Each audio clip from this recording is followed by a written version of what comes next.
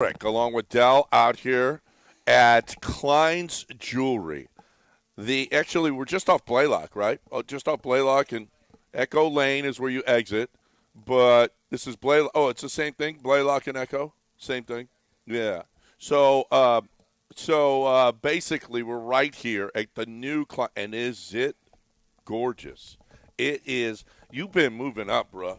See, when I knew Mark back in the day, he had that little shop, and he got those little elves in the back, and now he's got a beautiful, spacious, beautiful carpeting, wonderful store now. Look at him. He's got floodlights and cases, and it's taken him months to put this thing together, and it is awesome. New store. Want you to come on over for Mother's Day. Get on over here and take advantage of Mark, because he has got the lab-grown diamonds that are going to it's the same. I mean, it's basically the same, but it's like a fraction of the cost of a regular diamond. But you can't tell. It's got the color, weight, clarity, all of the same stuff. And it's just what you need for her. She'll think you got a regular diamond. You don't have to ever tell her. You don't have to tell her, okay? And you just come and look at what I got you. That's how much I love you for bearing my children. That's what you do. And then you get all the benefits from that, right? Yeah, I mean, I asked my mom. I hadn't heard of those diamonds, and she said, "Oh no, you can't even tell. They're unbelievable." Yeah. And she was, I think, setting the hook for me for Mother's Day coming up. She just wanted me to know. She said, "You're going to be there. You might as well." well. I mean, if you're there, she said, you cannot tell the difference, and they're absolutely stunning. And so, since you're there, if you need to stick around, afterwards. Well, maybe she was hinting that, you get it for your wife instead. I think she was probably hinting for herself. She was letting me know the kind of cut she likes. Yeah. You guys don't live far from here, right? No, we don't live too far. Yeah. We live right up the street. And now that I'm seeing the whiskey collection behind me, yeah, right. so you come shop and have a little bit of some Blanton's or some Buffalo Trace. This is my kind of store. Yeah, no. You can do a little whiskey drinking while you're shopping here. Yeah. It's a class. This is classy. Yeah. It is. He's come a long way, baby, to get where he's got to today. Mark Klein, his son Kate is here. Kyle, come on up. Come on over and see everybody over here at Klein's. We'll be hanging out here. It's right at Blaylock and I-10, Echo and I-10, same thing. So come on over here and hang out with us here at Klein's Jewelry today. And, I mean, you want to talk Astros baseball? Yeah. Who doesn't want to talk Astros baseball right now, right?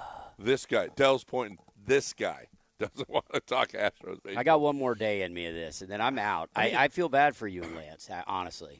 Honestly, 12-24, I think a bunch of people have jumped off. I can't even imagine that we're just into May, and we've got so many people jumping off. There was a meme of all these people coming down an escalator, and somebody said, these are all Astros Twitter, everybody jumping off.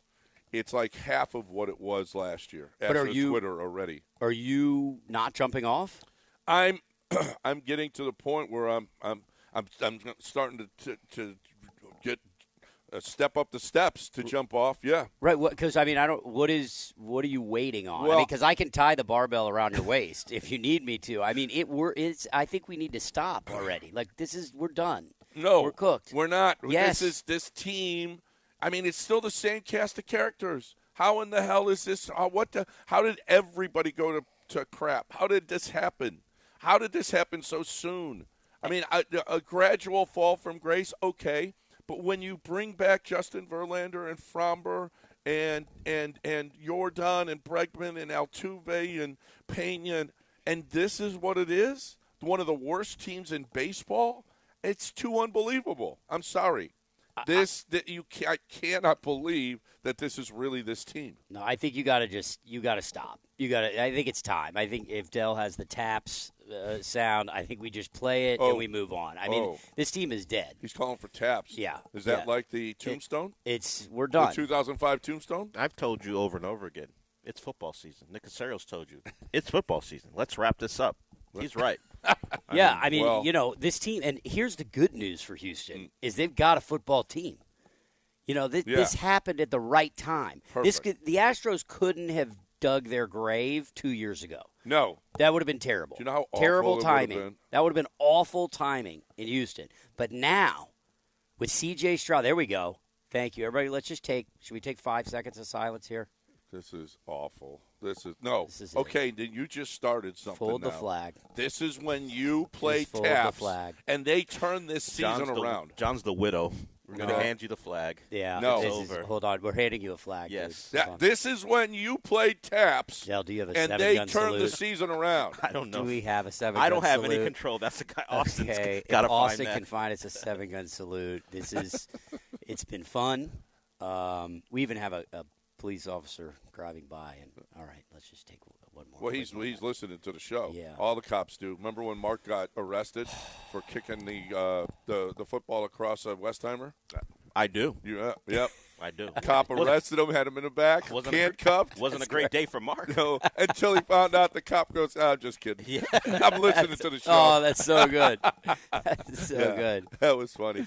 That was a great day. Well, I hope the Astros are listening to the show. It's East Coast, so they've got an early feed on this because they suck. Well, every last one of them, except for Kyle Tucker, who couldn't care less. oh, really? He homered again in the first I inning. said then except- comes up with 2 on and with 2 outs, strikeout. But how much do you need from him, guy? I mean, I need everything. He has given us.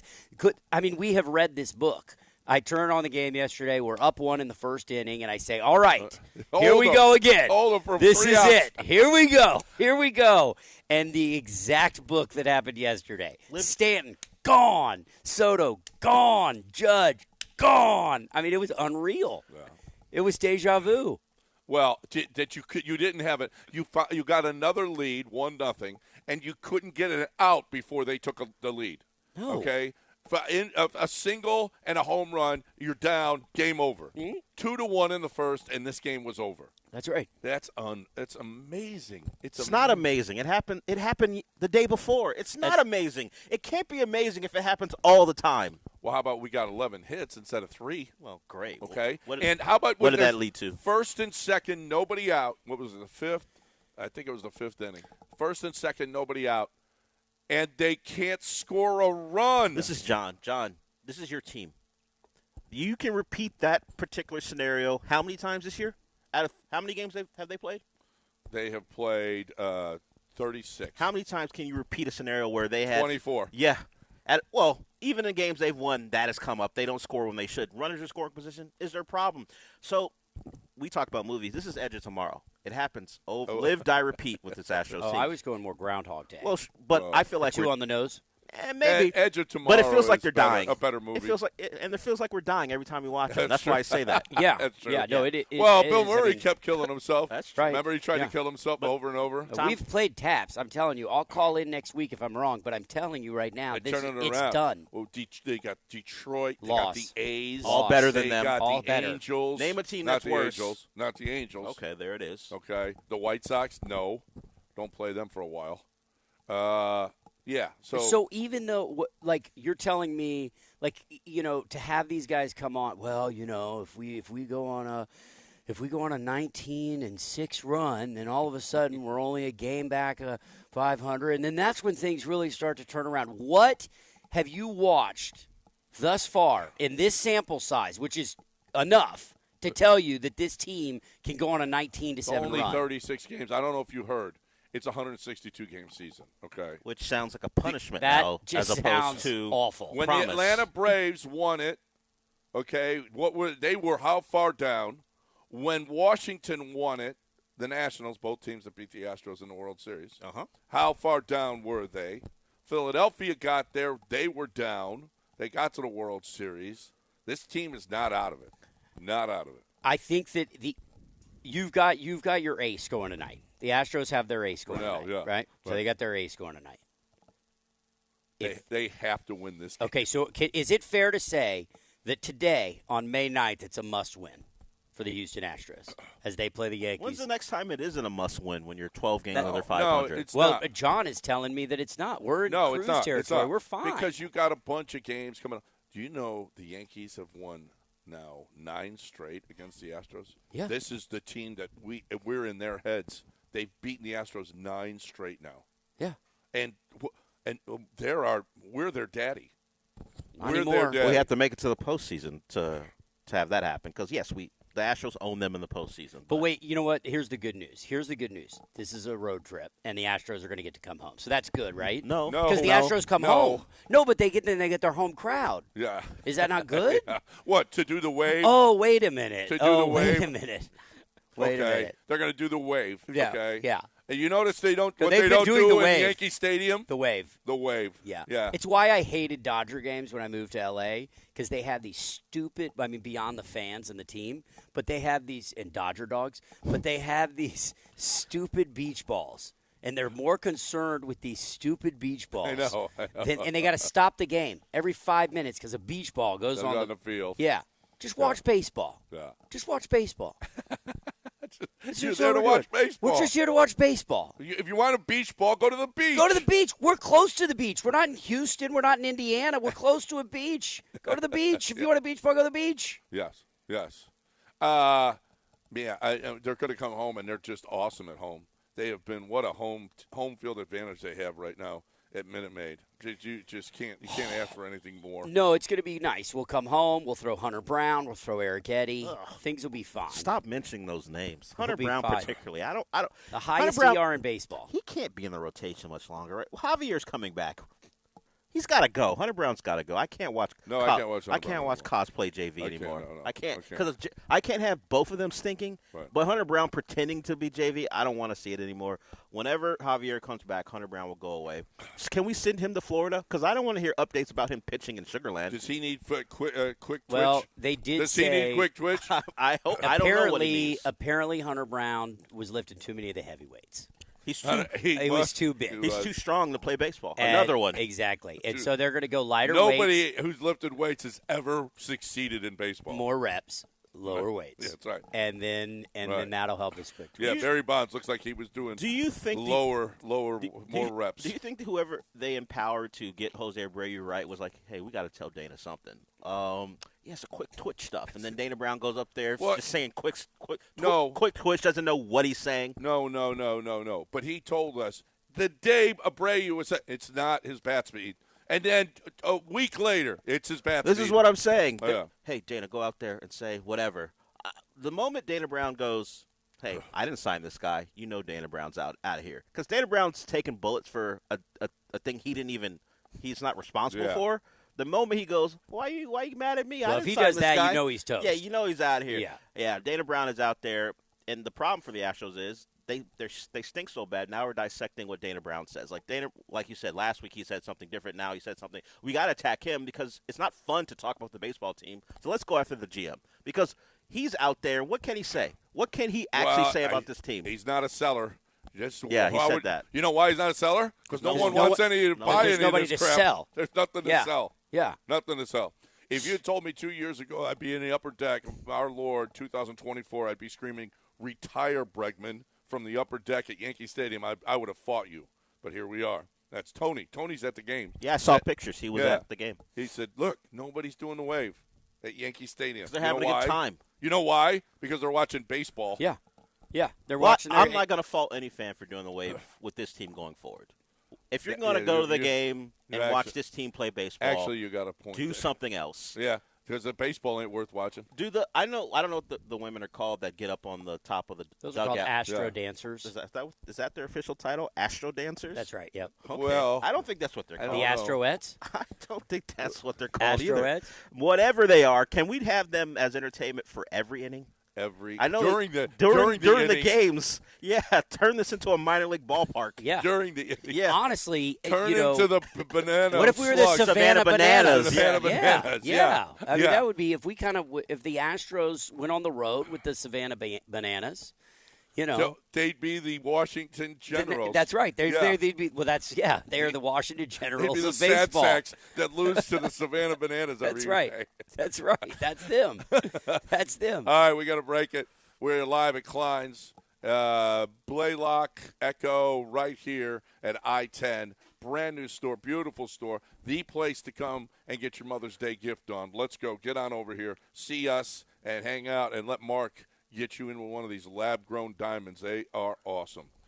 just a fraction of the price of regular diamonds.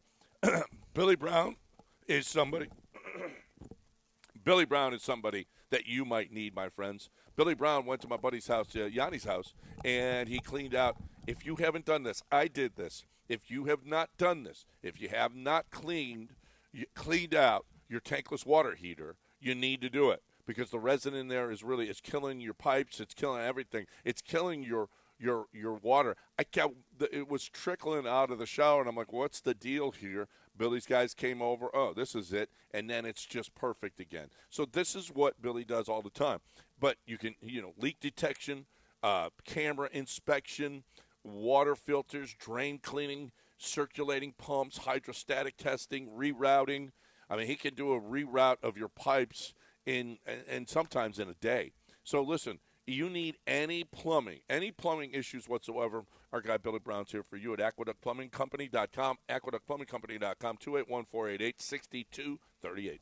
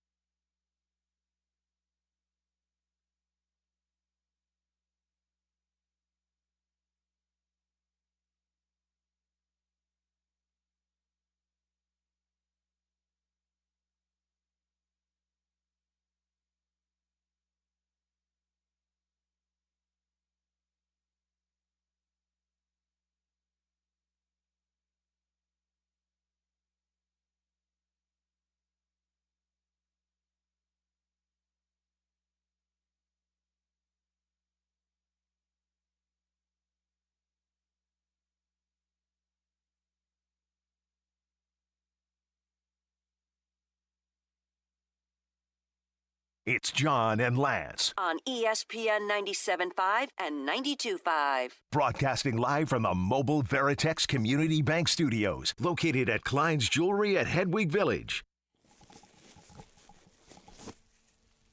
All right, welcome back here live at Klein's. It is the place to come right here at I-10 and Blaylock, and we need you to get on over here. It's the Echo exit if you're coming west, if you're heading west.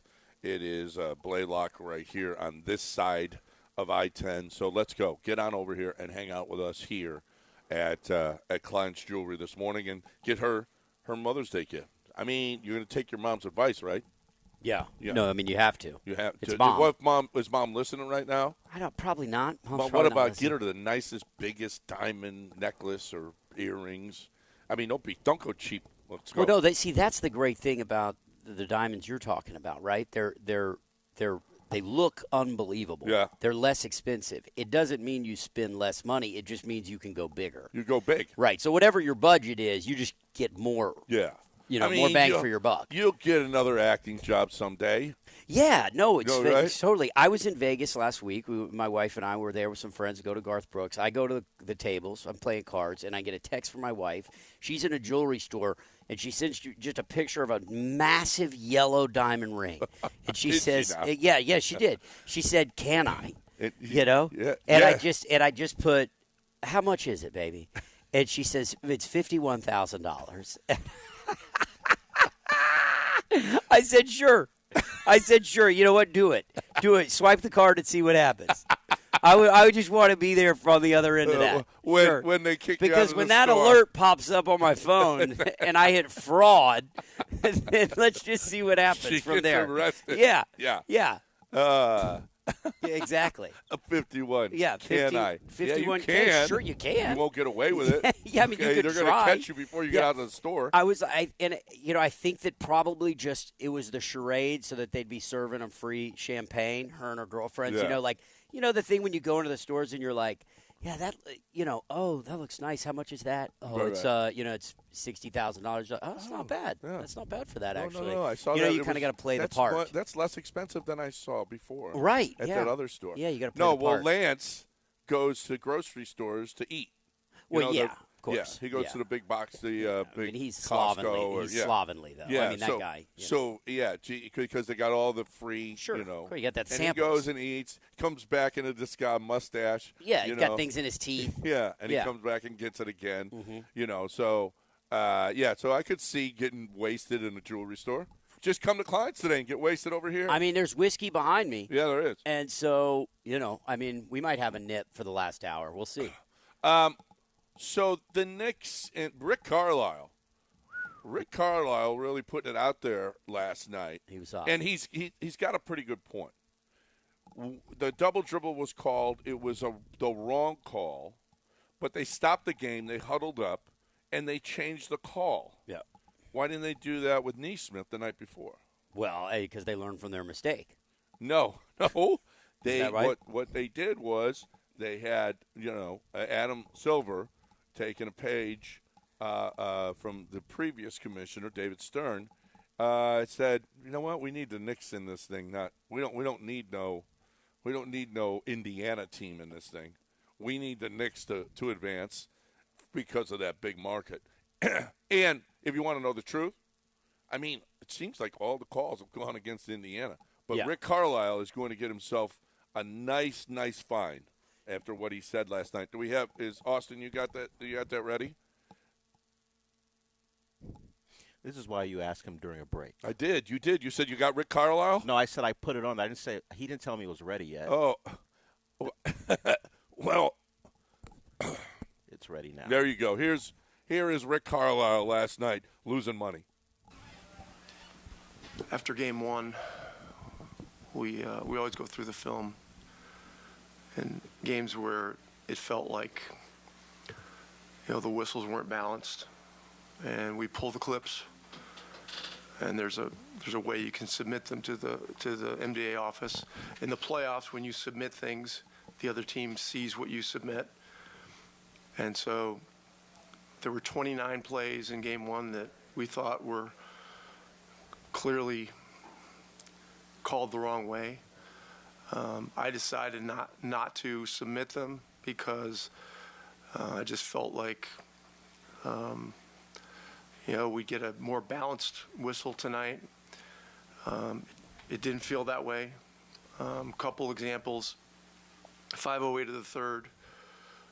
The whole world knows that Halliburton's got a bad back, and Hart comes up and shoves him in the back. And it's all over Twitter right now because a few people have showed it to me. And JB DeRosa's looking right at it. You can see him. He's got vision of the play, and he shoves Ty right into the corner, and there's no whistle, right in the back. And so that was shocking, And there are many others, but I can promise you that we're going to submit these tonight. New York can get ready; they'll see them too. I'm always talking to our guys about not making it about the officials. But he made it about the officials. He sounds like my 11-year-old after a baseball game. He sounds absurd. Everybody knows he pushed him. He pushed him. He was right there. He saw him push him, Dad. He saw him.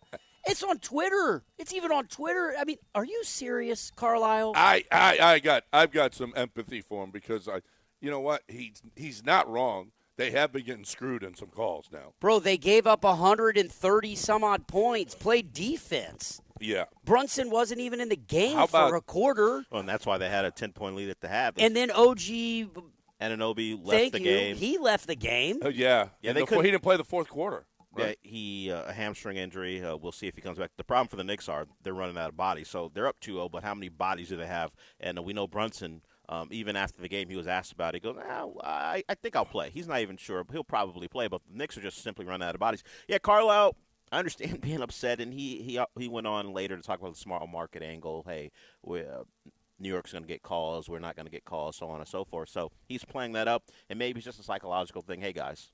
And get those fans riled up. They're going home. You want that to be a cauldron. It's funny. I'm not sure that if I'm a referee right now and I'm going to be reffing that game, I'm going to go, really, Rick Carlisle? Are you calling us out like this? Watch. Well, that's why you don't have the this. temperament to be a referee. Watch this. You know. Because really? Because of they're not petty? Because of Jamal Murray. Wait a minute. If Jamal Murray threw a heat pack at you and missed, and you knew Jamal Murray did, you would have gone over to talk to Jamal Murray. Mark Davis was like, yeah, you know what? I'm just going to keep doing my job. If Malone came out and challenged you, and then they told him about it. If Malone came out on the court and challenged you like he challenged Mark Davis, you're not just going to be So you're saying, yeah, NBA referees aren't petty, or they not never, to your level. Oh no, stop. NBA. You're talking about a couple guys are a-holes, but for the most part, he was kicked out of the league for how petty he was with Clyde Drexler. Yes, I understood. I said a couple guys are, but for the most part, all of them are. If they treated Luka the way they should, he would never finish a game. Yeah, he would never finish a game. There's no bigger ego than an NBA referee. Okay? No, the NBA players has got a bigger. You think if they actually did what they're supposed to do when Luka complains throughout the game, he would survive any game? They have to treat him a certain way because he's a star. Yes, I know. Some of them are. First of all, they're mostly incompetent. That's my biggest issue. Well, you know what? Not being petty. I think they're just incompetent. They know Luka ain't going very far, so it ain't no big deal. That's not the truth. That's true. Look, I just think that Carlisle pulls up. Phil Jackson did this all the time, right? Oh, he would always Daryl go Morey to right. All these guys would do it, yes. right? Prepping for the next game. Yes. But at the end of the day, like if that's your angle, that's fine. But you sound ridiculous. Yeah. I know it's been miscalled. You sound ridiculous. Your team got smoked because they didn't play defense, and you can't hold a lead in a playoff game. Well, that you should have won. Listen, without a star. Listen, the Pacers starters, everyone was minus double digits except Siakam, who was -9 plus minus. Every starter for the Knicks was double digits plus, except Hart, who was +9. And he played the whole game, so that's all he could be. Right. And the benches, the Knicks bench, he's got nothing. Well, there's no bench. Well, there's no bench, but I mean that's kind of Thibodeau's deal, right? Like he runs these. Right. I mean, so the How Pacers about Hart are still in this as thing. many minutes as he's played. The Pacers are going to. Pacers could easily go home and win on two facts. One, bench players, role players always play better at home, right? We know that. So those guys are going to play better in Indiana. The refs are probably going to, in order to quell this whole we fix for small or big markets, they're going to adjust accordingly.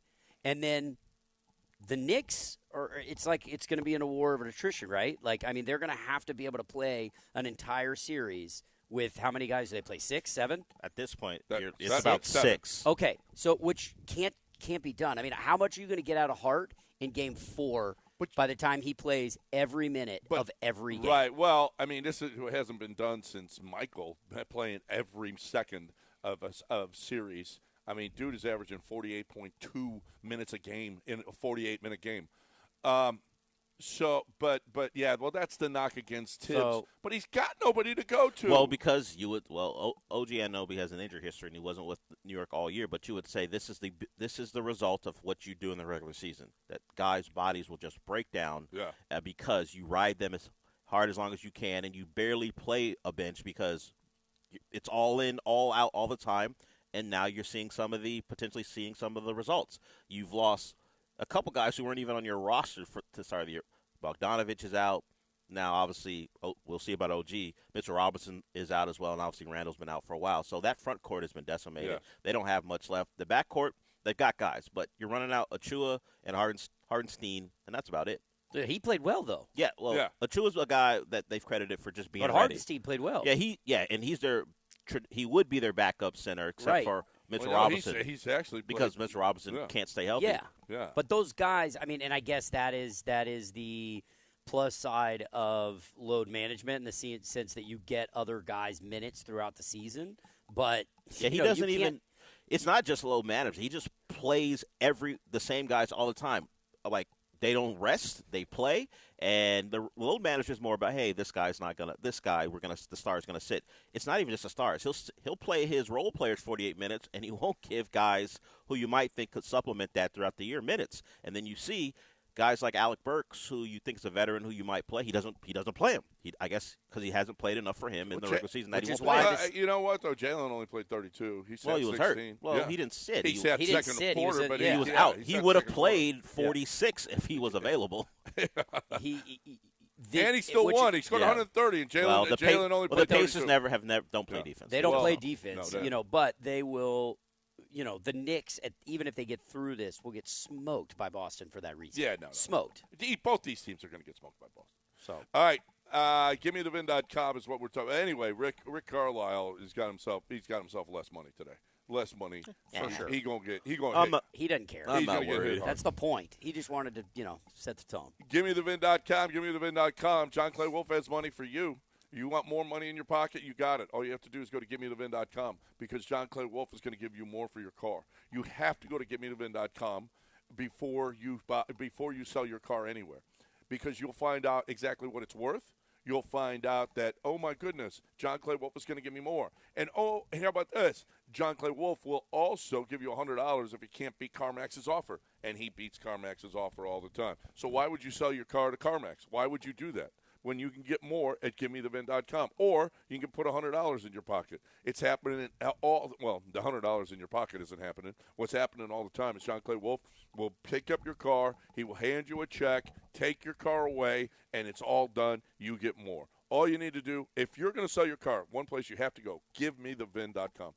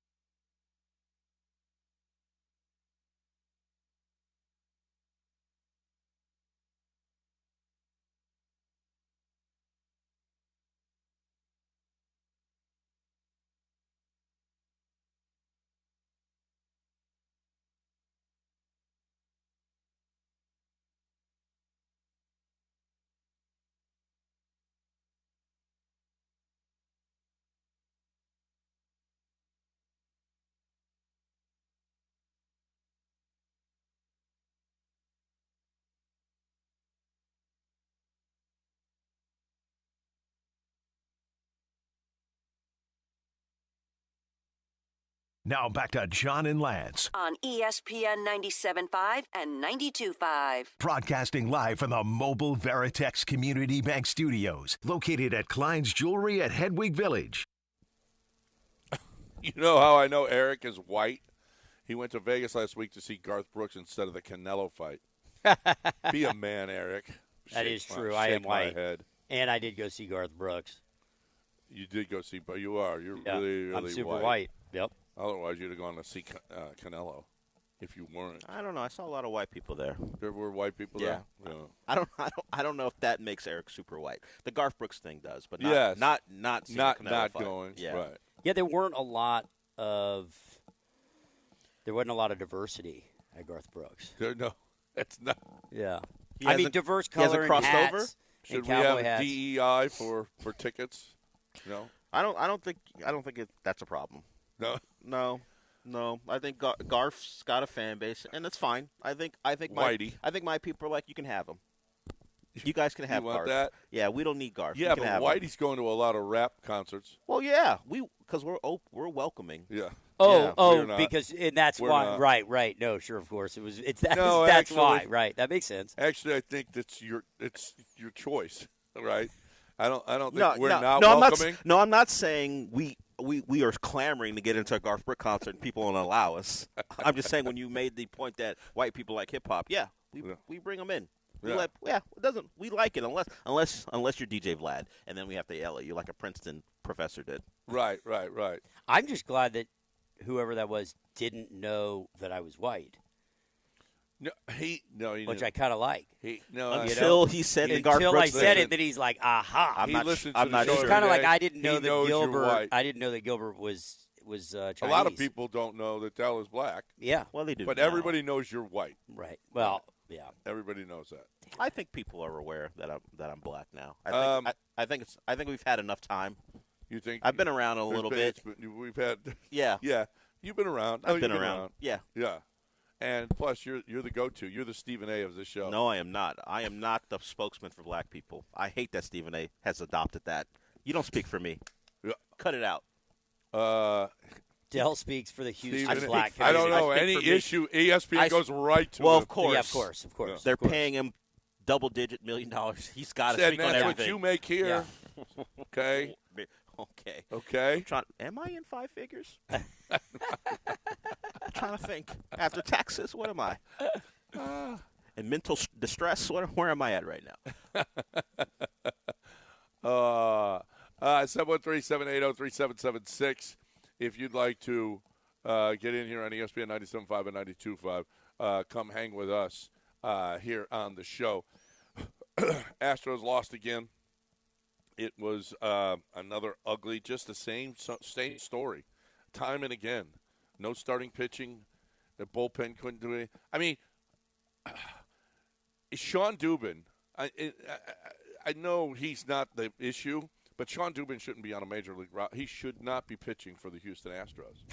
He should not be – and the Astros are one of the worst teams in baseball, and he shouldn't be pitching for How them. many players on the roster can you say that about? Should not be on a major league roster? Should not be on this. Well, this roster's bad, so Hunter maybe Brown they should should be. not be Hunter on this Brown, roster. yeah. Hunter Brown should not be on a Should roster. not be on this roster right now. Wait, no, this roster, any roster.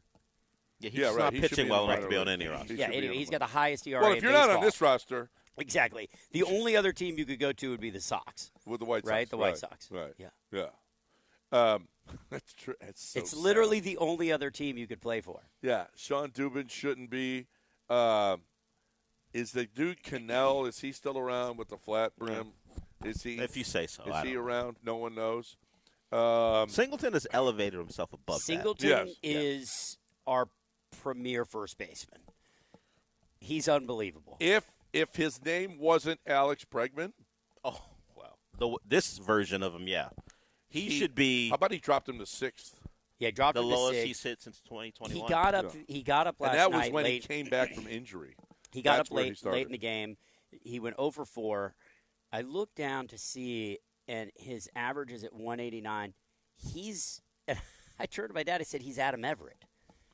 No, he's worse than Maldonado last year. But he's essentially when we had Adam, like that's what he is.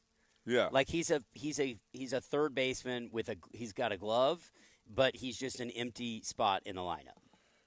Like, Adam that's all- Everett was better than this. I If you- mean, he went through like a wave where he could hit a little bit, but I this mean, is this is a joke. everybody was all over Maldonado last year. yeah, we're at the same place. We're He's below the worse Mendoza than, line. He's worse than Maldonado was last year. That's right. Worse. Yeah. And he's out there every day. And now he's batting. So he was batting fourth until yesterday. He hadn't hit below fourth, and now he's back. But I don't feel like he's getting the pushback. Like Abreu, and maybe it was because last year and this year, so it was just a culmination of the 2 seasons. Everybody was just every single day clamoring. Why isn't he down? Bring up Loperfido, right? People are asking for a guy who's played 5 minor league games at first base to take his spot, but I don't feel like you're hearing that for Bregman. But why is Loperfido sitting so much? He can't just play leave him in the defense. minors then. Well, he can't play because we have a crowded outfield. He can't play first base. He's not there yet. We have a crowded outfield? Sure. We've got plenty of guys. There are bodies out there. McCormick is hurt. Jake, you can't. Jake Myers, you everybody's clamoring for Jake. Oh no. Okay, I'll give you that. I would rather Dubon play anywhere on the field. He can hit. I trust Dubon out there. He's a athletic outfielder. Utility player. To be honest, I almost rather Dubon at this point play third base. Put Mauricio Dubon at third base. You gave Abreu days off. Give Bregman some days off. Yeah. Put Dubon at third. I know Bregman's thing is I want to play every day. Yeah, so do and I. That's he's trying. He tried to beat Cal Ripken, but at the end of the day, he needs to take a minute.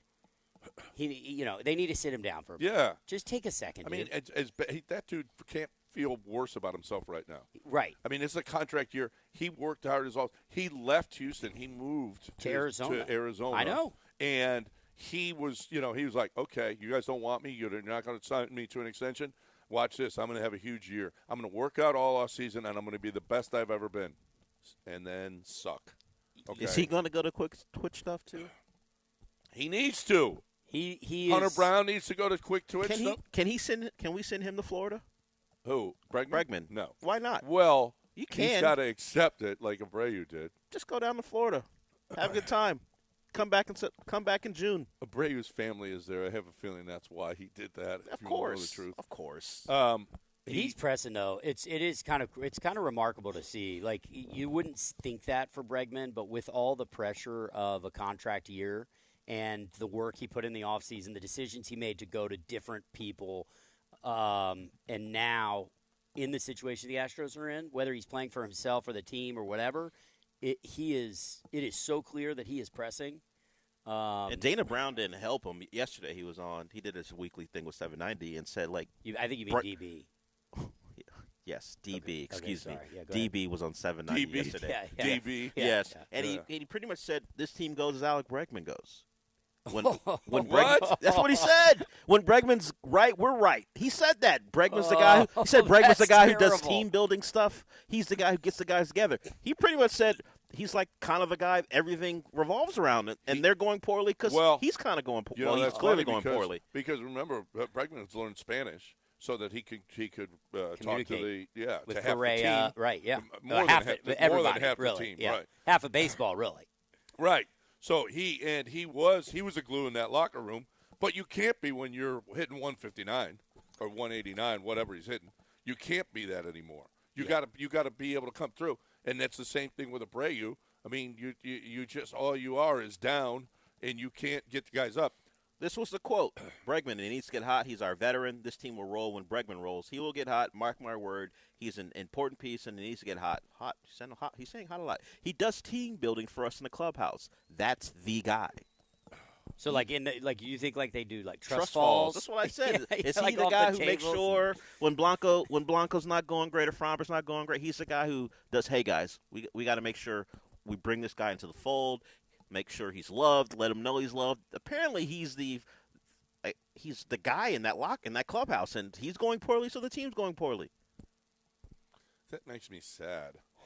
If Bregman, the team goes as Bregman goes, nobody has been less consistent in their career than Bregman. I don't know, but Dana Brown didn't help him as far as talking about what his importance. Here, so if you get Bregman next season, your team's going to go as Bregman goes. No.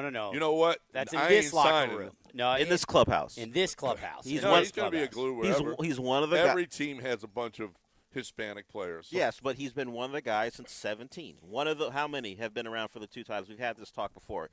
It's him, Altuve, and Verlander. Yeah. Bregman will not be an Astro after the trade deadline. Oh. You probably are right. There's What that's are not, they getting? That's for? not a hot you're not take. Getting anything. What are they getting That for? is not a hot take. You're going to get some pitching prospect. You're going to get a bag of balls. Yeah, that's But how you get fired as a GM. What? So okay, wait. but if so you're answer not me a being question, you know you're not going to re-sign him. Right. Okay, so why does that get you fired as a GM? If you know you're not going to re-sign him, what is the point if you are 30 games under 500 and you're literally just finishing a season on autopilot? Why do you need Alex Bregman? They've never done that, ever. Why do you need him? And DB told you on MLB Network, we're not sellers. DB is full of you-know-what. No, you just DB said that is about just DB. You're not sellers in May. Nobody's selling in May. He ain't going to be a seller. Well, because they're Jim Crane's going to watch this team flounder. Let's say they flounder. Let's say your prediction of them turning around does not come true. He's going to watch Alex Bregman walk away and go, you know what, Dana Brown, you can't trade him. The fans would know they're out of it. What's the point of keeping them around if everyone knows they're out of it? They don't sell. So you're just gonna let them walk away? By the way, you're not getting anything. Still, it's better than I don't know. I know in football you get comp picks if a guy walks away and he signs a big deal. Do you get a comp pick in baseball if Bregman signs a certain deal if you don't trade him? Why don't you just trade him? Yeah, for free agent signings, you do get a big. So that's why you don't. You're going to get more in a draft pick than you will from a prospect. Depending on the contract he gets, right? Is that how it's determined? Yeah. Well, that's another thing. What kind of contract is he going to get? Maybe one that allows you to keep him. Yeah, I don't know that he's going to get a big. I wouldn't pay him. I mean, honestly, what are you going to pay him? What are you going to pay Alex Bregman next year? You know that joke of a bet we had where would Alex Bregman be hitting below the number of points Caitlin Clark scored in the tournament? He's currently 189. She scored 191. That's terrible. It's time to bring in Mark Klein. We are at his new store. Boy, you did a nice job here. Thanks, man. It's really beautiful. Thanks. It really is. We've been working on it since November of last year, and always wanted to be in this spot, and it's right off I-10 at Echo Lane, and it's a great location. You have the other store on Woodway in Augusta, and been over there 2 years, but been in Houston since 1969. My dad had it. I started in 1991 on Westheimer, right over there. We had the. What's it like for you to have a little bit of room now, as opposed to your other stores? Bigger space. Big space. We're at 3,200 square feet here, and it's so much bigger than, having the smaller stores. But the smaller stores are great. You don't need that much room for diamonds, John. So we got a little bit more space. We got a bar here. We got ESPN on the TV. Yep. Everything's fantastic. We love it, and look forward to my son's here with me, and look forward to the future. Still going. And you need to get on over here and take advantage of Mark this. I'd say take advantage of Mark, but it's what you do. You take advantage of him this Mother's Day because she wants diamonds. You got to take care of her, and Mark's got the diamonds at the better prices. Yeah, what do you want? Diamond pendants, diamond earrings, diamond bracelets, anything in jewelry. We have it. We have it right here in stock, and you can come in, pick it out, watch TV, have a drink. We wrap it for you. You're gone, and we're also going to give you dinner. We're going to give you a golf at Wildcat. Right. Golf for two at Wildcat with any purchase. So we take care of you for coming in. We appreciate you. And, anything. And you mentioned earlier we do lab diamonds, but we also do natural diamonds too. So we have both. And like yesterday, we had a guy that he chose to buy natural over lab. But we also have a lot of people that buy lab over natural. So whatever you want in stock, we have it. Right here, you come in, we wrap it, you're gone. It's perfect. Everybody, quick and easy. Pull up right here to the front. We got a huge parking lot. Got it right by Luby's Tortillas and Kroger's and Starbucks. Hey, you come in over here to Echo Lane and I-10, or you can go to the Woodway and Augusta store. We got Starbucks right over there next to the store over there. And you could call 832-316-1388. Send Mark a picture of what you're looking for, and he can make it for you. You got to do it quick, though, because it's Thursday. Mother's Day is Sunday. Let's go. Get on over here. Or you can do it all online as well. At KleinsJewelry.com. KleinsJewelry.com.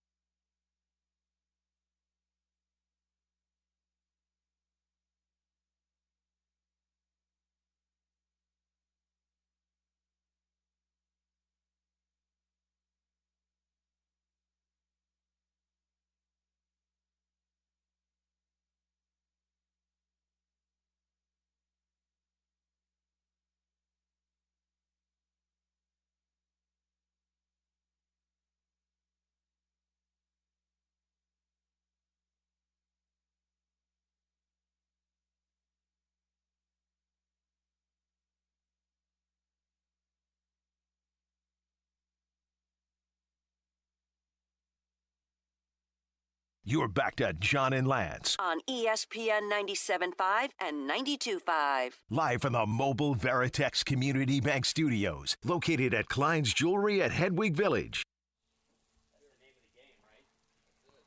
Welcome back here at Klein's Jewelry, right here at I-10 and Blaylock, Echo Lane exit. Come on, hang out with us here and get your diamonds on. We got David is on the line, and he wants to talk about this Rick Carlisle. Since if you haven't heard, Rick Carlisle went after the officials last night, sending the mistakes to the league. He said they had 29 mistakes in Game 1. Well, certainly from the Indiana perspective, I imagine they felt like they got screwed on a couple things. It's very Daryl Morey-like. Now, they held off.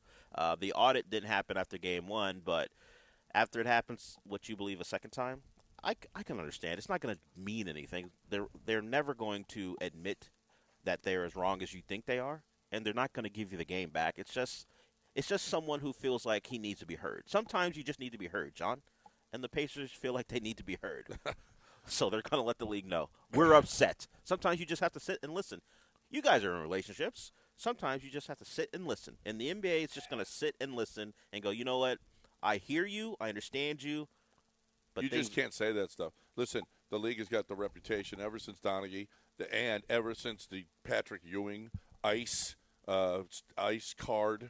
You know, they've got the reputation of actually fixing games, and you can't come out and say that. No, I'm not saying he's not going to catch it. He's going to catch it. I'm just saying we talked about the money when we were doing the Austin Rivers versus football players thing. The money's so big that Carlisle doesn't matter to Carlisle. Hit him with the $100K. Oh well. How long has he been coaching and making millions of dollars? Take my money. It looks like they submitted 78 missed calls this morning to the league. 29 from Game 1 and 49 from 49 from last night. Wow. From Game 2. So they have submitted now 78 missed calls to the league this morning, which I love that he says, you know, when we do this in the playoffs, the other team gets it too. As if the Knicks are going to open their inbox this morning and go through, they're going to be like, hey, sorry. I mean, you know they're just going to be laughing, just sending it around the office. Like, look at this garbage. Let's get David in here. He wants to talk about the Carlisle situation. What do you say, David? All right, listen, let me start out by letting you guys know I'm not a Pacer fan, but I called in to you guys Tuesday morning after that debacle of what the refs did to them Monday night. And anyone who thinks that the league or people don't want New York back in this from the golden era is just being naive. It's horrible to watch. I called you guys Tuesday morning. It's horrible to watch, and I hear the guy on there, I'm not for sure who he is, saying that, oh, Carlisle sounds like a little child.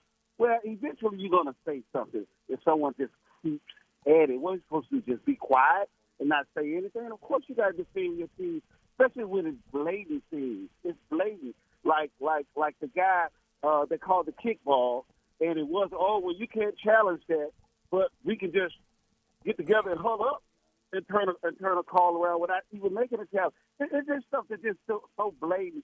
It ticks you off by watching the game, and that's what got it. Oh man, it just has me hot to watch. And last but not least, I watched Brunson get superstar calls. He's a star, but he's no superstar. But because he's with New York, 9 times out of 10, he makes the contact. He does it, and they send him to the line. I'm getting tired of it. All right, guys, bye. I don't know what golden era he's talking about of Knicks basketball. Like, I get the whole New York angle. You want to throw a New York team in it. 1979 Willis Reed. Yeah, exactly. It's been a minute. What's the golden era of Knicks basketball that the league is trying to get back to? If you want to couch it as they want a big market team in it, fine. But when's the last time the Knicks have been the relevant? Patrick Ewing teams were good. That's not a golden era. They were the foil of the Bulls. So you put them up against the Bulls, great. But you know that was Michael's joint. I understand people siding that way. I just think the refs are bad. I don't think they go out there trying to influence the games other than the ones we know about. But as far as I'm not going to hit all of them with what happened in certain situations. I just think they're not good. Well, and the refs aren't. The refs aren't good. The refs yes. aren't good.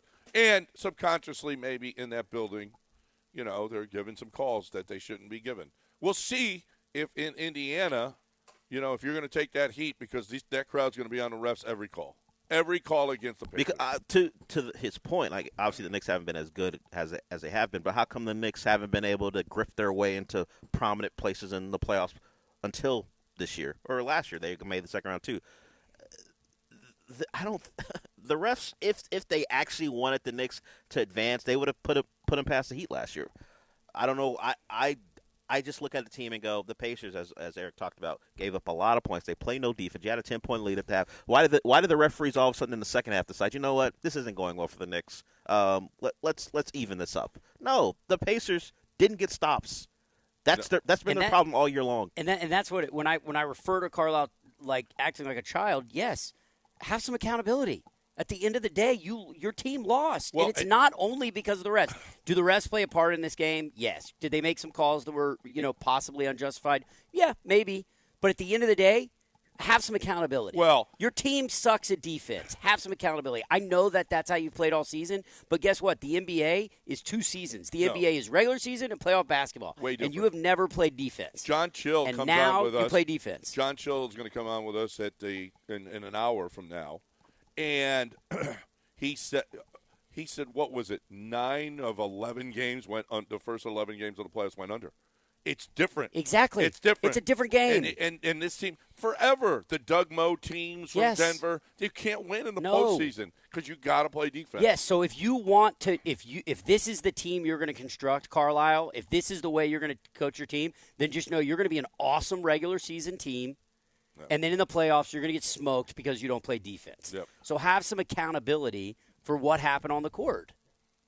Yeah. Well, he did say, listen, I tell my guys all the time, it's not don't make it about the referees. And then what did he do? He made it about the referees. Made it all about Who, by the way, Rick Carlisle, let's remember, did win in a big market in Dallas. Yes. A title. Yeah. Okay. So as long as we're all on the same page there, so maybe that makes him more qualified to make these statements. Maybe he got more. Possibly, maybe he got more calls. Right. Maybe he got more calls. Dirt teams got more calls. And by the way, to the callers, said that Brunson is not a super. Brunson is a superstar. At this point, we got to just Brunson is a hand superstar. that over to him. Yeah. Brunson's a superstar. He really is. And now, does it matter that he's in New York? Absolutely. But that is how sports go. When you're in a big market, you get more attention. So if there's a lot of guys that are playing around the league in different sports that if they were in L.A. or New York would get more attention.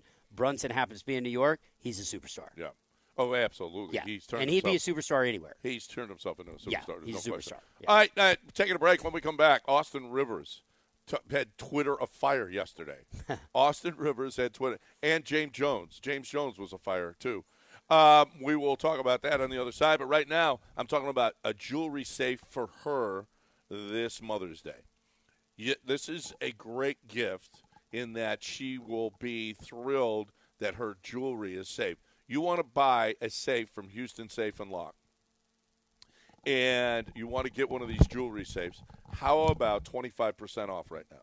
25% off up until Mother's Day on this jewelry safe. Beautiful American Security jewelry safe.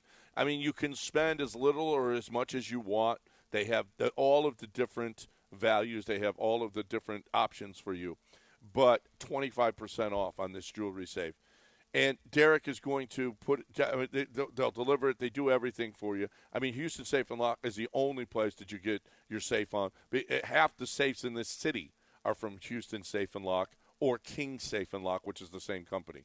You're looking for the best way to get into a safe. Now is the time, because they don't do this, because their prices are already lower than everybody else. But to give 25% on top of that, the low prices, is amazing. So if you're in the market for a jewelry safe, right now is the time to go to Houston Safe and Lock, 975safes.com, or stop by one of the 2 locations, Westheimer and the Beltway, or Wirt and I-10. It's Houston Safe and Lock.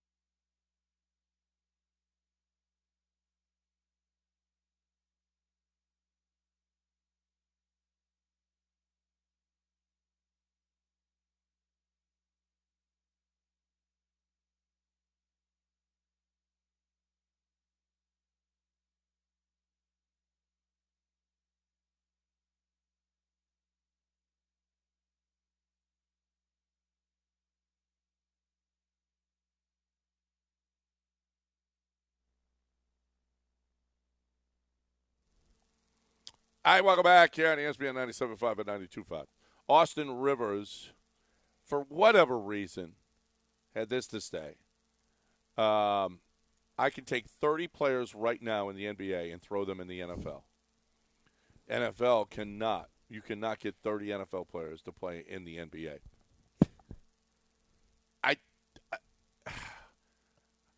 I don't know. I don't know which has more guys that could translate to the other sport.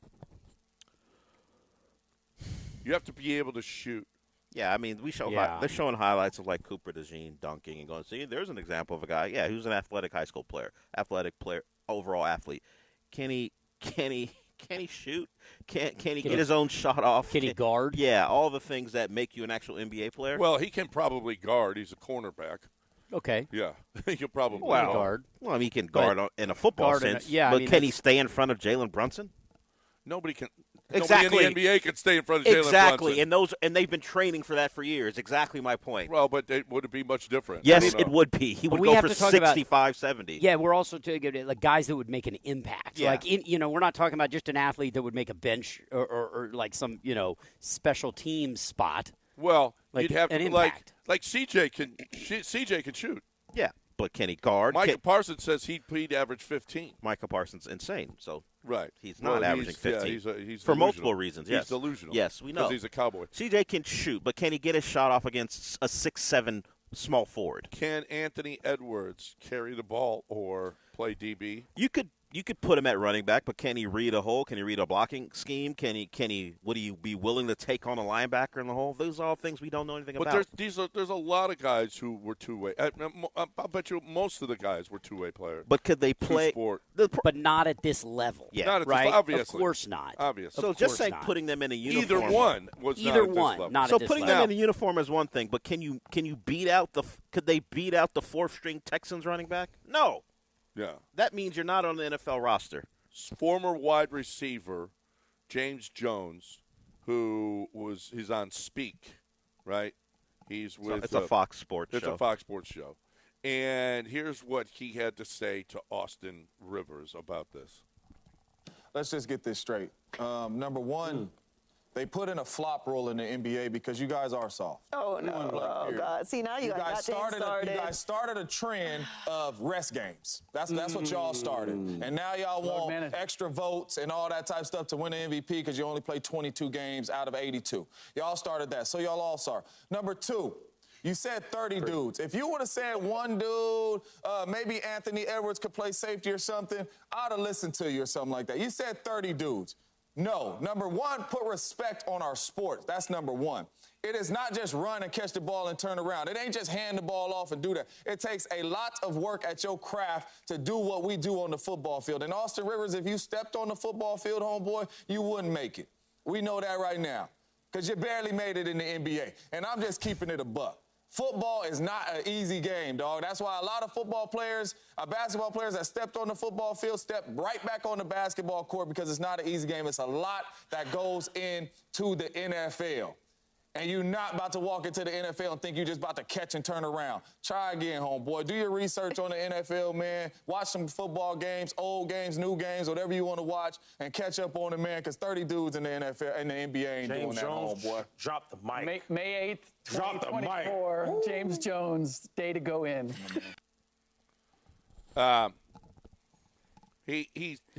Listen, the physicality. Now, LeBron could have played in the NFL. He would have been physical enough. I don't know if he could have played. I mean, I don't know that. I don't Do you know think if he would have been good Zion enough. would have gotten hurt? Yes. Yes. Yes. In the NFL? Yeah. Do you think so? He'd be the Lance McCullers of the NFL. Oh, my God. What is LeBron James playing? Is he a tight end, a defensive end, a 6'8", 260? Yeah, tight end. Yeah. Tight end. It's a lot of right. I mean, a lot of area to hit. You think There's maybe been a few Giannis? tight ends that have played basketball. Yeah, I know, but Giannis at big weak side linebacker. Just kidding. He's 6'11", 245, 250. Jimmy Graham did it, but he actually played a year of college football before he made the transition. I don't know if Antonio Gates played any minutes as a football player at Kent State. I don't know before he became an NFL player. It has happened, sure, but you're talking about one And Tony Gonzalez, I think he played at Cal too. You know who? Jimmy Graham feels like he could have played basketball. He did. He played it. He was a basketball player at Miami. Okay. And then they pulled him on the football field. He was good enough, and then obviously he had a great NFL career. And then a basketball player that athletically you feel like you could see a wide receiver be a guy like John Morant, like real fast, real shifty, good footwork. Like he just feels like he could get open. What about the Beyond Miami Heat James Jones? No, he's a thin. He was a thin designated shooter. Yeah, but he's a tough dude. Do I know that? Do I know that James Jones is a tough dude? I know that James Johnson is a tough dude. I mean, here's the deal. These guys are James guys are such good athletes that I think that if you reframe the question, that if they had decided to go the route of that they could have made the league, that's different. But talking about just like next week, walking in and making a team, none of them could. No. But had some of these guys decided in college that they were going to go the route of football versus the route of basketball or the route of basketball rather than football, then for sure. Yeah, I think you got a lot of guys that could. These guys are unbelievable athletes. Guys in high school played both and decided I'd rather do this than that. Yeah, that's right. Yeah, that's an easy comp or an easy line or path to go through. Yeah, I understand that. Austin Rivers said he could pull 30 out of the NBA. That maybe the full context is he meant if there are 30 eligible NBA athletes who could play NFL football right now. In fact, I probably think there are more. If we went through the whole, hey, we switched our decision at the high school level and said we want to do this instead, I would agree, and I would agree on the other end too. But yeah. But you've watched. There's been, Bo Jackson, right, and Ken Griffey Jr. I guess Michael Jordan for a hot, cup of coffee. But, we've seen how difficult it is to play multiple sports on a professional level. And it's just really in only one scenario did it go well, like where they had success in both, right? Bo Jackson? Dion. Thank you. I forgot about Dion. Yeah. Had success at both. Danny Ainge. He didn't have a lot of success at shortstop, but he was Dave Winfield was a guy who could have done both. Could have done both, but there's such a small sample size of guys who, what it takes on the body to be able to do that. So I think you have to really I feel like it's more interesting to look at it from a point of view of like, had they decided to go that route, could they have been great? Yeah, right. Well, Russell Wilson. I think Winfield would have been great, whatever he did. Whatever he did. The guy rolled out of bed. He's an athlete. Yeah. Period. Yeah. How many golfers could play in the NBA, John? Oh, half the field. There's a few linemen out there. I can tell you that. Thagala might be a good little outside shooter. Thagala, yeah. I could see Thagala being like a. Well, you took the one black guy that's on the tour. Thagala. What about Thagala's not black. What about Varner? Well, no. What do you mean, well? Thagala's not black. Don't rub He's your not forearm. white. Yes, don't rub your forearm. White. Why do you look at Dell? He's not white. Dell is rubbing his forearm. He already said Dell is not the Houston expert on black people. I don't speak for black people. Thagala is Harold Varner is black, isn't he? Yeah. Yes, Varner is So black. there's an actual black guy, and you picked the guy who's not black. He's a golfer. Okay. Harold Varner ain't playing in the NFL. Okay. The NBA? No, neither. Harold Varner, when you look at him, he's not built like any of that. Okay. Sahith Thagala, by the way, is from Orange, California. And he's not a white guy from Orange, California. He's not. But I believe, he is American. He was born here. He went to Pepperdine. But I believe he's of, let's see what descent he's from. But his nationality is American. Yeah. Yeah. But he's not black. He's not He's white. not black. No, he is not white. I will give you that. He is not white. He's not white. Yeah. Okay. He's an American, and You thought this man was a black man? Thank you. Thank you. What's the matter with you? Thank you, Del. Is he white? No, but that doesn't mean he's black. Yeah, there's not only two. Yeah. Is that Thagala an Indian name? I'm don't thinking know. he's from. He is from Telugu descent. Family came from the United States of Telangana, India, in the late 1980s. Yeah. So Indian descent. What are you talking about, John? Yeah. Okay. I look at this guy. I'm looking at pictures. That's a white It's guy? not the question of him being Okay. white. It's not two different. He just two. said it's not two. There are other options to choose from. I guess Akshay Bhatia is also white or black. Vijay Singh as well. Yeah, black guy. Vijay Singh, black guy. Yeah. Don't shrug your shoulders. For us, there's only two people who can see what you're doing. You know who's a great black golfer is Anthony Kim. Great golfer, great black golfer. He's what? First of all, he's not great. Okay. No, secondly, great, he's Asian. Great black golfer. No. No, he's not white. He's not white, you just but said he's not- Asian. Oh, wait a minute. Wait. Hold on a minute. Okay. I thought you said that if you're not white, you're black. No, but at least on the tour. On the tour. Yeah. Look at Saeed. Okay. I'm looking at him, and I look at that man and go, that's not a black man. Yeah. Hideki Matsuya. In West Virginia? Hideki is another one of my favorite black golfers. This is in West Virginia. Well, listen, if Lima taught us anything, it's that in West Virginia. Well, this is not West a black Virginia. guy. This is a major market in Texas. Maybe parts of Texas might think so too. But in Houston, we're gonna look at that I'm gentleman telling and you go. right now, nobody in Texas would say that's a white guy. Yeah, no one nobody anywhere everywhere would say that. You're right. That is correct. That's really not the that point. That is correct. The point is he's not black. My favorite black golfer is Hideki Matsuyama. This is what I'm saying. That's my favorite black golfer. Well, I had always wondered, why isn't Yao white? I mean, he's kind of white. No, he's Asian. He's an Asian man. But he's white. He's whiter than right. Right. Yeah. Yes, he was whiter than Steve Francis. You're right. Right. Yes. Exactly. Yes. But That's that doesn't. point. But And he's not Shahid white. My Sagala. point. Yes. I don't know what John is. I'm looking at. Have you seen his family? What's the matter? I'm looking at a picture with his family. What are you talking about? I got it right now. First of all, there's 30 of them. Yeah. So that right there. Look at all the pictures. What are you doing? You picked the only guy that you think can play, in the NBA. And I picked Thagala. I thought that would color it. You certainly you didn't pick Harrison. You didn't pick not Barnes.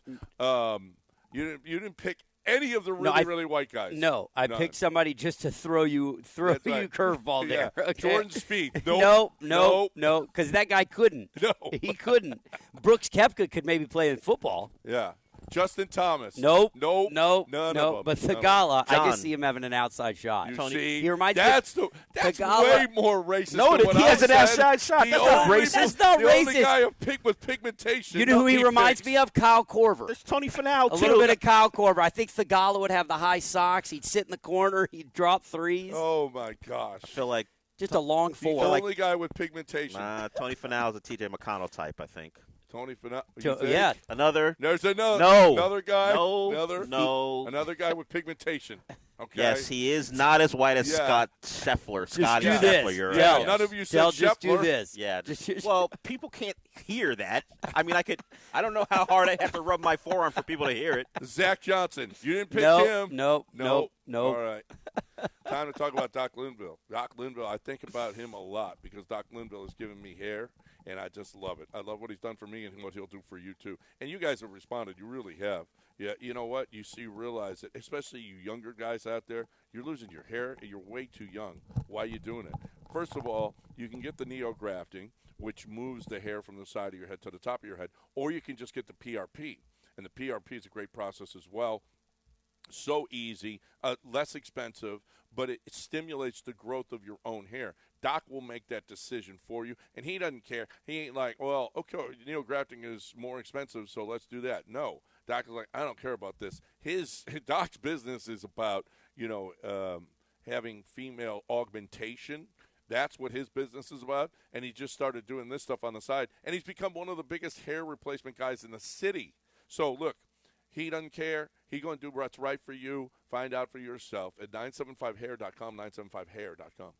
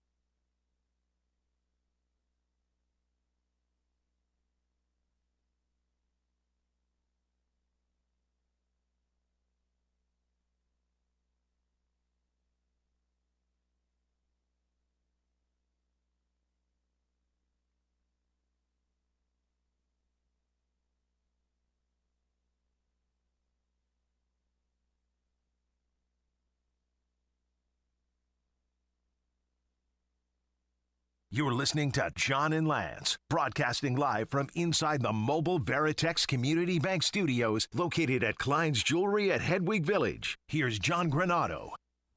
This time next week, Greek Fest will begin. It starts May 16th. It goes through the 18th. So I'm going to give you guys a chance to go to Greek Fest. You can pick any day. It's a pair of tickets to Greek Fest. You know what Greek Fest is about. Great food, great time, great people. John loves Greek Fest. They take the kids. Yeah, you take your kids there. Granddaughters it's a good time for all. And so caller 5 at 825 wins a pair of tickets to Greek Fest. Go out there, have a good time. Once again, you can pick any day. From the 16th to the 18th, you're gonna be set up to go and have a good time at Greek Fest. Enjoy the food. They bring food up. They brought food up here to us on a number of occasions, and we all enjoy it. So, caller 5 at 825 wins a pair of tickets to Greek Fest. So yesterday, Demetrius Fedakakos. That's a real person? Yeah, he's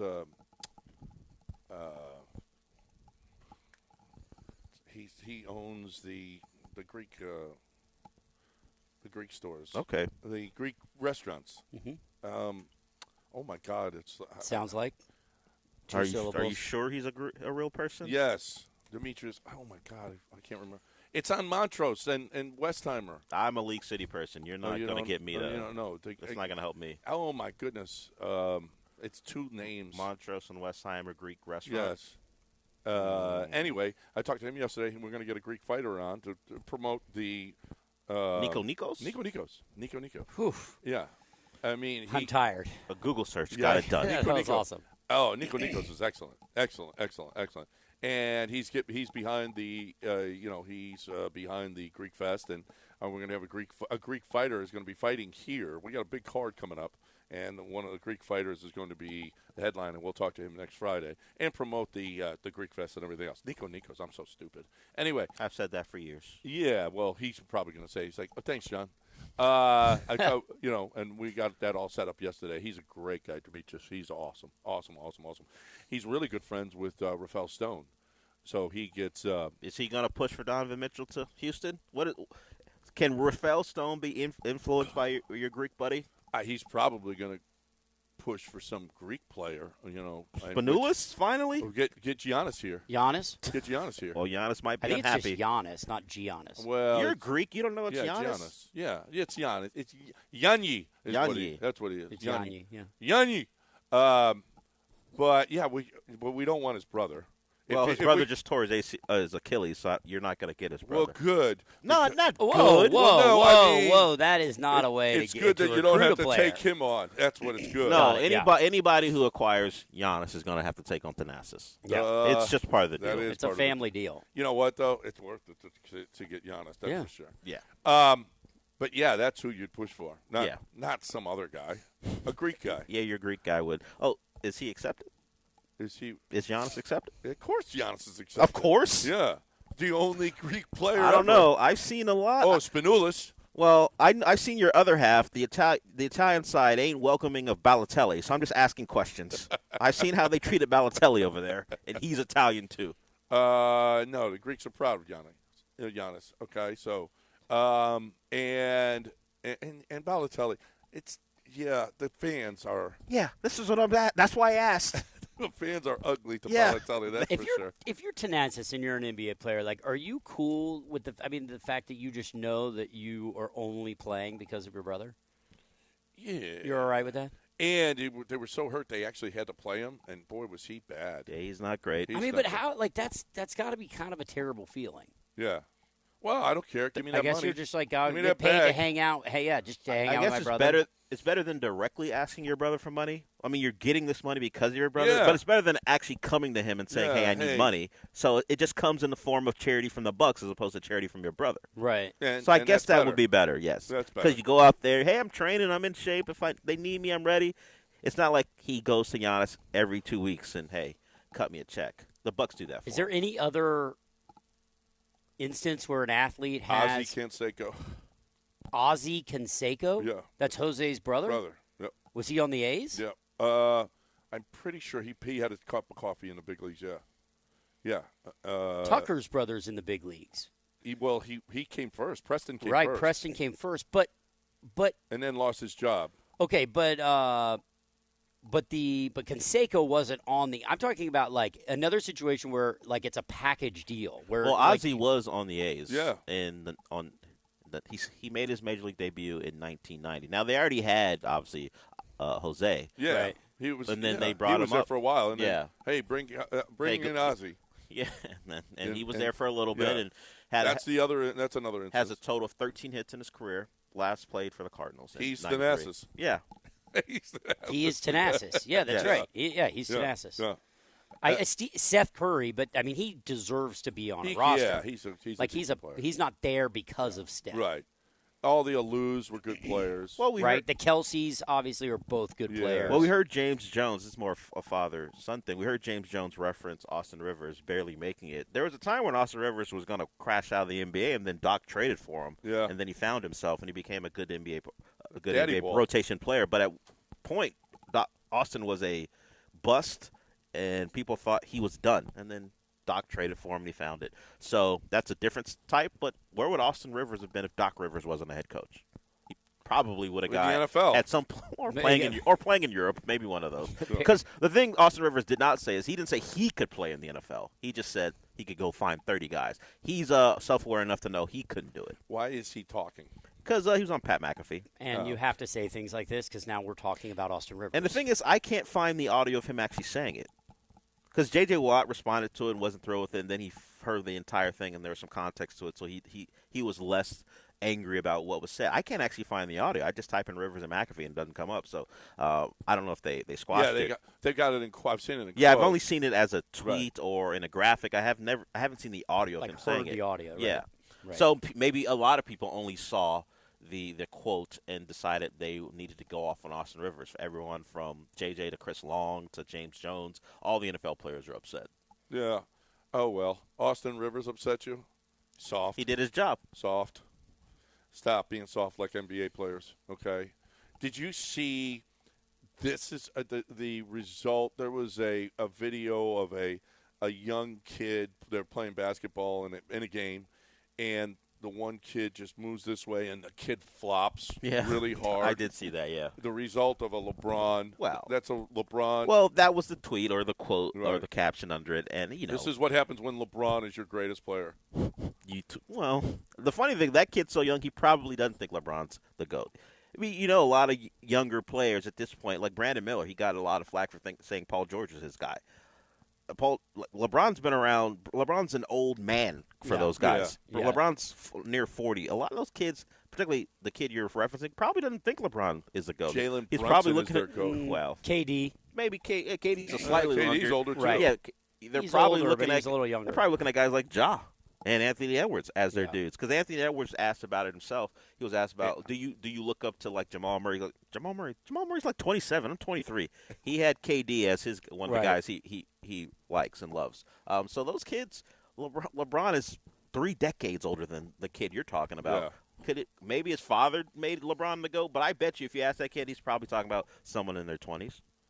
Probably Anthony Edwards or Brunson. Look, the Brunson ain't Luka. Well, the Brunson thing. Oh, why? Because he's European. Yeah, that's a white guy. White. That's a white guy. Slovenian, to be specific. I don't think players like young kids like to emulate Luka. I don't foresee that. No. That slow plodding style. Larry Bird. I'm not even talking about the race of the player, just the way he plays. That slow plodding, get you on my hip, and then I'll take advantage of you because I'm bigger than you. People underestimate how big Luka actually is, just height-wise. Jalen Brunson probably isn't that guy for anyone outside of New York. But Luka is He's turning dynamic. into it, though, in this playoffs. I'm not saying he's not a great player, but I don't know if kids are going to be, hey, I need to work on my mid-range jumper from the free throw line. I'm not sure that's the bag they're going to get into. He couldn't play for Daryl. Yeah. So what I'm saying, he's dynamic in relation to Joker, who won his third MVP yesterday. Yes, he did win that, and we have some audio that we should get to of Shaq openly talking to Joker about how he thinks Shea should have won it. I don't think I've ever seen in the middle of congratulating the MVP winner that you tell him, hey, someone else should have won. That's not generally how that goes, does it? Yeah, it happens every time Taylor Swift wins a... Well, that's Kanye. And Kanye rolls it. Yeah, but as far as you're bringing the MVP onto your biggest show, the show that everyone watches as far as NBA stuff for. And one of the guys on the panel goes, "Yeah, but I wanted another guy to win." Well, that's Shaq. That's how you start this interview. Let's we'll hear it on the other side right here on ESPN 97.5 and 92.5. Right now, though, we're talking about HR&P. I'm talking about a company that, people, you really, really, really need to look at the bottom line of your company. If you're the CFO or the CEO of your company, how you doing it right? Is your payroll, if you've got a payroll company, an admin company, why don't you call HR&P and have them customize a plan for you and you can compare it with your admin company, because they're admin companies. HR&P is a payroll and HR company. They're not an admin company. They're not going to give you benefits packages, insurance. They're going to give you options for that stuff, but they don't make money on that stuff. The admin companies do, okay? So this is where they're getting you. Okay? You might be able to save a bunch, and you say, well, the payroll might be more expensive over at HR&P. Yeah, but you could save a bunch on your 401ks or your insurance, because the admin companies are giving you the business. They're giving you the business. And here's the deal, is HR&P doesn't do that. HR&P is an HR and a payroll company, and they're going to give you options for the other stuff, the best options they feel for your company. All you need is HR&P. HRP.net, 281-880-6525 or HRP.net.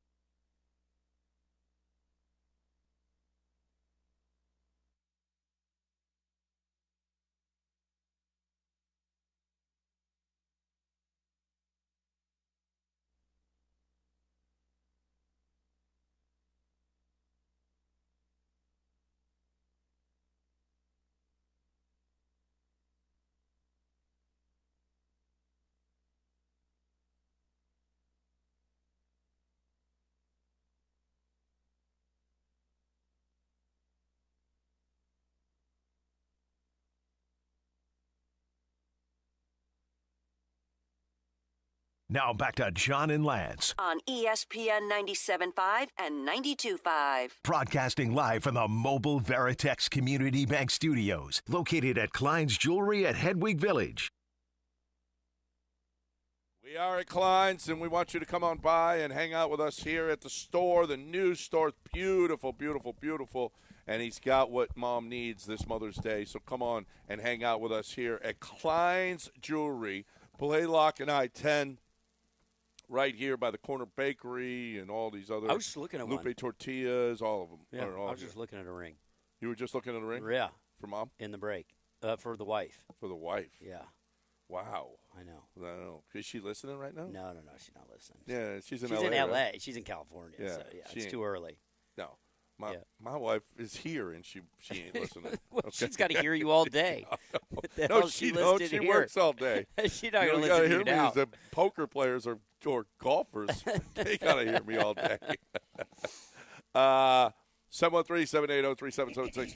So, Joker won MVP, and talking about it right now on ESPN. Who you got? 3 of the 4 up there on the panel have Jokic. Shea is Andrea Carter thinks Shea should have been the MVP. So did Shaq. Shaq interviewed on the NBA show. They interviewed Jokic, and a little awkward, guys. You think it was a little awkward? Yeah, a little awkward. I don't know if that's the right time to voice who you think should have won the MVP when the guy who did win it isn't your choice. Right. I'm not sure. Now, Jokic is a guy who doesn't particularly care about the award, so it probably was something, okay, whatever, he doesn't think I should have won. I don't care that I won. But it's a unique thing to do. I don't think I've ever seen it in a sports setting. You mentioned Taylor Swift and Kanye, but I've never seen. Hey, this is a great moment for you, but it really should have gone to someone else. I don't think I've ever seen it. But if you watch the context in which and why he says it, he on the panel earlier. He's talking about how he thinks it should have been Shea. So I think having watched the clip, I think what he's trying to do, he knows that everybody watches clips of these shows, right? He knows that this show is the premier NBA talk show, and so he knows the Joker's going to see it. So rather than get up there and, kiss his butt, or, I think he was almost trying to get ahead of it and say, look, I just went on a rant to basically say that I thought Shea should win it. So I'm just going to at least be open with you face to face and say I think he should have won it. So that you don't have to watch this show and be like, oh, you just spent 5 minutes talking about why I shouldn't have won it, and now you're interviewing me and you're, you know what I mean, and acting like that I deserve it. So I think he's protecting himself a little bit there. Sure, and Shaq gives zero. The other thing, Jokic doesn't care. Another NBA athlete, doing that to let everyone know you're not being, I guess, sneaky or backing down is one thing, but Jokic isn't going to see this unless some Denver social guy puts it in front of him that Shaq said it beforehand. So I get all of what you're saying. I actually kind of agree, but he just happened to be talking to the one athlete who wouldn't see the clip because he doesn't care. Maybe. Yeah. All right, here is Shaq in that awkward moment. Joker, as the president of the Big Man Alliance, you are the vice president of the Big Man Alliance. I love you, the best player in the league. I want to congratulate you, but I want you to hear from me first. I thought that SGA should have been the MVP. That's no disrespect to you, but congratulations. And what do you guys have to do to get back on track versus Minnesota? Thank you, Shaq. We don't judge people here, so that's fine. It's your opinion. I'm joking. Hey, all good. I love you. I love your brothers. One thing we always going to do is keep it real with each other. Congratulations. I love your brothers. I love you. Not get beat up. There's a lot of people a lot of players that deserve it. It's probably details and kind of small things. But yes, we have a tough stretch. We lost 2 games at home against Minnesota. Tomorrow we're going to Minnesota to try to get back series to Denver.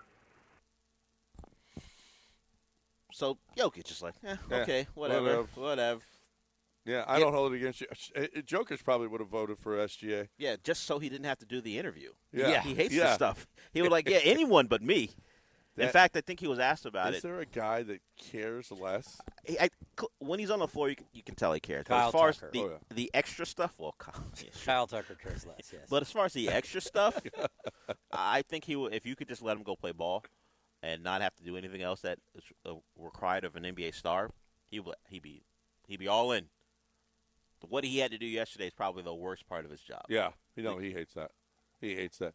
He liked the parade. He got wasted. It's the 3rd MVP he's gotten, and he's got a ring. I mean, and he could get another one. I mean, depending on how this season goes. Where is he on the list? It puts him pretty high up on the list, especially if he gets another one. Right? Is he moving into top 15 ever? For sure. Well, let's start with, is he the best non-American basketball player to ever play in the NBA? Better than Dirk? Well, I'm asking you. Dirk has the 1 title and the 1 MVP. He's now at 3-1. Is he the best non-American to play basketball? Well, Hakeem. Olajuwon, I was going to say, yeah. Yeah, although Hakeem wound up playing for Team USA. But, yes, Hakeem not obviously born here. Yeah. Hakeem's the best. Yes. So Hakeem, then Jokic? Yeah, a lot of people would say Jokic and then Hakeem. but they didn't watch the dream as close as we did. Well, Jokic, as far as accomplishments, he goes and wins another title with the 3 MVPs. I think what you said is going to become more and more definite that they say Jokic is the best non-American player. As far as what he will be, he's got plenty of time left, but he's probably a top. No, we talk about Rudy Gobert yesterday winning 4 Defensive Player of the Years, which means he's a lock for the Hall of Fame. Even though all the jokes we can make about him, I think Jokic, if he with a 3, and even if he stays at 1, is going to be a top 20 player of all time. Yeah. Yeah. Well, he also is doing it, I mean, in a small market, and he's doing it with not a lot of supporting cast. As far as star power, as far as star power, not a lot of. Well, even the guys he's playing with aren't MVPs. They're not all-star. They don't make all-star teams. They're not all-team NBA. So I mean, he's doing it.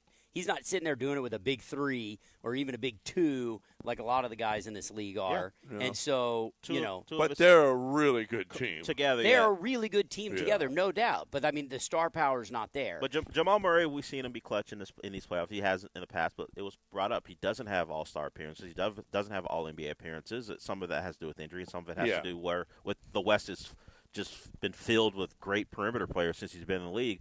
And a couple of those guys, Caldwell Pope, until he got there, was a journeyman. Gordon was a guy who was miscast in Orlando as a star player. Now he's a legitimate, like maybe top 5 role player in basketball. So they built that team a certain way, and it's not filled with stars. Hell, Jokic is a second-round pick. So it's been a unique build for them. But I would agree when we're talking about supporting cast as far as that team itself, the whole is better than the parts. So I can't. You're right. All the other champions you think of outside of Dirk in 11, the Pistons. Yes, but even those Pistons teams, you had guys like Tayshaun, Ben Wallace was a Defensive Player of the Year. I don't know particularly of that year what those guys might have won, but he did have. But he was the most accomplished as far as postseason awards. But yeah, but you're going back to what 04? Yeah. And now you got 11 with Dirk, and who else would say didn't have a clear All-NBA type player as his sidekick? Thinking about the teams who have won, I mean, it doesn't happen. Yeah. It's usually a second guy who has that type of acclaim. Not since the Dream. But you mentioned that now you're back. You're going 94, 2004, and 2011. Yeah. Right. As far as when it doesn't happen, Been a long time. Yeah. The question is, can he continue to do it in a West that's super packed? If he doesn't get it this year, which right now they're in a serious hole, if he doesn't get it this year, is he going to have another chance to get it when the West seems like it's going to just get tougher to get through? And, that second ring is going to be instrumental. He's already a top 20 player, but now all of a sudden, if you get 2 rings, now all of a sudden you're you're top 15, top 10, with 3 MVPs and 2 rings. I don't know that it's ever been. And he's still young. He's 29, it's been hard. I guess, listen, with the gauntlet that the Rockets had to go through to win it with the Blazers, with Seattle, with Utah. I mean, that was murderous. This is as good as this is pretty good though. Yeah, Oklahoma City, Denver, Minnesota, but they're going to get better. Dallas. Yeah, now the issue will come up with Oklahoma City and Minnesota. You have to start paying more guys. Now, their top 3 are locked into Minnesota. Anthony Edwards, obviously, they're going to pay him whatever he wants. Cat's got a deal.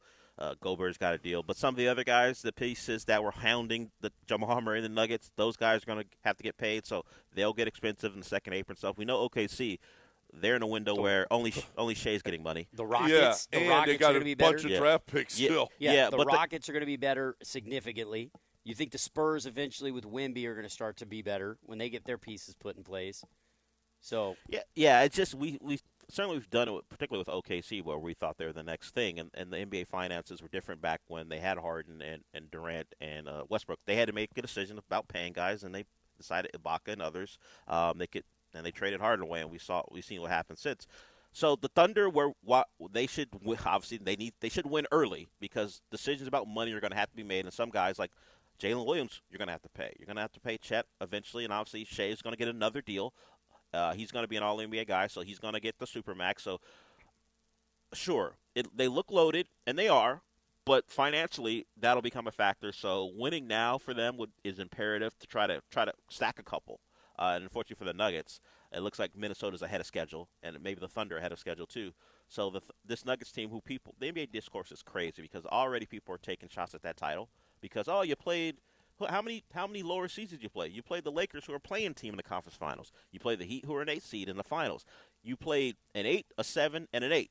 Yeah, how much does your title really mean? That's the NBA discourse. Yeah, though. but it always happens. But you could do that. You could exactly. shut that down with every. It happens all the time. Champion, and no one realizes always. it. They do it all the time, and every time, and they never realize you can do this all the time. But people find the ways to take well, shots. except the Rockets in '95 when they were the 6th But seed. no one remembers that because you're talking 30 years ago. Yeah, that's 30 years ago. It's 30 years ago, but still.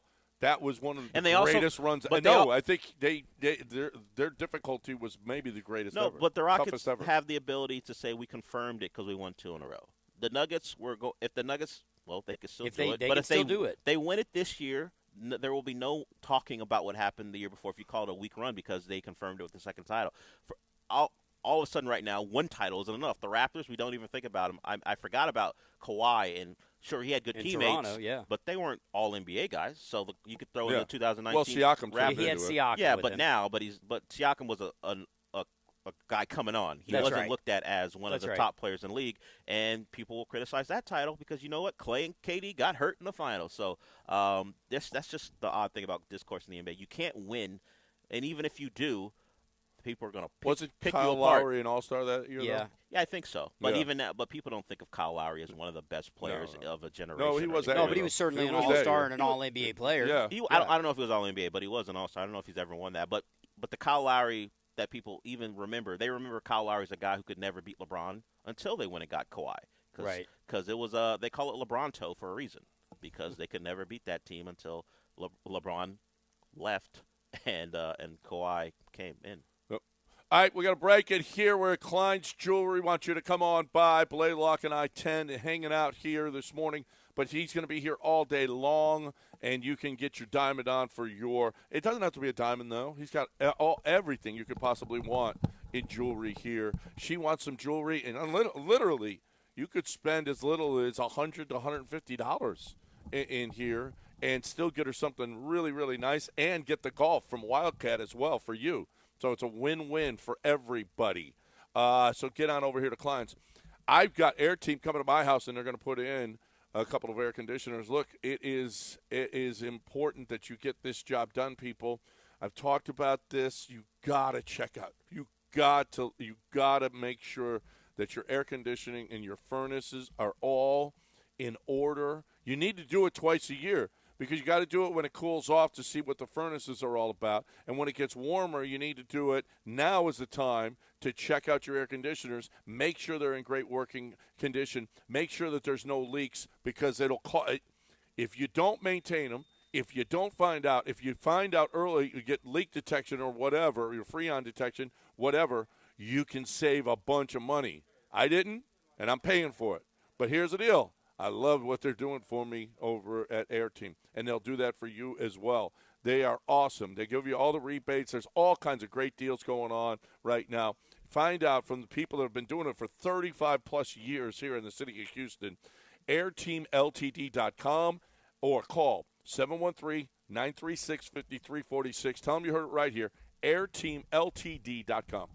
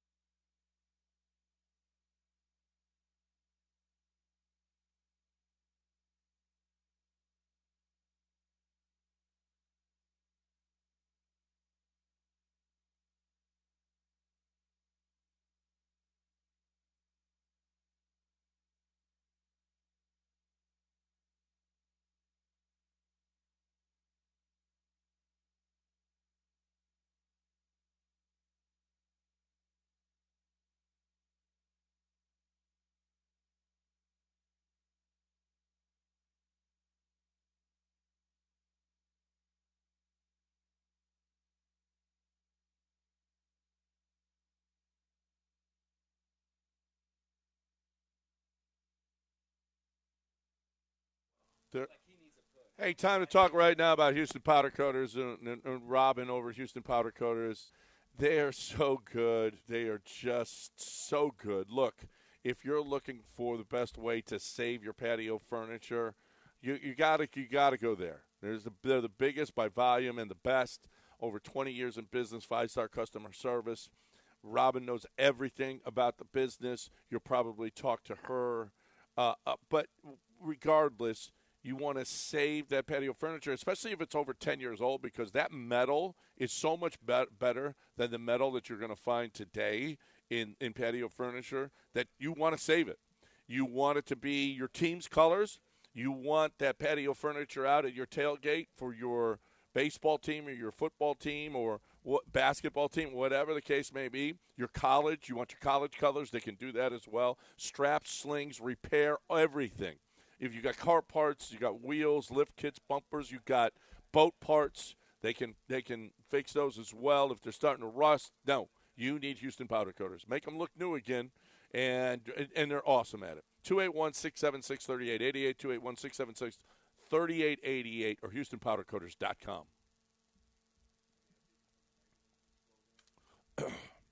You're listening to John and Lance, broadcasting live from inside the mobile Veritex Community Bank Studios, located at Klein's Jewelry at Hedwig Village. Here's John Granato. Woohoo! All right, welcome back here live at Klein's Jewelry. Come on by. Mother's Day is coming up. If you can't stop by now, get over here it's sometime this afternoon. You only got a couple of days left, guys. You only got a couple of days left, and that means you, Eric. Yeah, that's one I learned early on. You don't miss Mother's Day. No. That one will sting if you miss it. You can't mess that one up. No. That's worse than messing up, a birthday or an anniversary, I feel like. Yeah. Mother's Day. You don't appreciate what I've done for you and those children. Yeah, exactly. Yeah. I bore you, damn it. That's it. I fed you. I kept you alive. Oh, yeah. Yeah. Don't mess this up. The pain that I went through. My response is, I didn't ask to come here. You brought me here. That was your choice, not mine. If we want to, I've never said it. I'm just saying. If you want to, mom's listening right now. Well, she knows I'm joking. She knows her son's a bit of an a-hole sometimes. But you can't put that type of guilt on me. I wasn't even sitting here. I was in a twinkle in some guy's eye, and then, would you like rather my dad. I didn't have you? Is that what you're saying? Life's pain, John. Life is pain. No, there's no question. Life is pain. Yeah. Oh, no question. You know what's painful is our Astros. We haven't talked about them in a while. They are painful to watch right now. There's not much to talk about. You've already played taps for them. Eric's already played taps for them. Yeah, no, they're done.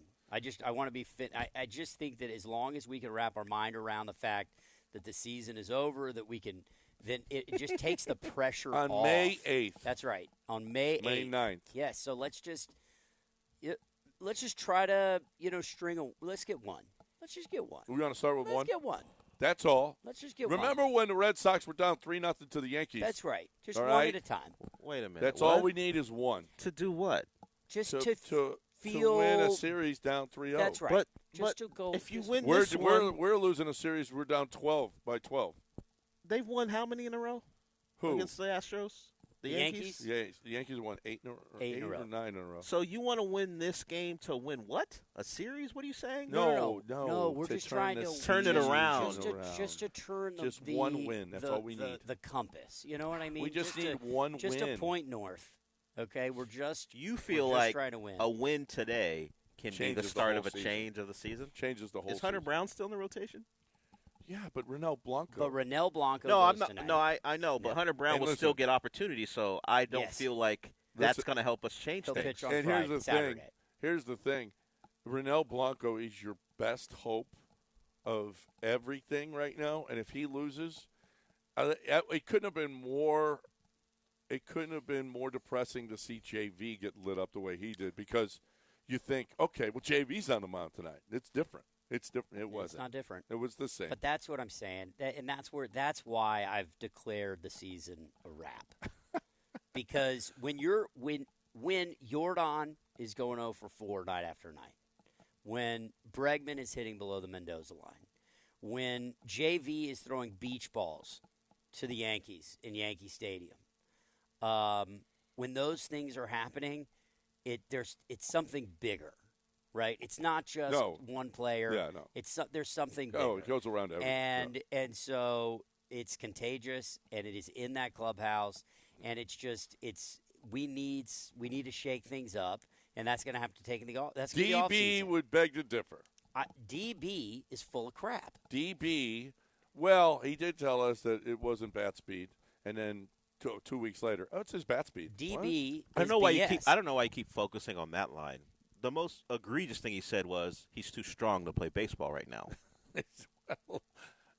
Actually, the most egregious line he said was, "We're not sellers." Well, sure, that's because you want to rip this team to shreds, and I understand. But as far as the Abreu thing is, he worked out too much. He's too strong to play baseball right now. Is what he said. You can't lift weights and play baseball. No, well, I don't think you heard. He lifted too many. Okay, so we you need in the major leagues? Okay. No. Okay. Did you lift weights? No. I've been sent to Florida to get away from things too, so I'm just like Jose Abreu. People sent me away. Hey, get out of here, Del. Yeah, that happened every summer. I got sent to Florida. Maybe we'll just bring up. We've got Loretto down in the minor league. We just keep bringing up outfielders because that's and then sit him on the bench. Yeah, let's. You just had a keep bringing right-hander him up. going the other night, and Loperfito's sitting there. Yeah, you're sitting. I mean, what's the deal? Are you that excited? The savior. Are you that excited to see Loperfito hit? No, is anyone really that excited to see him out there? Anything new is what you're looking for? New. Yeah, I think you're just looking for something new and shiny. Oh, I can't believe Joey Loperfito's not getting at bats. At what point do you just say Dubon take over third? Well, that's where I think we need to go. I think Bregman has to go on vacation. Like, they got to send him Abreu, somewhere. Florida? No, maybe not to even Albuquerque. Baseball related. Just send him to New Mexico. Let him hang out. New Mexico. You know that other countries have taken over New Mexico. The part where he lives? Well, Actually, I've right been to New Mexico. It's all very similar. Taking that over. It's all very similar. Right. I've shot some stuff out there. It's all similar. It's all the same. Yeah, it's all beige.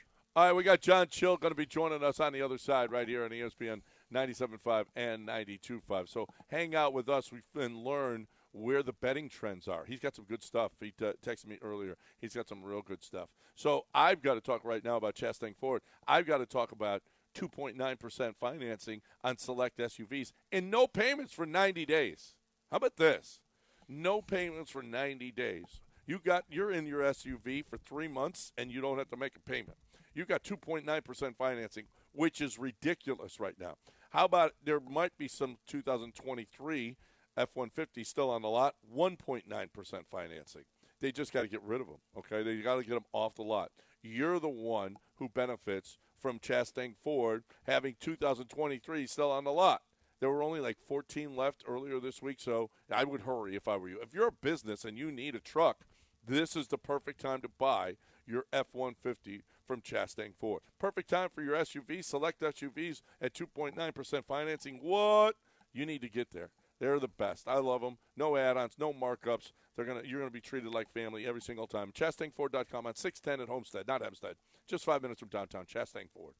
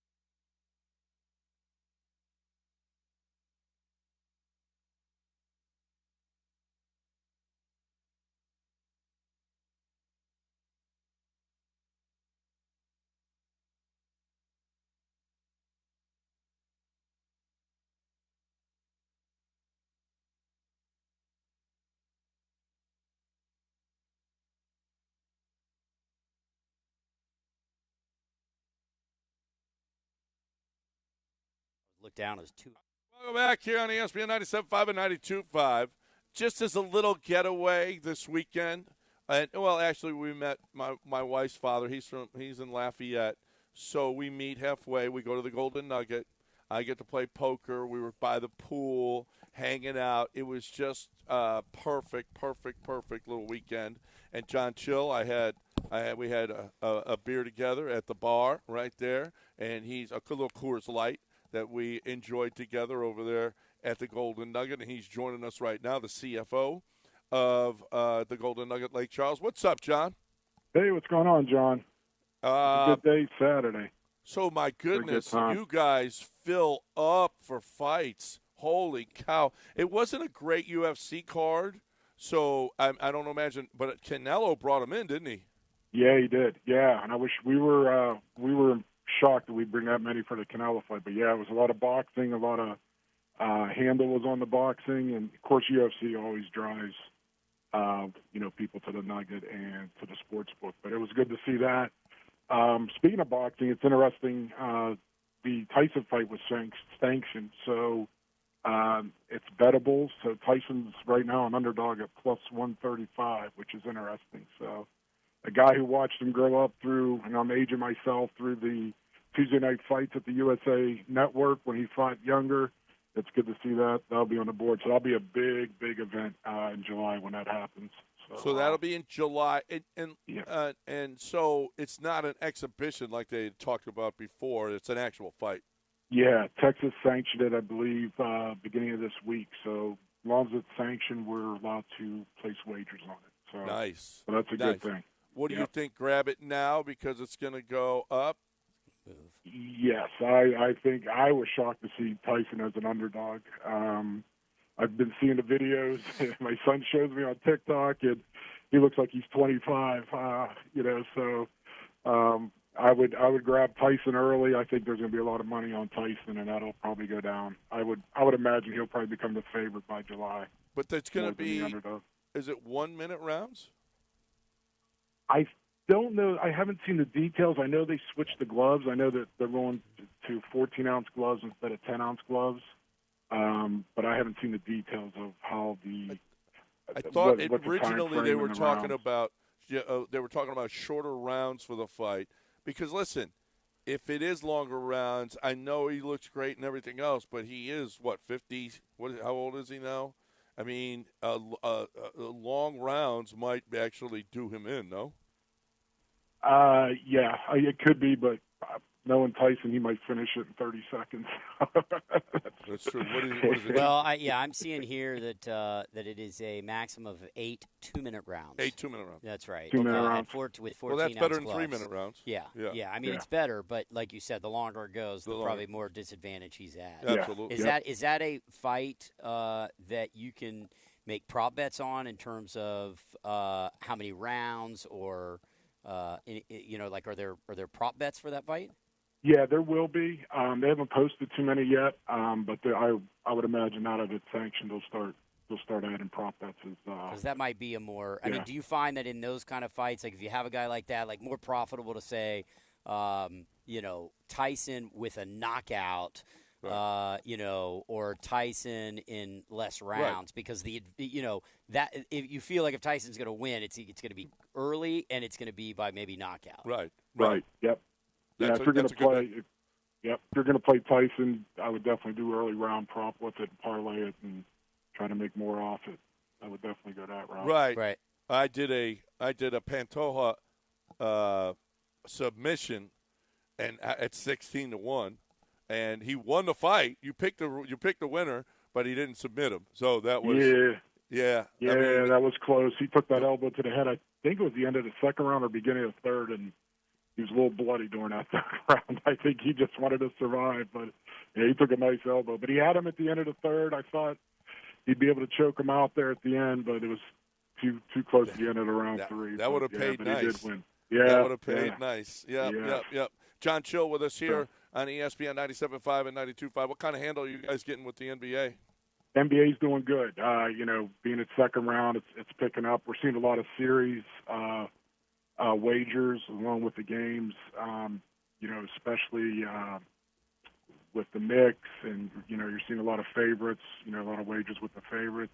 Interesting. I was looking at the Celtics. The sweep is even money, so it's hard to find anything with the Celtics right now at plus money. And then their Celtics win in 5. If it's a 4-1, it's plus 175, which is interesting. So I don't see Cleveland winning a game. I mean, Miami barely survived by hitting 23 threes. I just don't see Cleveland having that kind of firepower to upset Boston. What's the Mavs look like? The Mavs, right now, I like a lot of money on the Thunder right now. A lot of people are playing that. I kind of like the prop bets. Those have been, we've seen a lot of wagers on them. I think there's something going on with Luka. I like Kyrie to rebound. I know he had 20, which wasn't too bad, but he's at 23.5 at minus 120. I kind of like there's an alternate point prop bet at 25 points, and that's plus 110. I just see that. But a lot of money, a lot of Thunder.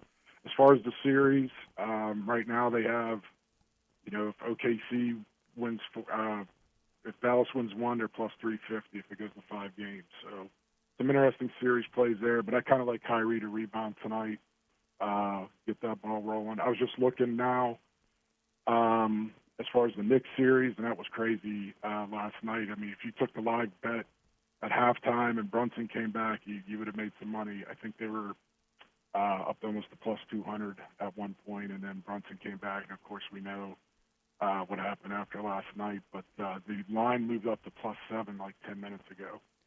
What is Indiana for the series to win the series? Because that feels like a bet that just, as a bit of a flyer, where they are right now, they're going home, they're down 2. It's probably the best bet you're going to get. If you like them in the series and knowing what Thibodeau does with players, that he runs them into the ground, I mean, if you think there's a shot that Indiana can get back in the series, because one more injury to New York and they're toast.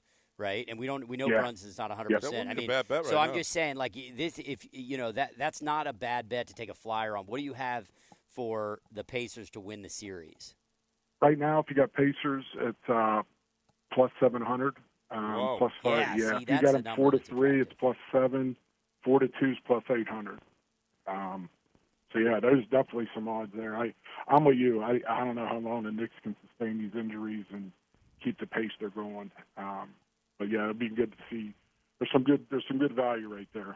I'll take a chance on Indiana here going forward in that series. Yep. John Chill, Golden Nugget CFO, with us every week, giving you some winners. What about Gemma's winner this week? The dog of the week. The dog of the week. So we got the Wells Fargo Open. I think Rory's the favorite at plus 650. He just went down. He was plus 700 here about a half hour ago, so it looks like some money's on Rory this weekend. Top 5, he's plus 165. I like the Gemma dog pick is Max Homa plus 400. I think he's finished third, average third the last 5 outings at Wells Fargo, and he won 2 years ago. So that is the Gemma pick of the week there at plus 400, and Max Homa and finishing in the top 5. That's a good one. Rory's one there. Xander Schauffele plays great there. I got Schauffele this week. I got a little something on him. So this is a really good field. It's a great course. They love going to Charlotte, and you're going to see big names at the top of this board. This isn't going to be like last week. I'll tell you, the golfer that I like this year that's just an absolute gamer is Oberg. Oh yeah, and I mean he's a young dude that's proven that in big moments he'll be there, and he's not beautiful swing. Yep. He's a guy that unfortunately probably you're not going to be able to sneak in anymore because everybody knows that he's a gamer, but he's a guy that you could have made some money off of him earlier this year. That's for sure, no question about it. But Max Homa loves this course too. Yep, I like that. I like Schauffele. I like Rory. You're going to have a lot of big names at the top of this leaderboard. That'll be fun. Fun. Well, it was good to see you this weekend. You had a busy weekend going to New Orleans, a music fest going all over. Checking out Jazz Fest and checked out Hozier down there. And, we had a good time. So it's been a busy weekend, and it'll be another busy weekend here as well. So at the sports book, we keep on keep on the NBA playoffs and stuff's going on in there. So keep them busy. It isn't all about football. We'll talk some hockey and baseball next week and see where that goes too. We see a lot of action on hockey, which is interesting. That is interesting, especially down in South Louisiana. People betting hockey, but man, it's tough to pick these teams too. Holy crap! These games are tight. They're unreal. They are tight. Yeah, I went to bed last night with the Canucks game. They were down 4-1 the end of the second. I woke up and they won 5-4. I was like, oh my God, that's crazy. That is crazy in hockey. There's no question. No question. Well, John Chill, every week right here on ESPN 97.5 and 92.5, the CFO of the Golden Nugget Lake Charles. Great stuff. We appreciate it, John. All right. See you guys next week. All right. Go to goldennugget.com/Lake Charles and book your table now at the DraftKings Sportsbook. It's beautiful. I was there. We were watching. I'm telling you, the place was packed for the Canelo fight. It was awesome. Awesome. A lively crowd. It's the best place to watch sporting events. If you've never been to a sports book for a sporting, because everything that happens is cheering both sides. Yeah, half the place goes nuts with one, and half the place goes nuts. Yeah, it's unbelievable. And no game is out of reach because a 20-point line. In a 20-point game, it's nail biter. So it's always fun. If you're looking for Louisiana's largest sports book, it's great. They got May Day, payday, $250,000 on every Saturday in May. Don't miss your chance with a share of $500,000 every Friday and Saturday in May. They've got the band that I saw, The Fuse, in the Blue Martini this weekend was awesome. Afterglow is going to be there this Saturday. It is an awesome place to party, I'm telling you. Rick Springfield is coming this weekend. Sammy Kershaw, Matt Matthews, Casey Donahue in the future. It's all happening in the Golden Nugget Lake Charles. Pick your spot. Get on over there. So easy to get to, just 2 hours down the road. GoldenNugget.com/Lake Charles.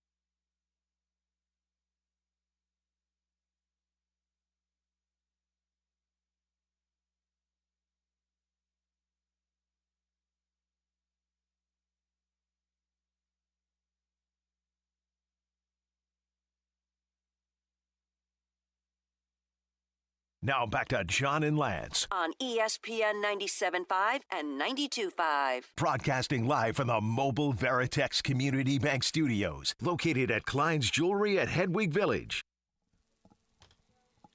Here we are. That's, as the man just told you, live at Klein's Jewelry, Hedwig Village, I-10 and Blaylock. Come on over and hang out with us.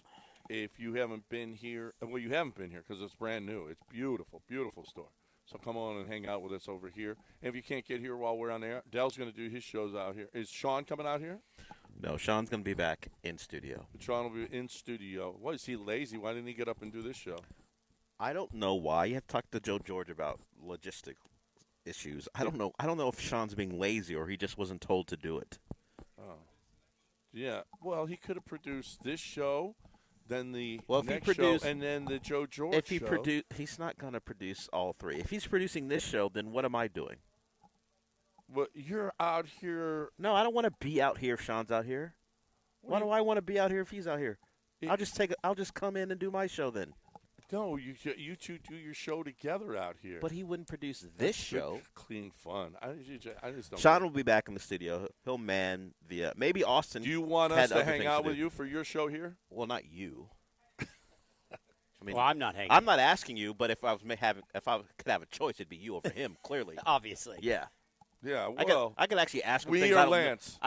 Well, once again, Eric's one. You're a distant second, and Lance. Don't even show up. Please, don't even come out. Please don't come. Yeah. I got to ask Eric about things I don't know anything about, like movie industry stuff, TV stuff. It's just golf and poker. I don't care about that stuff.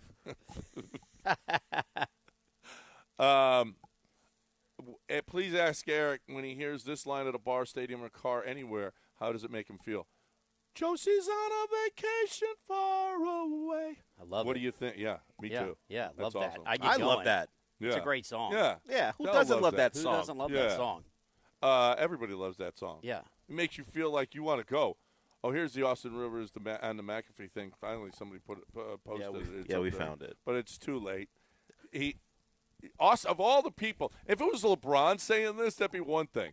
For those of you who don't know, Austin Rivers said there are 30 guys in the NBA that can go and play in the NFL. If LeBron said that, but Austin Rivers, stop. Hey, he's opening. You need to be like Jimmy Butler and not say anything. Well, Pat Riley certainly wouldn't want Austin Rivers say anything. He opened himself up to it, and James Jones talked about his career, and that's an easy go-to because Austin Rivers. Well, we talked about it. He was a top 10 pick who didn't live up to that potential, but he hung on. He was okay here for the Rockets as like a third or fourth guard, but I didn't hear the whole thing, but J.J. Watt did, who initially responded. We talked about this. That with context, J.J. wasn't as upset about it because he heard the whole thing. But just the pull quote that everyone's using, every NFL player is furious. Yeah. How dare you suggest that you could play our sport? Yeah. Do you mean J.J. Watt, the possible Houston Texans' newest addition? Well, late season acquisition. Late season. Like when injuries have hit the team, he's going to be available. Right. So in a worst-case scenario, he'll come in and play. He's going to have to stay in shape all year. It's going to be late season. If J.J. Watt is playing for the Texans by Week 10, that's not good for the Texans.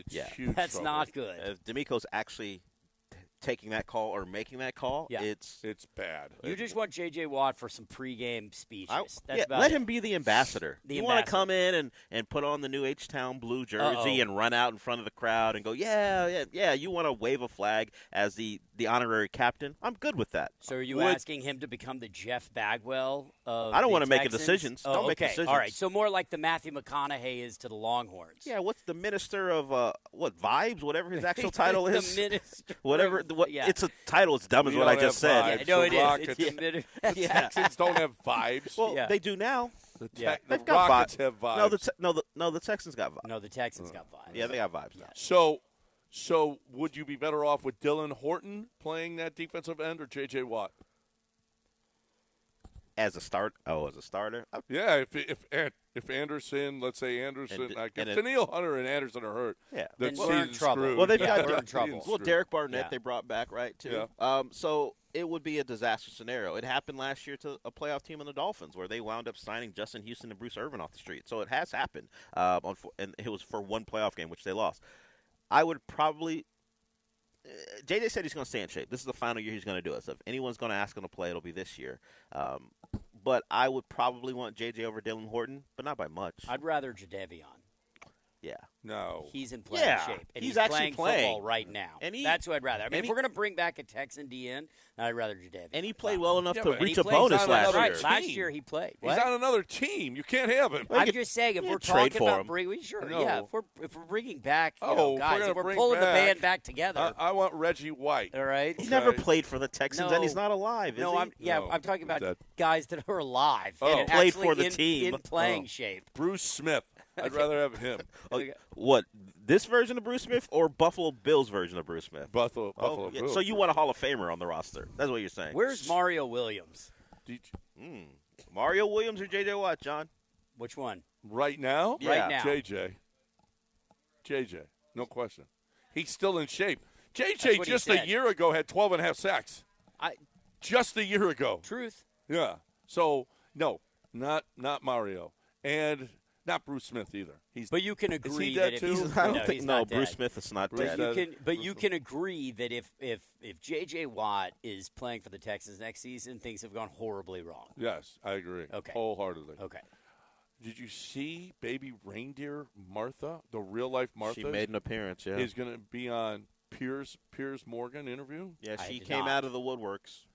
Why Piers Morgan, though, of all places? Well, he's a British tabloid-type dude, and a lot of people are going to watch, so I imagine, and I'm sure he paid her. But this is an American story. No, it's not. It's not? The comedian is not American. Oh, yeah, that's right. It's not set in America. That's what right. did you watch? I know episode 4 got really creepy, and maybe that washed your brain of all the context. I don't know why I thought it was America. No, it's... Where is it? I think he's Scottish. I think the comedian in question is Scottish, and no, it's not American at all. Or maybe it's Irish, but it's not American. Well, she's gonna definitely say a load of rubbish. She used the term a load of rubbish. You heard that? Load of rubbish. You heard that in a line and thought it was American? Yeah. No. I just read it now. I think we've already established that John has, he's not on point when it comes to finding, cultural and national, heritages. No. What are you talking about?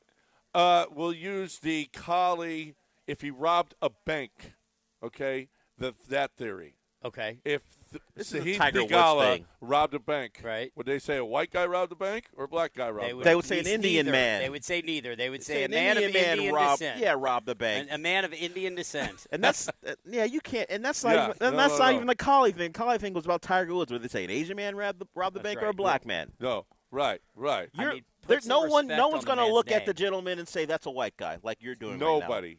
Right now. But they're not going to say he's black either. Well, I don't know. Somebody might make that mistake. Well, yeah, you did. Okay. That was a somebody. Somebody might make that mistake. Somebody with a less discerning eye like you would say that. Okay. Listen, this is a load of rubbish. Like I said, I don't normally speak for black people, but I'm going to do it here. That gentleman, not black. Stop rubbing your forearms. Okay, that's all I'm saying. That's all I'm saying here. Then you are not white per se. I'm not. So are you black? That's what I told you. How many times have I said it? You've never said I'm black. You've actually never said that. Okay. You say me and Derek Jeter. No, you call yourself No. You call yourself dark meat, but you've never called yourself black. Yeah, dark meat. That's right. That's exactly my point. That's not a point you're making.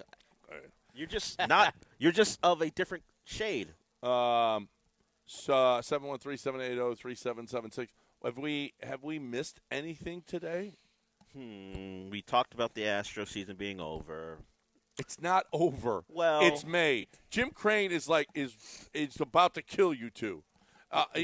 We still got a lot of baseball. Does he run to play. Boeing? Why is he going to kill me? Because you're declaring the season over. I'm not telling people not to go. Nobody's going to go to the ballpark because you guys have played taps. I don't know if our impact is as great as you think it is. I think people go to that ballpark because they want to do the wave and watch good teams come into town and just enjoy the vibes. On one night we eat dollar dogs. Yeah, eat a cheap hot dog. Yeah, dollar dogs. You're going to go to games, even though the team stinks. Did you see at a Mets game, dollar dog? They sold this guy had 400 hot dogs thrown at him. For some reason, this guy in the crowd, everybody was throwing their hot dogs at him. What could he have done? to turn an entire section against him. Everybody was throwing their hot dogs at this guy. Was he a fan of an dollar opposing team? dog is not for throwing. They're for eating. Well, if they're that cheap. Well, there was a time with the Astros where the dollar dogs were for anything but eating. They fixed that thing. They did. They fixed it, They but were at a bad. time it was bad. They were bad. Yeah. They were bad. They keep losing games like this. Jim Crane's going to go back to that. Yeah. I got to make my money back somehow. This is an expensive baseball team to be this bad. It's so bad. John, I'm here tomorrow. Or would you like to place a wager on Ronel Blanco tonight? A friendly one? Why would I? Why? I mean, he's because you have outwardly said that this team is not dead. I told this is not a must-win situation. I've already declared that. Well, is it because they have 137 more games to so, go after this? Yeah. Okay. The reason it is because they only have one pitcher who's proven that he can win baseball games at a repeatable level. So this is the guy. So you actually do, because you're only going to get about 25 starts from him all season, if that many. So you actually do have to win all of them. We have a Hall of Famer. Who? Oh, he's not pitching like one. He will next game. Didn't he? What did he say? I got a lot of work to do. Is he going to get that starting done tomorrow. in the next 4 days or the next 3 days? That's it. Now? He's turning it around. It around. So we know the Astros still have a chance to win a lot of baseball games. They win them all. So you say the turnaround doesn't need to happen today. When does it need to happen? At what point are you going to put? Or when are you going to play? I don't Cavs? know if you've noticed. I don't want to bet on the Astros. I don't know if you heard. But when they suck. Yeah, but when do you think the turnaround will happen? When will the turnaround happens as soon as you get through this Detroit series? Because you know they can't. A's. The A's are better than them. The A's are actually playing. The A's are actually better. They're clearly better. Ball. Yeah. They're actually They had a 12-11 game last night. So what lamb do you think the Astros are going to get the kill first, and then that'll turn it around? The Angels. Okay. Yeah. How many games between now and that? I think there's 7. Oh, so when they lose 5 out of their next 7, and then they get to the Angels, then the turnaround will happen? Okay. Then the turnaround. When they're now what? No, they're going to win. They're going to win 2 out of 3 in Detroit. Why are you so confident of that? Because not a reason. I got Eric Getty, Hunter Brown. Oh, those are awful things to say to me. Eric Getty, Hunter, and Christian Javier's coming back. That is a positive. Maybe. Are they going to bench Alex? Are they benching Alex Bregman in that time? Does he play? Does he sit more games than he plays between now and then? He's going to be in the lineup every day. Alex Bregman? Yeah. He's not going to sit. He's going to be in the lineup every day. Every single day. So you have a giant black hole in your lineup, and you have others who are not hitting. The only reason Jordan's not catching anything is because Bregman exists. Yeah. And that's true. Yeah. And Abreu's gone. Yeah. I mean, you got rid of that. Now are you going to get – Who's the next whipping boy? It's Bregman. It's absolutely. Bregman's so you got to put it. Jordan needs to catch his too. Like Bregman might need to find himself on like just the 7-day. You know, just a little back impingement, just a little back impingement, impingement, just a small oblique, a strain or something. Find himself on the 7-day. Take a little bit of time, disappear, come back, take care of business. But he needs to be away from. By take care of business, what do you? I mean, start to play baseball at you know what I mean? Well, I don't mean during the time off. I mean, he should take care of business on the time off. So whatever he needs to do, but he needs to be away from the game for 7 days. Here's the problem with that theory. Okay. He's terrible when he starts up seasons. So you want him to take a break and start up anew? Well, I mean, you're right, but I'll give you that. Yeah, but I mean, I don't think whatever's happening now needs a change. I'm telling you that even tonight with Ronel Blanco, that it's bigger than the starting pitcher. That even with Ronel Blanco, our ace on the mound, okay, 3-0, he's got a 2.0 versus Stroman, 2-1 with a 3.4, who we've seen a ton of, and the Yankees have not seen Blanco. Yeah. Okay, I'll bet you a 6-pack of Coors Light tomorrow morning that the Astros will lose that game. You're willing to take that Wait a bet? minute. Come on, because you're high on them. What are the odds? Well, what are the odds? I'm sure that the Astros are a dog. No, the Astros are a dog. Yeah. Yeah, but this is your guy. This is my your ace. 4 Coors Lights to your 6. Oh, all right. We're gonna break up a 6-pack. Yeah. All right, fine. Deal. That's fine. We're going to break up a six-pack. To your 6. All right. Okay. You're 4 to my 6. Look what you've become. That's what right. The Astros I have got to done get you. my odds. Look what they've done to you. That's unbelievable. From the best team they're ever going to have to, I got to get odds. I got to get odds on my 6 Coors Lights. All right. Hey, by the way, have my 4 in the morning and have them chilled. Ooh. Okay, because I'm hitting the airport after the show tomorrow, so I'm going to need to drink right quick. After, yeah. Yeah. Me so too. I'm going to have Me a limited too, so amount I of want time mine. to drink my 4. Okay, so I want them on ice. We got to share them with the people. I mean, the people need them. Dell, share them with Dell. Okay. I'm not drinking your Coors Lights. Don't bring me in on this degenerate bet. By the way, Jordan hitless in 7 out of his last 10 ball games. Yeah. It's bad. Yeah. How many RBIs in that time? Let's see. 4. In 10 games? 4 in 10 games. And 3 of them happened in one game. And by the way, all 4 RBIs happened in Colorado. happened against Colorado, Mexico City. Mexico City. So against real baseball teams, nothing. None in the last 10 games. Wow. That's just awful. I mean, he looks lost, too. He not as bad as Bregman, but he looks lost. He's swinging at stuff. He swung at a pitch, a low pitch yesterday. That was, it came across and down low, and it was just like, wow, what happened? What in the hell happened here? I know what happened. What happens every time with Kent from Dream Rate. Kent Jones, my man, he is going to mortgage you up.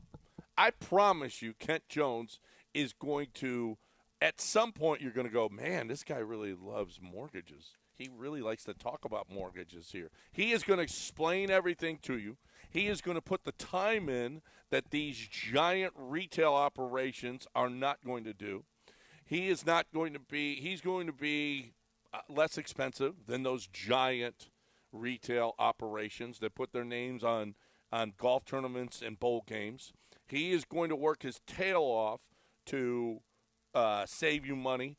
Literally thousands of dollars you can save, thousands, at signing and throughout the life of the mortgage. If you get the best deal, if you got somebody that's conscientious and working that deal, shop your loan.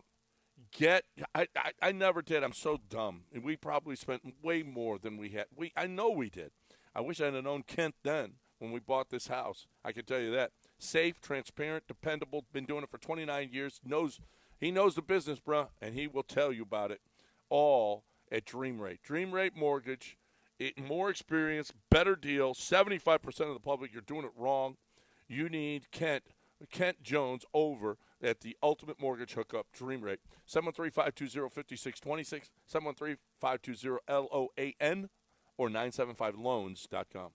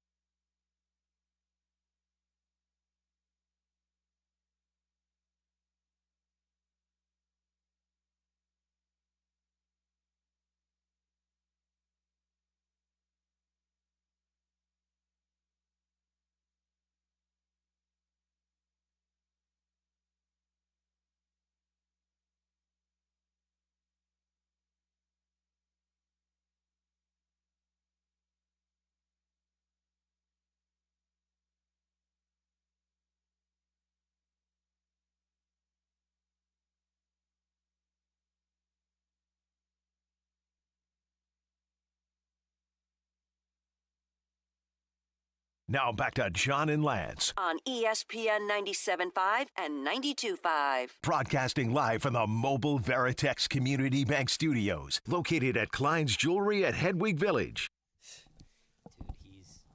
All right, welcome back here on ESPN 97.5 and 92.5. WNBA starts up, huh? It is. Is it this weekend? I thought the regular season starts next. Is it this weekend? I thought it was. I know maybe next week. Yeah, because I heard that. Well, I heard it was reported that Caitlin Clark, her first game will be on ESPN, but also ESPN2, I think, but also on Disney Plus. They're gonna put that game as many places as they can. I think it'll be Disney Plus's first live event outside of like the London game where they had it animated. It was like Toy Story. They had all the NFL players animated like Toy Story characters. But this is going to be their first live event, and it'll be the Caitlin Clark her season opener. Well, why don't they put it on the mothership ESPN? It'll be on ESPN2. I'm not sure what they're running on ESPN. Maybe hockey or a playoff NBA game, but they'll have it on the. It's just the most anticipated WNBA season ever. Considering the star power coming in from the college ranks, you'll have Angel Reese playing, you have Cardoso playing, and Caitlin Clark certainly. I think I'm not an expert, but I imagine the attention that's going to be on the product is going to be at an all-time high. Yeah, you've got. We always talk about it when it comes to men's college basketball, how it's changed. The guys don't stick around for 3 or 4 years. We don't know them. It some ways affects the tournament, and then when they become pros, you're like, oh, I don't even know who this kid is. He either played in the G League or there's another one I keep forgetting. I never remember it. But with this one, we know, even if it just happened the last couple months, we know who these women are. We know who these players are. They're recognizable faces, or at least names. And then, so I think it was big for them the last couple of years to have the tournaments and the star power. Can they make it more than a flash in the pan? I don't know. But at least we're aware. We're actually having this conversation. We've had these conversations for months now. Yeah. What's you got the date of the first game? No, I don't have the date of the first game, but I did read that Greg Doyle. Yeah, will not be covering the Indiana Fever this season in person. The Star has removed him from that post after the interaction with Caitlin Clark. Yes, so creepy. They initially they suspended him like 2 weeks, just period, as far as doing actually work. But also they've added the whole, hey, you're not going to cover her games because we don't need that from you. Yeah, we're not looking for. We can find someone else who doesn't have that on them. What you pulled. Well, I think that's probably smart because it's just going to be. It would just turn every time he spoke to ask a question, it would be that. Yeah, and it would be a weird interaction. It'd be a weird interaction between her and him, and so that's probably a good move on the paper. Well, and they need her, and they need to take advantage of her. The Indianapolis Star, of course. Yeah. Absolutely. So the first game is May 14th against the Connecticut Sun. It'll be on ESPN2, ESPN Plus, 5 days. And Disney Plus. So they're going to have it on as many networks as they can get it. Yeah, probably the reason it's not on the mothership, Eric, I'm assuming it'll be playoff hockey on that date because usually Tuesdays are TNT as far as the playoffs are concerned in basketball. So I'm sure they'll have hockey coverage. So Tuesday night, Caitlin Clark, debut WNBA. Most watched WNBA. Did the women beat the men as far as the ratings went? Yes. As far as the college basketball tournament in the tournament as a whole, yes. Yeah, they did. Yeah. This will be the most watched WNBA game ever? No doubt. No doubt. And the question will be, will it beat an NBA playoff game? And it might. It comes in a week. It'll probably fall with because you're gonna have it'll beat Dallas. It's gonna be Timberwolves, Nuggets, Pacers, Knicks. Yeah, it'll for sure. Yeah, even if the Pacers Knicks is still a series, right? Both of them. Yeah, they could be over. Yeah, so if they're on, I think Connecticut and Caitlin Clark specifically, the Indiana Fever versus Connecticut Sun. I think that one wins that night. I think it does too. Yeah. Yeah, I mean on ESPN2. Yeah. Yes, StubHub said that sales for the WNBA games were up 93% compared to last season. I mean, almost 100% from last season for one player who hasn't even taken the court yet. Obviously, her jersey sold out within hours of her, being drafted by the team. So, It would not be shocking if the ratings, because it's the shiny new toy, right? It's something new. It's something different. And she's different, right? She's like a unicorn. But also you're bringing in an entirely different population to watch that game. Yeah, I wonder what those crowds will look like, not just as far as attendance, but will we see a different demographic of people going to the games? We know NBA players, they support the WNBA. They show up to games now. They're playoff games to be at, so I'm not sure how it'll go in May. I'm sure as the summer months continue, we'll see more and more NBA players at those games. But as far as the crowds, are we going to see? Is it the men with their daughters? Is it just men and their boys going to the games? I actually am interested to see does Caitlin Clark and others, because Angel Reese has a name too, will they pull a crowd in that isn't what the WNBA is used to? Because that would tell you. Oh, absolutely. That will tell you that there is an impact, and it could be something long lasting if they're willing to go pay their money to go watch the game. Would you go to a game in Houston? Yeah. If it's an event, yeah. Yeah. I would watch, even if it's Angel Reese. I know Caitlin Clark is the name we're talking about, but Cardoso, Angel Reese, I go watch a game, particularly because of what I saw in the tournament. Sure, it's different basketball. You have to play it a little differently, but I enjoyed watching it. Did you ever watch the women's tournament before this year? I watched it last year because Miami went on an Elite 8 run, so I had a bias and a personal interest in watching it. But before then, well, yeah, because Angel Reese and LSU, I watched that one. Yeah, they went on to win the title. I mean, So this was against the first Caitlin year. Clark. Yeah, this is the first year I watched it. Being an SC fan with Juju, and then obviously but the Final Four I watched the Final Four, and then my wife was like, "Hey, we got to have dinner tonight so we can watch this game." The boys watched it with it. I mean, it was the first time, and we'd never watched women's basketball ever. I've never watched a women's basketball game, not like from start to finish. Yeah, maybe highlights or something like that, but I've never watched a women's basketball. Well, I watched it was unbelievable. It was really fun. Yeah. Now the question is, does it have longevity? Right, and I think that's what you're talking about. Will people continue to spend their money, right? Or will it only be in one market like Indiana, or will it be like this? When she travels, are people going to go to games? I think when she travels, people will go to games. But the sustainability about this impact will be: can the other women that we saw her go against in college, and they like Cameron Brink is in LA. She's a tall, attractive blonde woman who played at Stanford. Her face is everywhere. Is she going to? She won't be a Caitlin Clark type impact, but will the fact that she has brand deals, she's a social media person everyone knows, will she be able to attract people as well? She would fit the profile if we're talking about old school marketing. Hey fellas, this is a pretty girl. Come watch the game. Will she be able to do that as well? Will others do it around the country? Not only that, though, will the Mohegan Sun be when Caitlin or Angel or that will they fill up for? And it's in you would think that's a hotbed that don't have any of these. But you think that's a hotbed considering Connecticut women's basketball is very popular. Right. That's one of the reasons they put a team in that town. Why would LA Sparks, do they benefit? Does Phoenix benefit? This is what I'm saying. Phoenix has star power. We know Diana Taurasi's still there, Brittany Griner, I believe, as well. So they've had big names. The question will be, we're naive. I don't know what their attendance is like. I think it league wide it will. Yeah, I think so because there are enough names I think now that are going to be.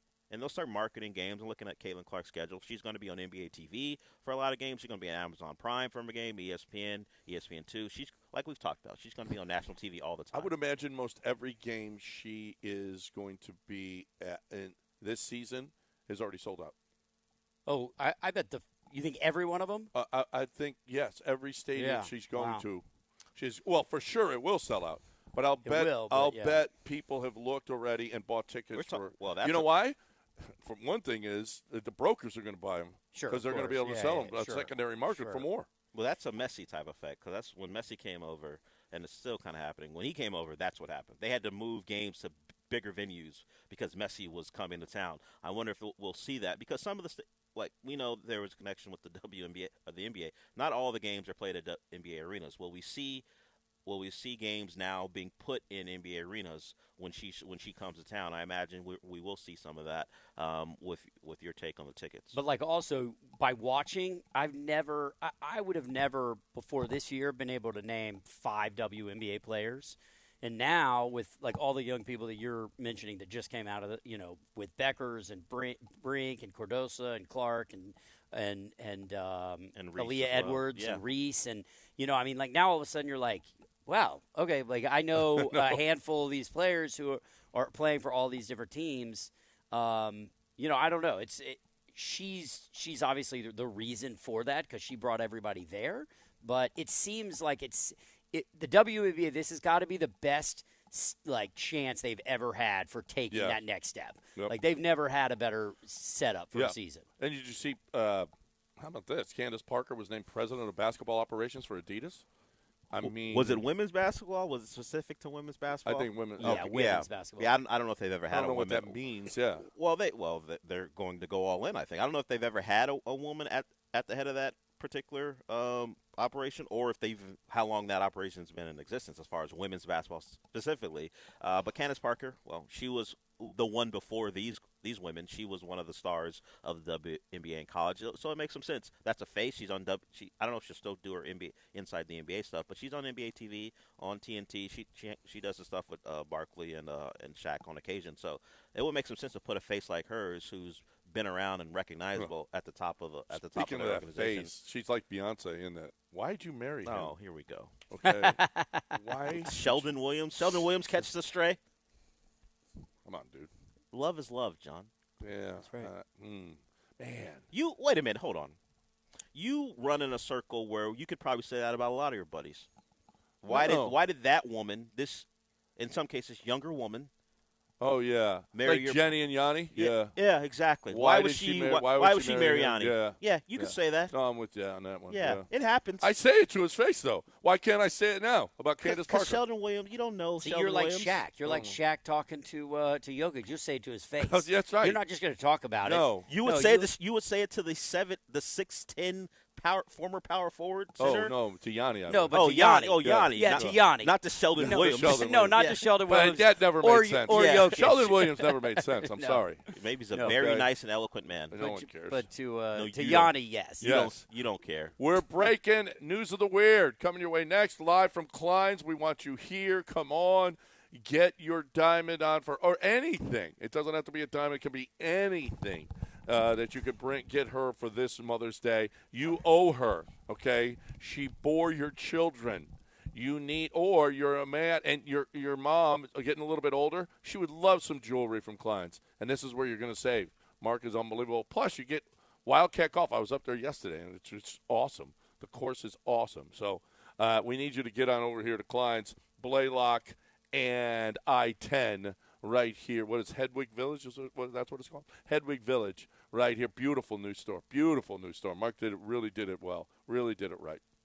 I'm talking right now, though, about first thing I get up, free rain coffee. That's how I get up and get after it. You got to get up and get after it every day. You want to start your day with the best coffee. I feel like it's the best coffee that you could possibly have.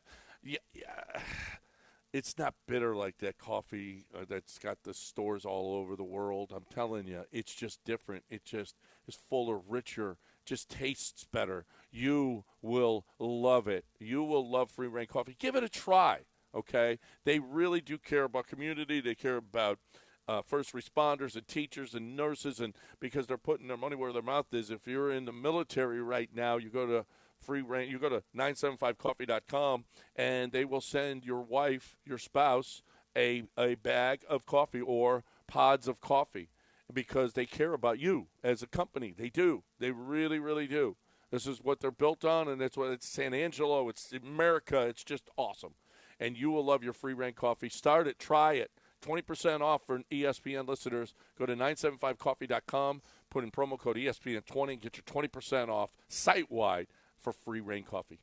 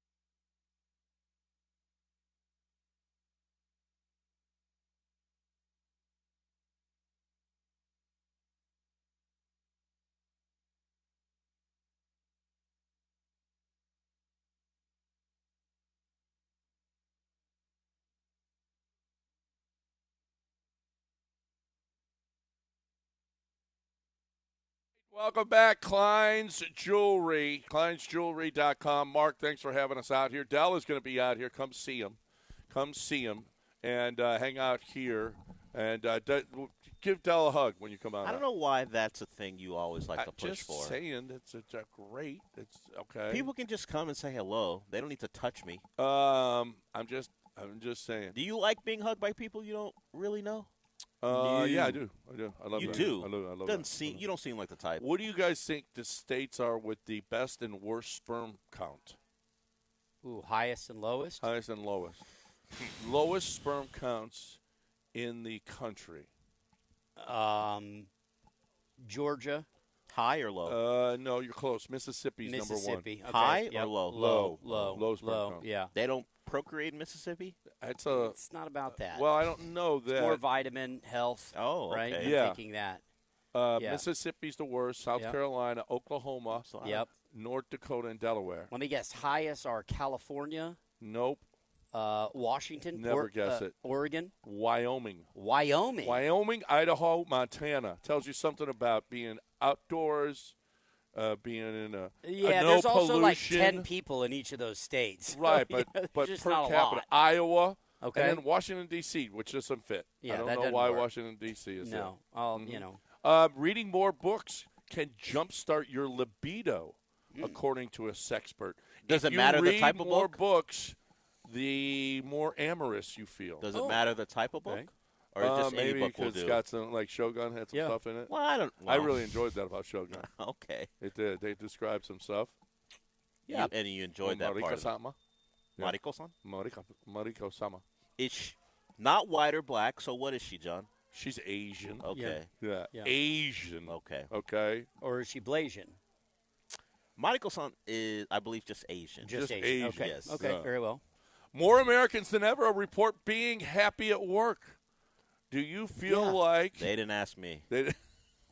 Yeah, you know why? Because they're at work. They're not at home on a computer on Zoom. They're actually in the office at work. Oh, you're one of those. Feeling productive. You're one of those people, I'm one huh, of Eric? those. But I'm one of those. Work Del. is more satisfying now? But your Yes. at work is a lot different from other people's at work. Yeah, you're at work. You go You to do craft something service. different You all hang the in time. your trailer. Yeah, you know, that's you're fun. talking to beautiful people. Of course. You know, Being Your creative. work- you're shooting guns. You're Yeah. being creative. Yeah, you're that- acting. You're at work. I'm at work. Sometimes I love you it. shoot guns and it kills people. Well, but not well, usually. I'm not Michael Baldwin. Yeah.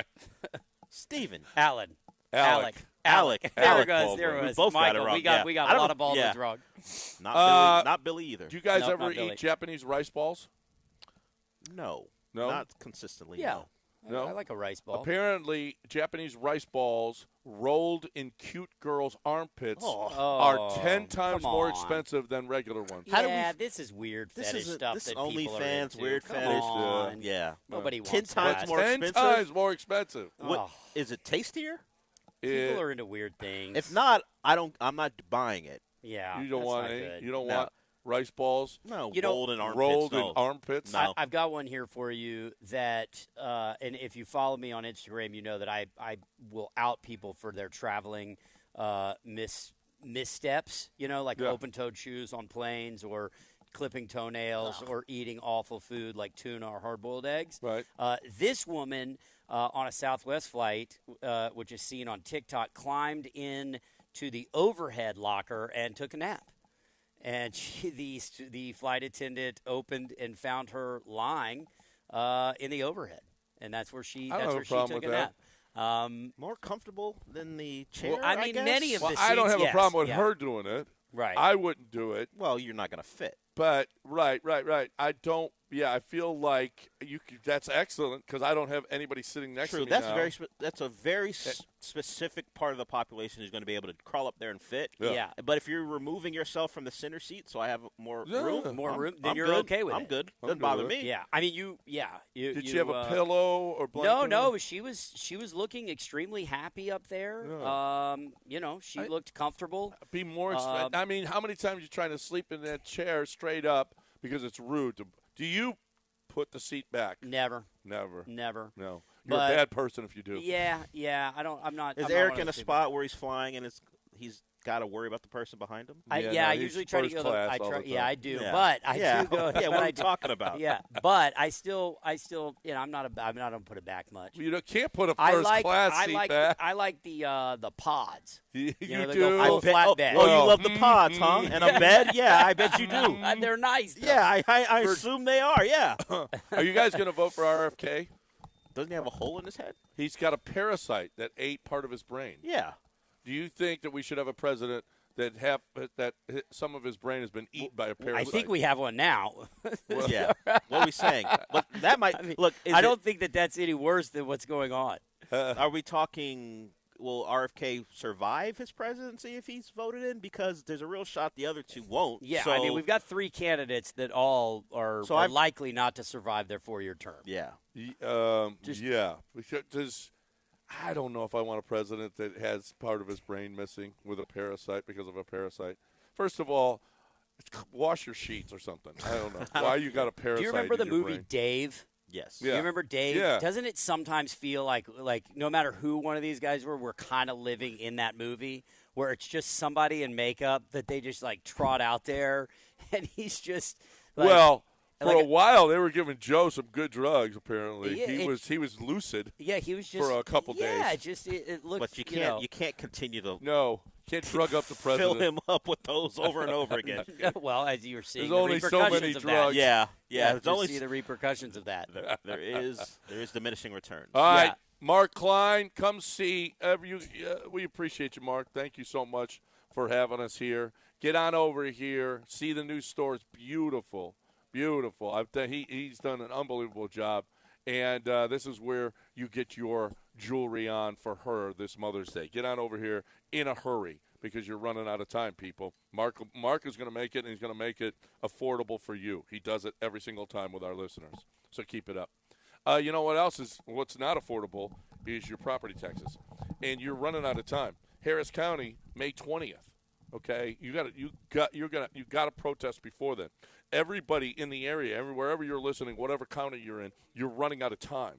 You're really, really running out of time. So you need to hurry, and you need to go to ownwell.com, and you need to in 3 minutes you can sign up. And here's the deal: is Ownwell charges less. There's a lot of these companies that charge. If you save $1,000 on your taxes, they'll charge you $500. Ownwell is 25%. That is awesome in this industry. So Ownwell is the way to go on this thing. And if you don't protest your taxes, it just snowballs for you how much more you are going to be spending over the years. So, look, you're looking for the best way to protest your taxes. There's one way to go. Ownwell. Save money on your property taxes with Ownwell. You don't pay. No upfront costs, savings or free. Guarantee. If you don't save, you don't pay. Save money on your property taxes with Ownwell. Sign up in less than 3 minutes to start your protest today at ownwell.com. That's OWNWELL.com.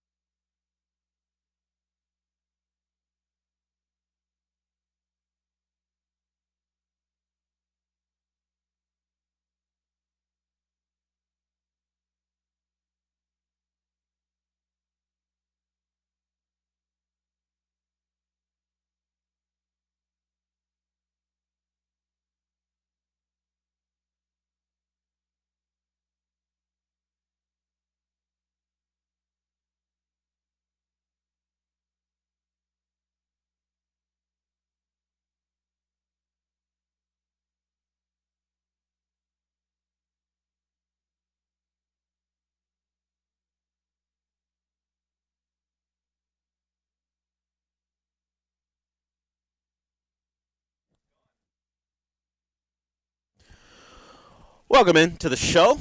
We're still out at Klein's. Well, by we, I mean me. I mean, Eric's here, John's in the bathroom, but they're going to vacate. But you can still come out here and join us. Like John has talked about, it's a beautiful place to come buy yourself some jewelry.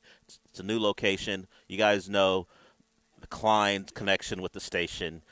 He's a great friend of the station, and he's a great friend of you. You want to come out here and get jewelry from it doesn't have to be just about Mother's Day. Sure, that's the holiday coming up, but the jewelry can be for anything or anyone. Come out to Klein's and have a good time. There are not just to be around me per se, but there's food out here. You want a donut, you want a kolache, you want some coffee. Klein has you taken care of, and also you get free golf. You come out here, you can go to Wildcat and play around for free. So we'll continue to update you on that. Just come out to Klein's. You got a real chance to get something special and enjoy. But what wasn't enjoyable last night was your Houston Astros.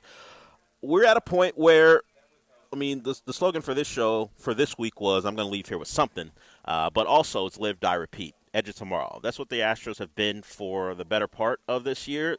The losses pile up, and for the most part, they happen in just a couple different ways. I'll give Tom Cruise credit. He died in different ways in that movie. The Astros appear to have decided they're going to lose games in very similar fashion night to night. It happened on Tuesday night. It happened last night.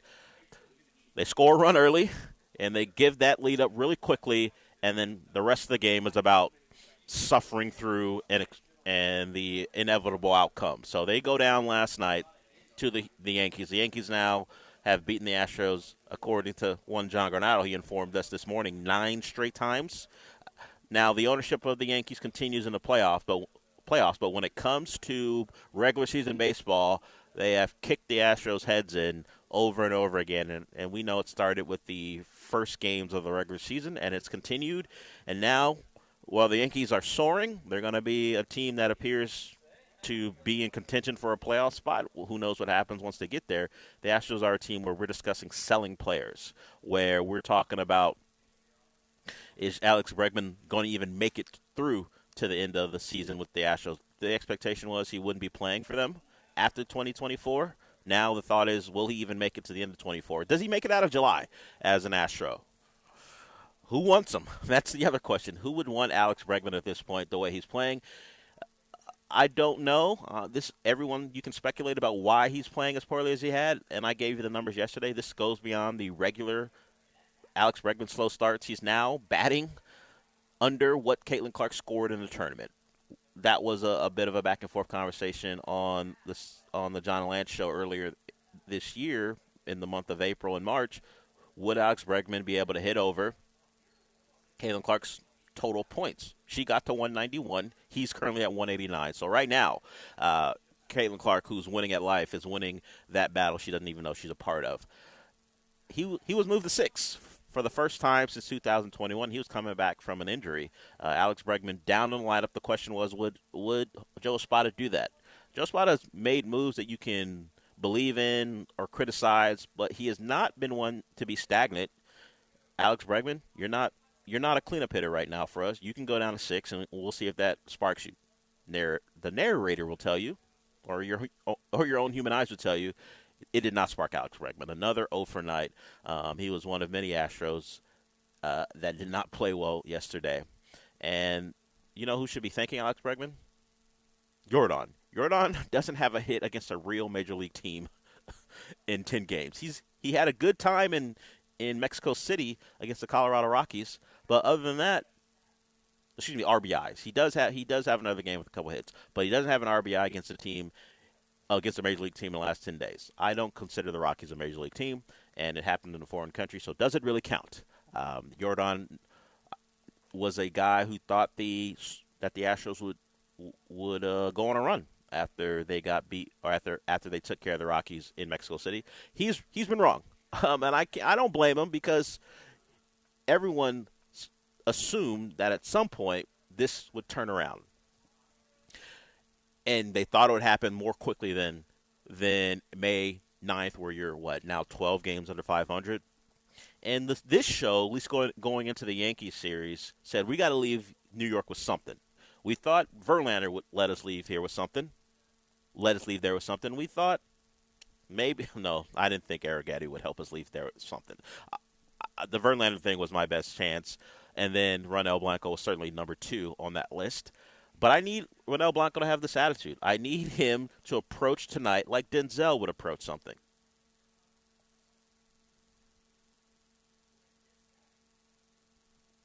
We need to leave there with something. We can't get swept. Not again. No, we can't get swept by the Yankees for two times within what? We're talking 40 days to get swept by the Yankees. 2 times in 40 days. It's been a rough run, and thankfully for us, it's not a getaway day per se. The game's at 4:05, but it's an earlier start. It's not one of the getaway days we have here when the Astros play at 1 o'clock or something. But it's 4:05, so if you had plans to do something after work, maybe the Astros game, you'll have a decision or a final about that game early enough where you can go do something else, because we had a discussion about whether there was going to be a bet placed on the game, and Eric Layden, who's filling in for Lance on the 7 to 10 block, the John and Lance show, he has Blanco losing tonight. He has the Astros losing, and John has them winning, and then they put odds on it. It's like 4 to 6 as far as Coors Lights are concerned. John wanted odds. John, the guy who said the Astros would be the best team, or this would be their best team ever, is now putting odds on whether they can win a game with Ronel Blanco in Yankee Stadium. That's how far this mighty team has fallen. I mentioned Joe Espada not being a guy who simply stands pat. You can question that, but he was asked about Alex Bregman and moving him down in the lineup before the game. Of course, it didn't spark anything. Alex Bregman continued to be the player he has been for the first month plus of the year, but this was Espada early before the game yesterday about why he made the move.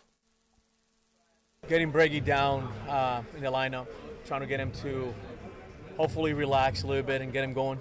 That's the whole purpose of that. What do you sense from him, Daily? What are you seeing from him here recently? You know what? Just for me, just the at bats. I would like him to kind of control the zone. When he gets his pitches to hit, be able to handle them. And he's been having some better at bats.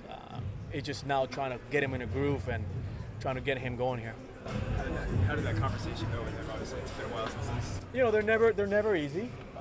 But Breggy is a professional, and he understands what we're trying to do. What's best for the team and also for himself. Sean and I are producers. We produce shows, which means depending on the whims of our boss, we get moved to different parts of the lineup. A host could maybe make a request, or we could just have a different host on Raw. So our bosses have to make decisions, and they move us around. Sean, do we get consulted really about, hey guys, I'm coming to you because I respect the work you've done. Hey, are you going to be okay with moving to a different part of the lineup? Has that ever happened to you? No, I don't recall that ever happening. Normally, it's a need-based thing. Yeah. And then you're just, yeah, okay. There's no yes or no. Yeah, I don't remember it ever being a tough conversation. Alex Bregman, he moved down a couple spots. Why was that a tough conversation? Look, we all know you're terrible right now. I'm just going to move you a couple spots down. You may get less at bats because you're lower in the lineup, but a tough conversation. Hey, you're just in 6. Why do I even look? I know you have to manage personalities, but why do I even have to have this conversation with you? I'm just going to put you down. You're not being benched. You're still going to go out there every day, but you're just hitting 6th. Look, I don't understand baseball culture that much, but the fact that it's a tough conversation when he's moved down a couple spots in the lineup is crazy to me. You get to play.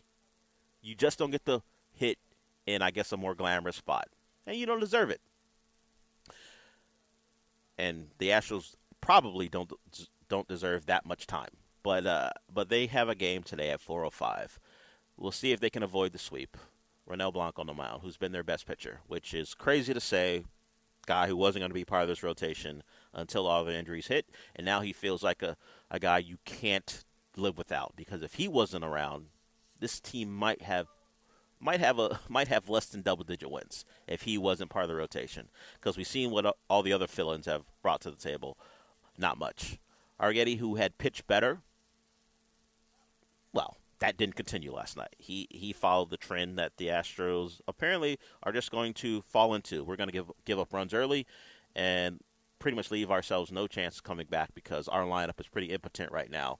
And if they fall down early, no real shot at coming back, at least for the most part. They've done it a couple times, but for the most part, if they're going to trail early, it's a wrap on the game. And that's a wrap on this segment.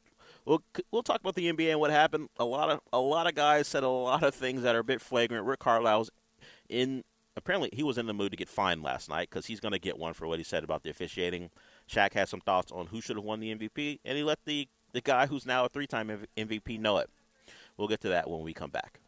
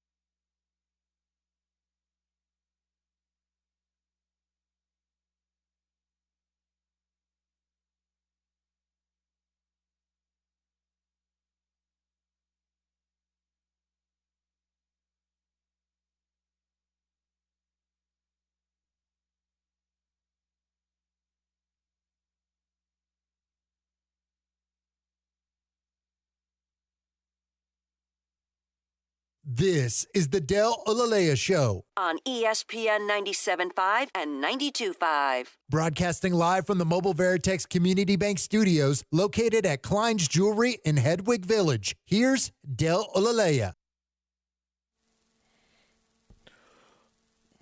Welcome back. We're at Klein's. Well, I'm at Klein's. Everyone who was part of the previous show has vacated their premises, but you can come out here.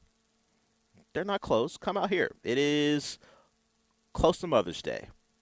If you have a woman in your life who you love and you want to honor because of what she's done this year, it's time to get her something. Now, I didn't send jewelry, but you know, the responsibility falls to us to make sure we let the people in our lives know that we love them. And what says love more than a gift? Some people they're like 5 love languages, and some people love a gift. Some people might say they like understanding, but others, and I know a lot of them, say, hey, if you want to tell me that you love me, send me something nice. So you can come out to Klein's and do that. As I mentioned, it's the new location, and this is the first time I'm here. Look, we all know about Klein's. Klein loves the ESPN 97.5 listener. He has been a part of our station for years now. And if you want something nice, you can go to any of the locations. But if you want a free kolache, you come out here, and I'll get you that address. I'm currently searching for it. I had a bit of an issue pulling it up, but I'll have that for you if you want to come out here and get something from Klein's Jewelry. In the NBA last night, Pacers-Knicks. The Knicks win. They're now up 2-0 in the series. And it became a conversation about officiating. Unless you heard the end of the game where Knick fans were serenading Reggie Miller or something, and then Josh Hart came over and said, I don't know if you know this, but I believe they're saying F you. And so the TNT mics picked it up as the other two guys, part of the broadcast, danced around what Josh Hart said and was picked up. But Rick Carlisle is the coach for the Pacers, and he wasn't thrilled with what happened last night. And now the Pacers have filed a complaint, if you want to call it that, with the NBA. They have sent, I guess, a record, you want to call it, of 78 calls that they feel were incorrect over the course of 2 games. I know NBA officials are bad. I strictly stand on they're incompetent more than they're trying to directly affect the game in one team's favor. I don't know if Rick Carlisle agrees with my sentiment, but he certainly believes that the Pacers being in a small market is to their detriment, and he talked about it last night. You know,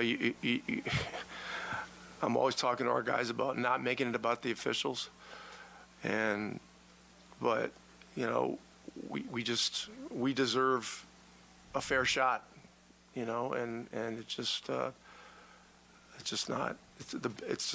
there's not a consistent balance. And that's disappointing.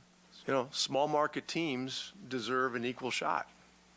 They deserve a fair shot, no matter where they're playing. Hey, Rick Carlisle, put some bass in your voice. If you want to complain, I don't mind you complaining. You got the money to pay for a fine, but I'm going to need you to put some bass in your voice. You sound like, I don't know, man. It didn't inspire confidence, and I know what he's doing. He wants to bring attention to it. And certainly the Indiana fan base is going to lean into it because the Knicks Pacers thing has been going on for 30 years, and it's always been the case where the Pacers are the small market team. They don't respect us. They believe they're better than us simply because they're from New York. So we got to show them otherwise. And the fan base will be rabid. We know Tyrese Halliburton has talked about. Particularly when he was discussing the difference between the Milwaukee home crowd and the Indiana home crowd, that it's just a little different when you go to Indiana. So that's all part of it. He wants those people to be at a fever pitch, knowing or believing that the crowd is out. The refs are out to get them. But you gotta approach that with a little more. I don't know if oomph is the right word, but I think I use bass, and I think I'm going to stick with that. I don't know if what Rick Carlisle normally sounds like, but that sounds like a guy I'm not believing in. Sounds like a guy who's a little bit defeated. If you want to whine, I'm down.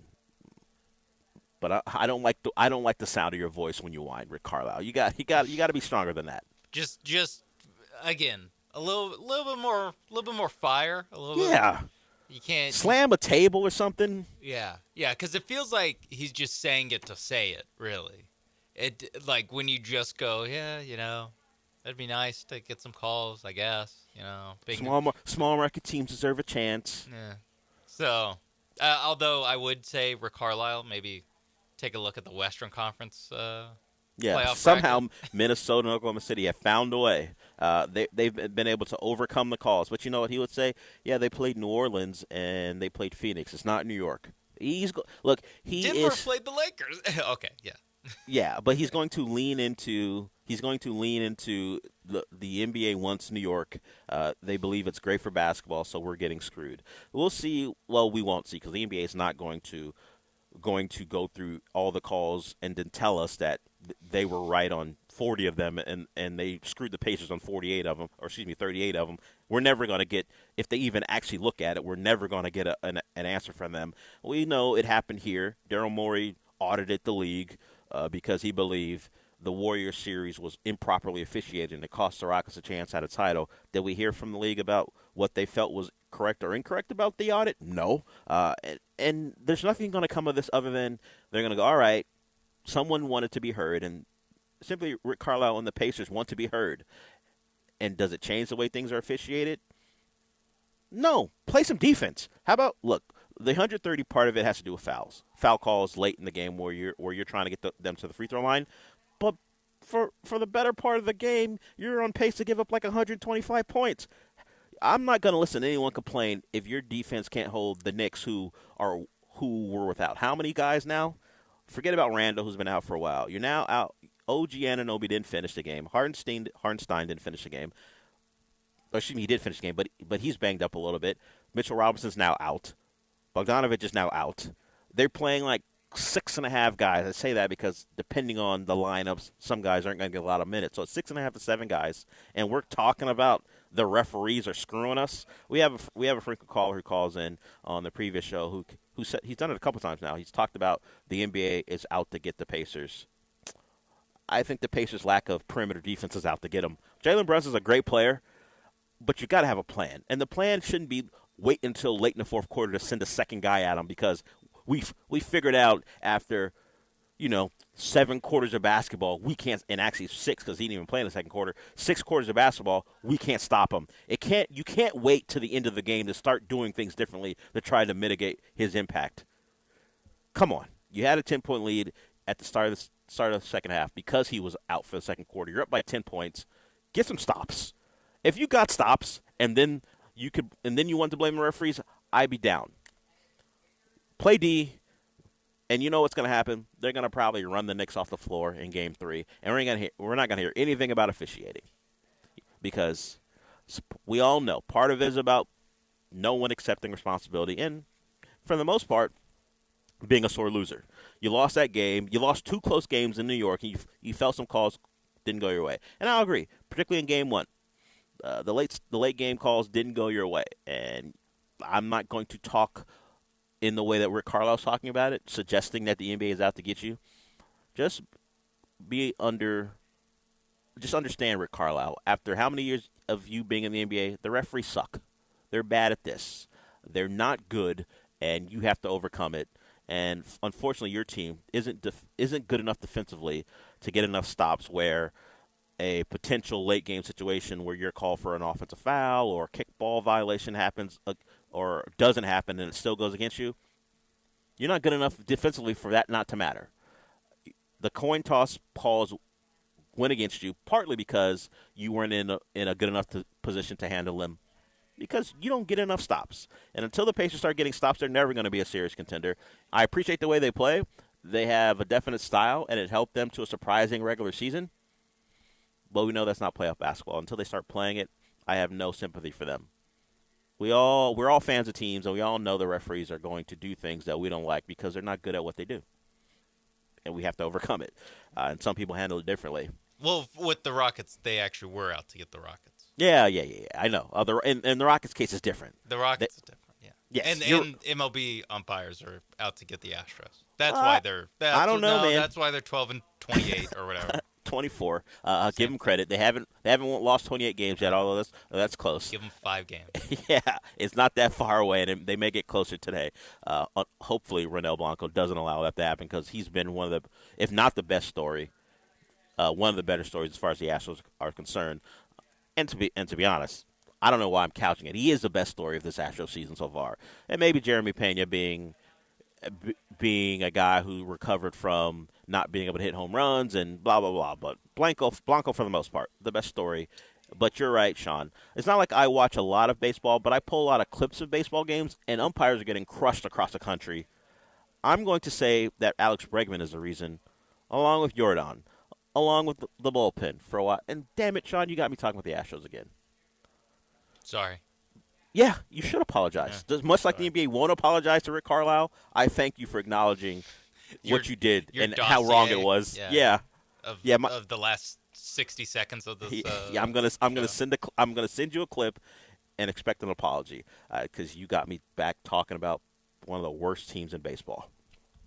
And I sometimes talk about baseball under protest, and now I'm talking about one of the worst teams in it. But sure, Rick Carlisle, blame everyone but your half-court defense for why you're down 0-2 in a series that you played pretty well in for the first 3 quarters of each ball game. Just not enough to get it done. We'll hear from Shaquille O'Neal. He is on the best show covering sports I think probably in all of television inside the NBA. If you hear his statements beforehand, it's probably going to soften what he said to Jokic, but generally you don't approach or don't talk to the new MVP and now the 3-time MVP telling him he shouldn't have won the award. But we'll get to that when we come back.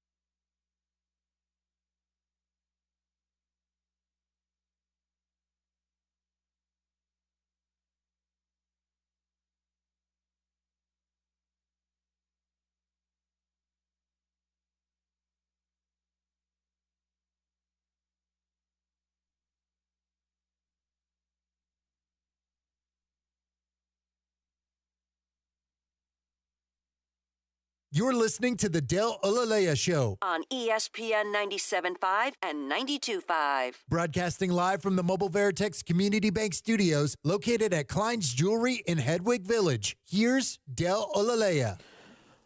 And if you don't know where Hedwig Village is, the address is 9311 Katy Freeway. It's off. It's at Echo Lane off of I-10. So if you're looking for jewelry, it doesn't have to just be a gift for your mom or the woman in your life or the man in your life.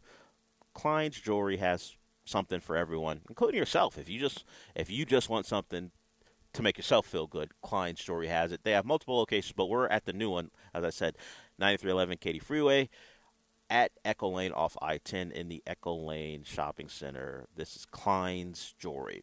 Great place to come to. Nice, big place. Luxurious. You can walk around, take a look, and certainly someone will help you if you're looking for a special gift. Come here and get a drink. No, literally, a drink. And also, if you want a donut or kolache, we have those here for you, too. I'll be here till 12. We've been here since 7, talking about all manner of things. I mentioned before we went to break the Shaq-Jokic interaction. Jokic is your 3-time MVP, and he's the guy who least cares about the award ever. So what you're going to hear didn't affect Jokic at all. You'll hear him talk about it before Jokic came on. Shaq told the world he thought Shai Gilgeous-Alexander should win the MVP. He had his reasons. The fact that he had over 50 30-point games. He loves the stat stuffer. Number one player on the number one seed. All the things that people use as discussion points when they pick their favorite for MVP. So he was very open about it. Now, I don't know how many people have ever brought on the winner and told them he thought someone else should win. But if you listen to the tone, it's more about, hey, I said something before. I just want you to know. I don't want you to think I wouldn't say it to you if you happen to hear it later, which is probably pretty wasted on Jokic, because if you saw what he looked like when he won the award, it was, oh, okay, yay, I won the award. The Denver social media team filmed him when it was announced, and he was particularly unenthused. He did a fake cheer. That's just the personality of the best player in basketball. Here's Shaq talking to Jokic and telling him who he thought should have won the award. Joker, as the president of the Big Man Alliance, you are the vice president of the Big Man Alliance. You know I love you, the best player in the league. I want to congratulate you, but I want you to hear from me first. I thought the SGA should have been the MVP. That's no disrespect to you, but congratulations. And what do you guys have to do to get back on track versus Minnesota? Thank you, Shaq. We don't judge people here, so that's fine. It's your opinion. I'm joking. No, hey, all good. I love you. I love your brothers. One thing we always going to do is keep it real with each other. Congratulations. I love you. No, for real, I think there is a lot of players that deserve it. It's probably details and kind of small things. But yes, we have a tough stretch. We lost 2 games at home against Minnesota. Tomorrow we're going to Minnesota to try to get back series to Denver. So you hear the pull quote, or at least you see the pull quote on Twitter and other social media outlets, and you're like, wait a minute, that's rough. But when you hear it, there's nothing there. He just, and because who he's talking to, it wouldn't offend Jokic if he actually came across harsher. Jokic, the worst part of his job is, at least I think he considers it, doing things like this when he just wants to play basketball and, ride horses. And Riley tweets the show and says, I agree with Shaq. Now, Riley is a Thunder fan. You go to his Twitter account, and the profile image is, the profile image is one of Kobe, but if you look at the Twitter banner for him, it is a picture of the Thunder's court, and he has hashtag Thunder up. So, Riley, you may agree with Shaq, but you're biased. I'm not saying you're wrong, but I can't take your opinion too seriously because you have Thunder up in your bio. It just tells me you have a certain bias to Shai Gilgeous-Alexander. And to be fair to Riley, if I was going to give the award to anyone that wasn't Jokic, I would give it to Shai. Mostly because of narrative. Beyond the fact that he's a great player, that team sure was expected to be good, but they weren't expected to be this good. They weren't expected to be a number one seed. I would think some people, maybe most, would say they're ahead of schedule. And the fact that he has been a guy who, in some seasons, they've taken off the court because they wanted to lose. And last year, if Chet doesn't get hurt, who knows what they would have been. But they make the plan and they make this jump to a contender. If we're talking narrative, you would think it would go to Shea, but maybe this is one of those things where you say you have to do it for more than 1 year. If you do it for a second consecutive year, you win the MVP. You look at who's in line to possibly win it next year. Shea, maybe Jason. If Jason Tatum wins a title, he goes to the top of the list of guys best players who have never won it. I don't think they'll give Jokic 2 back-to-back MVPs in the span of like 5 years. I feel like that's not happening. And I'm trying to think maybe Luka, depending on how the rest of the series goes. But I think Shea's next in line. Have another great year after finishing second, and your team's good again. You can probably look at next year as Shea Gilgeous-Alexander's year to win an MVP. So maybe the great year just happened a year too early, and you kind of got to build up to this. That's just how NBA voters operate. So we'll see what happens next year, as far as that's concerned. Speaking of Luka, we talk about anonymous sources and what they say and what it means. We certainly went through it a lot during the draft process. And there's a source unnamed saying that Luka's teammates take a sigh of relief when he's off the court because it means they can actually play. If you watch the way that the Mavericks play, it's very similar to what happened in this town. A heliocentric player who, as we remember, Sean Harden says, "I don't play in the system. I am the system." And he certainly learned that philosophy here in Houston. Daryl Morey built the entire thing around him and to great success. But you did a lot of standing around when he was on the court, and you waited and you waited and you waited. And if he finally decided the best option was for him not to shoot, then you might get an opportunity. Some of it was grenades where it's 4 seconds left on the clock. Whatever he tried to do didn't work, and now you have to shoot a contested jumper. But that's part of the thing when you build a system around a player like that. Now they have Kyrie, who does a lot of the same things. But do we believe, Sean, that there are Dallas players, like is Tim Hardaway Jr. upset about the fact that he has to stand around and wait for open jumpers because Luka's dribbling the ball for 15 to 20 seconds off the clock? Probably Tim Hardaway Jr. Is. I don't know if Josh Hart and Josh Green and Maxi Kleba when he's out there, or Dante Exum. I think Dante Exum's like, sick, I'm back in the NBA. Yeah, I think he's all gravy for Dante Exum. I'll stand the corner. Oh, yeah, sure, whatever. But yeah, I do think that there's some element to. It's not just about the standing around. It's also that you just don't have any counter punches like in your offense when your offense is predicated on one guy. So even when the Rockets, they had Chris Paul for 2 years, they had Russell Westbrook for 1 year, and the Mavs have Kyrie Irving right now, but it is just something that they don't spend as much time doing in the regular season, because in the regular season you can get through most nights just playing Luka or Harden ball.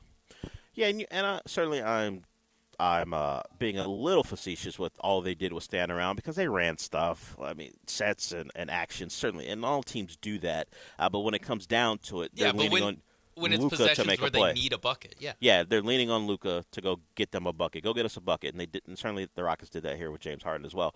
So, and I could believe it.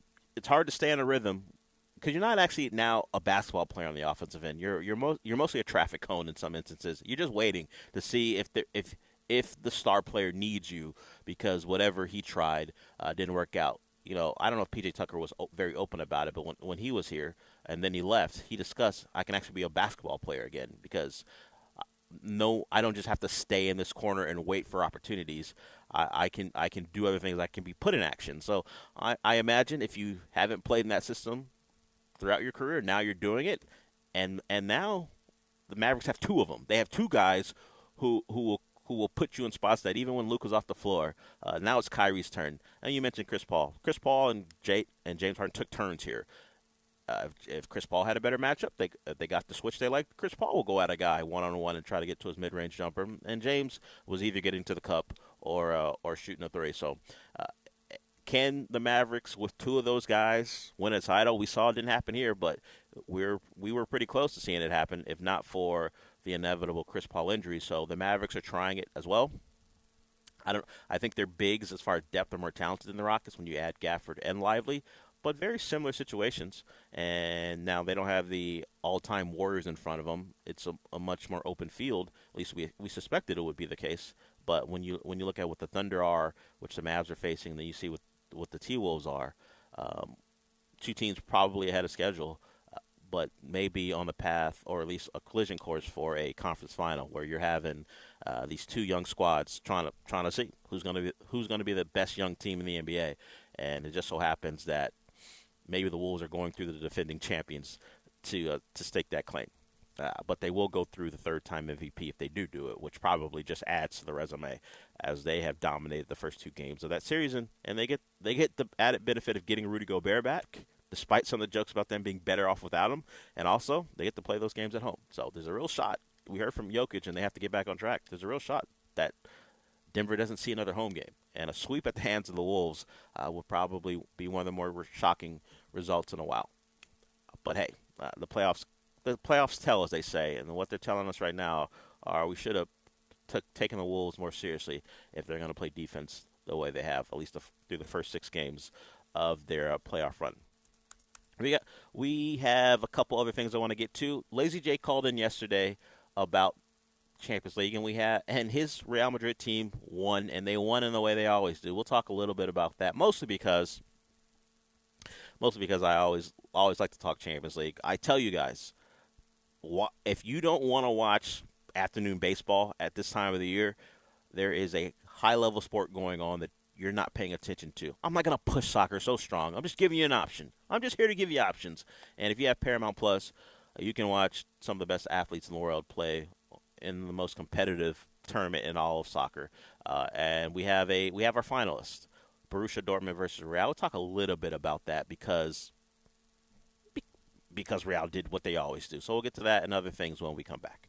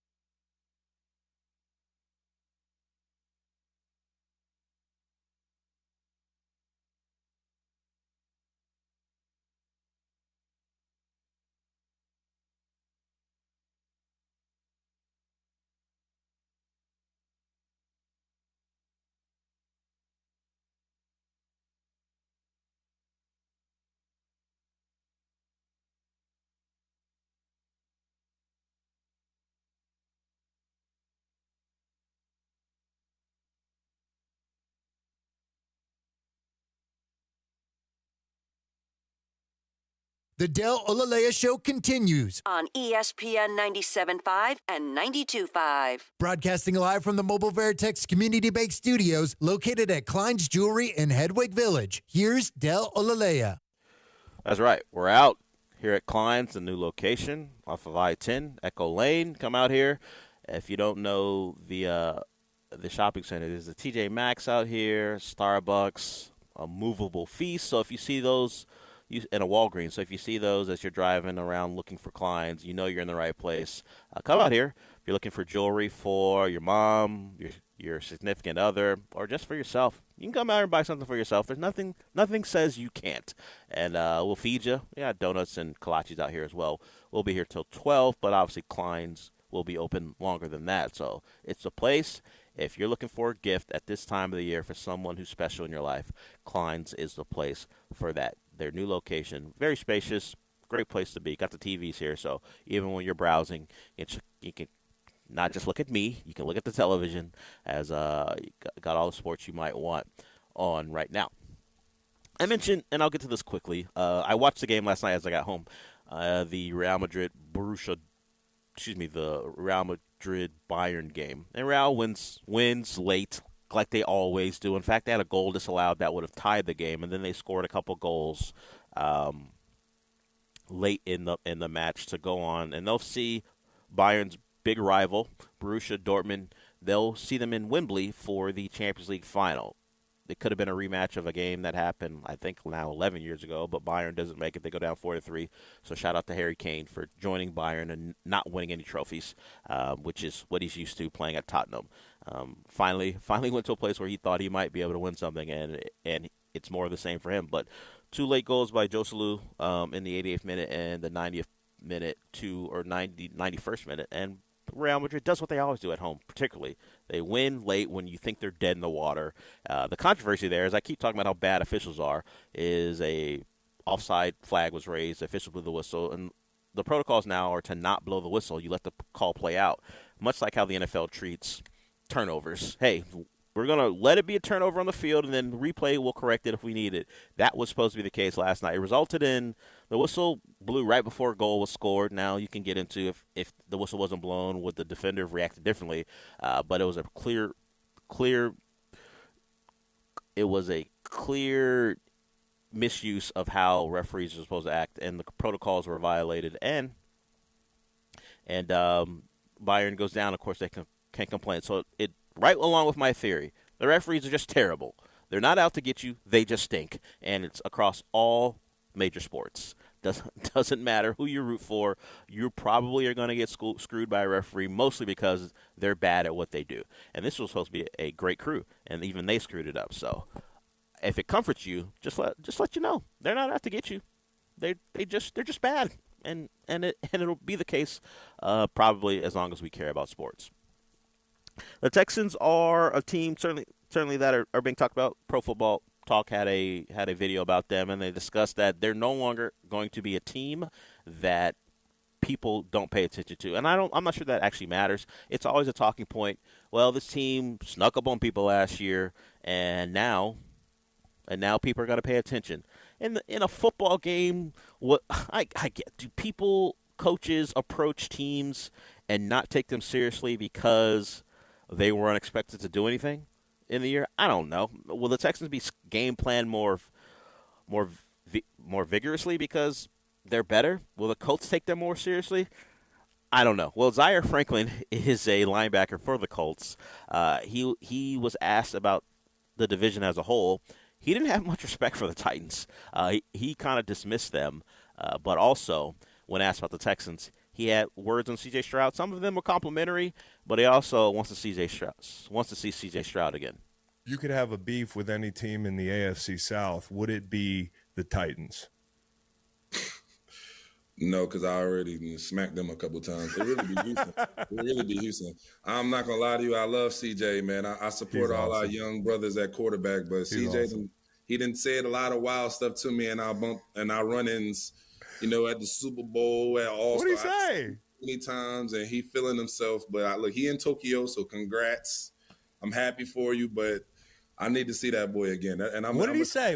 Because That was Chris Long prodding Zaire Franklin for information. In that clip, he didn't get it. Yeah, CJ's kind of a talker. You can tell by his personality, even when he's just hanging out with Micah Parsons, that he will let you know that he's good, and maybe you're not as good. It's not surprising that Zaire Franklin would have that comment. Respect to him, certainly, but we saw in his what was the linebacker, Sean? Was it Singleton from the Broncos when they got into a little issue in that game? I think his name it was either Singleton or Jewell, but it was a white linebacker were a number of the 40s. Yeah, So you're right. It's either Jewell or Singleton. I think it was Singleton and then the offensive lineman came to his defense. It led to nothing other than eventually a Texans win. But CJ likes to talk. And Zaire Franklin's probably heard enough, particularly when in a must-have-it game, CJ came out on top. Zaire Franklin will have his starting quarterback. We'll see if Anthony Richardson is a better option for them throughout the year than Gardner Minshew. But I think we're going to hear a lot about that. Players respecting CJ, but knowing or saying that they may have had enough of him as far as the conversations. Have we ever had a trash talker at quarterback here? I can't think of one. Deshaun probably, but we didn't hear a lot about what he said. He enjoyed playing on the field. We saw with all the celebrations, but I don't think I remember players discussing him in that way. Yeah. So, yeah. I don't think he was. At least we didn't hear it. Yeah, because that is a good point. I guess because he never. I guess he kind of had a meteoric rise, but even like his rookie year, it was 6 cut games. short. Yeah. And then by his sophomore year, he was kind of was what he would end up being. Like he showed up to the NFL at his peak. Now part of that is because of what's happened in Cleveland, and he hasn't really. I mean, he's regressed if anything. But I don't really remember at any time being like, oh my God, Deshaun Watson's putting it all together. It kind of felt like he was who he was, and he was a good quarterback, but he wasn't, one of the guys who it looks like C.J. Stroud might become like one of those kind of like top 3 to 5 in the league kind of guy.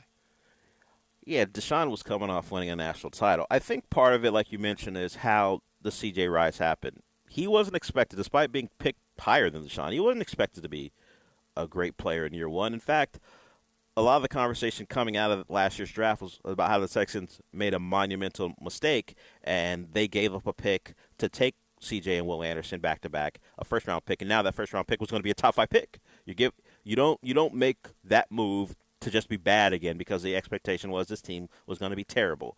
We looked at the wide receiver core.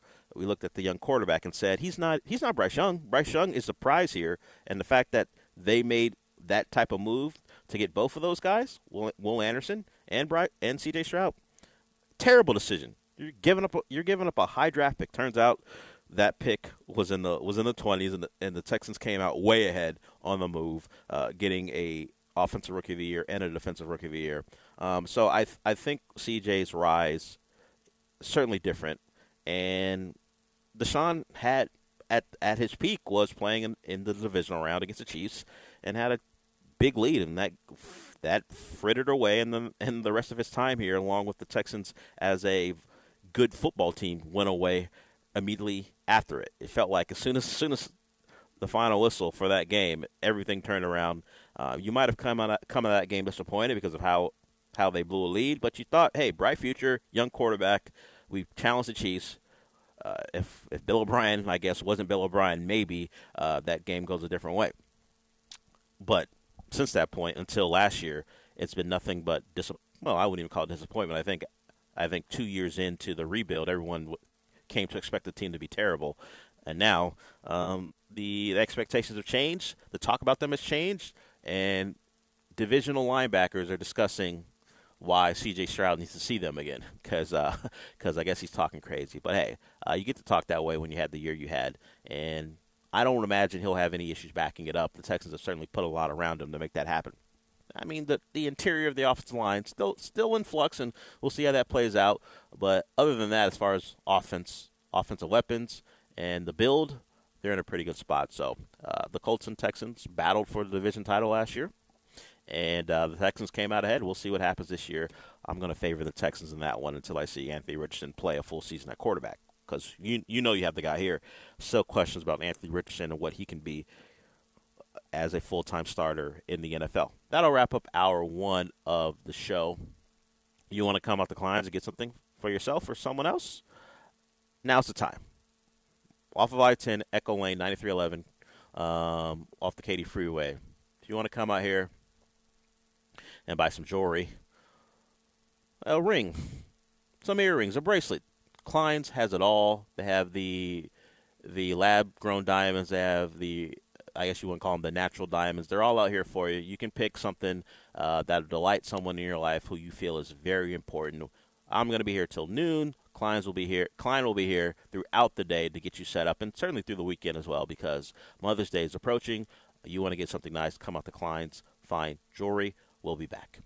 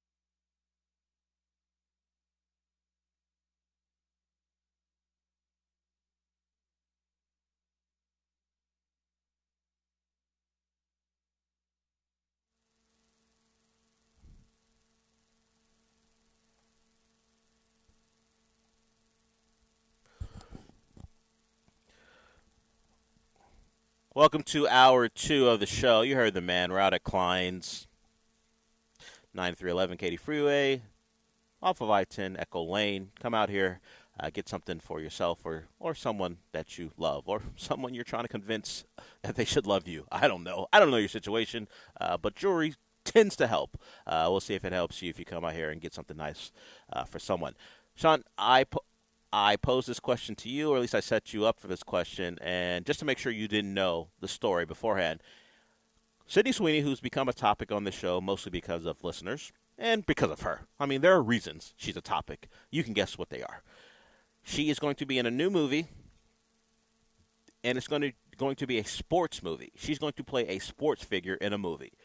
Do you think you have any chance of guessing what it is? Okay, I'll just give you opportunities. Can you guess what sports figure she's going to be in a biopic? A sports figure that she's going to play. Is she going to be Caitlin Clark? No. Okay. No, she will not be Caitlin. It's not someone of it's not of a recent era. Excuse me. She's going to play someone who had a relatively prominent name in the past. Okay, so it is based off a true story. Yes, and it's not like the past where in the 70s. It's a 90s athlete. She was one of the standard bearers for this particular sport. It's not a sport that we would have paid attention to. We probably still don't pay attention to. But her name became large because she was in a sport that wasn't traditionally a woman's sport. Oh, okay. I was thinking like a tennis movie because that seems to be hot in the streets. I don't know what 90s. Is it and it doesn't help you because it's probably before your movie? time. No, I'll just get to it because she's going to play female boxer Christy Martin. You might not know who that is because she rose to fame a little bit before you were even alive. But Christy Martin was a female boxer, and you can look her up and you're going to notice she looks nothing like her. But at the Met Gala, Sydney Sweeney wore a black wig. So maybe this was a trial run for what she's going to look like. The hair will be a little different, but if you look at Chrissy Martin and Sydney Sweeney, nothing alike. But she's had a history, at least from like 12 to 19. She was not a boxer, but she did stuff. She doing stuff. She tweeted about it, or at least she commented about the new role and says she was into sports. She did physical activities at training and all those things. So now she's going to be a boxer in her. I don't know if it'll be her next movie, but it might be her Oscar run because you do a biopic about a famous person, and Chrissy Martin doesn't have the fame of like Ali, obviously, but you tend to do those roles because you think the snooty people will like it. So she's going to be Chrissy Martin, which is a surprise to me. Anyone who looks up Chrissy Martin and remembers what Chrissy Martin was about, Sydney Sweeney wouldn't be the first person you chose for that role. Yeah, I looked her up. Doesn't look anything like her. I mean, that doesn't like super matter in not really, yeah. Because like you mentioned with like Ali and like I don't know, I feel like Will Smith most biopics don't actually look like each other. Yeah, Will Smith didn't look like Ali. What was the Ray Charles movie? Jamie Foxx. Yeah, Jamie Foxx. So yeah, that is interesting though. Interesting that it is an Oscar. Is it going to be an Oscar? Well, it's too early to tell. Yeah, I don't know who's behind it, who's going to direct it, who's going to produce it. But A24? I don't know who's going to do it, but it feels like this is the play to say, hey, I'm a serious actress now. Yeah, I'm more than the arm candy. I'm more than the romantic partner in a rom-com. Glen Powell. I don't need to be on Glen Powell's arm in a movie. So we'll see. But yeah, I was like, what? Chrissy Martin. Just that name itself. It's a name from the past that I don't know how many people remember. But the fact that, let's just say, the it girl of the time is going to play that role, it'll be interesting to see. Yeah, when you said it was a movie, and you said it was a movie that you probably I forgot how you phrased it, but like it was a surprise, and it's not something you would normally like think of, like for you to watch. I was like, what? Is she gonna play like a minion or something? like what are you like what are you talking about? Is she gonna a live Disney action movie? Like and Jokic is gonna play. Yeah, she's playing one of Jokic's daughters in the live action Minions movie. Yeah. No. She'll be a boxer, so we'll see how that works. I'm not sure it's going to appeal because to certain segments of our listening audience. Certain segments of her fan base, it's not what they're looking for per se. The ones with wolf heads that go ow ow ow. That part of her audience probably. Yeah, those types. I don't believe that fits what they're looking for. But hey, you want to go see Immaculate? She plays a pregnant nun, and somehow, some way, she's in a see-through smock when she's baptized. So even then, as a pregnant nun, you still get to see what you want to see. Wow, she is doing a lot of different things. Yeah, Immaculate's a horror movie. Depending on if you like horror, you might be able to sit through that. I'm not sure what you might like, whether it be Sean or Ryan, whoever else wants to call in about her. But she's expanding her she's diversifying her roles, and maybe the Chrissy Martin story will be the one that stops getting people to ask about her as a potential OnlyFans model, which we've debunked quite a few times here. Ain't gonna happen. That would have been surprising if you're like, here's what she's doing. She's actually decided to get away from movies. Yeah, and acting. I would have been like, wow. How did Ryan not alert us first? How are you breaking this news? Yeah, he definitely would have known first. I'm sure he's got Sydney Sweeney alerts on his phone. So Ryan may have known before I did that she's going to play Chrissy Martin. Yeah, so it'll be obviously years. It's just announced, so production will happen it'll begin whenever it begins, and you're probably looking at this as 2026. So who knows? But yeah, I didn't know the Chrissy Martin story was one that anyone wanted to tell.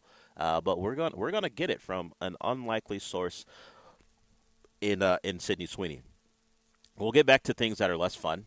The Astros, when we come back, they go down to the Yankees last night. They've got Blanco on the mound tonight, or excuse me, this afternoon. It's a 4:05 start, and we're just trying to leave New York with something. That was the goal. I didn't know it would come down to the final game, but we definitely didn't think Arrighetti was going to get it done, and he didn't. He followed in line with what Verlander did the night before. Runs early after being staked to a 1-0 lead, and then the game got away from them as the game kept moving along. So Blanco's our last hope. We'll talk about that when we come back.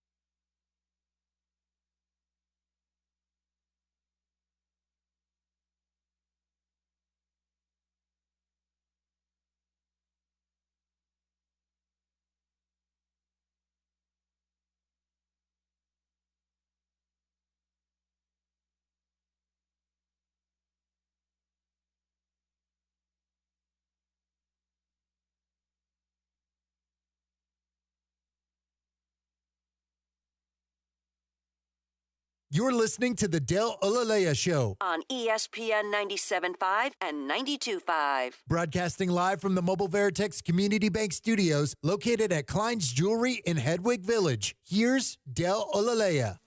Yeah, I was going to get to the Astros thing, but that depresses me because Sean brought something to the table that I want to talk about. There's going to be another movie, a sports movie, featuring Brad Pitt. He's going to be in a Formula One movie. Also, Damson Idris is in it as well. And the thought is now Sean and I are just making comps to Any Given Sunday because it appears that you're going to have the older driver maybe trying to hold off the younger driver, and then eventually they come to some accord.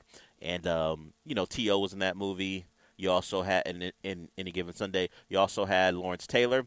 Lewis Hamilton, a Formula One racer, is going to be in the movie. So is he going to play a T.O. character? Is he going to play the Lawrence Taylor character who just needs one more race to reach? What did Lawrence Taylor have to do? Get a couple more tackles, and he would get like a $1 million bonus. Well, or I think that was part of that storyline. Yeah, that's kind of the plot to the movie Mr. 3000. Well, yeah. Well, it works in different movies, Sean. It works across all sports. But Lewis Hamilton will be in it. That's the driver I recognize. Yeah. But Brad Pitt's what, 60? What is he? Now, I know you can play younger or older, but how many Formula One drivers? No one his age is racing a car. He turned 60 in December. Yeah, no one that guy's age is racing a car. At least with Dennis Quaid as a quarterback, you can go, okay, he's in his upper 30s. Maybe it's plausible. Yeah, it's plausible. Maybe he was like 40-something at the time, but, you can age him down a little bit. They're going to have to age Brad Pitt down like, 25 years or so? How old is the oldest Formula One driver? Right now, it's Fernando Alonso, who's like about 41 or 42. Okay, so 19 years. So Brad Pitt is going to be – is he going to be wearing glasses in the – look. Not in the promo picture. Look, Brad Pitt certainly he'll get people to watch it. I'm just pointing – I don't know what age he's going to play, but generally 60-year-olds don't race cars. Yes, generally no. Even generally 40-year-olds don't race cars. Yeah. Alonso is basically the oldest ever, and Lewis Hamilton's not that much younger than him either. But yeah, it is. I actually didn't. I forget how old he is. How old Brad Pitt is, because it is absolutely ridiculous that he's playing a driver. Because when I mentioned it, you said, "Oh, is he playing the team owner?" I thought he'd be the team owner. That makes sense. Nope, he's in a racing suit. Yeah, I saw the promo pictures. All right, Brad, look. Brad Pitt can get away with anything. He's Brad Pitt. But there better be some storyline about his hands shaking and wobbling and him trying to overcome the reflexes going away. Because if he's just a standard driver who, is a little older but he still got it, nah. He's playing a 35-year-old? Yeah. He's playing someone almost half his age? Look, Brad Pitt, he can get away with it. People are just going to go to the movie and accept that guy is a Formula One driver, but there better be something beyond just Damson Idris coming for our spot. Yeah, he's got to be hiding an illness or something. People will definitely flock to Apple TV Plus to watch this movie. Oh, you don't think it even gets a release? I don't think. I mean, it's being. Is it an Apple movie? Yeah, it's being produced by Apple. Then yeah, you're probably right. Although Argyle, which wasn't great according to people, got a wide theatrical release and then became an Apple TV movie. Yeah, but this one's being directed by the guy who made Top Gun. All right, so then that's going to get a wide release then. And no, he wrote Twisters. He didn't. Shout out to Glenn Powell. Shout out to Glenn Powell. Longhorn legend. Legend? Is that the word we're using? An RTF major legend. Okay. He's a legend at the RTF building. All right, we'll take that. We'll take him that. And Owen Wilson. You guys have got a very eclectic and popular alumni. What I mentioned this on the earlier show. I was trying to figure out what his title was. I called him Minister of Vibes. Well, what's his name? McConaughey's actual title. It was I don't think he actually has a title, but it was Minister of Culture. Yeah, Minister of Vibes, same thing. I mean, it is the same. It's actually kind of better. But yeah, he's the MOC.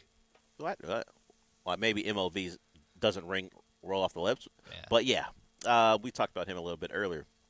And that's simply everyone a distraction. So I didn't have to talk about the Astros for an entire segment. Talking about vibes. Yeah. Talking about a change in vibes. They do need a minister of vibes. We read the clips, or at least the quotes earlier from, and I read them yesterday on the show, but we read them earlier today as well. Dana Brown's belief that Alex Bregman is the guy that kind of stirs the drink here. He's the guy who, if things are going to go well, he has to be the one who gets it going. I don't like the prognosis of the team if that's what they're leaning on, that Alex Bregman is a guy who does all the team-building stuff, and when he gets hot, the team will be fine. They'll start rolling. Yeah, banking on the guy hitting under 190 to turn it around and stoke the fires of a comeback as far as this season is concerned. Not promising. Look, I know Dana Brown's going to do that 790 interview all the time, but the quotes that come out of it get more and more ridiculous every time he does them. And I don't even blame him. What else is he's got to say something. And, you know, when you sign up for that before the year, you don't suspect you're going to be talking about a team that's this bad, where you have to start saying stuff from week to week that people can contradict, or you're contradicting yourself and people pick it apart. There's no chance he thought this was going to be his life. And he's sticking with it, that they're going to turn it around. I think maybe not the necessarily unbiased observer, but the one who doesn't get paid by the team would suggest that there's nothing to believe. There's nothing in what we've seen from them to make us believe that's going to happen. But, you know, they can rip off 5 and then 7 and then 10. And all of a sudden, they're like 4 games above 500 and still 6 games back, depending on how the rest of the AL West does. So they got a chance this afternoon. The best story of the season is on the mound tonight, and I know this is probably a little brave, but I'm going to say Blanco doesn't give up 3 runs in the first inning. I'm going to say he gets out of the first 2 innings without giving up 3 runs. At least that's my hope, because it would be a change from what we've seen the last 2 nights. Is Blanco the guy that we feel, the Astros starting pitcher that we feel the best about? Yes. Well, Fromber, since he's been back, he's been good. But as far as the guy since he's been in the rotation has performed, yes. And I feel best about Blanco right now. Even if you open that up to Astros players full stop, it's like him and Kyle Tucker, or is the top 2. And then maybe you get Pena. I'll throw Pena in there. I was gonna say, and then you get to Pena, but I think those 2 are head and shoulders kind of above the rest of the team, especially when you consider what we expected from Blanco coming into the year, which was to be in the rotation until the rotation got healthy. And now when we're talking about guys getting healthy and who are they going to replace in the rotation, his name, rightfully so, does not come up, and instead it's the Arrighetti and Hunter Browns of the world, and I guess J.P. France before that. Yeah, he's the best story. He's been their best pitcher, and he should not be one anyone considers taking out of the rotation, because he's earned it. He's earned a spot in this rotation until proven otherwise, and it certainly helps his cause that the other guys have been so bad, that the guys who would normally, when healthy, take that spot away from him have shown that they're not ready. And now J.P. France is injured, but he wasn't good when he was healthy. And Hunter Brown, it's been a real disappointment. I don't even blame Arrighetti. He shouldn't be up. The Astros have a couple guys, and they've had a couple guys up on the Major League roster who shouldn't be available. They should be down at Sugarland or for the most part, Sugarland. So I'm not going to blame Arrighetti for not being good. He's not ready. He's up there by default because of all the injuries that have piled up. But Hunter Brown and J.P. France, they were expected to be part of this rotation, particularly early without McCullers and Luis Garcia and Urquidy. And because they were able to be contributors on last year's team, that has not transitioned or translated to this year. And the Kyle Tucker thing, you're ranking the guys, I might put Pena ahead of him only because I know Tucker struggled in the playoffs, but Pena from like the month of June was not good. And the jokes were flying about him working out. A lot of people were like, hey, hit a baseball. We don't care that you're in the gym. We want to see you hit a baseball. And he, despite lifting all those weights, has performed. Alex Bregman, all the weights he lifted, haven't helped. And we know, according to Dana Brown, that Abreu is too buff. He's too strong, and that's why he's bad at baseball, along with his bat speed slowing down, despite the fact that that wasn't to blame just about 10 days ago. So I'm going to, so if we're ranking them, I'll throw Blanco, Pena, and Tucker, but it doesn't really matter because those are three nice stories. And then you can go outside of Altuve, you can probably go down the list and say there's about 18 or so stories that are disappointing as far as this Astros team is concerned. Yeah, you get to, Taylor Scott's been solid. You get to Seth Martinez. Yeah. Seth Martinez has been a good story, yes. Man? Yes, and a middle reliever we're talking about. Great. Yeah, who for most of the season comes in, and I think just now, actually still kind of getting the mop-up role where I'm kind of like, why is he getting the mop-up? Why is he coming after Hunter Brown throws the ball over himself? Yeah, why are you wasting a good arm? Yeah, he's actually pretty good. Like, Belak, strap it on. But, we need to save Seth Martinez for one of these close games. Yeah, I mean, for one of the games when we're actually in it late, we need him to be available. He's better than Presley and Hader some nights. And clearly better than Abreu. Yeah, the way Abreu's pitched. Yeah, all three of those guys who we expected to be great, and the other guy who shouldn't be here, and so I don't blame him for what's happened, is Sean Dubin. That's another pitcher who should not be at the major league level. He's forced to be in this position because of general injury issues and some suckage as well. So he has to play and pitch, and if he doesn't do well, I just shake my head and go, you know what? Not on you, man. You're in a position you shouldn't be in, and I would say this whole city is when it comes to rooting for the Astros. We're in a position we shouldn't be in. If it was going to come down to a year where they weren't going to be good, it shouldn't have been 2024. You want to talk about 2025? Bregman's no longer here. Last year of Tucker, maybe you have to make a decision on getting rid of him before his contract expires. 2025 is that year. Verlander, older, maybe Altuve's fallen off, but 2024 was supposed to be the last, at least in my eyes, the last legitimate run. And at least so far, they have removed any positivity out of the season. But it's only May 9th, and Blanco needs to come away with something. That's the goal tonight or this afternoon into the night. Leave New York with something, and then we can move on and pretend the Yankees don't exist as they've dominated the Astros as far as this regular season is concerned. We got a couple more segments to go on the show. It's a big day if you are one of our listeners.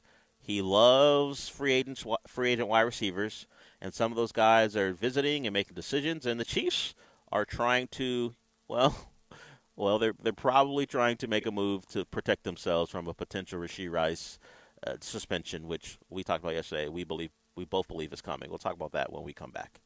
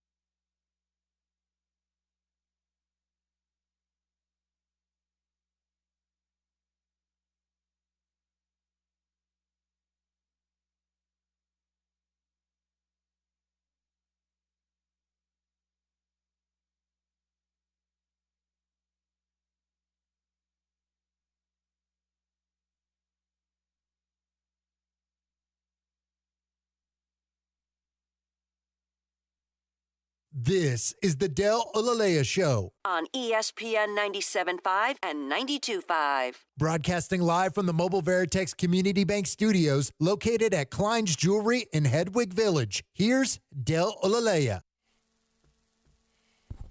That's right. We're out at Klein's. We've been here since 7 o'clock. First with John and Eric Layton, who's filling in for Lance this week, and then I'm out here till noon. Of course, Mark Klein and Klein Fine Jewelry will be open beyond this show. So if you want to come out here and get something nice for yourself or someone else, you can come out to Klein's. I-10, Echo Lane, 9311 off the Katy Freeway.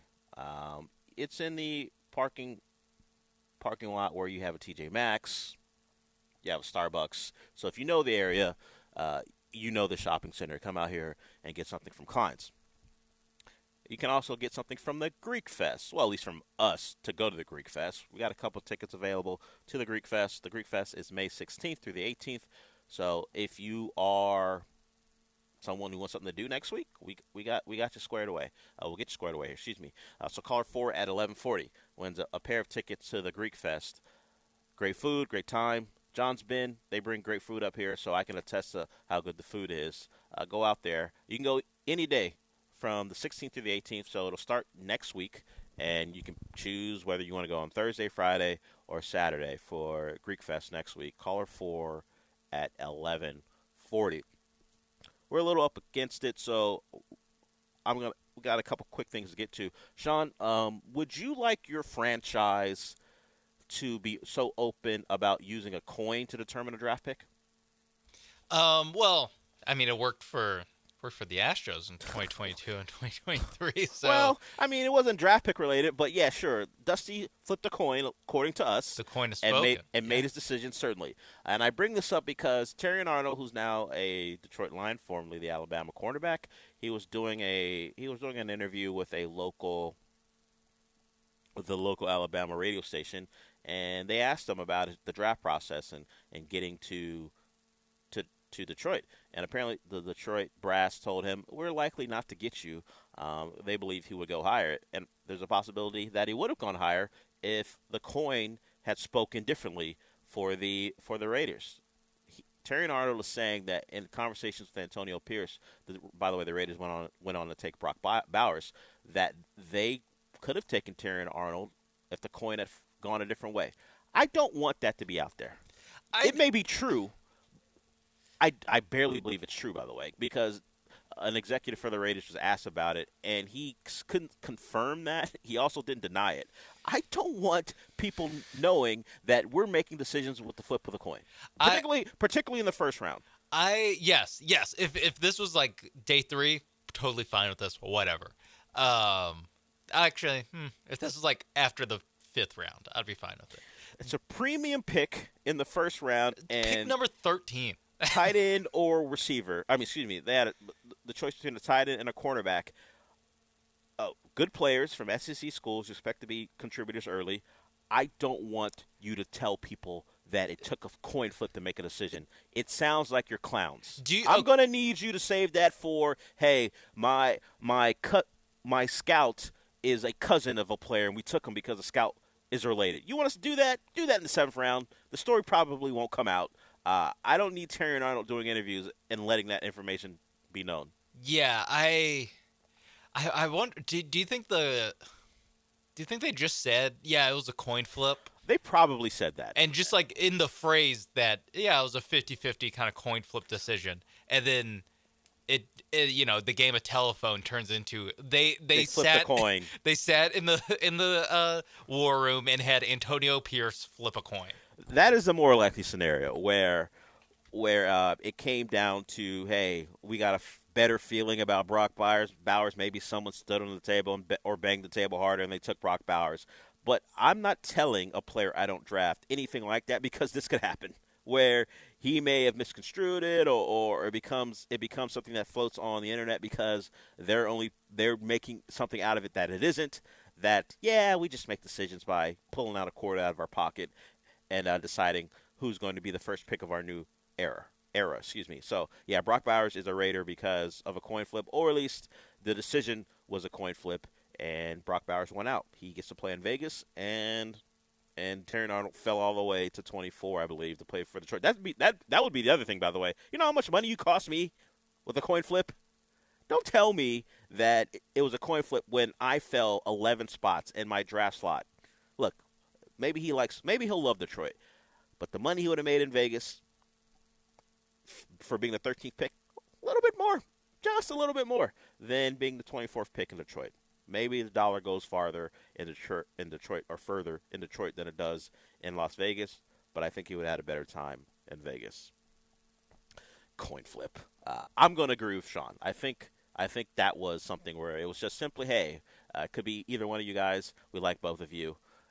But I'm just going to tell you, hey, man, we loved you, but we chose Brock because I don't need you going out there and making it seem like we're a bit foolish in our decision-making. So the Raiders have Brock Bowers as their tight end.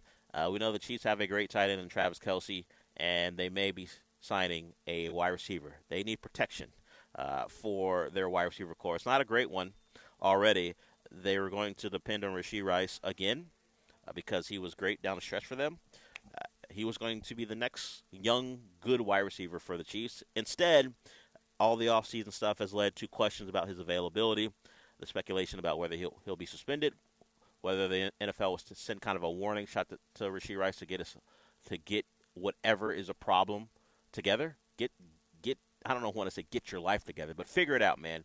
You got a promising career.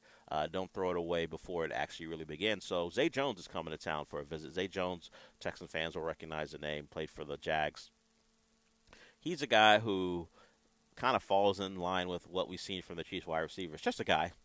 He's along the lines of Valdez-Scantling and others. He's been more productive than guys like Sky Moore and Kadarius Toney, but he's not going to change the overall trajectory of the Chiefs. They just need a guy. They need bodies. There are not a lot of dependable bodies unless we want to get on the Justin Ross's great train again that we do like for the last couple of training camps. Every time we see Justin Ross make a play in practice, everyone starts to believe that Justin Ross, a former Clemson wide receiver, can be something, and then we never see him again when it comes to actual meaningful games. So the Chiefs are bringing Zay Jones in, and the Giants make a move. And I brought these guys up mostly because I mentioned Keith, the caller, who always brings up free agent wide receivers. Well, a couple guys may be off the board that you can't bring up anymore. Allen Robinson goes to the Giants.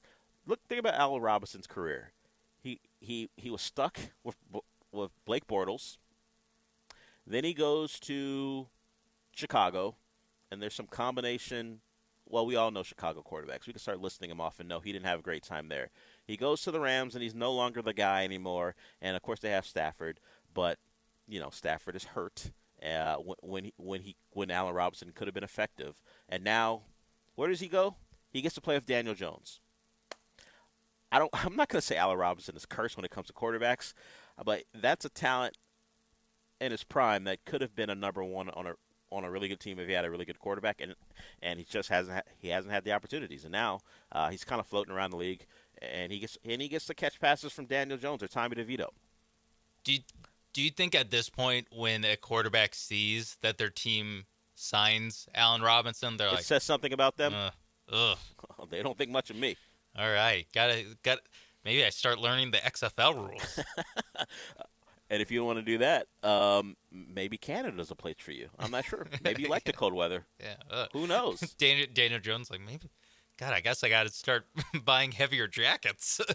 You mentioned that transition. Who's going to be the first former starting quarterback to wind up from the XFL becoming the XFL again, and now what are they? The UFL.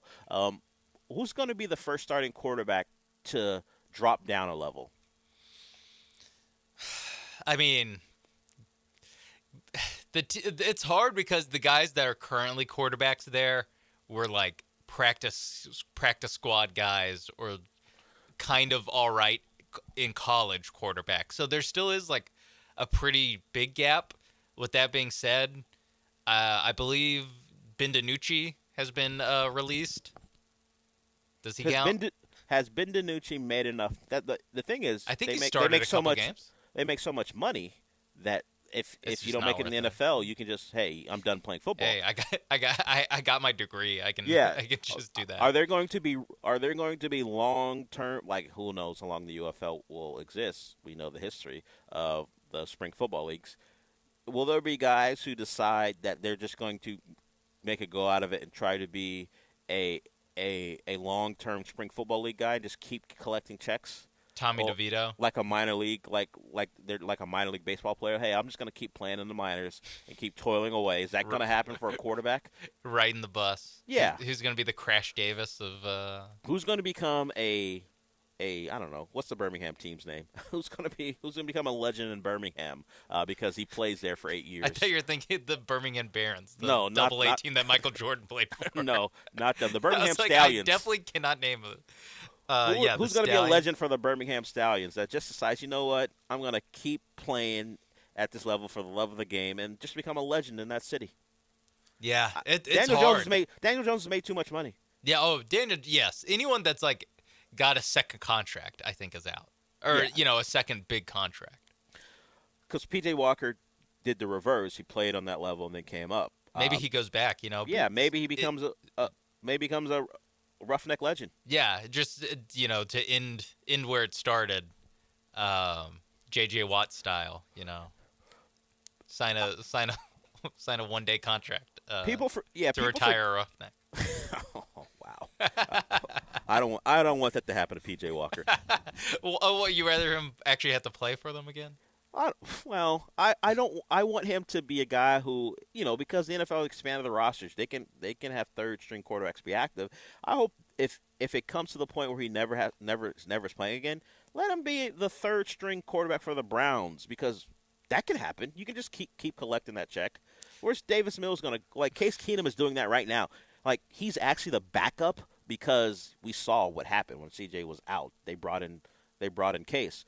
But because of how the salaries are structured, you would just think of him as a third. Case Keenum could do that for years. I want that for P.J. Walker, where he's just a third quarterback, good guy, love him in the quarterback room. I don't want him becoming a roughneck legend. Or even no one ever will sign a 1 day contract with the Roughnecks. I can't believe I let that get past me. No one ever is doing that. That is not going to be a thing in the UFL. They retire his number at Rice Stadium. But he was a legend in TDECU. Retire in both. I don't care. Has Zach Wilson made too much money just by being number 2 overall pick? Yeah, there's no chance. He's made too much. I mean, I can pull up the spot track, but there's no way he's going to need the money. And I don't feel like Zach Wilson is going to be a love of the game guy, where he decides, you know what, I just love playing football. I'm gonna go play for the St. Louis Battlehawks. Hey, okay, you know who hasn't made enough money yet? Brock Purdy. But he's not going to get cut though, right? If you make a Super Bowl, maybe if he gets another Tommy John surgery, then I guess. But, yeah, you're right. If Brock Purdy would be the example if the 49ers discard him because they can't trust his elbow. But, the requirements are less in the UFL. Hey, we'll run you out there, Brock. You got a name. People will pay attention to us. And he plays for the Arlington Renegades or something, and he becomes a star there. This a lot of people aren't going to remember because it's been years ago, back when ESPN2 was not just starting out, but they had the weird graphics because they were trying to be different from regular ESPN. Like the Arena League. The Arena League had a lot of legends like that, where they weren't good enough for the NFL, and maybe they had a cup of coffee in a training camp, and then they go to the Arena League, and someone for the Iowa Barnstormers gets his number retired. This is what I'm looking for the UFL, but I don't think it'll be a quarterback. I don't think it'll be a quarterback from the NFL. It'll have to be someone who decides, you know what, I'm a pretty good safety on the UFL level. Maybe some of those Texas DBs who can't cover anybody right now. Whoa. Maybe. Whoa. Those are kids you're talking about, taking a shot at. But hey, you can be a pro in something other than the NFL. It just happens to be a different league. Again, those guys have good degrees. They're gonna enter the workforce. No, you can go play. You can try your luck at the UFL level. Be the Brian Dawkins of the UFL. Yeah, of the Arlington Renegades. That's what Michael Taft to do. Okay. Yeah. Oh well, it doesn't have to be Michael Taft. You're the one naming names. I just said one of those guys. He could be a guy who makes it to the NFL and does well. We got one more segment. I doubt it. Oh, well, look at you. You came after me for taking shots. Well, you name a guy and Michael, then say he's not going to make it. Him in particular. The other guys, I think, have a shot. Maybe. I don't know, too early to tell. Yeah, the spring game wasn't a good indication. But, hey, you're right. Early, young players, they can always improve. But Michael Taft, apparently not, if you're listening to Sean. And to answer your question about Zach Wilson, he made, at least as far as his salary in his rookie year, over $6 million. So no, he won't have to drop down. He'll be just fine. He of the players who didn't get a fifth-year extension, as if we needed that report about Zach Wilson. But Zach Wilson made enough money that if he doesn't ever want to do anything ever again, he'll be A-okay. We got one more segment to go here before we wrap it up here at Klein's. We'll be back.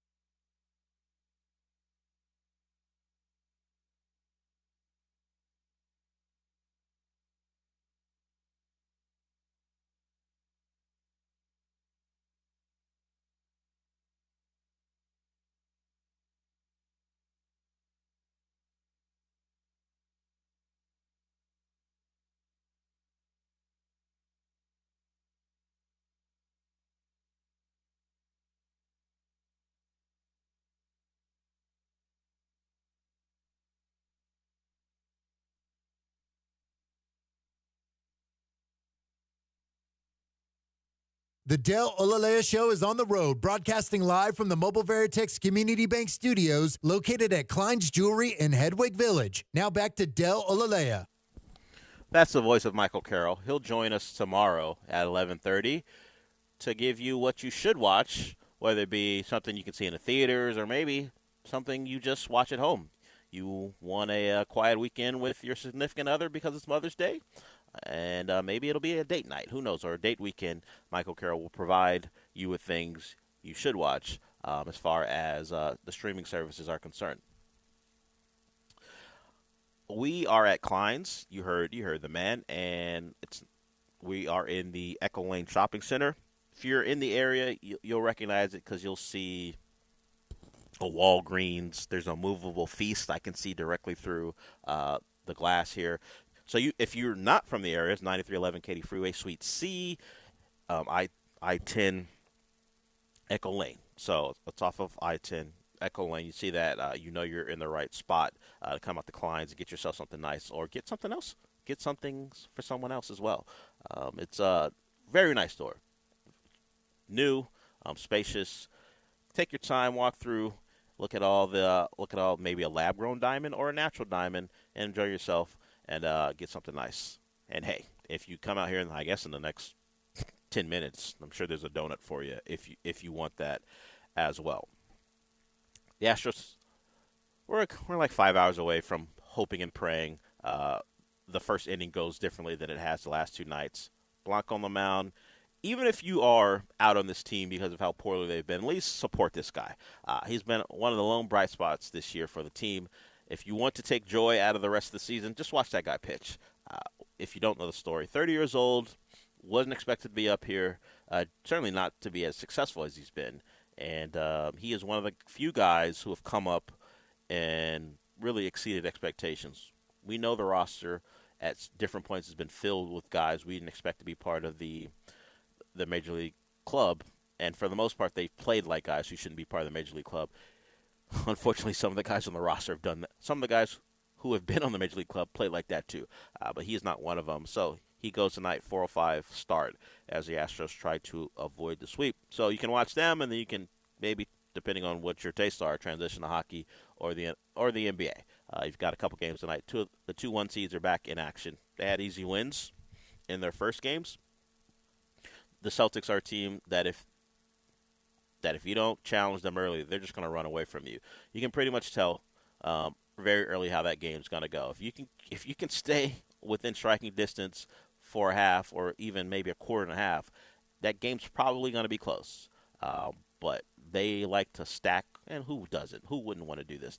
It'll be 7, and then 10, then 15, then 20, and all of a sudden the game is over.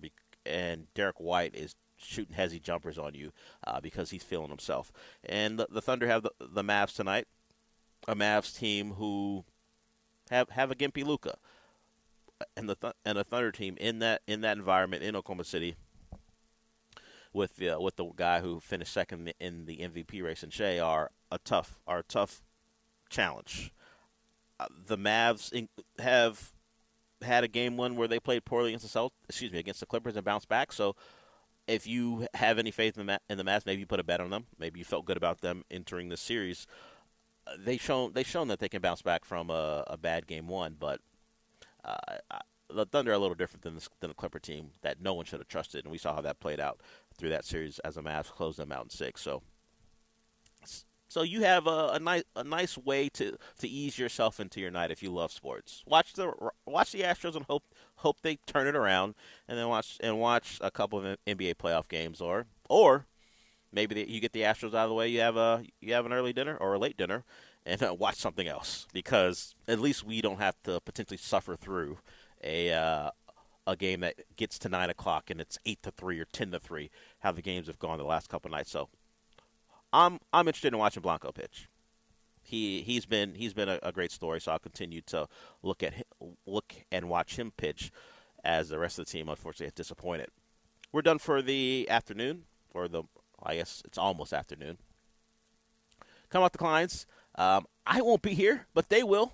Get yourself something nice. Thanks to Sean. Thanks to Austin, who produced the morning show. Austin always fills in and is always capable. I'll talk to you tomorrow.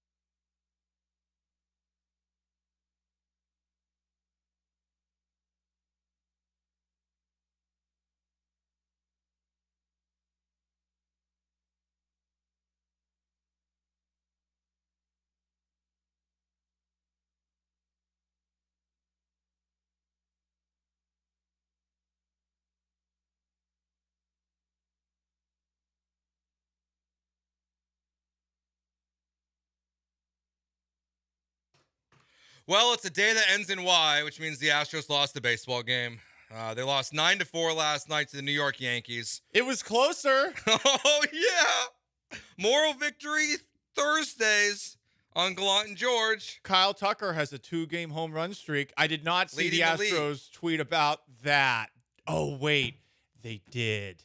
They tweeted after the home run by Kyle Tucker that he's leading the American League in home runs. Yeah, Joe, that did not age well, but you got to take the little victories where you can. Well, Kyle Tucker hit another home run tonight. If he does, it means they lose. Well, I don't know about that, but if he does, I mean, you got to take the moral victories. Hey. It's a marathon, not a sprint. I think we're in sprint mode, Paul. I think I'm done with the marathon. Joe, it's still too early. Have you ever run a marathon before? No. Have you ever run a marathon before? No, and I never will. I never will either. Maybe a half. I wouldn't even do that. I might do a 5K someday. I could do a 5K. But hey, you got to pace yourself on all of those things. Yeah, I watched that bozo, Jerry After Dark. From Barstool. Sports. He ran a marathon on a treadmill. He was complaining about his calves like less than a mile in. It took him wouldn't go well. A long time. So are the Astros complaining about their feet, their plantar fasciitis? Apparently it's their back because Ryan Presley's hurt. Well, that's his lower half, Joe. His lower half is sore. I'm assuming that means like his back. Well, your back is your upper half, Joe. Well, it could be like your lower back. Lower half? Listen, maybe your body is shaped differently than like everybody else's. It's like a hockey injury. Like in hockey, if you don't know this, one day you'll learn because they'll have hockey teams here in Houston. You're so optimistic. They do upper body and lower body injuries. You could have the worst concussion of all time, and they just say upper body. That's all they say. That's how you can get back on the ice. Yeah, those guys are psychos. Yeah, they just go upper body, lower body injuries. So Ryan Presley has a lower body injury, lower half injury. It really is just Groundhog Day, Joe. I mean, there's another pitcher injured. You could not do anything with runners in scoring position. I believe the official numbers are you were 8 left on base and 2 for 11 with runners in scoring position. It's not good. And the starter allowed 5 runs in the first 3 innings. For the first time this season, Juan Soto, Aaron Judge, and Giancarlo Stanton hit a home run in the same game. They all did it off of Spencer Adigatti. Yeah, he's not good. He's fine. He's not. He's a 4A pitcher right now. He's just a baby. Yeah, he's not the worst pitcher I've ever seen. We've seen those this season. Is he all right? He who shall not be named, because I don't want to bully him today. Who do you want to bully? There's so many options, and I almost feel, Joe, that we should show mercy. Yeah, that's why I'm not. We're punching down. That's why I'm not mentioning his name. But you should say it now. What's his name? Blair Henley. Oh, Blair Henley. Yeah, of course. The man is dead. Joe has gone back 3 times to pee on his grave. I'm just saying. His career is over. You killed it, Joe. He's not Blair Henley, but he's not Christian Javier. I don't know. I don't even know a good version of this. But another bad game. Like Kyle Tucker, great, awesome. Once again, but like Jose Altuve, 0 for 2 with runners in scoring position with less than 2 outs last night. Mm-hmm. Even though your pitching staff just is not getting the job done, the offense is still a problem. There's no glimmer of hope. You're 8.5 games out of first place. Hell, you're a game and a half out of second to last place in the division right now. I mean, you've lost 4 straight games. You're 12-24. You play the Yankees today again at 4:00 with Blanco on the mound. He's been your stopper. Like, if you want to find some kind of oh my God, hope. Listen to the way you just said hope. I mean, I'm wired today. I knew I was gonna be. It was a long night last night. Long night. What did you do? He just wouldn't. Little dude wouldn't sleep. He woke up at 1:00 in the morning, like it was 8:00 in the morning. He was ready to go. So I got some Turkish coffee today. So we went with the Turkish coffee. Yeah. What's that? Very concentrated coffee. Oh, I was wondering if it was stiff. No, it's not. Okay, stiff. Gotcha. Wasn't sure. No, it's not stiff coffee. Okay, it's good coffee, though. That's cool. It sounds good. Lots of caffeine. But Okay. yeah, not good for the Astros. Just another loss. I don't really. Let's play our new favorite game. I think this might have to be a new staple on the show. When did you turn the game off last night? Oh, well, funny story. Oh, it didn't get turned on? I told you that I went to Chili's with my buddies. That's right. Chili boys. So we're sitting at the table, the Chili boys. 5 of the 7 had assembled. It was great. One of them's working in Algeria. The other one's working in Singapore. So to see everybody at the table at the same time was really awesome. And as we're sitting there, we're looking up at the TV where the Astros are already trailing. And we got there at about 7:15. We told our waiter multiple times, hey, can you change the channel to the Knicks-Pacers game? And we asked for this 4 times. And I'm not hating on the waiter. The waiter had a bunch of tables. It was a busy night at Chili's yesterday. But I watched more of that game than I would have liked to. I saw enough of that game to see more damage happening to the Astros, who I believe when I sat down were down 5-1. I had paid no attention to it, and sitting down, seeing that it was 5-1, I was like, what did I expect? And here's what's even worse, Joe. So I went to college in central New York, Syracuse University. I went to college with a lot of Yankee fans, and it's been fun the last 7 years. Honestly, I'm sure it has. It's been fun for pretty much my entire adult life as far as being an a-hole to Yankee fans. First, as a Red Sox fan, 2004, doesn't matter if the Yankees have 27 rings. You can throw that at them forever. But since I've converted to Astros fandom, the upper hand has been had all the time. But my buddy, Brian, texted me at 7:56, unprompted, I love so much that the Astros suck. And then he starts telling me about how the Yankees could be better. And I'm like, I don't want to read this. He's like, well, you know, when Garrett Cole comes back, we're going to be even better. I'm like, I don't want to hear This is what ruins friendships. I mean, it doesn't even ruin friendships. The worst moment between me and Brian were right after the Patriots lost Super Bowl 42. He knocked on my door with a big smile on his face wearing a Lawrence Taylor Giants jersey. I was wearing my Randy Moss Patriots jersey, and I grabbed a Clementine orange, and I threw it as hard as I could at him, and I slammed the door in his face. Yeah. But Assault, Paul. So this isn't, well, I mean, listen, it's an orange. He knew it was coming. It was a playful orange throw. Well, let's go back to before the game started. Yeah. Were you surprised to see, we talked about the lineup changes yesterday. Potentially they were coming. Dana Brown hinted at it, said it was Joe Espada's responsibility or his decision yesterday morning. And then when the lineup came out shortly after our show ended yesterday, Alex Bregman was batting 6th with Jeremy Pena in the 4-hole. We've already got a text here asking why he's in the 4-hole. He shouldn't be. He should be batting 2nd. I don't know. I mean, he did well last night. He did do well. Right? He had 3 hits and a home run. Yeah. Honestly, so it probably does. Yeah. That's the first lineup change that's made any sense. Because, I mean, if you take a look at the numbers, which I looked at after the game, the big bats were 2 for 19.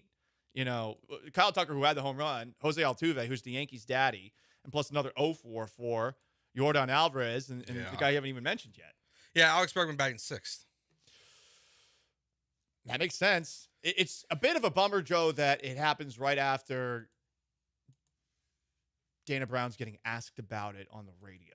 Yeah, I don't know if that's just coincidence. It felt like it was like, more than a coincidence. Like Dana Brown, kind of let the cat out of the bag, and then it was, hey, we're gonna make a change here. He knew it was coming. It doesn't feel like a total coincidence.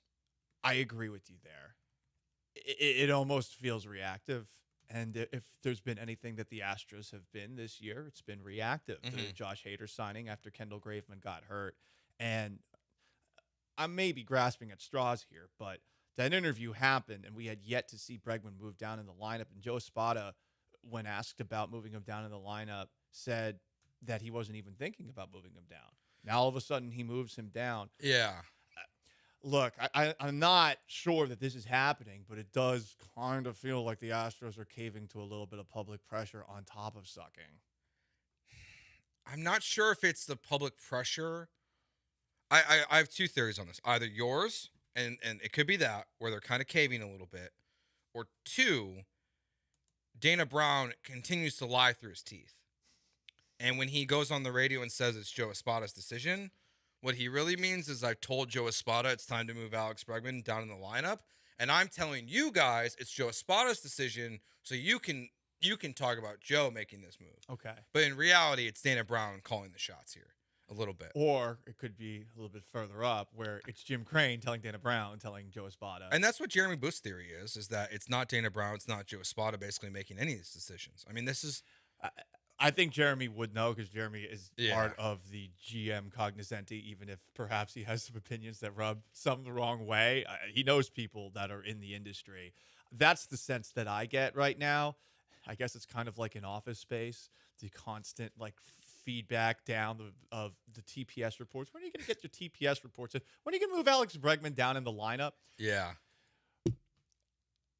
I don't know that it's going to change anything. I don't know if this was Will Kunkel's version of teaching Alex Bregman a lesson, like he seemed like he wanted the Texans to. But there was a good tweet where he listed all the things that Alex Bregman has been doo-doo at this year. His batting average, 189.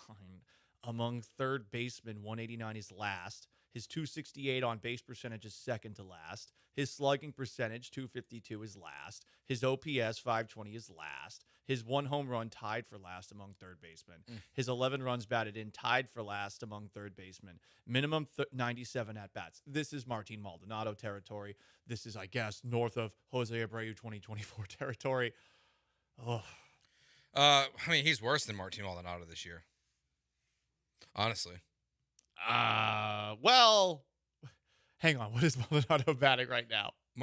Alex Bregman has a lower batting average, on-base percentage, slugging percentage, and OPS than Martin Maldonado finished with in 2023. Oh, okay. We're talking about last year. I guess, yeah. What's 2020? Well, hang on. Let's take our victories where we can get them. What's 24 Maldonado Okay, doing? let me look. Let me pull up. I hope to God that Bregman is at least north of him this year. Because I've been starting to see some people online that are saying, well, what if they still had Dusty Baker? Which I don't think would be changing what's happening right now. Or what if they still had He's better James than Martin Fleck? Maldonado, who's hitting .098 this season. Good. We got to take the little victory. He said his OBP is 154. It's not good. So Martin Maldonado, not this year. But last year, Martin Maldonado was better than Alex Bregman was. Alex Bregman is the new Martin Maldonado, is what you're saying. He's filling Martin Maldonado's role of being an absolute terrible Someone hitter. has to, right? Especially Jose Abreu tried. Right. And they said, you know what, Jose, we're going to let Alex be the new Martin Maldonado of this team. We're going to send you to Florida, which is the new, we send him to Belize, to quote Breaking Bad, which is code for whacked. Question here on the Twitch. How do you drop off a cliff like that? I don't know because this isn't on purpose. This isn't Abreu. Abreu is old.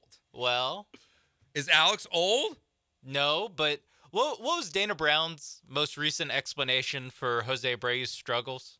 Oh, the muscles. Too big. Yeah. What did Alex Bregman make a big show about talking about? He gained 25 pounds this summer. Oh, of muscle.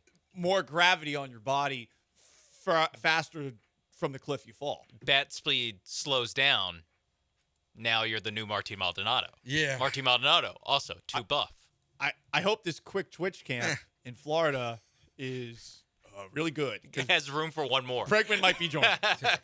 Please. Honestly, I mean, now for Bregman, goodbye any contract. Yes. So I don't think he would agree to it. I don't think he'd agree to it either. I think some other team, maybe you can trade him to Florida, like trade him to the Florida Marlins, and they can try to figure it out. Okay, before because we're gonna kind of go into the Florida thing here a little bit in the next segment too, of how likely are these things to happen. Let's say the season ended today, and Scott Boras called you, and you were Jim Crane, and Sean, you can be Dana Brown.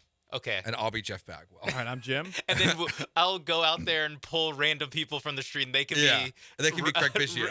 Craig Biggio, Reggie Jackson. You know, I'll be Reggie Jackson. Okay, good. Scott Boras calls us and says, hey, no one wants Alex Bregman. How much would you give him on a 1-year contract? Well, I'm the boss man, Jim Crane, and yeah, I'm going to offer a very high price of... Oh, really? Very high price, taking a look at his production of the veteran minimum. Because I'm Jim Crane, and we have too much on the books. Dana Brown, a.k.a. Sean Mapes, how much are you giving Alex Bregman for a 1-year contract? 1 second. I'm Googling minimum wage Texas. Oh, man. $7.25 an hour. It's still $7.25 Guys, I was an gonna hour. say $5 million. I'm really overshooting it here a little bit. I figured minimum wage was No, higher it's than that. still $7.25. Damn, I in guess Texas has ignored inflation. Yeah. Shout out to you, They people. really have. That sucks. All right, how likely are these things to happen? Joe Espada getting fired, Dana Brown getting fired, someone else, players getting traded, players getting sent to Florida to be sacrificial lambs like Jose Abreu. We'll do that next year on ESPN 97.5 and 92.5.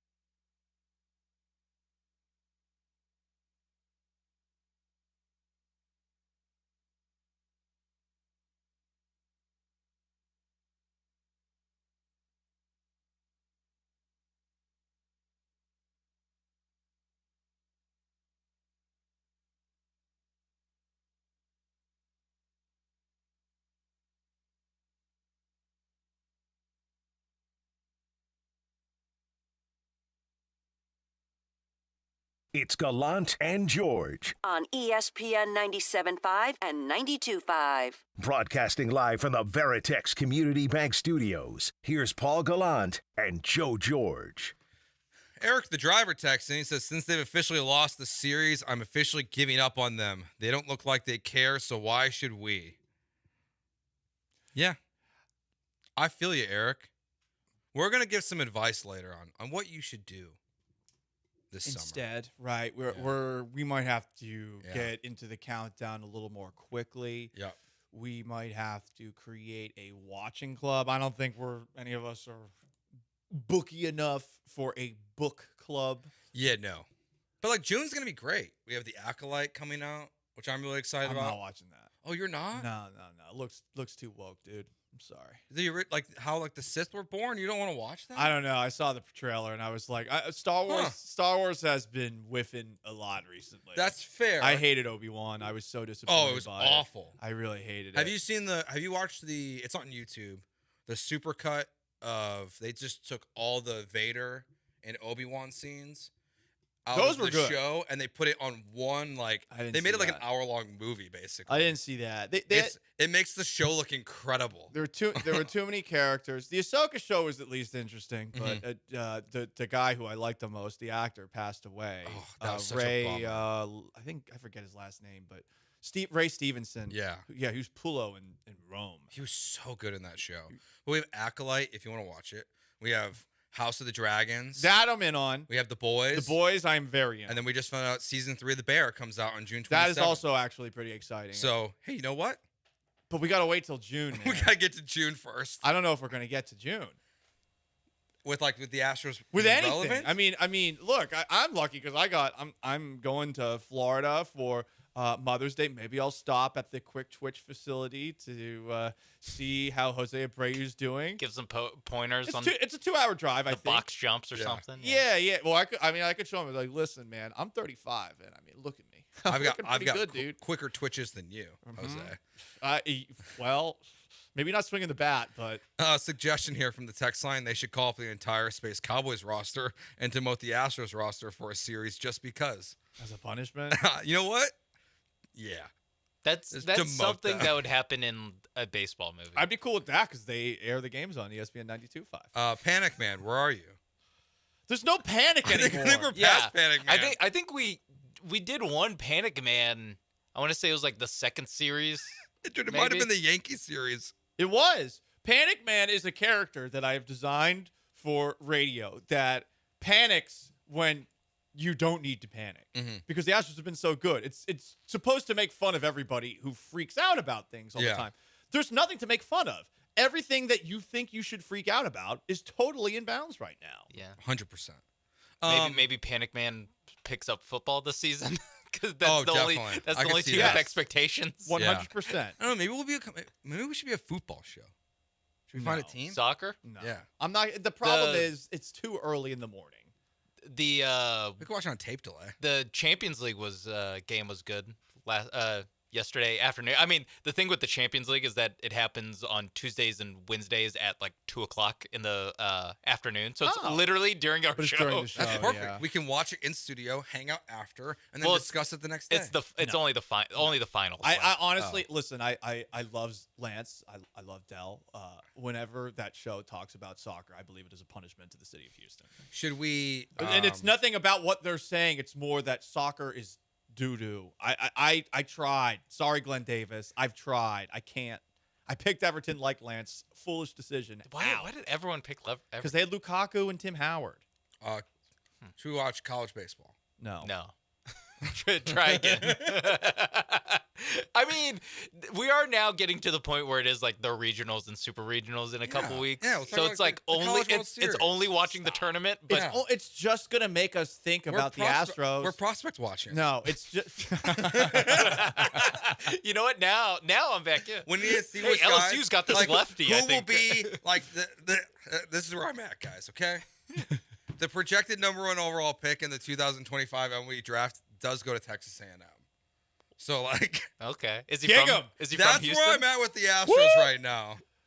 Is can they win the lottery next year and get the #1 pick? Will the lottery be rigged for the for the Astros? We're gonna do mock baseball drafts. Love it. Can I do that on? I don't think that's available. I don't know if they do. Don't give Jeremy Branham ideas for his Twitter. I mean, I'm the baseball executive of the year. He might need to be, honestly, at this point. So which of these things are... Oh, I can do the MLB draft lottery. You can. Hell yeah, dude. Hold on 1 second. Simulating. It's taking a while. All the combination. Astros have the second pick. There we go. Let's go. Isn't the lottery... They isn't could the end up with Brady lottery Aiken next or week? Mark Appel, but hey. It could be Alex Bregman, so you get... Before this year. You get 6 good years Carlos out of him. Correa. Yeah, Carlos Correa. There's still plenty. Isn't the NBA lottery next week? Or it's in 3 days. Oh, great. Oh, we could bring back a segment that Sean and I did, Lottery Watch. Any suggestion you want? I'm in. We'll just do simulations of the lottery, and we'll see where the Rockets end up. So, Here's one for free. The Rockets have the 9th pick. that's okay. That's not good. No, that's pretty good, I right? want top 4. Yeah, they didn't move up. That's just where they're slotted. That's where they're slotted. Because it's the Brooklyn pick, and they're sending the 12th pick to OKC. Yeah, we need better than that. Tennis talk. I'm not gonna lie. At I'm Phillies, gonna pass. Well, it's not for me. Majors only. I'm trying to sound more like an adult. Look, not I got a child. the third pick for the Rockets right now. You got the third? Oh, there we go. Good. I've done like 3 in a row. Okay, now we got the second pick in the worst draft in like 20 years. When I was at Chili's, there was women's tennis on, and I also was like, that would be also better than the Astros-Yankees game. Rockets just got the first pick. They got the first pick with the lottery. Okay, Yeah. so this Thank you, Brooklyn Nets. It only took like 12 tries. 12 tries. Okay, so a 1 in 12 chance. I mean, look, I'm not surprised by this. We know what the Twitch wants, but it takes responsibility of you to go on dates. No. Again, I'm at rock bottom right now. Your boy, I finally got a text back from one of the people I texted over the weekend, not LinkedIn girl, and I'm just like, I'm not even gonna respond. Yeah, River suggested tennis talk. Let's see. Coog Blaze says lawn and garden talk. Yeah, we'll start bringing Barry on. Bass fishing. Okay. NASCAR. They turn left. We could do NASCAR. They don't turn right. I know they turn left a lot. I only know that from South Park. Yeah. Tony Stark here, Iron Man, says Live Golf coming to Houston. Let's talk about that. Okay. When are they coming to Houston? A couple months. I think it's next month actually. Okay. Or maybe it's in July. Hurricane preparedness. That's a good call. Do we work? Hurricane season right around the corner. Do we work during hurricanes? Probably. I'm within walking distance, so I mean, I'm gonna 100% be the guy who walks to work. Yeah. And I'm in takes the a picture of evacuation himself. zone. Well, walking distance for you is, it's miles. It is miles. Everything in Houston is walking distance. It's 1.1 miles of a walk. It is miles, and I will 100% when I walk to work, guys, and do my job. I will definitely post about it on social media. And act super pretentious while doing it. Say, yeah, I did my part. Houston strong. Are you gonna wear rain boots? Oh yeah, 100%. Big rain boots. Yeah. Big rain boots. Have someone else take a picture of you so you're like turning around.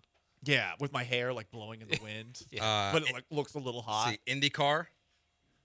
I prefer NASCAR. F1. I already watch F1. F1, there's not a lot to talk about. The reality show seems like it's better than the actual sport. Yeah. It is at this. The reality show came at the perfect time where it was like super competitive. Now it's no longer competitive. Ooh. How about this? What was that laugh? Your excitement. Ooh. Well, hey, our beloved Houston SaberCats are awesome this year. I mean, we can definitely talk about that. I mean, you're a big rugby guy. I am. And sounds great. I mean, the SaberCats are legitimately 8-1 this year. All right, let's go. Wow. This is I think the best season they've ever had. I wanted to try out like you did. I want to go play. I had no idea what I was doing. I kind of wanted that's what we should do. We've talked about that. But I did before. tackle people. That was fun. We should do like a rugby match with like which station? No one will have any idea. Who do you want to hit the most? Who do I want to hit the most? Yeah, 610 or 790. People there, which station? I want to humiliate the 610 people athletic. Let's play rugby with them. Yeah. I love them all. says share your favorite recipe. My favorite recipe. Yeah. Let's talk food. Cooking Paul. Okay. Like, let me tell you how to make gravy. Oh. Hockey has been suggested. I mean, the Canucks game last night was pretty awesome. Yeah, but they're Canadians. Good point. As a part Canadian person, I'm French Canadian by blood. Like, I'm sorry, we don't talk about the Canadians. Okay. We can talk about the other hockey, I guess, but the Lightning aren't in it anymore. I don't really care. I barely cared as it was. Yeah, I don't think it sucks when there's no hockey here. It's just hard to get into a sport that is not in this city because it's our job to watch sports every night. And if there isn't a sport here, what's the point of watching it? Shout out to the Astros because I turned them off last night, so I watched the NBA playoffs and I watched the NHL playoffs. I was like, I don't need to watch this. Spencer Aggetti gave a bunch of runs. I'm gonna go watch some hockey. Was it yesterday where like I've watched more NBA playoffs than I have the last since the Rockets made them I've watched every year. more NBA playoffs, and now I've watched more NHL playoffs than I have in the last 3 years too. We also have breaking news. Uh-oh. The Astros have released the lineup. Oh, I thought you were about to say release. All right. Someone text Great tease. When we get back. What's wrong with Joe Espada's What's lineup? wrong with Joe Espada's lineup and who gets fired first? That's next on ESPN 97.5 and 92.5. First, let me tell you about my friends at Pendleton Whiskey. Yes, the Astros are frustrating a lot of us, but you know what's a great way to relax at the end of a day or to relax while you're watching a bad baseball team play? Guess what? It's a smooth glass of Pendleton whiskey. It's smooth. It's refreshing. It's exactly the way I like whiskey, which is not too sweet. 2 fingers, 1 rock, and a cocktail glass. Beautiful. Every single time. But there's a variety of different things that you can make with Pendleton whiskey. Go to their website. They've got some very creative ideas for cocktails that you can put together. Rodeo Mary. Really, anything with tomato sauce is pretty damn good. But, man, you blend a little Pendleton in there. Oh, it's so good. Pendleton whiskey is, 1, made with the finest northern grains.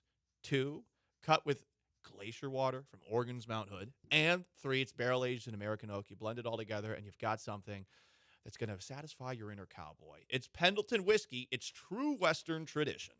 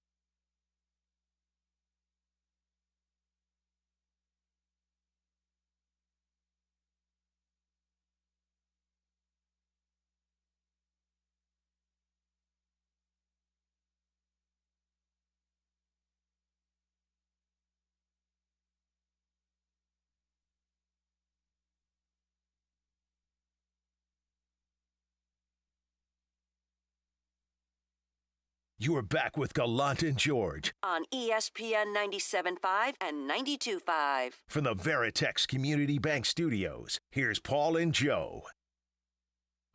Keep sending your suggestions of what we should watch instead of the Astros. Another one here real quick from the Prodigal Vault on Twitter. Olympic trials, or just the Olympics in general. It is Olympic season. We are Team America on this show. We are. So we will support the Americans in every sport they watch and they play in. Gold medal watching.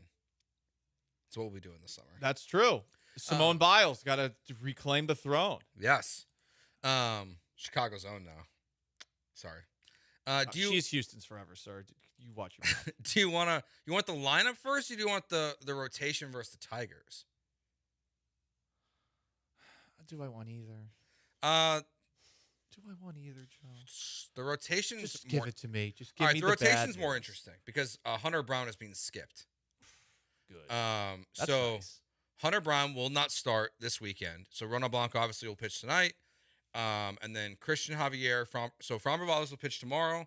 Christian Javier on Saturday. Justin Verlander on Sunday. Hunter Brown being pushed back. Damn, Hunter Brown can't even pitch in his hometown. Nope, he cannot. Against the Tigers, who should not be good. I don't know what their record is. I'm assuming it is better than that of the Astros. Oh, definitely. I mean, the Astros are one of the 3 worst teams in baseball. I wasn't sure if it was close. I wasn't sure if the Tigers were 4th place. Yeah, they're 19 and 18. Oh, they got a winning record. Jeez. Yeah. Well, they're 12 and 24. There's that. But the Astros lineup is out. Let me pull that up here. Where is Alex Bregman batting, Joe? He's batting 6th again in this lineup. Okay. Is Jeremy Pena clean up again? He is. Let's go, Jeremy Pena. So Altuve, Tucker, Alvarez is your DH. Pena is your shortstop, batting fourth. Singleton, followed by Bregman, Yainer Diaz. Jake Myers not in the lineup, even though he had 2 hits yesterday. Joey Loperfido is playing, batting eighth and is in left field. And Mauricio Dubon is batting ninth and playing in center today. Well, Dubon should probably be a little higher up, too, because he had 3 hits last night. But, hey. Yeah. At what point do we have the conversation about moving Jordan down in the lineup, too? Because Jordan's struggles are being very, very overlooked. They are. He has 13 hits his last 75 at-bats. That's better than Bregman, I guess. But he's 5 for 31 with runners in scoring position on the year. Only 4 of those 13 hits are for extra bases. So he's not doing very well himself. I'm going to say we don't ever talk about it. Yeah, okay. I'm cool with that. It's the one player, him and Tucker, Altuve, Alvarez. Like, unless they're Alex Bregman bad, which even though, I mean, Jordan Alvarez kind of is, to your point. It's Jordan Alvarez. Like, he's going to figure it out. He's slumping. Alex Bregman stinks. Like, to me, there's a difference there. I don't know why. I can't explain it. But Alex Bregman, he stinks. He's losing money left and right. Jordan, he'll be fine. He's gonna start hitting tanks any day now. I can feel it. Do you think Breggarita sales are going down at Minute Maid Park? They sell those? Well, yeah. There's the El Tiempo margarita, and then you can get the Breggarita, which is just a plastic cup with like tahini and Breggy hot sauce that's on the rim. So it's not very good. I haven't tried it It's yet. no Highway Cantina for $9.75. Hey, Tall Texan margarita. Highway right Cantina. down the We'll be street. there again soon. I think it's Please, next month. We'll yes. be there. That's the only reason I want to watch the Astros, is so I have the reason to go to Highway Cantina. So that's the lineup today. So Augsburg batting 6. So I'm kind of glad to see Joe Espada not changing that again. I would be open to Pena batting 2, but at this point, I don't really care. Just people need to hit the baseball. So you're a nihilist right now. Hit the baseball. Baseball nihilist Joe George. Well, okay. So I'll peel back the curtain here a little bit. Open the kimono. When we started working together, and the Astros started struggling, and you said you were done watching the Astros until they won 3 games in a row, I was really annoyed.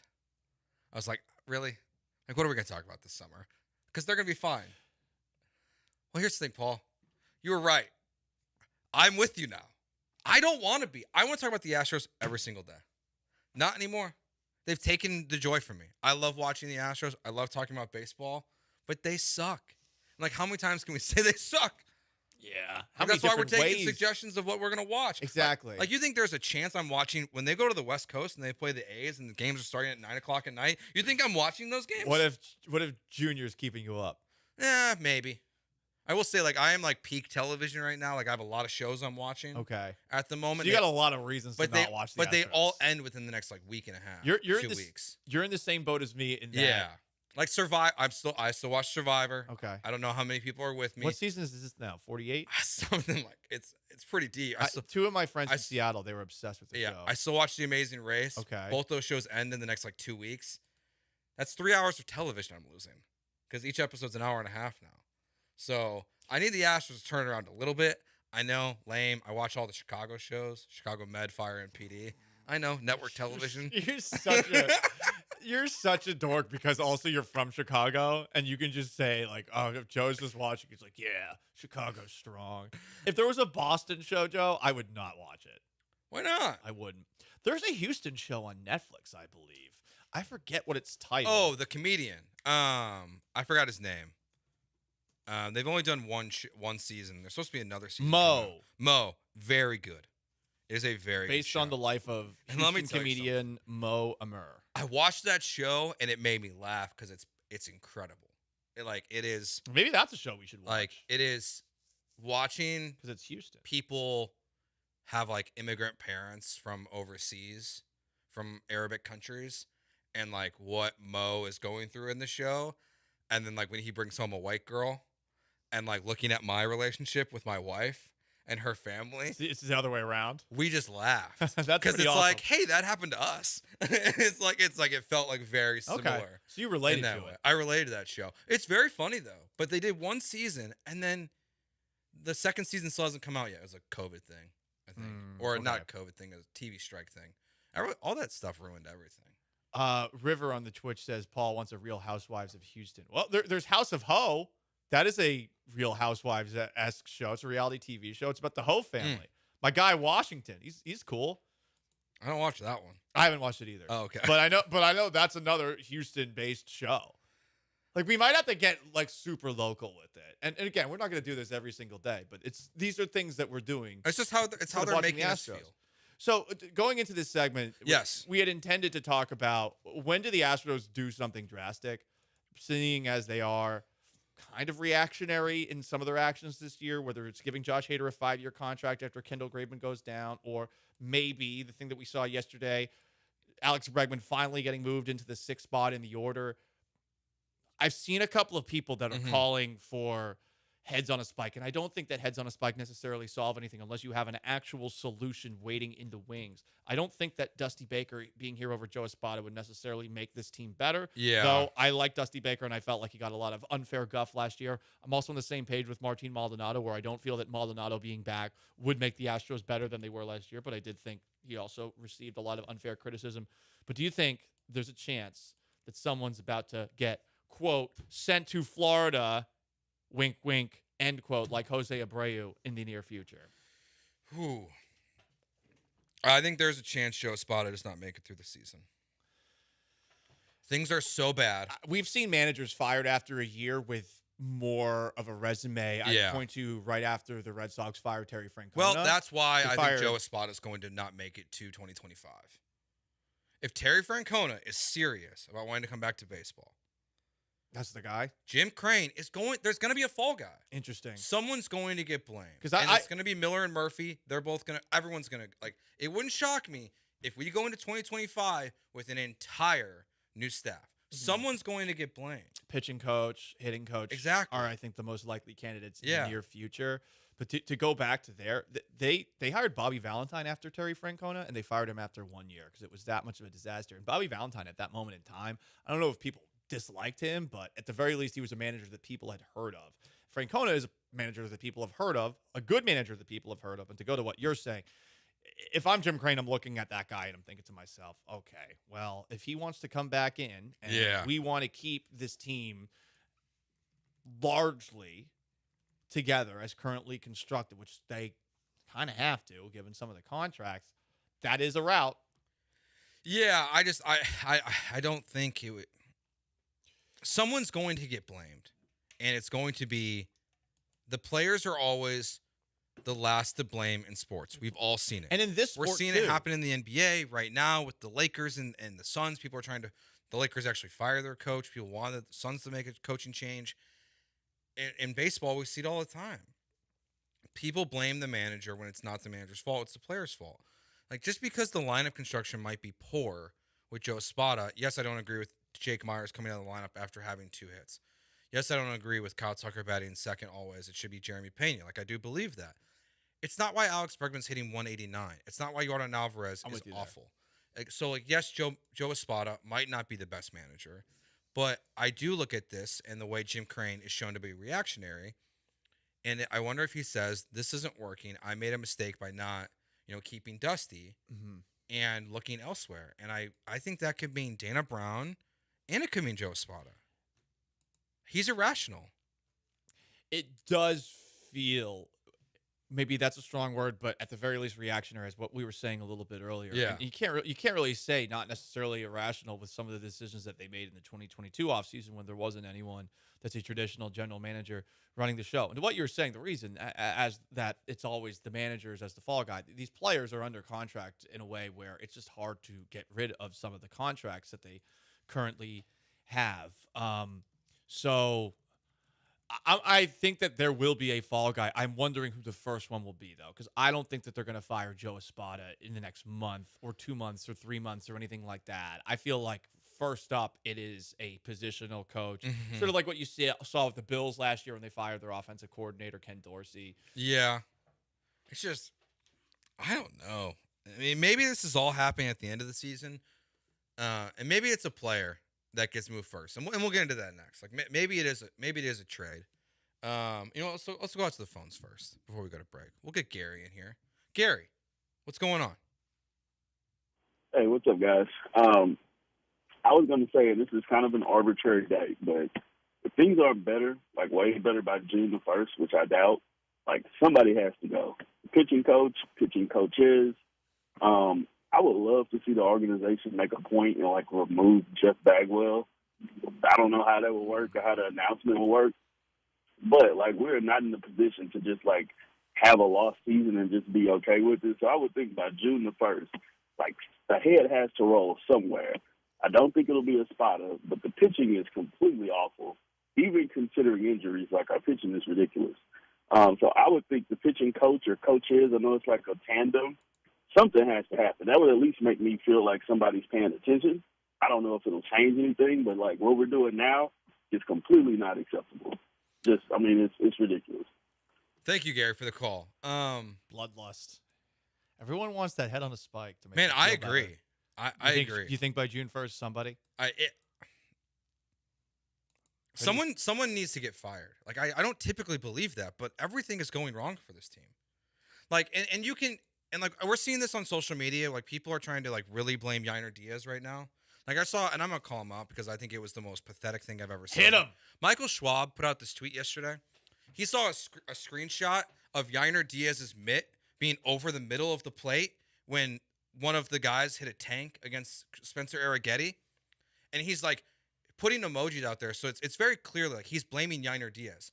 Like this guy clearly is trying to say that Yainer Diaz is calling fastballs over the middle of the plate against Juan Soto, Aaron Judge, and Giancarlo Stanton. When if you look at the replies, literally the first thing you see is Yainer Diaz with his mitt above the plate. It's supposed to be a fastball up and out of the zone, but Spencer Arrighetti threw it right down the middle. So people are trying to blame Yainer Diaz and all these people, but heads need to roll. So even if it's Yainer Diaz as your everyday catcher at this point, fine.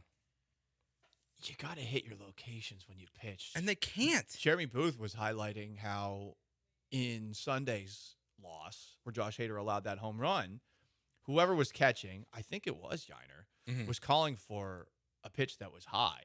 And instead, he throws it right down the middle. And guess what? Smoked out of the ballpark. So they're missing with their locations.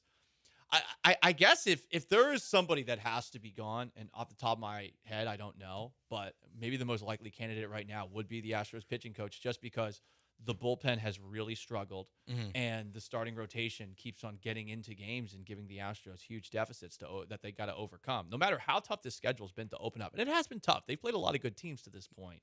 For sure. You are getting shelled early, and you're not scoring nearly enough. I think the getting shelled is the bigger problem. Yeah. Even with the injuries you have at pitcher. I mean, you're giving up 3, 4, 5 runs every inning early in the game. I mean, the TK and Blum are having to make a big deal on broadcast that the Yankees didn't score a run in the fourth because they had scored a run in every single inning leading up to that. And Kyle Tucker leads the American League in overs. All right. We'll continue this a little bit throughout the show. You sound so disgusted right now. Because it's gross. It makes no sense. All right. A couple years ago, I think it's been like 9 years at this point, I witnessed one of the funniest things I've ever seen at a sporting event.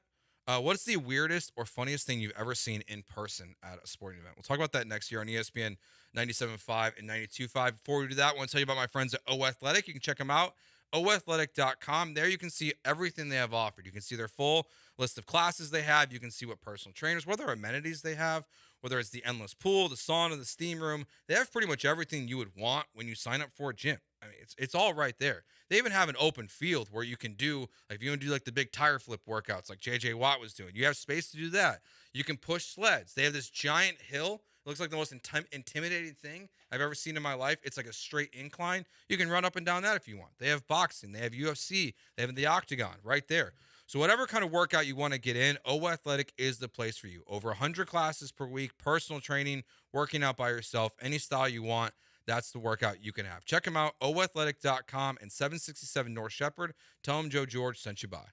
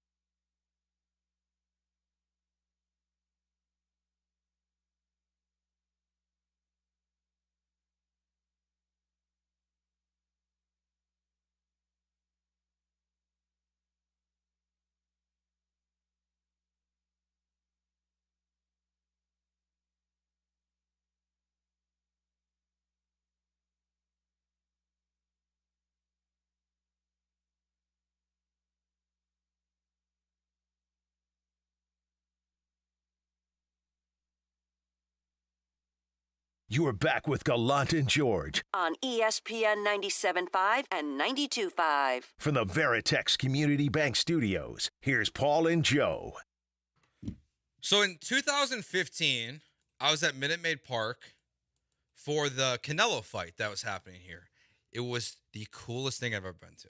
Really? Because there were so many fans from Mexico that were here. It was insane. I've never heard a stadium that loud in my life. But it led to one of the funniest things I've ever witnessed. So I'm in the press row. I think it's the fight before Canelo. And they wanted to open the roof for the Canelo fight. I think they were going to do a flyover maybe. And then they just wanted to have it for like the aesthetics on television. And so it's the fight before, I think it is. And they start to open the roof. And like these idiots didn't check the radar. Oh no. It was raining. Was it raining? So like not hard. It was like a good drizzle. You can get hard rain this time of year is where the flooding sometimes happens. But like they start to open the roof while there's a fight going on in the ring, and it's raining. So like it's like it got like 10 feet open, maybe more than that because it's hard to tell like just like how big the roof is. They had to stop it and then close it again. But they just like kept the fight going. Well, at least, and I've never seen any like the fact that they tried to open it while it was raining was just baffling to me. Joe, we have 2 stadiums with roofs that never open. Taxpayer paid in some way, shape, or form, I'm sure. So I'm happy that they opened it a little bit that night. They just like they tried. They gave God a sneak unlike peek. the Astros. I'm not sure if they could do that with Minute Maid or NRG, where they could stop it halfway through. I think it's either open or shut. There are certain stadiums that are like that, where like they've done this. I think it happened last year or this year in a regular season game. Maybe it was even in Arlington, or it was Milwaukee, where they decided to open the roof, and then like by the time it got opened, it started raining. But it wasn't opened yet, and it takes like 25 minutes for it to fully open. They had to wait for it to fully open, and then they could close it. As someone who's known to wear a Hawaiian button-down or two, sometimes you feel like, hey, this might be a 3-button-down kind of event. And then you realize, oh, wait, no, this is a 2-button-down kind of event. No, it's raining outside. So we have to close. It is crazy that mistake could happen because they do have people at these games that are like meteorologists that just look at the radar. And like I know Texas has one for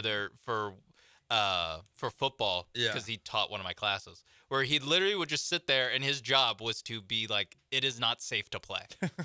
that is his job, is to say it's not safe to play. Yeah, but like at Minute Maid, like there's windows. just like walk outside. Just have someone walk outside with a walkie-talkie and be like, hey, nope, guys, it's raining. It's raining. Can we open the roof? No. Like, and that's where my guess is that it was someone that doesn't work for Minute Maid. That was just like, hey, we're open. Like someone that worked for Showtime or whatever it was. like the TV just producer. like, hey, like that's why I think there might have been a flyover that was supposed to happen or something like that, and why they felt it had to be opened in that moment. But just it was baffling because like my buddy was the ring announcer, and I'm sitting next to him. I'm just like, what are they doing? It's raining, and at one point they were like, they might have to cancel the fight if they couldn't get it closed fast enough. So what about you, Paul? What's the funniest or weirdest thing you've seen at a sporting event? I'm sure everyone in Houston is going to say, those who saw Super Bowl 38 live, Janet Jackson's boob getting pulled out. Oh, yeah. But even then, like that was a split second and probably couldn't see it because I think that it went to black right after in the stadium after it happened. But I didn't see that. I was out actually playing basketball. And I think all our parents were very relieved. Instead of watching the halftime show, me and one of my friends, we played a game of like 21 or something like that. We came back inside and everyone was noticeably quiet. and we asked like, oh, what happened? I was like, oh, it was just a halftime show. So we didn't even know until the next day at school. Oh, that's funny. I actually, because that was pre-internet. But for me, it happened in 2002. So it was the last game of the year between the Patriots and Dolphins at Gillette Stadium. Ricky Williams was the running back for the Dolphins. He was running all over New England. And I think Miami was up 10 points with about 5 minutes to go. And this absolutely hammered guy fell on top of me and puked near me. Luckily not on me. Okay. But near me. And he just fell on top. And I was 12. And I was a small 12 years old. So it was a scene. And I got to give my dad a lot of credit because there was a group of 4 older than college-aged young men who I'm sure were all embarrassed that their friend had done that. And so my dad had to basically go get security because, like, the guy was just annihilated and, took a while to get off of me and stuff. So I remember that happened, and my dad was like, we should probably go. So we left. And I kind of wanted to leave too because that was an unpleasant experience. Yeah. And as we were walking to the car, the Patriots came back from down 10 points, won the game. Oh, I have in one overtime of those too. It was awful. It was entirely because of this drunk guy falling on me. Yeah. And so after that moment, this was before they had only won 1 Super Bowl then. After that moment, I said I am never leaving a Patriots game early or stopping watching a Patriots game early ever again until now, where I don't watch it because they're not good. Yeah, my dad still gives me grief about this game I left early in 2001. We went to the Bears-Browns game. Okay. And they got like a pick 6 and then an onside kick and then I think another one. And the Bears had an absolute crazy comeback. Yeah, the Bears had come back and won by the time we got on the bus outside Soldier Field. Oh, wow. But I was just so cold. Was that okay, so it wasn't I was wondering if it was the Cardinals Bears game where Denny Green had the meltdown, but that was in Arizona, so but my I think because that game was pretty crazy at the end too. That was a crazy game because that was another. I mean, this is what all the crazy Bears game have in common. It was all defensive and special team scores that fueled the comeback. My dad still brings it up. He should honestly. He's like, hey, make sure Joseph doesn't leave a game early. I'm like, Jesus, Dad. Well, I like that. Did you leave? Yeah, we left after the 5th. We threw a pretzel. He was in timeout. It could have been a major. He was comeback. there too. He got ejected. My dad was there. He was there too. My dad was like, "Are you sure you want to leave early?" I'm like, "Yes." He just threw a pretzel with cheese at someone. Okay, like we gotta go. He's on the run. Honestly, there has been no justice. There's for a Joe warrant Jr. out. For There should be. Joseph He went Jr. to timeout. He went to There timeout. was justice. But you laughed at first. Well, yes, but there was justice. There was justice. There's just self-serve justice. All right, where do the Texans rank in terms of teams that can knock off the Kansas City Chiefs this season? Fox Sports put out their playoff predictions already. Are there way too early ones? They have the Texans as the 2 seed in the AFC this year. We get to that next year on ESPN 97.5 and 92.5.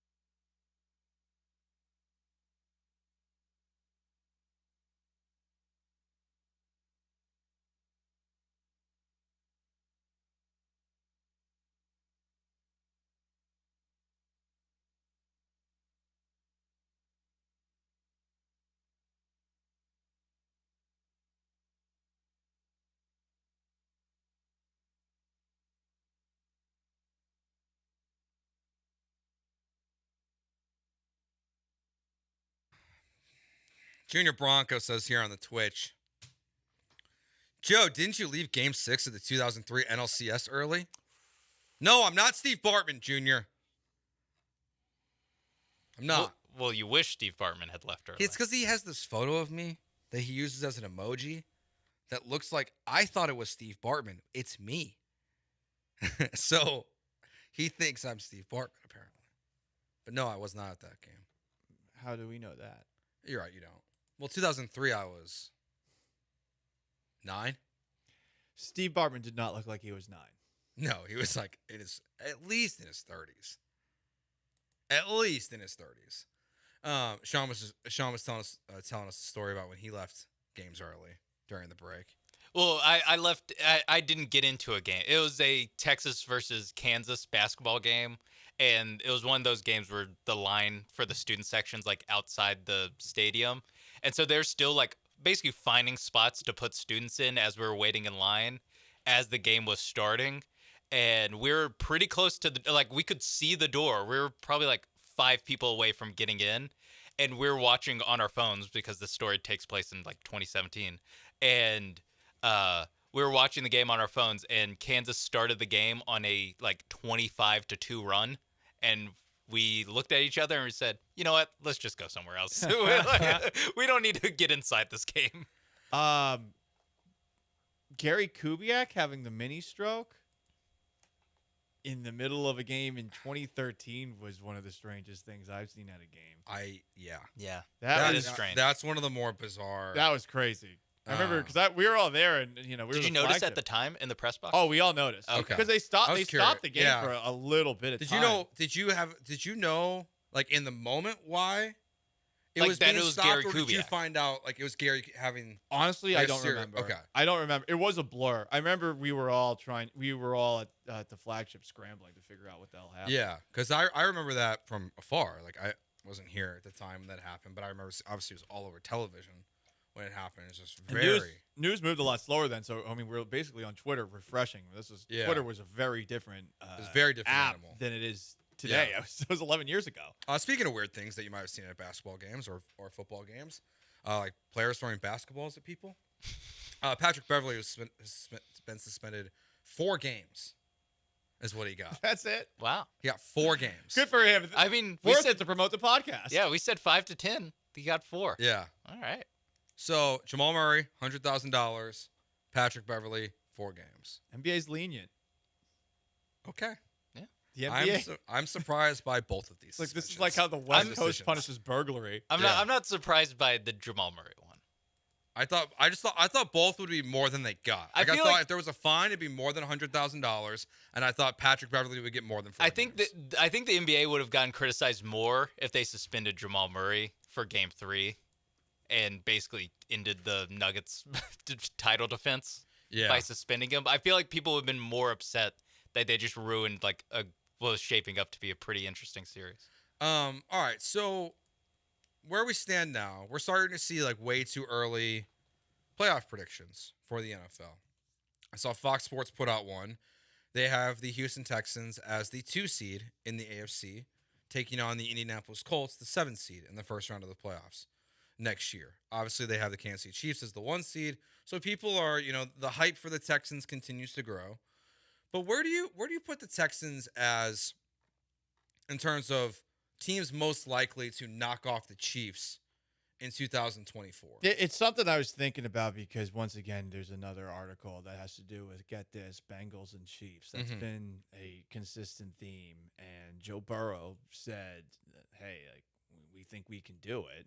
Obviously, they've done it before. So are the Bengals number 1 just because they're the only team that we've seen do it on a multiple time basis? I think that does give them the leg up here and probably would be my number 1 choice because I've seen it with my eyes. Are the Bengals the last team to beat the Chiefs in the playoffs? I think they are, right? Probably. Yes. They have to be. Yes. AFC Championship game. Yeah. Yeah, in January 2022. Yeah. Correct. So Yes. so they're your number 1 choice probably by they're your de facto number 1 choice because it's just they've done it. The Texans are on their way up, and maybe our perception will change as soon as week 1 if the Texans beat the Chiefs in week 1 of the season, if they end up playing that week. But I would probably put the Texans second on the list, behind the Cincinnati Bengals as teams most likely to dethrone the Kansas City Chiefs in 2024. Yeah, I mean, think about the alternatives because the AFC is loaded. Unless you're really bullish on the Jets and Aaron Rodgers finally being healthy, it's Lamar Jackson and the Ravens. You shouldn't trust Lamar Jackson in the playoffs right now. You shouldn't. I mean, maybe there will be a day where he doesn't have a disastrous playoffs. You can't trust Tua Tagovailoa. They got close in the AFC title game.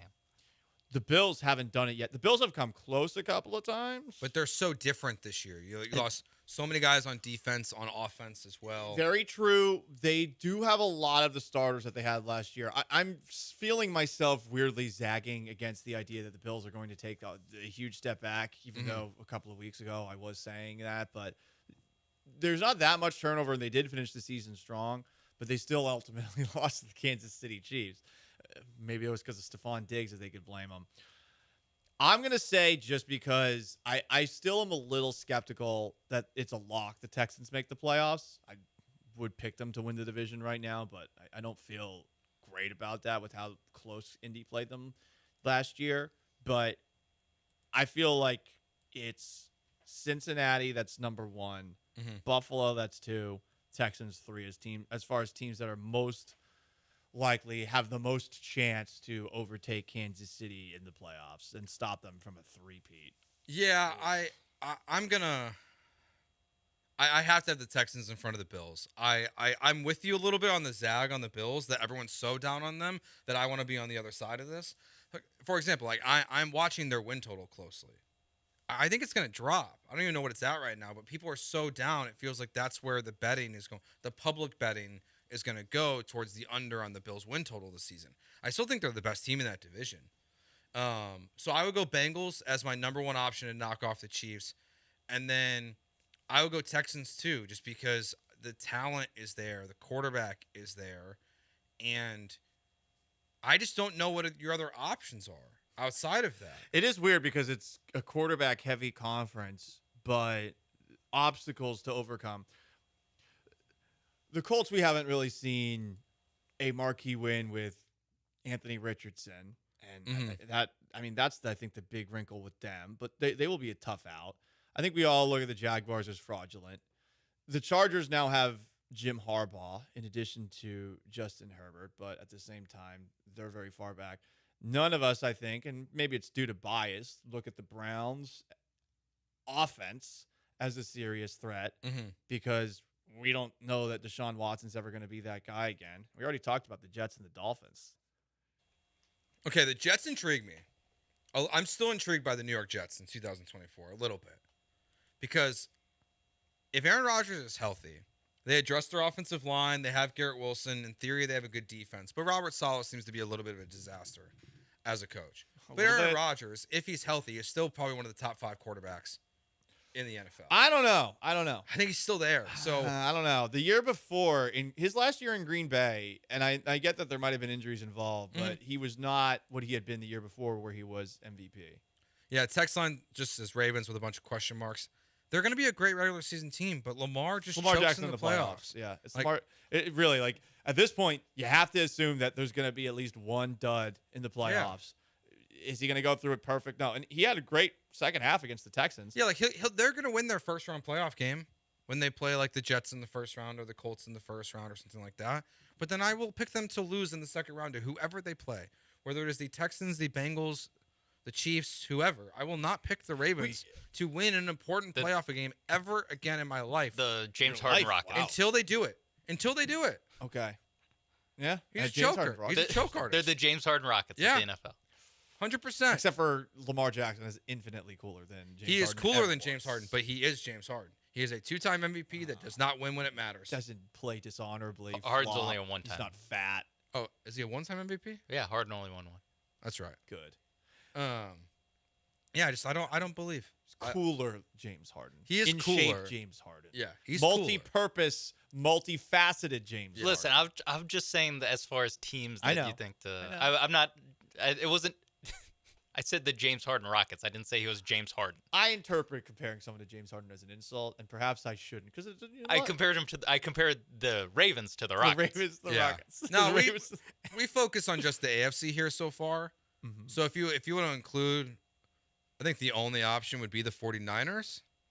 Out of the NFC? How are they different? How are they different than the Ravens when it comes to playing the Chiefs? We're talking about beating the Chiefs. Bills. At least the 49ers get to the Super Bowl. And lose every time. So where would you fit the 49ers into this group? Lions. They'll have a second half lead. They'll be up 10 points in the second half in the Super Bowl to the Chiefs and then lose. So that's what they'll do. Where do the 49ers fit? Are they for you? Your top three. As far as teams that can beat the Chiefs. Yeah. You have your top three, you said, was the Bengals, the Bills, the Texans. The 49ers, where would they fit in that list? But north of the Bills, they're more talented. So they're number 2 on your list. Yeah. Okay. The Lions did beat them in week 1 of last year and made it to the NFC Championship game. That did involve Kadarius Toney being Kadarius Toney. So Kadarius Toney asterisks. Can't literally hand the game to the Lions again. But the Lions did have a pretty big lead in the NFC Championship game that they blew. I was gonna say they lost a close game to the 49ers. So I think the Lions also. I would put the Lions north of the Texans too, on that. Interesting. Yeah. I was gonna put them underneath just because only one of them can it. It would have to be the Super Bowl. Yeah. So they're literally less likely because both teams would have to make the Super Bowl and then you have to beat them. Whereas the Texans could match up with the Chiefs in the first or second round of the playoffs. Mm-hmm. But as far as just now it's just turning into power ranking the teams that can beat the Chiefs. A little bit, yeah. Then I think the Niners, probably above the Bills, below and above the Texans, but below the Bengals. The Lions is tough just because all I see is Jared Goff, and I know maybe I should believe more. But I don't, you should believe a little more. But I just don't. He's a cheaper Kirk Cousins. I know. Hey, that's been in a better situation in Detroit and LA. I get that it's hard to go. I think Jared Goff will beat Patrick Mahomes in a Super Bowl. That's it's a tough sentence to say. Hard. But who are the 2 quarterbacks that beat Tom Brady in the Super Bowl? Paul, do you know? No, actually, I don't. Eli Manning and Joe Flacco. Wait, hang on. Nick Foles. Or Nick Foles. Same thing. Well, hang on. No, because, Flacco, Mr. Playoff winner, did beat the Patriots, but the Patriots beat Flacco more. Nick Foles and Joe Flacco are the same guy. No, Joe Flacco once was, he was elite. For 4 months, he was good. Foles had 1 year. Again, Foles had a year like that, too. The 1 year he beat Tom Brady, he was good. It was 1 month that he was good, honestly. Nick Foles did have a year where he threw 27 touchdowns and 7 picks. Yeah, it was with crazy. Chip Kelly. Yeah. And I think that's the list. The Chiefs, as competitive as the NFL is, it does look on paper how good these teams are in the NFL. It is hard not to just say the Chiefs are going to win the Super Bowl again this year. We also spend so much time, especially in the offseason and during the season too, being how many great quarterbacks are in the AFC and how good the AFC is. Yeah. And then you get to the list of teams that can beat the Chiefs. You're well, the Bengals did in 2021. The Bills at least lose close to them every year. And then you're going with the team that hasn't played the Chiefs in a meaningful game with in this current with CJ as their quarterback. In this current era, it's a team that won 1 playoff game, that won 10-6 and won 1 playoff game last year. That's the 3rd team in the AFC that can knock off the Chiefs. It's a weird case of there's a lot of parity except for the Chiefs. It feels like. Yeah, it's they're Tom Brady and the Patriots again. They're going to be the reason why a lot of really good quarterbacks do not win Super Bowls. The Kansas City Chiefs are. Maybe you'll get your Breeze Super Bowl in there. Roethlisberger got his too. But the reason why you will not see mass parity in the NFL for the foreseeable future, and I'm sorry for the Houston Texans, is because Patrick Mahomes is in the NFL. Also, and the Chiefs' defense is good. Yeah. Too. I think that's been the difference that doesn't get discussed as much as Mahomes being awesome the last 2 years has been Chris Jones and that defense are really good. They have good corners. They're tough to score on. Yeah, they complement him well. The first Chiefs team was all offense. Right. And then they just changed it. Mm-hmm. And won 2 Super Bowls doing it a different way, by building up the defense and just kind of throwing scraps out to Patrick Mahomes. And maybe not anymore. Like, you have Xavier Worthy. Like, maybe they're going back to the offense again. Like, they might have just found like their Tyreek Hill light version of a wide receiver who's super, super fast. And we'll see what they look like next year. Well, and less problematic. Rashee Rice is handling the off-the-field Tyreek Hill stuff. He might not be on the field much for them next year. I wouldn't count on him. One thing we can always count on in sports, though, Paul, is NBA teams filing long-form complaints to the league Doing office. a Daryl Morey. We got another one. Oh, God. Rick Carlisle and the Pacers. Small market team biased, apparently. We'll talk about that next and what's going on in the playoffs on ESPN 97.5 and 92.5.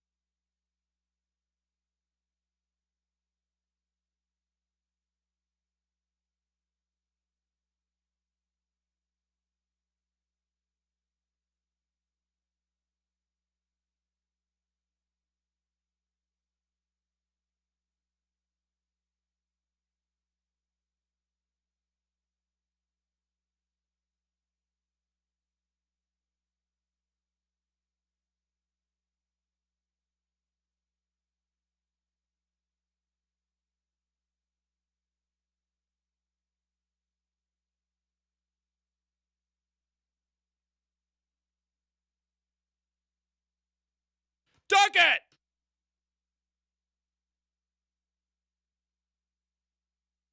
Dunk it! So last night, the New York Knicks won again versus the Indiana Pacers. Pretty fun game, but questionable refereeing, to say the least.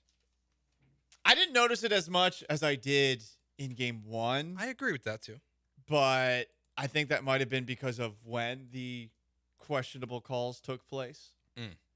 Also, I might be a little bit more apt to ignore those calls because even if calls are against your team, I hate it when teams go the Daryl Morey report route. Yeah, so the Indiana Pacers have filed a report with, I think it's 78 missed calls, I believe it is, through the first 2 games that they're complaining about. It's just sad. I know you might not be happy with referees, and we'll hear from Rick Carlisle here in a second. But that's a lot. That's a lot of complaining. And reality is just do your job a little bit better. Who has to do the 78 plays? It's a good question. Who has to specifically point that out? Do they have to write it down on a piece of paper? Like, that would take a while to go back and see the replay of every single one. I'm pretty sure I know these teams have like video coordinators and guys that literally just like cut plays up. They cut every single possession from a game up. And so they probably just sort by was a foul called. And when you think about it, 78 calls over 2 games. But that means they're also saying there's all these calls that weren't. Because what Rick Carlisle is saying is that the Knicks are getting to play more physical than us. So they're also trying to probably pinpoint all these plays in which the Knicks are too physical. There's no fouls. So like they're not just doing what they're getting called for. They're probably like comparing and contrasting the similar plays. Because that's 40 plays from 2 games. That's 40 plays a game from these 2. And there's probably a total of maybe a little bit over 100 possessions in a basketball game. Right. I mean, what's I think really interesting, guys, 29 in game 1, 49 in game 2. When you up the number by that much, it does feel salty, butthurt, whatever you want to say. That number being in the second game. If that was the first game. So what I think happened is what we're talking about. Where the first game, I think there's pretty much like 4 calls in the last 4 minutes that were all questionable, that all went against the Pacers. It was just like a whole bunch of coin flips that went against the Pacers. And so what I think is that they were already like, man, they are game 1, like they, it was BS, da-da-da. And so they're already like primed to look for it in game 2. So it's like when you wake up already upset and then something happens to you that would upset you normally, but you just overreact because you're already upset. I think that's what's happening with the Indiana Pacers. They had a right to be upset about game 1. Game 2, they're just already looking for it. Like, I mean, it is a lot like the Rockets, where in game 1 of the 2019 series, that's when the dossier came out. That's when the report about the dossier from 2018 was released, where we found out that Daryl Morey did that. It's because they were so upset about game 1 of 2019 that they leaked that. I remember that. All right. I remember I was filling in on afternoons, and I've spent the whole show just saying that they're so embarrassing. I'm embarrassed of this team. Yeah. As they were playing this series. I don't think it did me any favors because your boy got canned less than a month later. And then I think it did get worse after the game. Here is Rick Carlisle. Just complaining about why he thinks it's happening. But, we deserve a fair shot, and it's just not, there's not a consistent balance, and that's disappointing. So, give New York credit for the physicality that they're playing with. But their physicality is rewarded and ours is penalized, just time after time. And so, it's just I'm just really disappointed. The 2 technicals, you gotta make a stand for your guys. You gotta stand up for what's right and what's not right, and that was it. And so. We need to get home. We need to play better. He also said small market teams deserve an equal shot. They deserve a fair shot no matter where they're playing. Yeah, what a stupid thing to say. I mean, to his defense, I will defend it a bit here, Joe. The Knicks are a big market team, and the NBA desperately wants the Knicks to finally advance. There is definitely an incentive to defend Carlisle a bit. Okay. But is it better to have the Nuggets or the Timberwolves in the playoffs? In the championship? That is a great question. I actually don't know. Probably Nuggets because they won last year. Yeah, and Minnesota has a population of 425,000 people. Wait, Minneapolis. Minneapolis. There's also the Twin Cities. That's what I meant. you're Minneapolis, saying. it's a population of 425,000 people. Denver, way bigger. Is it better to have Dallas or Oklahoma City? Dallas. Yeah, well, Oklahoma City, also a smaller market than Indianapolis. Those two teams are 11-0 in the playoffs. OKC. Phoenix would be better. Denver would be better. LA would be better. The Clippers would be better. They all be better. Clippers. It's still LA. They're a small market team that plays in Los Angeles. It's still LA.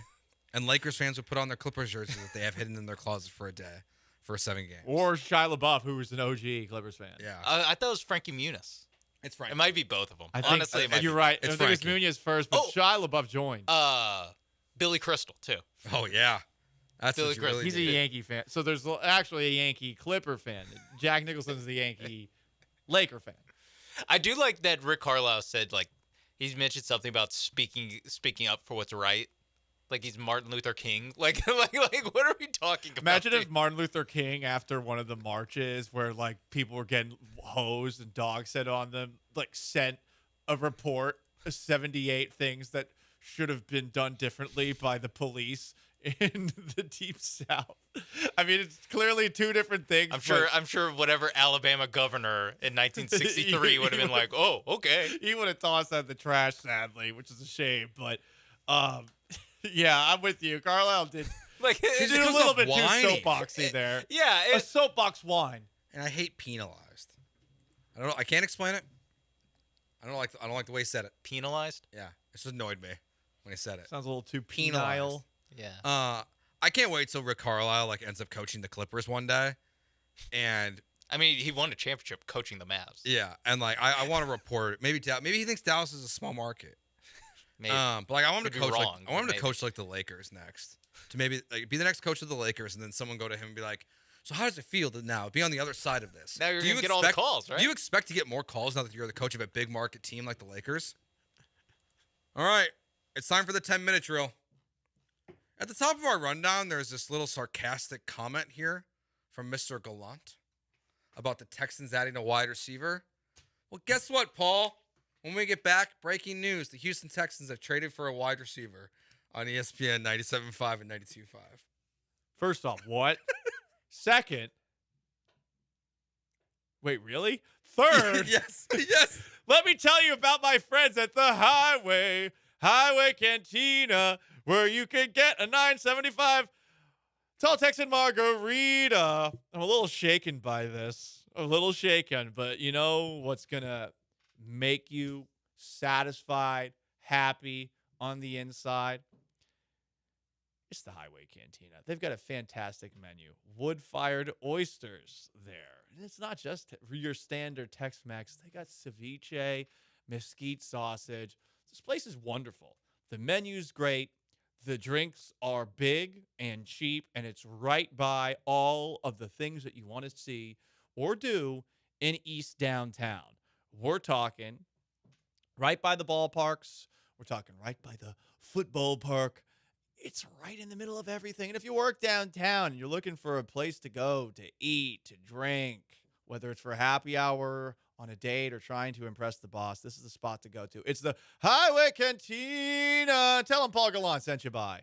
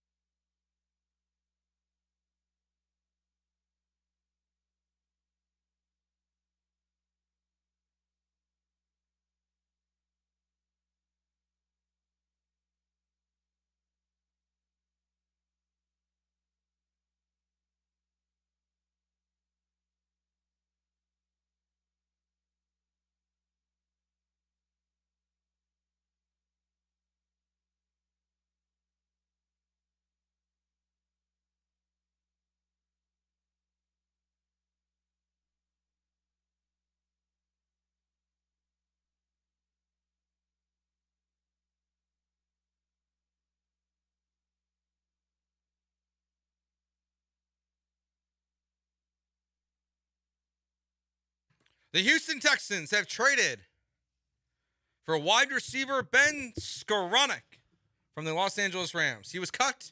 The Texans swooped in. And they have swapped 6th and 7th round picks in the 2026 NFL draft. So not even next year's draft. Not even next year's draft. In the following draft, when Matt Stafford won't be the quarterback for the Rams, did the Texans just acquire early 6th and 7th round picks in 2026? They traded up in the 7th. They just traded up. And signed a guy. Chestnut checkers. And got another white wide receiver. Make sure I got that first. Oh, he's a white guy? Yeah, he is a white guy. Okay, well, that's interesting. Well, that's not another. I think that's their first. No.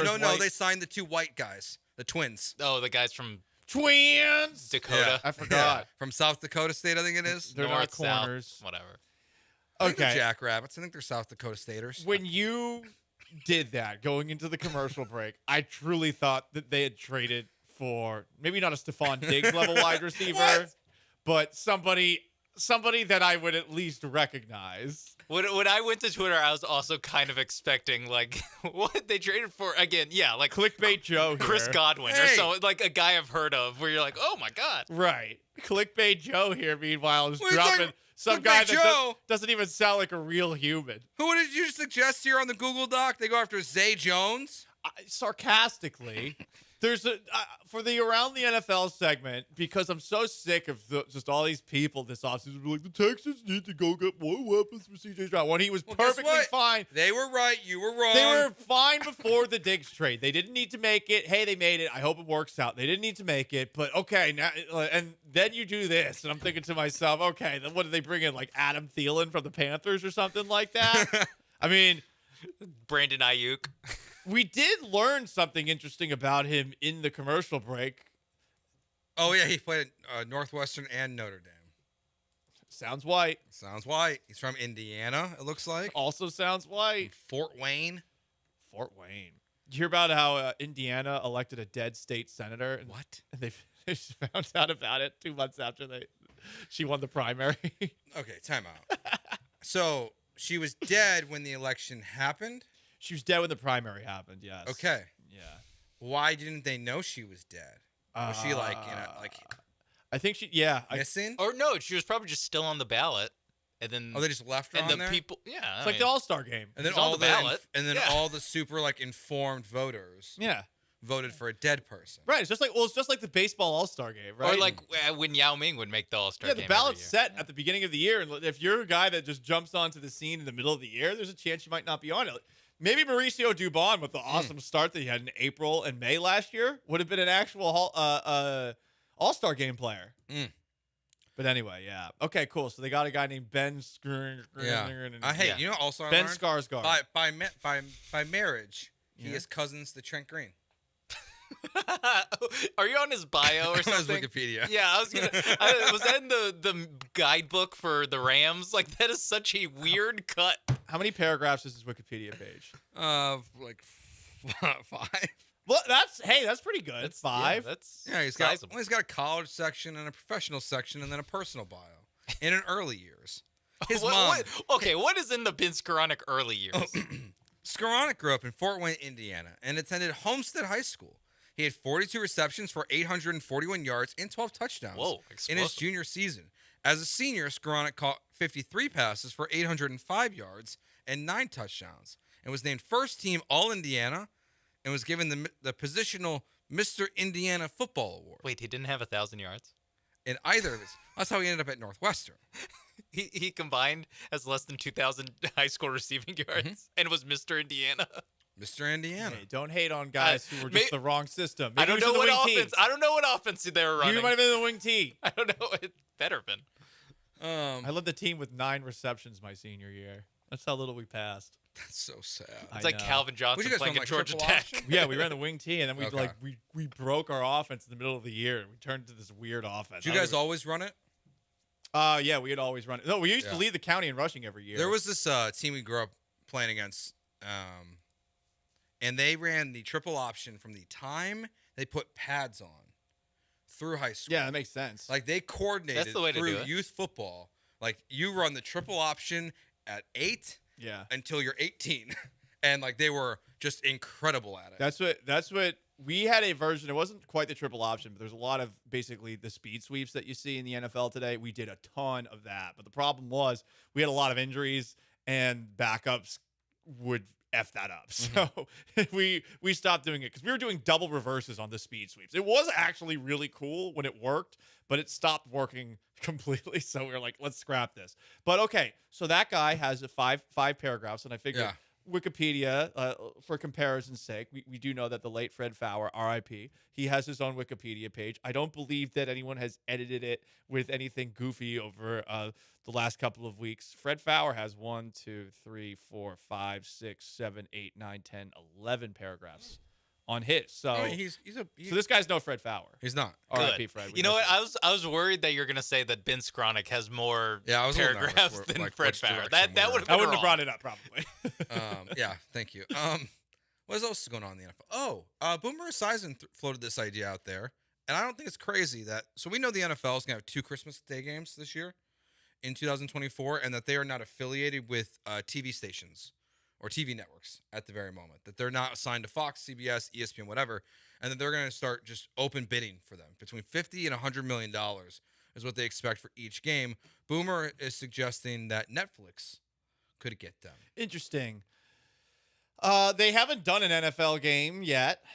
I don't know if they've done a live sporting event yet. They did do the roast. Maybe like F1 they've done. I'm not sure. I think they've only done live. F1's just on ESPN. They did live the roast. They also did a live, what was it, Vanderpump Rules or something like that? They did some reality TV show live. They've done live Chris Rock and I think Cat Williams. Chris Rock after Will Smith. Yeah, maybe Cat Williams. Look, this is a pretty big thing to try for one time. Yeah, like who do they like? They need to get a play-by-play guy. Exactly. And I'm sure that they could get someone to. I'm sure they'll get the schmuck Eagle kid. Damn, Joe. Tell us how you really feel. I mean, he just like he does fine. the Nickelodeon game. You're right. He's the Nickelodeon. He's locked star. up. They signed him to a SpongeBob SquarePants going contract. After Syracuse grads. Come on, bro. I mean, he's not that good. I mean, he's fine, but he only has his job because of his name. Well, that's life, dude. Yeah. And then the Clippers also just hired like another like 22-year-old, which I don't understand. It looks like Netflix. They did the Netflix Cup. Okay. It was like a golf and racing competition, I think. Okay. Oh, I remember there was like a reality TV show with it that was taped, and then at some point there was like the finale was live. I remember not hearing about it and seeing on Twitter as it was happening. I was like, what the hell is this? Yeah, it was like F1 racers and golfers. It was basically like the match. And they have a fight coming up. Okay. Jake Paul Tyson is on Netflix. So they're kind of slowly starting to get into live TV. It's a lot to, I mean, Amazon had their own issues when they first started Thursday Night Football. And that was before Al Michaels started to get cranky. Mm-hmm. It seems like a lot of money to throw around to do one game as like a test balloon. It would make more sense to, especially on a holiday. But they are reportedly one of the people that, or one of the groups that's trying to go after the NBA in their new deal.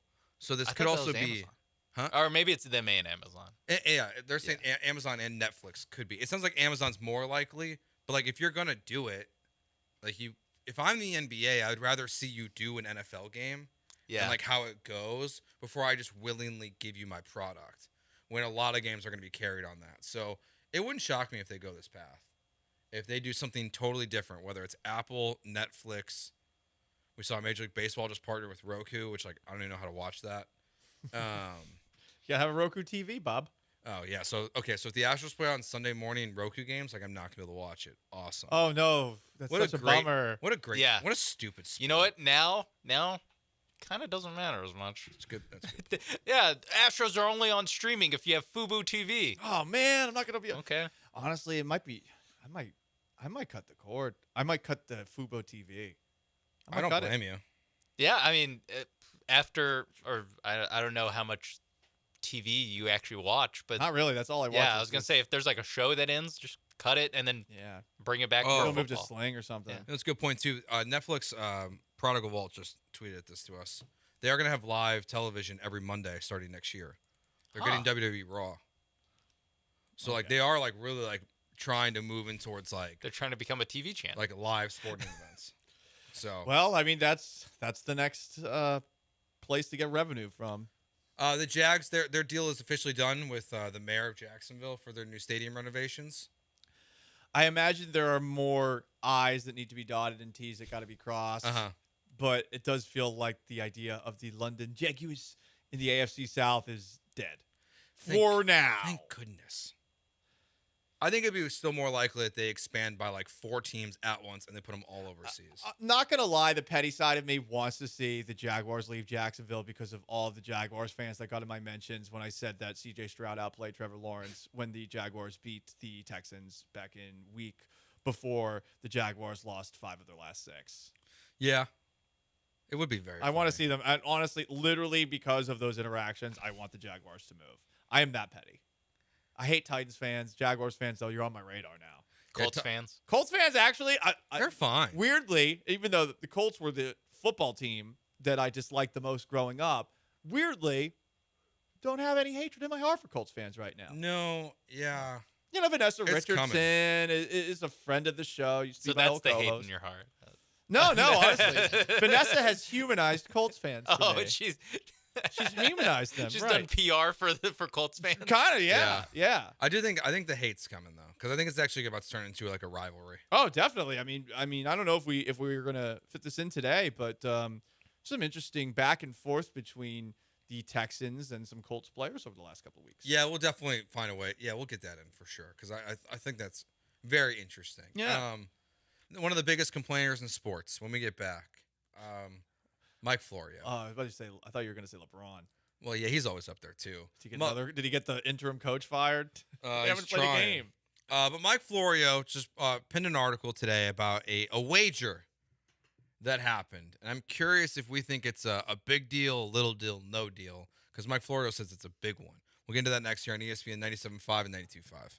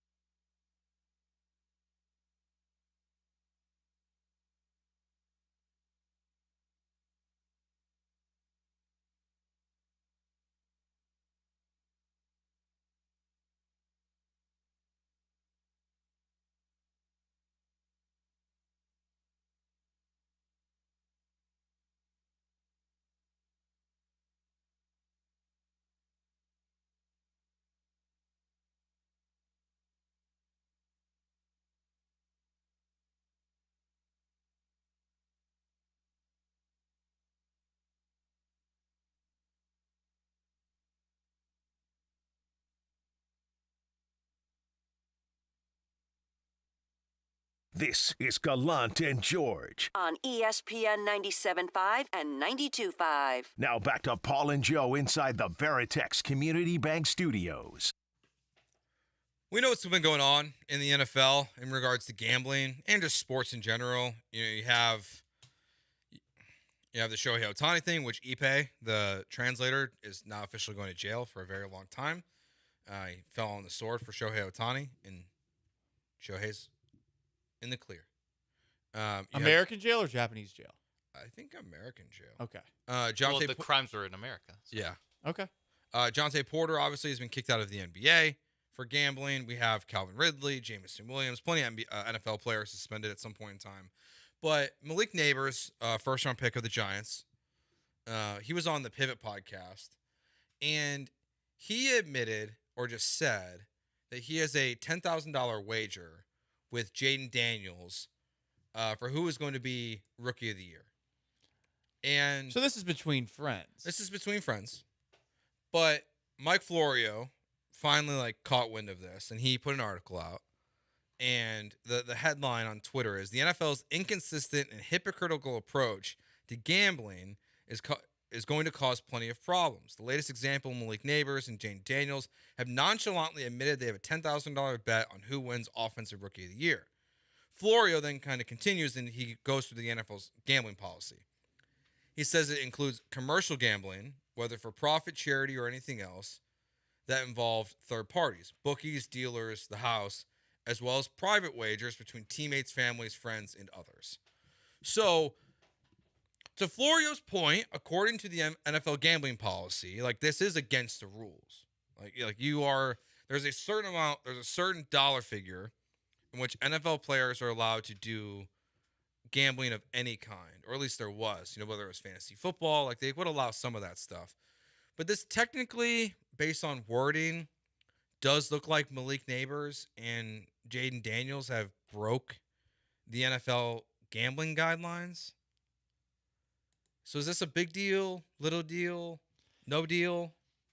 I don't know if I can quite say no deal, because I do think that is a fair point to bring up, that it is inconsistent by the NFL. And I don't know if they're going to have gambling experts come into the mix and explain to them how certain gambling is harmless and other gambling is really, really bad for the integrity of the sport.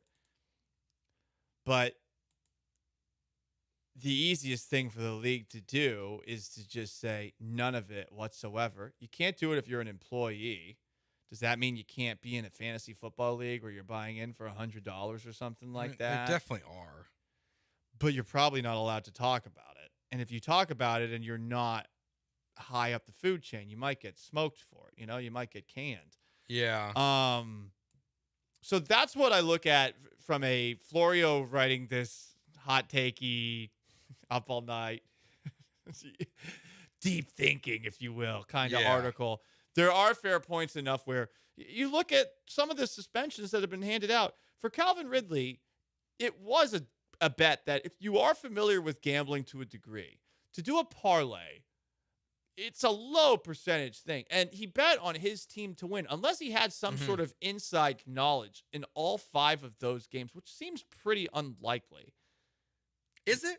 The day of a game. Yeah, it's unlikely, I would imagine, to know across 5 games, even if you're not, maybe less so if you're not playing. Because he was injured and at home. But you would have to be, if you're finding out things right before the inactive list comes out or something like that, and are gambling on that and making those props because of it, okay, maybe I'd buy into the idea of an investigation being necessary. But is this insider trading? Is really the question I'll ask. I would say yes. He played at the University of Alabama, so him calling up, a buddy who plays on the Texans, and being like, "Hey, you play, what's going on this week? Is so-and-so going to play?" And that influencing your wager, I would say, you know what? If they had proof so of that, complicated. Maybe. But, Joe, we're talking about because it's not parlays, 4 or 5 different legs. Is he going to make 4 or 5 phone calls? Yeah. Would you consider that insider trading for Vandy? If Vandy gambled on the Texans, which I'm sure he does not. This is just an example. Don't hate me. No. I don't Like think so, if he no. knows that like by being on the Texans charter flights and what's going on, obviously like he would have information ahead of everyone else. No, I don't think so. Okay. No, but I'm very lenient with this. I mean, I think it's crazy that insider trading is illegal for some, but not all Congress people. Agreed. So that's where, for me, it's a little murky. If they get insider information and are allowed to play with it, then why the hell is nobody else allowed to do it? But it is different in an element of a sport where there's so much chance involved. It ultimately is an educated guess as opposed to knowing the future. Like what what's his face who got suspended from the NBA for life? Oh, Jonte Porter. Jonte Porter. What he did, like, yes, get out. Because it's also just betting on things that, like, there's a very clear answer as to how much he'll play. And yeah. But for the parlays and stuff like that, I don't have an issue with it. And I also don't have an issue with two men, to go back to what we originally started talking about here, saying 10 grand. I don't have an issue with it either. I mean, they're both unlikely to win it anyway. Yeah, so I would say, like you, it's not a no deal, because now the NFL's definitely going to have to acknowledge this in some way, shape, or form, whether internally or externally. And at some point, even if it's internal, Florio will find out, and he'll write his new story about how the NFL handled this. But it's probably something they have to address, even if it's just like, hey, idiots, don't talk about this publicly. Which is kind of what I would imagine is what they're going to say. They're not going to suspend these guys. There's also no proof that this bet will actually take place besides just word of mouth. Like, even though they're admitting to it, you're not technically losing money if Caleb Williams wins Rookie of the Year. So it's not actually – it's also like not really a wager, because there's an out. Like, that's not how gambling typically works. If I bet on Caleb Williams to win Rookie of the Year this year and Jaden Daniels – wins, I don't get my money back because Jaden Daniels won. So like that's why this also is a little fuzzy. It's just not a traditional wager. It's not guaranteed that money changes hands. Yeah, it's not. There's no guarantee. So I would say it's a little deal with a message of please don't publicize this stuff. That's kind of how they treated fantasy football for the longest. That like, you know, people would ask during interviews, they would ask football players like, hey, you guys talk about fantasy football at all? And they either have to go like, no, because I don't play. I play real football. They do something like that. Or they go, you know, I'm in a league with some high school friends, just bragging rights, you know, where it's like, all right. Like no one's digging through their bank statements to see if they're Venmoing their high school buddies $200 every August to actually be in this fantasy football league. And I think it'll be the same way, where they're like, hey, you could have bets with each other, just don't make it about football. If you want to bet on, like, if you want to, you know, tell a story on a pod, like CJ Stroud and Micah Parsons, next time they're on a podcast and they want to bet on a Rockets Mavericks game, I think they're fine with that. For example, they can't go, hey, let's put up $250,000 for the next Texans Colts game, or the Texans Cowboys game. Yeah, I mean, my understanding is like Alex Bregman's in a $50,000 fantasy football league. The one that like Portnoy's in, the one that Tommy Pham and Jock Peterson. Yeah, the slap. Alex Bregman's in that league, and like it's a pretty. Isn't Mike Trout also in that? Mike league? Trout's in that league. Bregman Like it's a might need to football league. leave. So like it's Bregman needs to leave it. I know it's the off season. I mean, hopefully he's better at fantasy football than he is focus. at baseball. He's got to focus. Hopefully he doesn't have himself. Yeah. Do you think that he's benched himself in fantasy football or in fantasy baseball? If he has the team, I would hope so. I have in one of my leagues. He's out. I might just cut his ass. Like at this point, he's not good. No, trade block. See if yeah. Buy low. You know? See what dum will take Alex Bregman in a fantasy baseball league. Speaking of the Astros, is Joe Espada about to be the fall guy? At least one national reporter was on MLB Network today and said yes to that. And a comp here for Dana Brown from Joel Blank that I want Paul Gallant's thoughts on. We'll get into that next year on ESPN 97.5 and 92.5.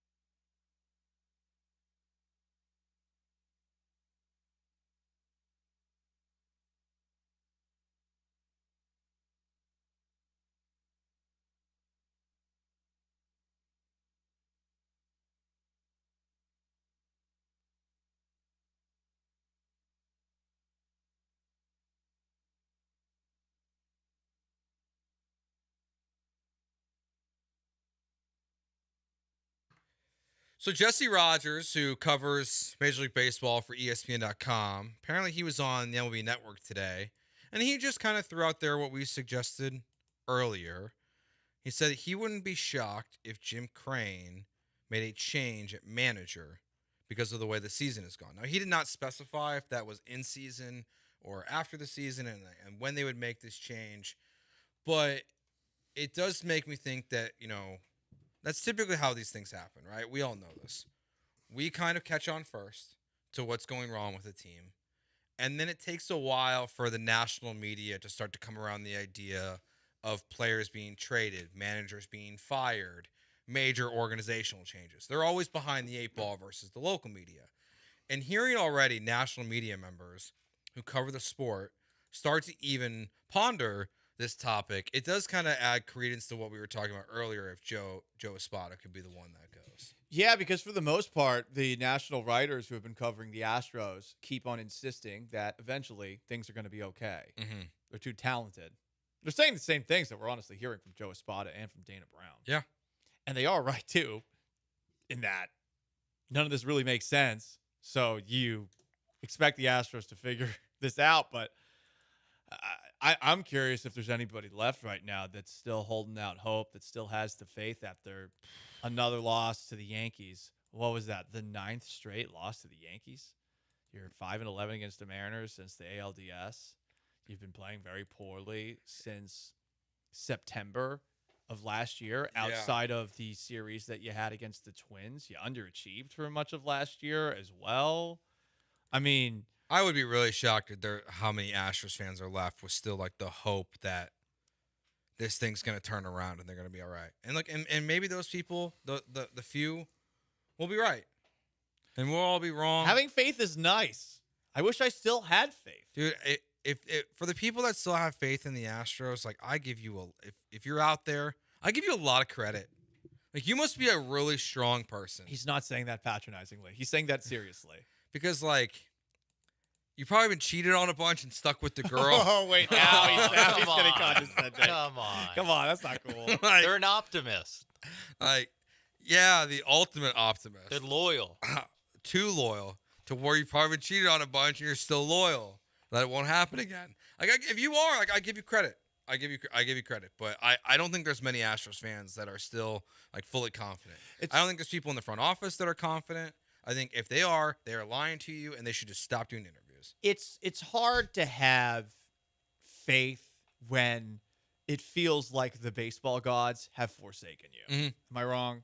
Yeah, it would be one thing if there wasn't like glimmers of hope every once in a while, or like there's enough losses, or there's a lot of losses this year that feel fluky. It's just they're all losses. Like it's 5 losses that all feel fluky, and then you go, well, now they're 12-24. Like that's how. At what point does it stop kind of being a fluke, or does it stop mattering that it's a fluke? It at a certain it's just point, the result. Yeah, just your record is that of a team that is terrible, and you might not be. The Astros might not be a terrible team. They could play 500 baseball for the rest of the season, but they've already dug themselves such a hole that it's the point is mute. Moments like this, you want to speak to the people upstairs generally. No, I mean you are looking for answers. Mm-hmm. Maybe back in the ancient times, what would they do? They kill a goat, probably. Slash its throat, lamb blood, light it on fire, or something like that. So we need to sacrifice human sacrifice. Well, we theoretically could. I don't know. Do we want to talk to? We got rid of the Astros candles. I was curious. I forgot. I couldn't remember whose those were. We have bobbleheads in the back. Should we sacrifice the bobblehead right now? Do you want to sacrifice? Can I break a bobblehead on the air and sacrifice it? I don't know. I'm pretty sure the owner of those bobbleheads does not work for this company anymore. But I don't know. Maybe they're John's. Yeah, I would tread carefully. With especially not the one guy who looks like JC. I mean, you went an actual son of God. Isn't that who you want to talk to? No. I'm talking about the baseball guy. No, you want to go get him? No. So you can have a conversation face to face? No. But I don't know. Maybe I need to leave the room. And Joe, I mean, you who are just wishing that you had the same faith as these Astros fans, maybe you need to talk to the baseball god himself. Hello, baseball god. Silence! How dare you disturb me from my slumber? But baseball god, the Astros are just doing so poor right now. Yes, and you know why, Mr. George. Oh, I do. You used to work at the Astros flagship station. What was it that happened 7 years ago?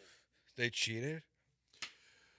Are you saying that we're being punished? Joe George, you must listen to me now and listen carefully. Okay. Many people say 7 is the number of the devil. What do you think happened 7 years ago that allowed for 7 straight ALCS appearances? They made a sacrifice? No, Joe George, you fool! Jeff Luno had a conversation with me, and he cut his hand and made a pact with me in blood on the unholy number of 7. I said it's okay to cheat. It's okay. I looked the other way. But in 7 years, a pox shall be upon you, as you have sold your soul something so low to be the top of baseball, the creme de la creme. And this is what you have sown. 7 years of good, the rest of eternity bad. And that's why everything seems to be effed. Am I right? I mean, one game, the starting pitching gives up 23 runs in the first. Another game, the bullpen poops its pants. The entire way around, it's Jose Abreu and Alex Bregman being sent to retirement homes in West Palm Beach, Florida. Don't you see my grand plan now? Not really. I'm sorry, baseball god. Can we have a good Astros? Silence! And how dare you bring me aboard this show? I will never be back. Never? All right, bye, baseball god. I'm back in the room. Hi, Paul. Heard some yelling. Yeah, there's some yelling going on. I think. Do you feel like you got any answers from baseball god? Yeah, there's a blood oath that happened 7 years ago. Jeff Luno screwed the Astros. Honestly, like that's the most logical thing that I could think of is that there was some sort of blood pact that was signed. Yeah, and it ran out of time. It's all over now. We need to do another one. Perhaps we need Dana Brown to do one. James Crane, Reggie Jackson. I don't know, man. Jeff Bagwell. It's at this point most likely to do a blood oath. 713-780-3776. Jose Abreu is probably thinking about it right now. Someone's texting it if Joel Osteen can call in. Hard pass. To talk to the baseball coach. No, we're not asking for the doors to close in the It's just about to turn into Crossing Over with John Edwin. Remember that show? The guy, he'd basically let everybody in and he'd pretend to talk to their dead relatives. Yeah. With parlor tricks. Those people. Like, I'm getting a John, a Joe. They just can't. They just stutter until they find the answer. Yeah, pretty much. Until someone goes, and then it's like, oh wait, I'm onto something here. Yeah. What an incredible scam that exists that people fall for stuff like that. Sorry if you're a believer. Yeah, I don't know. I didn't learn much. I learned that there's a blood oath and the Astros are cooked. More questions than answers. I would say more questions than answers. More likely the Astros fire Joe Espada, Dana Brown, or they make like a major trade first. And I would say major trade as someone that is not on, someone that contract is not expiring at the end of this season. You mean? So I'm going to take Bregman. Well, Bregman would be a big deal if they traded him. Yeah, but I think to get the ultimate return of prospects, you'd have to trade someone that's at least under contract through 2025. It would be Tucker, Fromber, Verlander, Diaz, Alvarez. It won't be Altuve. And I don't think it'll be Alvarez. I think it's more likely we see someone that's under contract beyond 2024 traded first, or a manager, pitching coach, GM being fired. Position coach. That's got to be right around the corner. That gotta be. That feels like the firing the offensive coordinator right before you fire, like in week 8 before you fire the head coach. It feels like that's the lowest hanging fruit to give a spot a second year, and he's hiring his own staff. Yeah, but even then, like, this is his staff. Yeah. What else does he know? He didn't get the opportunity to go elsewhere and learn and meet people. All Joe Espada knows really is the Astros way. I mean, I'm sure he's met other people throughout baseball, but like, this isn't how when Dusty Baker, there could have been a real argument for him to get rid of everybody with his career. Joe Espada, like, he didn't go manage the Royals and then come back to manage the Astros. So I'd be fascinated to see like what moves he would make. Does he know Brent Strom? He ain't come back. I think there's still more to that story than we're aware of. Also, like they weren't willing to pay him or something. Yeah, I don't know. Remember when the Rockets had that awkward "what the hell's going on" with their coaching staff, where Mike D'Antoni's assistant Jeff Bezdelik, right, and it felt like they kind of pushed him out, and then D'Antoni was sort of like, "Yeah, well, I'm out of here too." Yeah, maybe there's something like that going on where there was a lowball offer. Just because of what happened with James Click, I think it begs there to be questions about like what is actually going on. And also it kind of reminds me of like a little bit of the Daryl Morey thing, where Daryl said he was, gonna quit the Rockets to spend more time with his family, and then had the 76ers job a month later. Yeah. 2 weeks later. Brent Strom was kind of the same thing. He was done. He was leaving the Astros. Retirement was the word that was being used by media members, and then he was the Diamondbacks pitching coach within a couple weeks. So I've always just kind of wondered if there was more to that, and the way we've seen James Click, Dusty Baker leave this organization, I think there's some credence to maybe what would happen. But yeah, it'd be awesome if he would come back. It'd be great. I don't think that's happening. I think he likes living in Arizona. Yeah, I would say it's more likely that Joe Espada gets fired before like Kyle Tucker gets traded. Yeah. I don't think they're going to do that. Problem is, you got to wonder how they're going to fit some of these deals on the books if they have to make future deals. And I'll be honest, as the math goes into the next couple of years, I don't know what a Kyle Tucker would necessarily do as far as how far into the collective balance tax the Astros would be. But you would think that a Tucker extension would make things a little bit more difficult. Maybe 2 years from now, they are in a spot where there aren't as many deals. But I mean, I think he is there's free still agency. some more. He's gone. There's more deals with. There's more years with Lance McCullers. There's more years with Josh Hader. Jordan Altuve, just as far as Javier. Guys that make a lot. Javier, which isn't that much, but it's enough. It's still a sizable amount. Yeah, I don't expect Kyle Tucker to be traded. The more I've thought about it, I think I would put players being traded at the bottom of this list of things that are most likely to happen. I think that as far as like these future pieces. Yeah. Even Bregman, I'm starting to I just in my mind I'm just questioning if they will really if Jim Crane would really allow that to happen. And now we're fast forwarding through a lot of time right now. Mm-hmm. But even at the end of this season, I don't think that this will be like they're not going to try to rebuild. Like they're gonna say, well, we'll make some tweaks, we'll change some things. Maybe a couple guys a couple guys that we're not talking about right now get traded. Maybe like a McCormick for another outfielder. Like just kind of reshuffling things a little bit.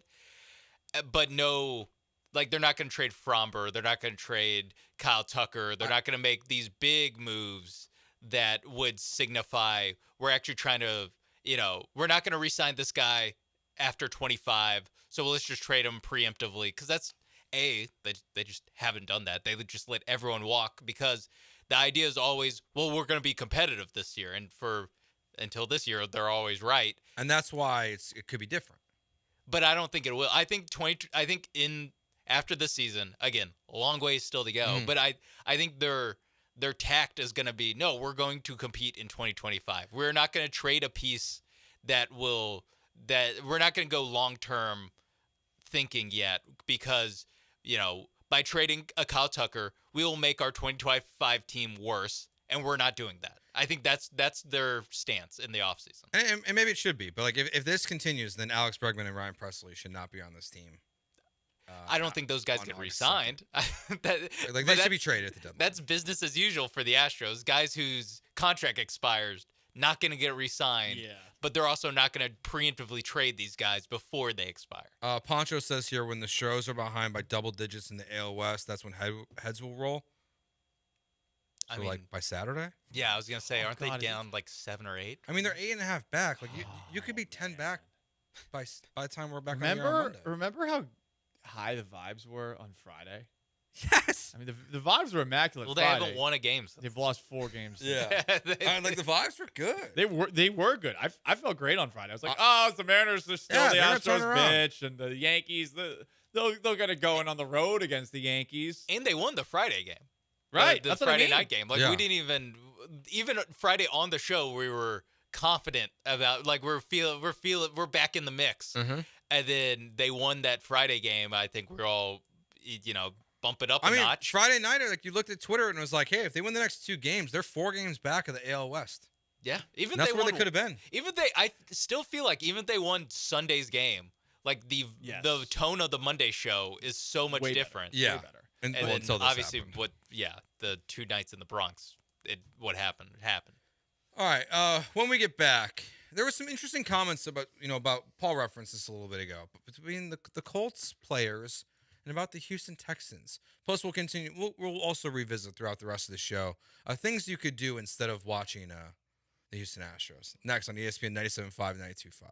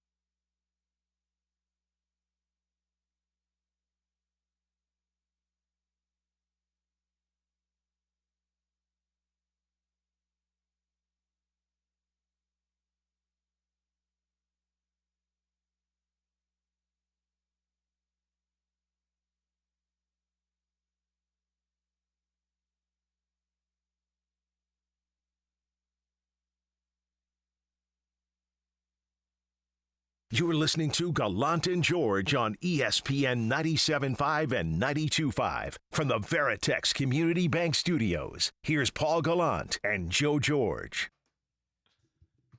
Gallant George here on ESPN 97.5 and 92.5. What are you doing instead of watching the Astros? Most Extreme Elimination Challenge. Let's bring it back. Oh. Fear Factor. That was my favorite show when I was a teenager. Such a great show. 97.5 Fear Factor. I am Keely Douche. Right, you are. Ken. A lot of the stuff does not fly. I think there's still like full episodes on YouTube. Or I think like full seasons are on YouTube. Yeah. Text here says the WNBA. They're gonna watch WNBA. Caitlin Clark time.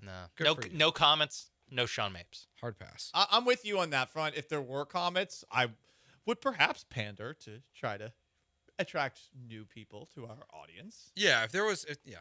I mean, look. If the comments were good, we would definitely talk about them. It would be occasionally. Right, we may as well. If the comments had Caitlin Clark, we would definitely talk about them. If the comments were good and the Astro season is happening, like they play in the summer, like there's nothing else to. Right. It would be really nice if some leagues would start later. Specifically, the NBA. I've always felt this. If the NBA started December, even like New Year's Day after college football's done, then the playoffs would theoretically go through August and July, right? So there'd be something going on. Now, maybe everything is structured in a way where people just don't have major sporting events in those months because there's a lot of people that go on vacation those months. I think it's definitely part of it. But for us, the people who are watching this every single day, we wish that we had alternatives to baseball in July and August. As much as we love in October and in March when there seems like there's just like a ton of sports happening all the time, it would be nice if it was staggered perfectly to where there wasn't then the 2 months where there's nothing happening in the summer. Yes. Like just selfishly, like if we could just rearrange things to make our jobs easier, that'd be nice. I would like that. I mean, they try like the NBA playoffs. Like they go so deep into the summer now. I mean, it's still like only like June 15th. I know. I know. Like that's like when it starts. That's when the drought starts. All right. So Zaire Franklin, the Colts linebacker, he was on Chris Long's Green Light podcast. Great podcast, by the way. Yeah. I like how they brought Kyle into it more now too. They have a good, obviously they're brothers, good banter. Here he is talking about C.J. Stroud and there being no rivalry with the Tennessee Titans. Well, here's what I want to discuss. If you could have a beef with any team in the AFC South, would it be the Titans? No, because I already smacked them a couple times. It really be Houston. I'm not going to lie to you. I love CJ, man. I support all our young brothers at quarterback, but CJ, he didn't say a lot of wild stuff to me, and our run-ins, at the Super Bowl, at All-Star. What did he say? Many times, and he feeling himself. But look, he in Tokyo, so congrats. I'm happy for you, but I need to see that boy again. Ooh. It's interesting that Zaire Franklin is talking about C.J. Stroud the same way C.J. Stroud talks about Micah Parsons. Yeah. Yeah. So this interview continues, and I'm very curious as to how the next showdown between the Texans and Colts goes. But Stroud believes he's done very well against the Colts in the 2 games that he's played against them. And I will say, like, statistically, he was good in week 2. I know a lot of people on the Twitch were like, it's garbage time numbers. Yeah. CJ Stroud's terrible. A lot of you did do that. But this was Zaire Franklin a little bit later saying that, hey, man, let's slow your roll a little bit about owning the horseshoes. He was on there talking about how he cooked the Colts in both games. And I saw him and I pulled him aside and I was like, when you play Anthony, it was like 28-7 in like the second quarter. We were kind of blowing you out. I mean, we were playing cover 2 shell, 2-minute prevent for 2 quarters and a half. So like, yeah, you threw for 300 yards, but you were getting blown out. That's not a cooking. Yeah, and he was like, bro, I ain't cook you. And I'm like, look, if that's what you consider a cooking with the loss, I mean, congratulations. And, and then I have to remind him as well that he's never beaten Anthony. So, yeah. I love this. You're a psychological warfare guy. I mean, he's not wrong. Stroud had the big throw, first play of the game against the Colts to Nico Collins, and it was a bit of a struggle for the Texans offense after that. They are fortunate that they won that game. Gardner Minshew was horrible in that game. I'm going to keep on telling people this. I know that we are all very optimistic about the Texans going into this year, but I think Zaire Franklin's right here in that the Colts have a lot more in the Texans-Colts games to look back on and smile about than the Texans do from a, hey, like, who won the totality of those two games? If it was just those two games, playoff berth excluded, the Colts, if this was like aggregate or something like that, they won. But from a, hey, did the Texans win when it mattered? Did the Colts choke when it mattered? Like, that is ultimately what matters. That's how the Texans got into the playoffs and beat the Browns and played all right in the first half against the Ravens. But I'm just gonna tell everybody a lot. The Colts are not as far behind you as you think they are. What they did last year with Gardner Minshew, who was very limited and awful in that game against the Texans. He was missing everything. Richardson should be better. Maybe not a lot better, but should be better. Yeah, like reminding myself of that. It does kind of, because Anthony Richardson, again, barely played for the Colts last year. Even in the game against the Texans, he only played the first half, or maybe even less than that. You do forget that they don't have Gardner Minshew at their quarterback, and they've had, not literally Gardner Minshew, but for the last 5 years, they've had different versions of Gardner Minshew at quarterback this entire time. So, yeah, Zaire Franklin's kind of talked me into, I mean, we talk so much about the schedule and how many primetime games that the Texans might have. This wasn't really ever mentioned as one, but you could talk me into like an early season Thursday night game where it's Anthony Richardson versus CJ Stroud as like an early AFC South kind of big divisional game between who we think probably the two best young quarterbacks in that division are.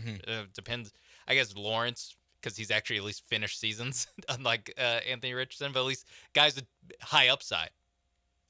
Would you do it like week one, because Anthony Richardson's track history of getting hurt? If you're gonna do primetime Texans Colts, like, does it have to be like the first Sunday night game of the year, week 2 or something? Or so like you have a better chance of like him being there. It feels or like after the Colts bye week. Week 2 Thursday game. Yeah, week 2 Thursday or Monday. Yeah, maybe even a Monday. So maybe the Texans give them play a long back-to-back week. Thursdays. Give them a long week to recover. Yeah, just like we need to play the odds here of making sure that we will have Anthony Richardson on the field for when they play CJ Stroud. Didn't they signed Foles to be their backup, right? Am I remembering that right? No, Flacco. Same thing. I mean, yeah, a little bit. Except for Flacco more recently been good. I mean, Flacco, all things considered, last year was pretty damn good. Yeah, Flacco had the early 2010s. Foles has had the late 2010s and 2020s. Flacco, for his part, had some good moments early on in the Texans-Browns playoff game. Yeah, he just threw a lot of picks. The pick sixes were where they died. And he was kind of like that the entire time he was in, where he would throw some picks, but he would throw some bombs anyway. It's just in the playoff game, all the picks that he threw were touchdowns. Interceptions. And it was back-to-back, too. Yeah. I mean, that's just demoralizing as hell. Yeah, it's going to be – I do think – I agree with you. The Colts are a bigger deal to the Houston Texans this year and their path to making the playoffs than a lot of people. Yeah. I look, we're not saying the Colts are better, but those games were really close last year. Definitely number one on the field rival in the South, 100% for 2024. Yeah, absolutely. It is Colts Texans as the favorites. I'd imagine. At least locally, I think we all agree. I think nationally, that probably will be the consensus opinion once we get to July and August, is that it'll be between Colts and Texans. All right, a little more on this, going back in time to January, when we've heard similar conversations to this, but actually maybe a little bit different tone as well from what I remember. And plus we hear some A resolution, I would call it, on J.J. Watt. That's next year on ESPN 97.5 and 92.5. Before we do that, I want to tell you about our friends at O Athletic. 767 North Shepherd, oathletic.com. You can take over 100. There's over 100 classes. You can't take 100 classes per week, but there's over 100 classes to go to. Whether you want to go before work or right after work, they have them on the weekend as well. From weight training to agility training, MMA, boxing classes, any kind of workout you want to participate in, you can take in with these classes. And plenty of stuff to do while you're there as well. You can work out by yourself, with a trainer. Just every O Athletic, just what I like so much about it is the fact that any given day I can do a different kind of workout and a different approach, and that just makes it the right place for me to go work out. It's the right place for you as well. If you want to, lose weight, gain muscle mass, get quicker in 2024, try to help Paul, run a 4.540, maybe O Athletic's the place for him, and it's going to be the place for you as well. oathletic.com, 767 North Shepherd's where it's at, and tell them Joe George sent you by.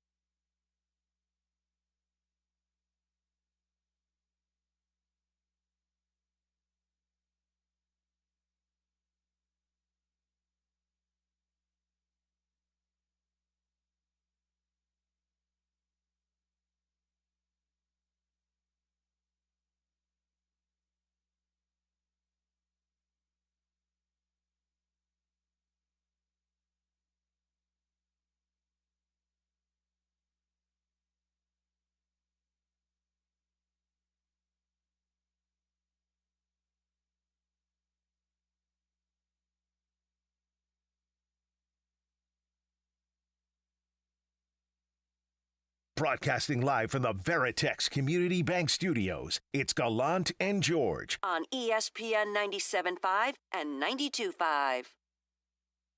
So this isn't the first time that we've heard a handful of Indianapolis Colts players discussing C.J. Stroud. If I remember correctly, Paul, I do feel like the tone's a little bit different. Right you are, Joe, from this perspective. They were looking at C.J. Stroud, and they weren't thinking that Stroud was overlooking the Indianapolis Colts. They just had respect for him. Mm-hmm. In the last segment, you heard from Zaire Franklin, a Colts linebacker, Franklin and another Colts linebacker, E.J. Speed, did a podcast episode, and they both sat back and were talking about all of the things that Stroud was able to do against them. Here's the first part of this clip. First of all, was mad annoying. Ain't nothing worse in the defense than when you get them all scheduled. Like, you get them 1st and 20, 2nd and 20, 3rd and 16, and them get it. Oh, my God. What? It hurt. That hurt. Yeah, That's that shit insane, hurt. bro. So, like, and you back on the ball. Oh, my God. You mad as on that first down. Like, that's when you get the, what the happened? Ooh. On their side of the 50, you back on Yeah, bro. Look, we covering man to man. I swear to God, I'm on Singletary. Covering man. I see the pocket collapsing. Singletary start, trying to break free. Scramble drill. I plaster. Eyes on it. Woo, woo. He break. All right, whatever. Then I see the ball go. I think it's going out of bounds. I'm just watching that bitch. Then I see Nico just running for that bitch. Nah, ain't no way. He ain't doing. He caught that bitch. I'm like, Singletary just look at me like, that's CJ. Yeah. And that just let me know, like, dang, he be doing like that all the time. That's CJ Stroud porn. That's so funny. Like, CJ must have talked a lot of trash to Franklin, the first guy, because that definitely seemed like personal. He seemed definitely like way more frustrated with the actions of CJ Stroud, like verbally, and got clearly butthurt by it. I don't know if he was butthurt by it. I think that there's a healthy level of respect. I think CJ Stroud's trash talk, and this is actually what I like about him. CJ Stroud's trash talk is, yeah, I just did that. And he'll say it. I think this clip was also from January. Right. So this is like 2 weeks after the game had happened. Basically, this was still in the Fresh on my playoffs. mind. It was still, the Texans were still in the playoffs. Colts obviously had time to podcast. That's true. And they weren't done. There's a second part. These guys, again, we talk about athlete podcast duos. Stroud and Micah Parsons have been very fun. Zaire Franklin and E.J. Speed also very entertaining to listen to. More of them. He won't even be looking at the read, and then he got about one more look before it get ugly for him. And then he look at your guy, and you didn't plaster like, got your ass. And then this motherfucker look somewhere else and throw the ball for a completion. You like, nah. That's what I like about CJ the most. That's your third read. You know how degrading that is for a quarterback to hit his third read? CJ don't play them rookie games, bro. I peeped that the first time we played him, though. Like, he don't do rookie like, he play, like, he already lying to you with his eyes. He already lying to you with his drop. He already lying to you with his shoulder movements and little like that. That's some that you ain't supposed to really have to, like, year 6, 7, buddy. Okay. Whoever your trainer is, slow down, gang. Doing too much. I mean, at least his trainer has one good quarterback. Maybe two. Jordan Love's not bad. Most of the David Mulligata clients are. Well, doesn't matter if you're getting paid. That's true. Deshaun Watson and Justin Fields are really getting a lot of help from David Mulligata there. He could or retire. Not Mulligata, Quincy Avery. That's the wrong person. Well, Avery's the coach, but hang on. Avery's the quarterback coach. Mulligata's the agent. Quincy Avery's got takes. Yeah, he does have takes. Quincy Avery has takes. He has no issue weighing in. He does not. I'm looking forward to Colts Texans this year. Way more than the Jags. They're just so irrelevant in a lot of ways. Like, maybe they'll surprise us, but I just don't view them as a threat to the Texans next year. Just the way they collapsed. Like, to start that good and then for it to go that poorly. I'm honestly more intrigued by the Titans this year. And just by what they added. I like what they did this offseason around Will Levis outside of the coach. Like, I like the players they brought in. The coach is weird. You can't get past that. I can't take him seriously. Nothing against Brian Callahan. He might be a good coach. You never know when someone who's hired, if they're going to be good or bad. You really don't. But as far as I like Boyd and Ridley. This is like hiring Mike Munchak or Mike Mularkey again, which the Titans did. They love those. Just what? Who? And I mean, they hired the son of a guy who is best known for getting boat raced in the Super Bowl after taking over for John Gruden. And by the way, that guy is now their offensive line coach. He's very good at that because Bill Callahan is Brian Callahan's dad. Yeah. And now he's their offensive line coach. It's very weird to have your dad work for you. It is. To be the head coach and your dad's coaching offensive line. Yeah, I think he yells at him. Probably not. Like payback for all those years? Probably not. Do Yeah, any I of bet you he treads carefully. Do either of you think that you would be able to be an effective boss of your dad? No. I know I wouldn't. My dad would cut me off. I'm also not sure if it would work vice versa. I don't know if my dad would be an effective boss of me either. I don't think it'll work like that. I actually think I would do very well working for my dad. But I feel like I would also at certain points, because he's my dad, I would try to annoy him, and that would be where things would get to an issue because I'd be too goofy. I guess I kind of did because he was my teacher. You worked for your dad. I mean, he was my director in musicals. What grade did you get in his class? Pretty sure I got an A. Nice. Pretty sure, not 100% sure. I don't remember what I got in high school English my senior year. You don't? No. I know I got A in his speech class. That was easy. Okay. You gotta be an idiot to fail that stuff. Gotcha. All you have to do is talk and memorize a couple things. You're good to go. But yeah, I don't think I could boss my dad around. He has too many takes. I always see you see it in college basketball a lot too, where guys play for their dads, like Doug McDermott and I forgot what his dad's name was. Yeah, I mean, most of them are just bench guys who don't belong. All the Boeheim kids. Even then, I'd be like, no, if I'm gonna walk on somewhere else. I'd be okay with using the nepotism to be one of Jim Boeheim's former assistants. Play for his team, but I wouldn't want to actually play for Jim Boeheim if I'm Buddy Boeheim or any coach. Boeheim especially, but any coach. I don't know though. I mean, I would not want to play for my dad. Yeah, but you're gonna perhaps get tougher loving, and maybe teammates would resent you. But you're gonna have your best opportunities probably to play. You're going to get leeway that other players won't get. Yeah, by default. Is your dad going to bench you to prove a point? Like it's Coach Carter? You know what?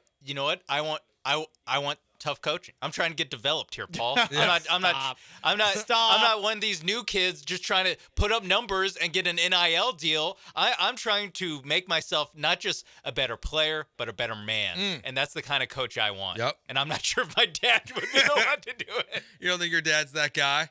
To develop me as a man. Not that dude. Damn, he did an all right job. Dude, I hope your dad's not listening right now. But I want someone. I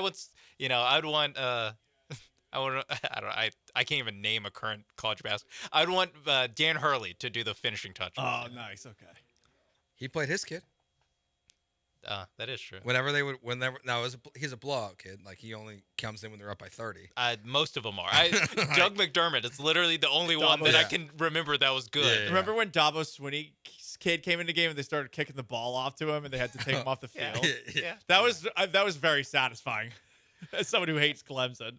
All right, when we get back, speaking of NIL, something very cool is happening. I'm very excited about this NIL basketball tournament that's going to be happening. We're going to talk about that. And it involves our beloved Cougs. It does. Go Cougs. I wish it started right now so we have something else to talk about on ESPN 97.5 and 92.5.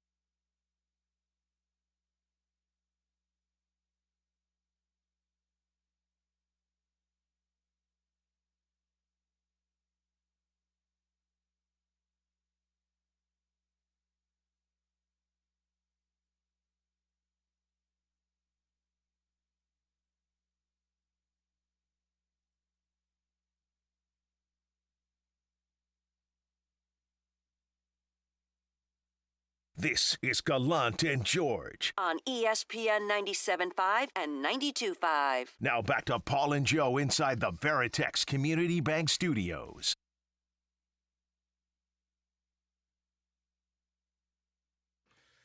So they're doing a new basketball tournament here in college basketball.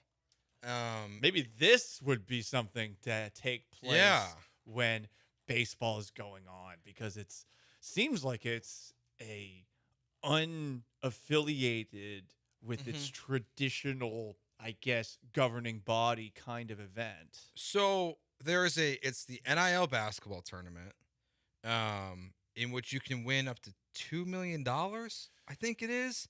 The schools are each going to get $1 million. Correct. But then there's going to be an additional NIL benefits and opportunities for the players, which they're expecting to equal up to $1 million. Now, I don't know if that's per team or if that's the whole pool. It's unclear. Yeah. Each school would be paid $1 million for doing it, and significant NIL opportunities believed to be in the neighborhood of another $1 million per player. I don't know. Maybe it's a total for the team, more realistically, would be awarded exclusively to the winner or winners of the event. The teams that have agreed to play in the Players Era Festival are Houston, love it, Texas A&M, Alabama, Notre Dame, Oregon, Rutgers, and San Diego State. That's a pretty good group. Why is Rutgers in this? Get out. Get out of here. Rutgers, top 15 next year.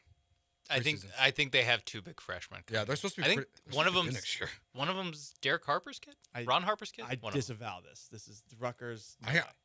Rutgers is gonna be good. Stop. They're not. They're not. I'm in denial. They're gonna Syracuse should be in the Big Ten, not Rutgers. No one cares about Rutgers. Syracuse can come in if they want. They should be in already. I forgot this is Big East beef. Yeah, I mean, what's wrong with Rutgers in the Big F Ten? Rutgers. State school. I mean, there's a lot of Big Ten schools in this tournament. You got Oregon and Rutgers. This is so stupid. This is so stupid. And Notre Dame's kind of a Big Ten. Do you think they put the teams together? Because normally they do try to they try to avoid having two teams, at least like the Maui Invitational and some of these other tournaments. They try not to have two conference teams in the tournament because they don't want to play a conference opponent in non-conference play. Do you think the people that put this together were like, oh, shoot, I forgot that Rutgers and Oregon are in the same? I don't think so, because they're saying Duke, Gonzaga, Kansas, Michigan, Syracuse, and Virginia are all schools that have been contacted about playing in 2025 when they expect it to expand from 8 to 16 teams. Oh, okay, and then you can't really. So then you can't really. Yeah. So, but did they forget that Rutgers was in the Big Ten or Oregon was in the Big Ten? Probably. Honestly, I'll probably more regularly remember that Oregon and USC are in the Big Ten before I do about Maryland and Rutgers.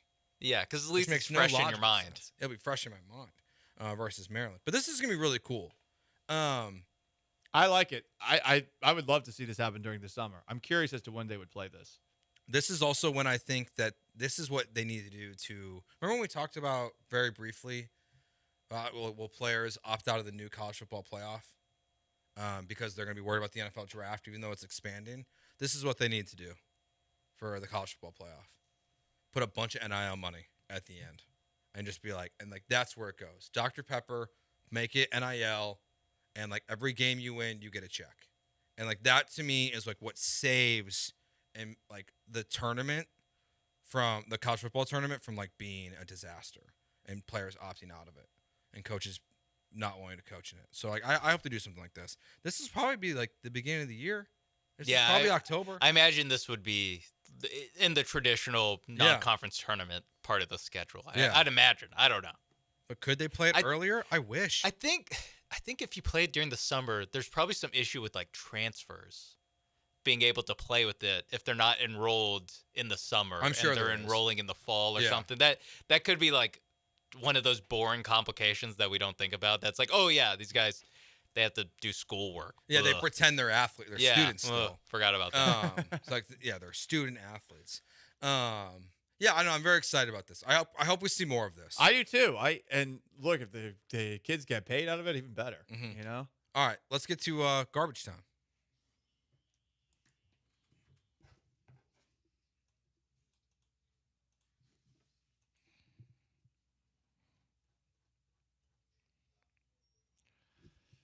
This is maybe the most Raiders story ever, and Al Davis isn't even alive anymore. Terrion Arnold says the Raiders called him after the draft, after not picking him, to let him know they had a coin flip between him and Brock Bowers for pick number 13. And they took Brock Bowers based off of a coin flip. The autumn wind is a Raider. Why would you admit that? It's a very weird thing to say, an unnecessary thing to say. We almost drafted you. It's weird to tell them. It's weird to admit that you picked the player by coin flip. It's weird to pick a player by coin flip. It's like getting married to somebody and saying, I flipped a coin. I was going to propose to you. Sorry, I didn't propose to you. It's pretty similar. And he has no reason to lie about this. Yeah, did they tell him, it was a coin flip?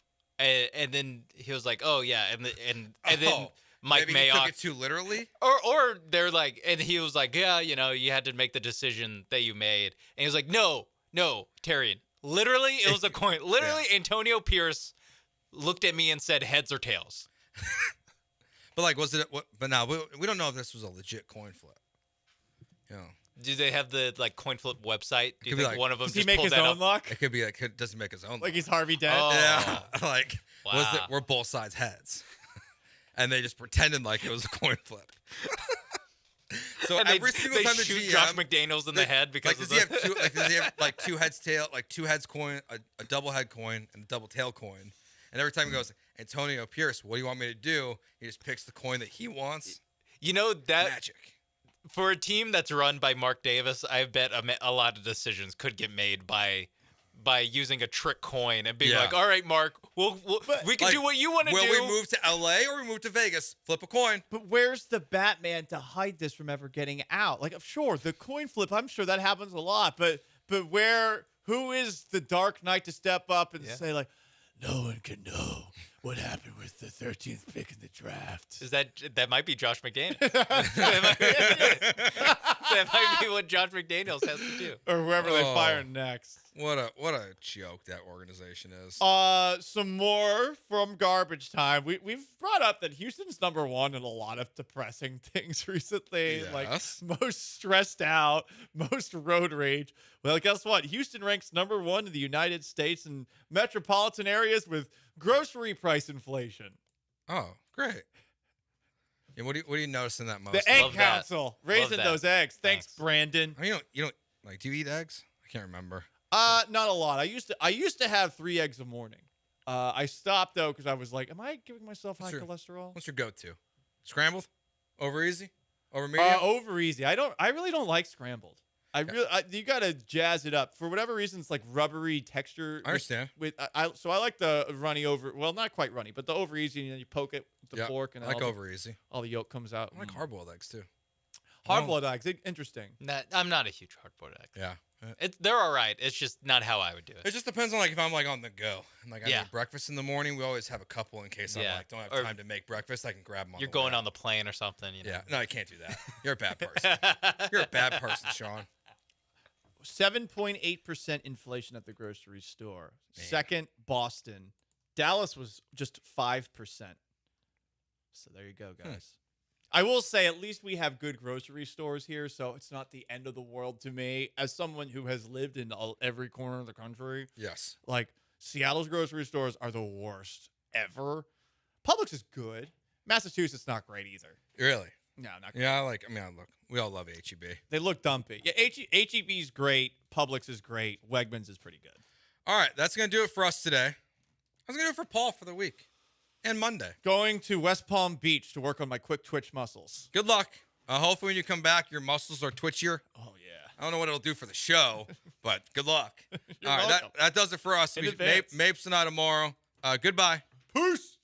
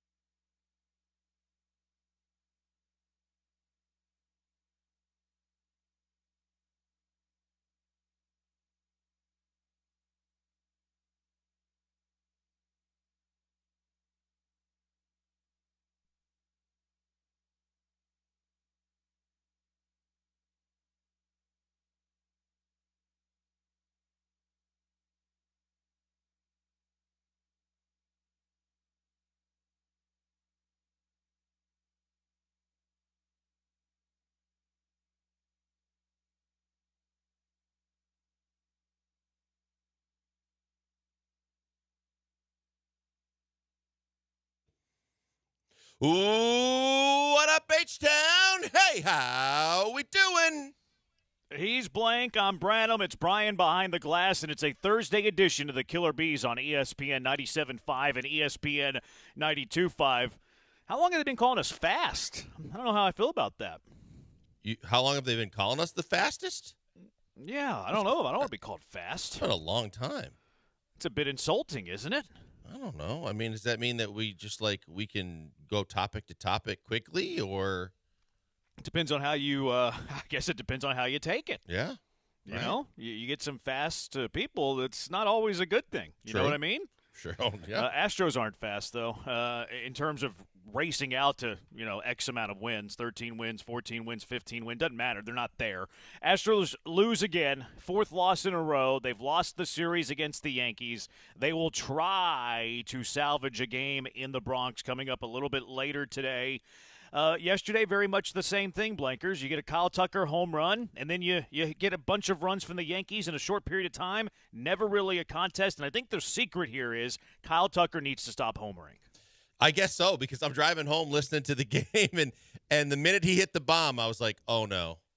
I was like, please tell me it's a different scenario than the night before. Please tell me they can at least get out of the first inning. And lo and behold, they couldn't get out of the first inning.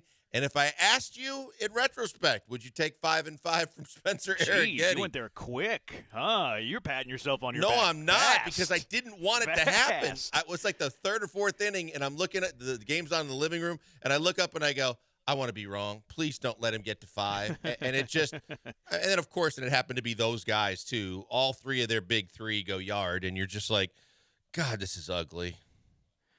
No, I thought about you whenever it was the 5 runs, 5 innings. You nailed it. You did. You did pat yourself on the back pretty quickly, but you did nail it. I learned from you. I know that I got to pounce when the iron is hot. Is good for the gander.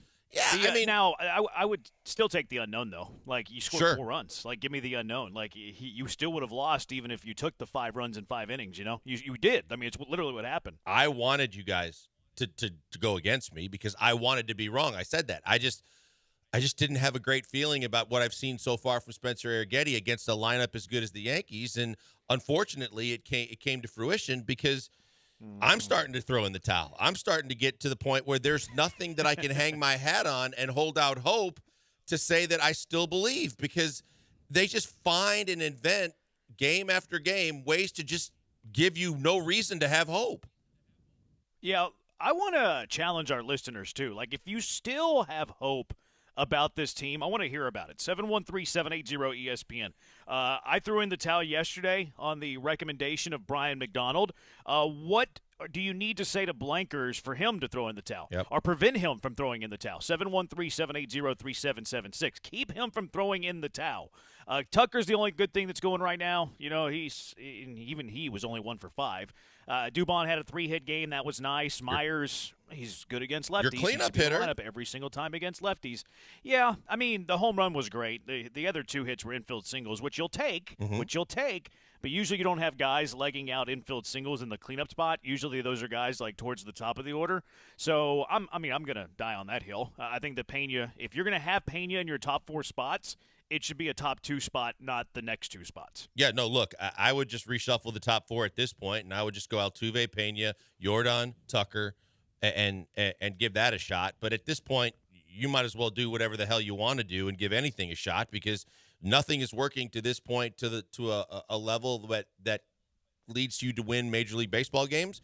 And with each passing day, there's another reason why you can point a finger and basically, like I said, have zero hope that this team has any chance of making the playoffs this year. Yeah, it's not looking great for the Astros. Now, the Tombstone Astros were 15-30. This team's 12-23, so maybe they're on the Tombstone Astro pace, and maybe they can flip it around. But where's the confidence level of that? 713-780-3776. When you look at the pitching yesterday too, like this is another example that they're not really a good team, and maybe when they get the pitching back. Now that's assuming a lot. It's assuming a lot of health. Maybe when they get the pitching back, it's a much better pitching staff than what we see now. But Spencer Arrighetti's throwing like legitimate innings in a big league regular season, and I don't think he's quite ready. The pitches that he had to Soto and Judge that he homered, I don't know if you saw the little TrackMan or whatever on that. It's not TrackMan, it's more pitch location. Both were middle, like on the 2 home runs that he gave up. So it's like, okay, you're giving valuable innings in a real big league regular season to a guy who's a fringe pitcher. Sean Dubin, he's had his moments. He's got an 8.38 ERA. He's a fringe pitcher at the big league level. And I think Taylor Scott has been mostly good, but another fringe pitcher at the big league level. When you look at the Astros, like the entire season, and you look to see like who's logged innings, there are so many fringe big league pitchers. I think it's a big reason. There's a lot of reasons, but I think it's a big reason why you've seen this poor start. Oh, there's no doubt. There's no doubt. That's why I kept going to injuries and the lack of like quality starting pitchers, especially when you lose all 3 guys in the top that were expected to be top 3 of your rotation. But to your point, when you look at it and you say, to me, I thought early on Dubin had the kind of stuff that looked like he could be a guy that could contribute. I like Scott. I think Scott can still contribute. He gave up a run in the first game in the Yankees series that kind of were some late just dribblers and things and not great. I didn't really put that one on him. Last night he gave up a run. But when I look at Dubin, it's like Dubin is like Coleman to me. When you bring in a guy that can't find the strike zone, I don't care how lively your arm is. If there's going to be games where you can't do anything in your power to throw a strike, and at that point a competitive strike, then you don't have any business being on this team and probably most Major League Baseball teams. And unfortunately, we've seen that more times than not with everybody that they've had to call up. And if Arrighetti's on this roster doing what you said he was doing by getting these starts, and I'm with you. I don't believe he's worthy of being a starting pitcher in Major League Baseball. But you already demoted a J.P. France, who last year gave you a half season that was decent as a starter, and you are already done with him. I don't care how much Dana Brown saw something in Arrighetti before the season. I've seen enough right now to not see him the rest of the year on this roster and be fine with it. Yeah, I mean, France isn't good either, though. Like Arrighetti's stuff either actually one of them plays better than they're both fringe big leaguers and maybe not big leaguers. And I think Arrighetti eventually is a back end of the rotation starting pitcher in Major League Baseball, but he's not there yet. And it's the growing pains. Like you wouldn't expect this guy to be pitching multiple spots and taking turns in a rotation with a really good baseball team. Maybe a spot start here and there, but the Astros just aren't a very good baseball team right now. Like the Sean Dubin, like that guy's not in a big league bullpen. Like he's a guy that comes up and pitches once or twice because there's a rash of injuries, and people, well, that's why he's pitching. Okay, well, like he was pretty close to being in the bullpen when the season started because the Astros lack some bullpen depth.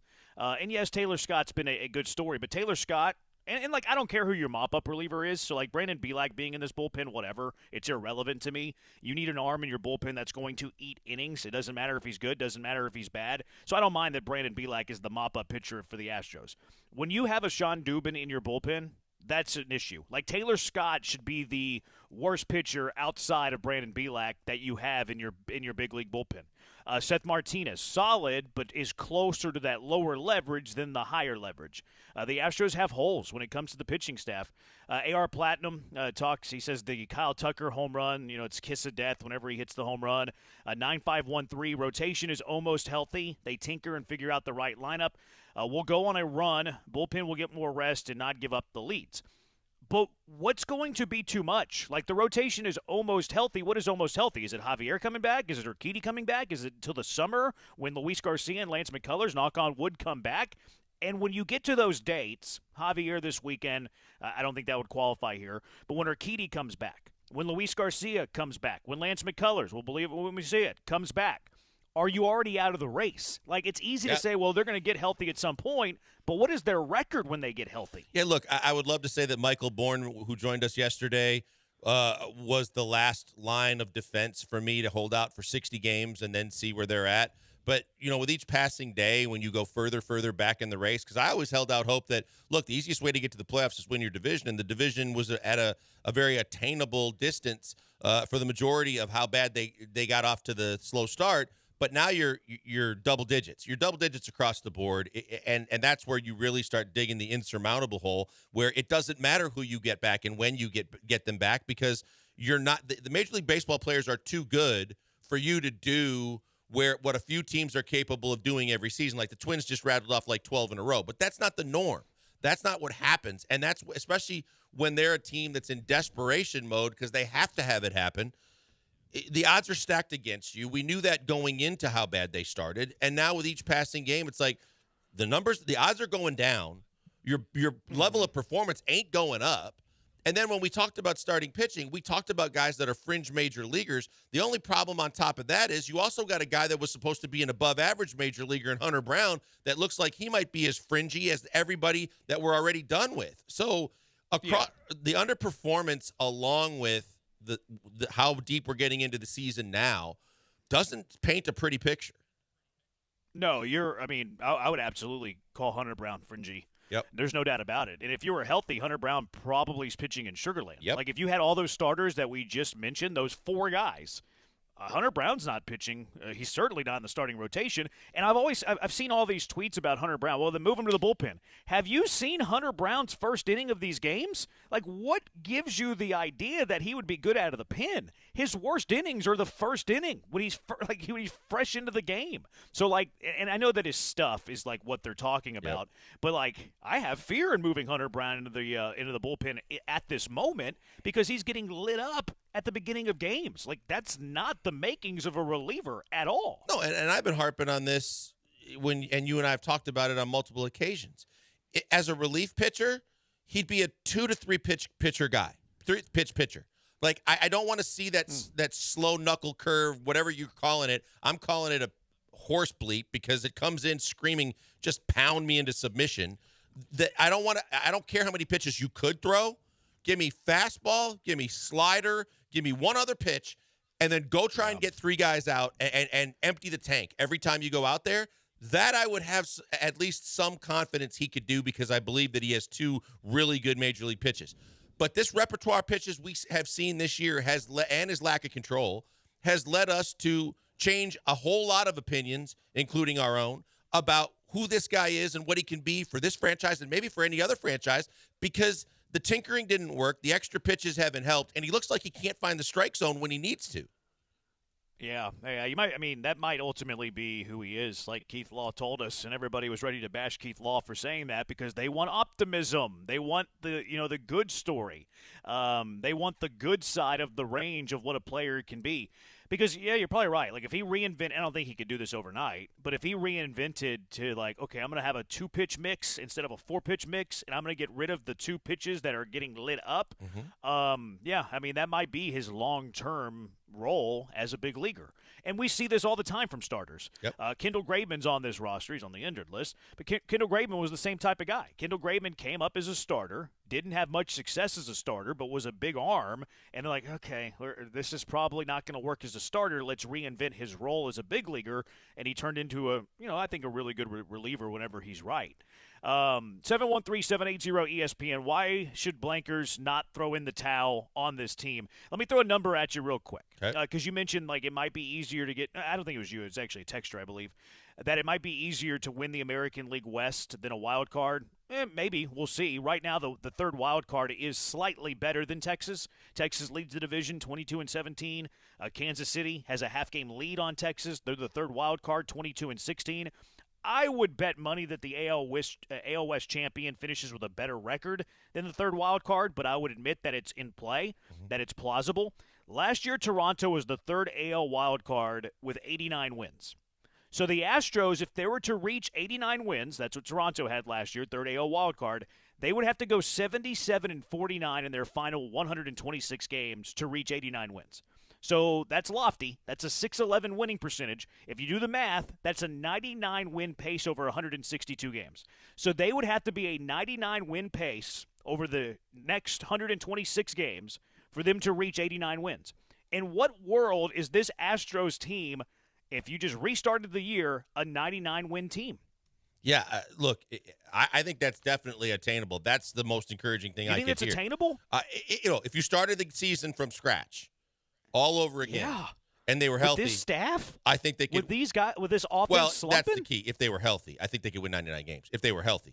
But, I mean, that would mean to me that you would have not lost and you're not going to lose Framber, Javier, Verlander. And then you still have to – and you'd have to tell me that Blanco's going to be the guy that he's been this year as opposed to what he's been previous to this. I think that team is capable of winning 99 games. I think of where they're at right now. I think of the way that they found and invented ways to lose. both offensively and with pitching, and sometimes defense. And I have little to any hope at all that that's even going to be something that they can come close to doing to bring some excitement back to this city in regards to baseball this season. Okay, so it sounds like you're still on the fence. You haven't thrown in the towel yet. Why should Blankers not throw in the towel? I'm there. I'm out. Michael Bourne told me 60 games. Out. Yeah, that's cool. I love Michael Bourne. He's very smart. He went to the University of Houston. Jeremy, I'm grasping here. That's fine, and I'm not, that's you can. I'm not telling you not to. And I mean, disagreement's good. Certainly not afraid to disagree. Right. I'm officially out on the Astros. This is the first time all year where I do not think that the Astros can win the division. I'm giving up on the Astros winning the American League West.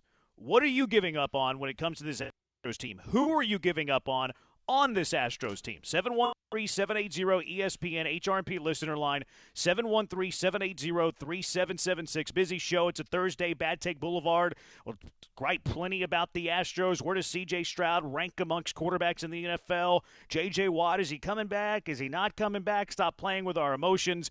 It is a Thursday edition of the Killer Bees on ESPN 97.5, ESPN 92.5, 713-780-3776. We're on Twitch, twitch.tv/ESPN 97.5. On YouTube at ESPN Houston. Blankers is at Pac-Man Joel on Twitter. Brian's at Sacked by BMAC. I'm at Jeremy Branham. Killer Bees, ESPN 97.5, ESPN 92.5.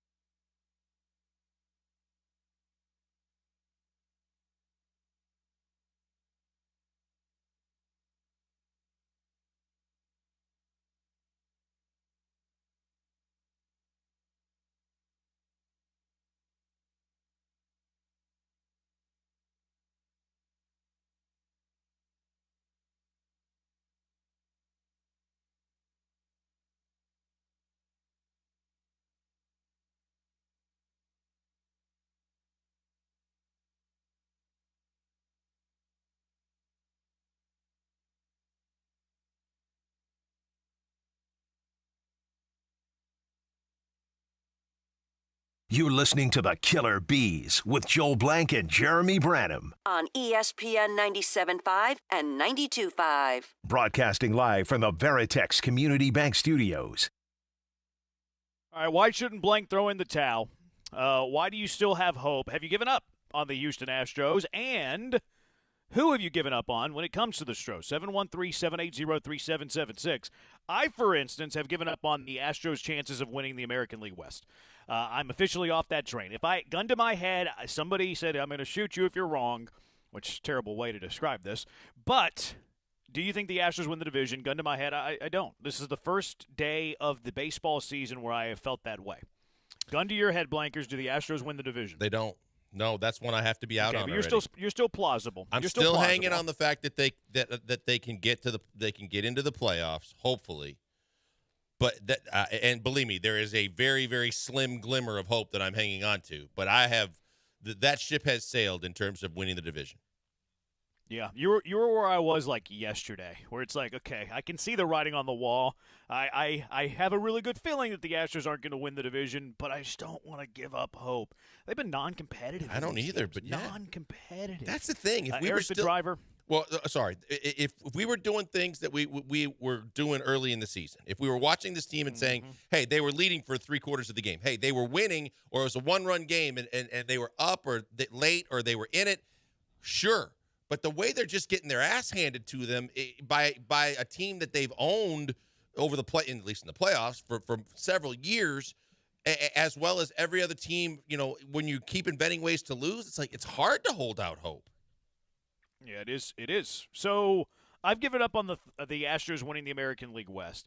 How about some players that you've given up on? Spencer Arrighetti yesterday. Have you given up on Spencer Arrighetti? Somebody texted and said, I'd rather have spaghetti over Hunter Brown. He has more upside. I would disagree with that. And I hope that you like meatballs with your spaghetti because he gave up a few yesterday.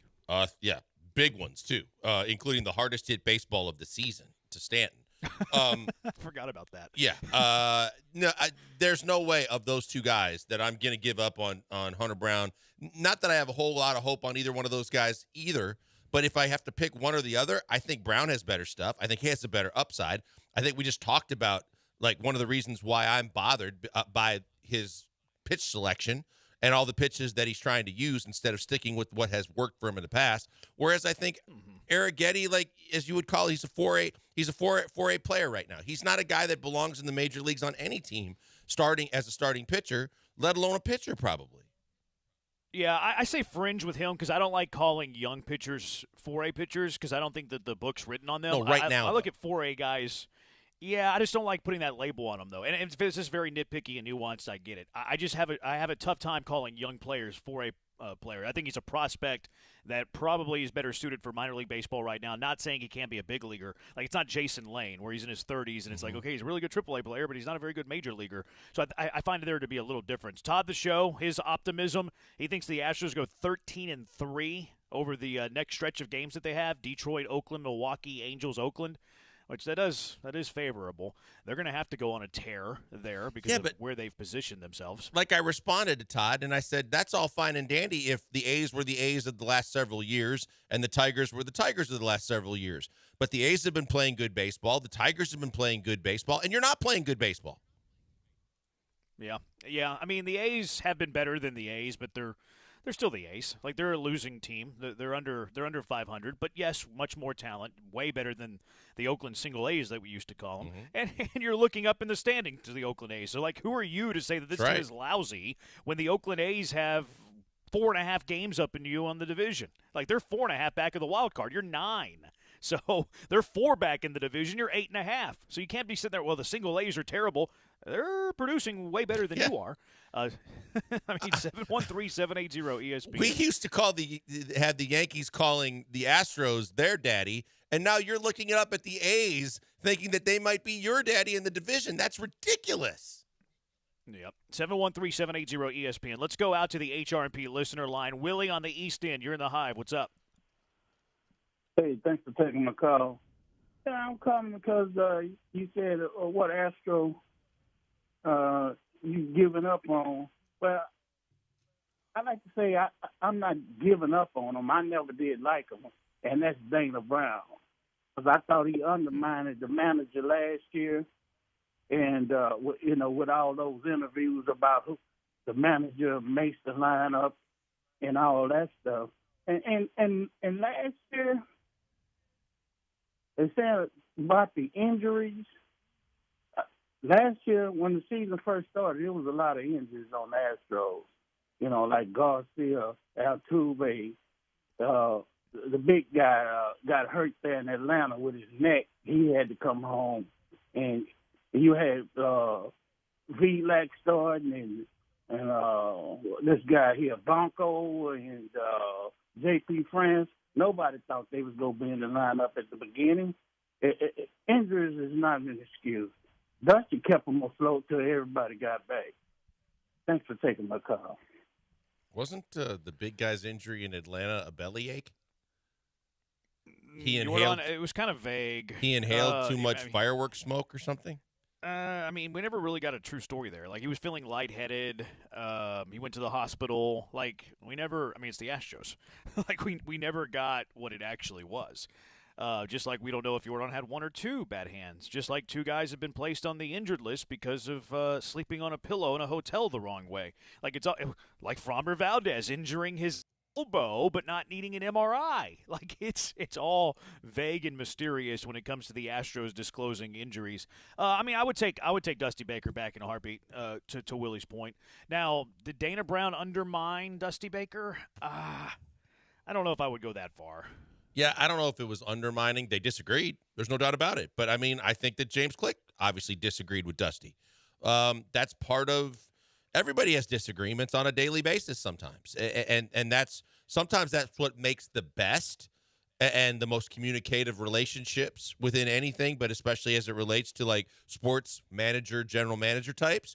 But if there's conflict that goes unresolved and there's not adequate communication, that's how relationships dissolve. That's what we saw with Crane and Click. That's what we saw with Click and Dusty. That's what led to Click's not being there anymore. And then Dusty had his issues last year with Dana Brown. But if you're Dana Brown, you're also trying to establish yourself in the first time in a job and try to have the credibility and the respect of the people you're working with too. So you have to make sure your opinions are heard. All right, so who are we willing to give up on? 713-780-ESPN. I'm giving up on the Astros winning the American League West, but what about players? Who are players that you're willing to give up on? 713-780-3776. It's the Bees on ESPN 97.5 and ESPN 92.5. Hey, before we go to the break, a word from a good friend, Doc Linville. Look, Doc Linville's got a variety of different ways he can help you if you're suffering from some kind of hair loss. It starts with maybe looking into PRP first. PRP, and you've heard about it through the years with athletes using it for their joints and different ailments that they've had in terms of injuries. But PRP can be used to stimulate hair growth as well. It's less expensive than the NeoGraft procedure that I had, and it's something that you may want to investigate first and foremost to see if that's the first option. If it's not, and Doc will be honest with you because Doc does both, but if Doc Linville and his staff say, hey, you're too far along, the PRP is not going to stimulate enough growth with the follicles you have left, there's also the NeoGraft procedure, which is taking hair from areas you're never going to lose it, sides and the back of your head, and putting it where you need it most, whether it's up front, whether it's up on top and back. It doesn't matter. Wherever you need it, he can put it, and you can see the results almost the next day. And in 6 to 9 months, when those follicles grow in, get stronger and longer, and because they're coming from a place where they're never going to fall out, you're going to love the results that you see, and on a daily basis, it's going to get better and better. It's going to be absolutely fantastic. I did it, couldn't be happier with it. I'd recommend it to anybody and encourage anyone that hates the fact that they're losing their hair to get the procedure done because it works. That's why you as a listener to ESPN 97.5 get this great deal. This is why I'm telling you, go in and check it out because it's free.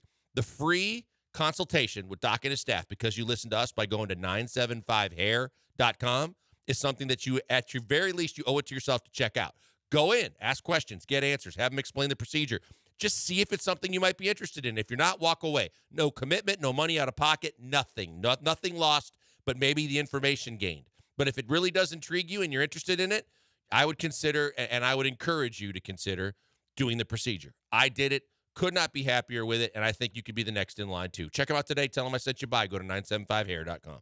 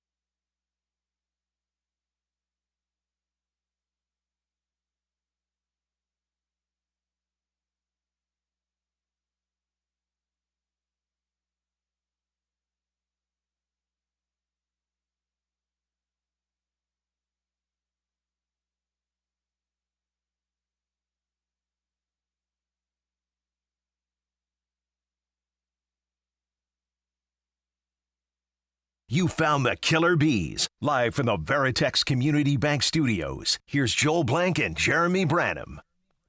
713-780-ESPN. Who are you giving up on this Astros team in 2 minutes? 713-780-3776. Before that, though, let's go out to the HRP listener line. Chris in Jersey Village. What's up, Chris? Hey, guys. What's going on, Joel, Jeremy? Hey, listen, I tried to convince Jeremy to start rethinking his opinion, and maybe yours too, Joel, about Jordan playing left field. I just looked at his splits. 386 when he's playing defense and 180 something when he's DH. At this point, we have nothing to lose. I am a self-renowned body language expert, Joel, and we can read Jordan's body language, right? He's not happy. He is not happy at all out there. Yeah, I know he's not hitting, Chris, but I think there's more. Would you to it bet than Jordan that. second or third? Would you bet him second or third? Oh, my God.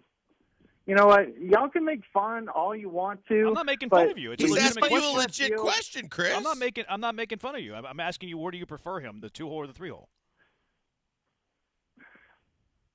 You know what? 2-hole was okay. 3-hole's okay. To me, it doesn't really matter as long as he's hitting. So if he wants to play left field, let him play left field. Y'all's point is, I understand you don't want him to get hurt playing defense. We've seen the close 51 calls. games, Chris. 51 games. But at this point, you have nothing to lose. I mean, he's hitting under 200 when he's DHing. So if he gets hurt, oh, well, we'll just replace him with another guy who's hitting 180. So great show, guys. That's a good point. What Chris is saying is that Jordan historically, and this year is even more staggering, performs better in left field versus DH, and the numbers back up what Chris is saying. The numbers are true, what Chris is saying. In left field this year, 49 plate appearances, Jordan hits .366 with an over 1,000 OPS. 25 games as a DH, 109 plate appearances. He's hitting .186 with a .361 slugging. Now, if you look at the course of his career, left field, 157 games, 658 plate appearances, .329 average, over 1,000 OPS. In 349 games as the DH, over 1,500 plate appearances, .274 average with a .909 OPS. The numbers back up what Chris is saying. Mm-hmm. There's no argument there. In terms of the facts, Chris is speaking the truth. I don't put a whole lot of stock into that. I think it's kind of silly. Now, the numbers would back up Chris's point. Again, the numbers back him up. I don't put a whole lot of weight in that, but am I wrong? Is Chris right? Should we be putting weight in that? I think it's quirky. I think that, I don't know, if that's one of those things where when we talk about players and their routines and rituals and what keeps them more engaged, if that's what it takes, I think it's ridiculous. But if there is data to back it up, then that's at least enough to be something to consider when the fact that he is, they did a stat at the start of the Yankee series about, how integral he is to everything that the Astros do. And if he hits, the offense normally hits as well and they win. And when he doesn't, they don't. If you can get him going and that's the way to get him going, then you can try it. But at the same time, I think that's a little too quirky for me, though I do want to see him in left field 51 times. Yeah, and look, the numbers back it up, and that's a substantial amount of at-bats. So, I'm not saying that Chris is wrong. I'm saying I don't put a whole lot of weight into that, where Chris does, and it's not to say that one of us is wrong, one of us is right, and the numbers would actually say he's right. Todd says, I think you're more locked into the game when you aren't sitting in the dugout. Look, and again, these are people, right? So, for some people, maybe it matters. Maybe it does matter for Jordan. And then maybe for others, it doesn't matter. Well, you know what I mean? Yeah. So, these people, all of these players have traits that sometimes, computers and analytics, they don't really put the measure into. No, but Jeremy, it's the same thing we were talking about when we talk about lineup construction and where a guy hits. If you take a guy like Tucker and he was hot in the 4-hole, and you suddenly because you're trying to find a way to move Bregman down, you also supplant him from where he was comfortable and you move him up, or when Pena was moving all over the place. You want to say it shouldn't affect. Hitters are going to hit no matter where they are in the lineup. But the reality is guys with routines and guys and guys with superstitions and guys with a feel, it's part of baseball that if you feel more comfortable in one spot, or you get used to it in one spot and then you get moved abruptly or however it comes down, it can affect you. So if the baseball players are more creature of habit than most, and that's something that, can shake up a lineup, then it can surely shake up Jordan. And I don't disagree that a lot of times the guy is more engaged when he's playing the field. It's just that our major concern is he gets hurt. Yeah, and look, to Chris's bigger point there, you're 12-24, figure it out, roll the dice. Okay, I can hear that. It's time for desperate measures. It is playing Jordan daily in left field a desperate measure. Yeah, it might be because we're trying to protect him. But whenever you're 12 games below 500 and you're 8.5 games up behind in the division, is that a time for protecting a player from injury? No, nope. It's really not. So I'm actually closer to Chris's side today with a 12-24 record than I would be if you were 24-12. Like, that's a time where you protect players, you give them days off, things like that. I agree to Chris's point that desperate times call for desperate measures. And the reason that I asked him about Jordan in the 2-hole, 3-hole, it wasn't making fun of him. I'm sorry, Chris, that you thought that. But his splits, because if you're talking splits, left field DH, let's bring up his splits in the batting order.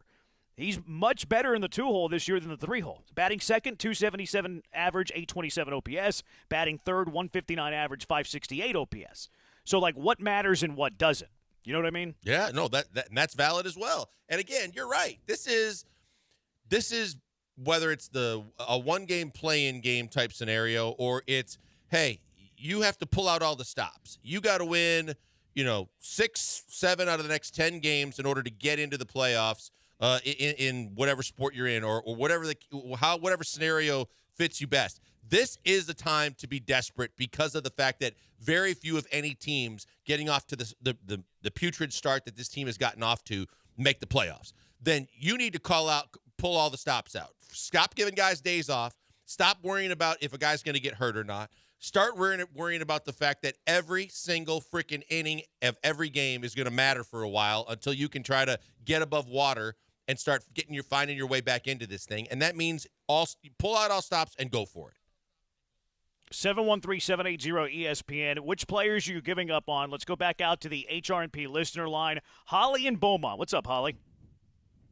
Hey, what's up, guys? Thanks for taking my call. I was going to say either Chaz or Jake. I think they both had their chances. They both have had streaks. They're inconsistent. I say we could get rid of one of them, and Pedro Leon is ready. And I'll hang up and listen to see what you say. Pedro Leon, I don't know if he's major league ready, but he deserves a chance at some point based on how he's playing right now for Sugarland. I mean, he's hot. He's doing a lot of things. But, we just saw the Yankee series where Joey Loperfido sat the first 2 games of the series for the most part, and you were wondering and scratching your head why, because he's ready. So I think when you start doing those kind of things, and Chaz has been hurt, and Chaz is going through rehab. He's going to go through some rehab starts in Sugarland, I think, this weekend. But he didn't get off to the great start or have anything close to the kind of play that he was playing a year ago. Jake's a platoon type player to me. I know he's been hitting the ball recently. Jeremy's higher on him than me. I'm fine if you don't play Jake Myers every day, or Jake Myers falls out of your outfield rotation, but you got injuries, so he's got to play. But from a Leon perspective, I think when you go bring up Pedro Leon, that's when you admit you have no chance of making the playoffs, and it's time to go in another direction to see your young players. You might be right, but I wouldn't necessarily say that. It could be a spark, right? What's interesting about Leon, a righty, he actually hits righties better than he hits lefties. And one of the biggest problems with this outfield is that they all hit lefties better than they hit righties. That's why I wanted a left-handed bat. And maybe Joey Loperfido turns into that left-handed bat. I'm rooting for that to be the case. So where now you have a little bit more flexibility. But Mauricio Dubon, who's capable of playing the outfield, I think that his best role is being a utility guy, starting 70% of the games all over the diamond and giving guys days off, which is interesting that Espada has not given a day off to Jose Altuve, Kyle Tucker, Yordan Alvarez, even though he's reeling, and the only off days that Alex Bregman has when he stayed home sick, that one series at home. So, that's a little bit concerning, I think. I think that Jake Myers has a place in baseball. I think Jake Myers is a fourth outfielder, a platoon option, a defensive replacement type. Do I think he's the best center fielder on this team? Yeah, I'll go ahead and say that I think he's the best center fielder on this team. When you look at overall where they are offensively, where they are defensively, Jake's easily the best defensive center fielder they have. It's why Chaz plays left and Jake plays center. It's why Dubon and Jake, when they're both in the same lineup, Jake is playing center field and Dubon is in left. And Myers' production this year has been good. Like, he's flirting with he's 1 point under an 800 OPS. Like, yeah, you'll take a 799 OPS from your center fielder who plays a high level of defense. Jake Myers, the way he's producing this year in small samples, 64 at bats, blah blah blah blah blah. But Jake Myers producing the way he is right now should be in the lineup every single day in center field. So, of those guys, who am I giving up on the most? I don't love what Chas McCormick has done. How much has he been banged up, et cetera, et cetera. The problem with having those three guys is they're using Dubon not as a utility player. They're using him as an outfielder. And then Jake and Chas, they're all kind of similar in that they all hit lefties better than righties, and they all kind of struggle a little bit against righties. Yeah, look, I would at least entertain a platoon system if that's the case to see what Leon can do. That's fine. But at the same time, you know, I wanted Chas to be the starting center fielder at the start of the year, but I wasn't expecting to see this Chas McCormick, and I hope it's more to injury than just a complete fall off from the a year ago. And to say that was more fluky would be disappointing. But for whatever the reason, because Chas hasn't been himself, and because of the fact that I already had serious reservations about Jake coming into the year, and you're right, I agree with you. Dubon should be that guy, and he is best suited for that role. But because of the limitations of this lineup, he has been forced to play a lot in the outfield and a lot of the innings that one or both those guys would have gotten. It's not ideal, but at the same time, no. I think if you bring up Leon, to me, yes, he could be a spark, but to me, it also could signal I want to start seeing young players that otherwise at the start of the year I wasn't ready to see. That's probably more likely the case, but I'm just saying that if you were to bring up Leon, it doesn't necessarily have to symbol that. Maybe, it's low Perfito never gets it going or something like that. Now, it is a crowded outfield. It's crowded with kind of mediocrity, even though Jake's performing at a pretty good level. Like, Chas is going to be up soon after his rehab. You have Jake. Dubon's kind of your super utility. Obviously, Tucker's not going anywhere. Yordan Alvarez, even though he's primarily a DH, takes up an outfield spot. So you really only have room for one more. So, like, if you're sending somebody down, who are you sending down? Is it Low Perfito? That seems pretty early to give up on him. Well, I mean, assuming unless Cabbage goes down when you recall Chas. Yeah, right. That's what I'm saying, though. Okay. Like, if Cabbage goes down when you recall Chas, and then you're going to get Kessinger back, which I'm not big on Kessinger, but you need another utility infielder. He's going to take Amaya's spot. Like, who are you sending down for Pedro Leon? I personally think that they should have made a decision on Jake Myers and Chas McCormick and trade one of those two guys, and then whoever you don't trade is your primary center fielder, and then that would open up a spot. Jake Myers and Chas are very similar players. They both hit lefties. They can't hit righties. Jake's a better defender than Chas, but Chas is fine. Like, Chas doesn't kill you defensively. So they're very similar. This is bad roster management. That's why I wanted a stinking left-handed bat. Yeah, this is whether it's the Crane Gang, Dana, or all of the above. There's plenty of reasons to, when you start pointing fingers, to start pointing there, as well as the players that have to play the game on the field, because I think there's been a ton of mismanagement in the front office before Dana got here, after Dana's gotten here, however the decisions are made. It's not been ideal. And when you take just about every dollar you were willing to spend this offseason besides a backup catcher and put it into a closer, instead of filling the needs that you had, knowing that three relief pitchers were walking out the door in all probability, and the fact that we both were really lobbying for getting a left-handed bat, but for me, just a solid everyday bat that could play, and you didn't do any of those things, there's a whole lot of ammunition there to point fingers directly at the front office. 713-780-ESPN. Who are you giving up on? Yordan is a DH. Jake Myers is a starter. Who else belongs in this conversation? 713-780-3776. Killer Bees, ESPN 97.5, ESPN 92.5.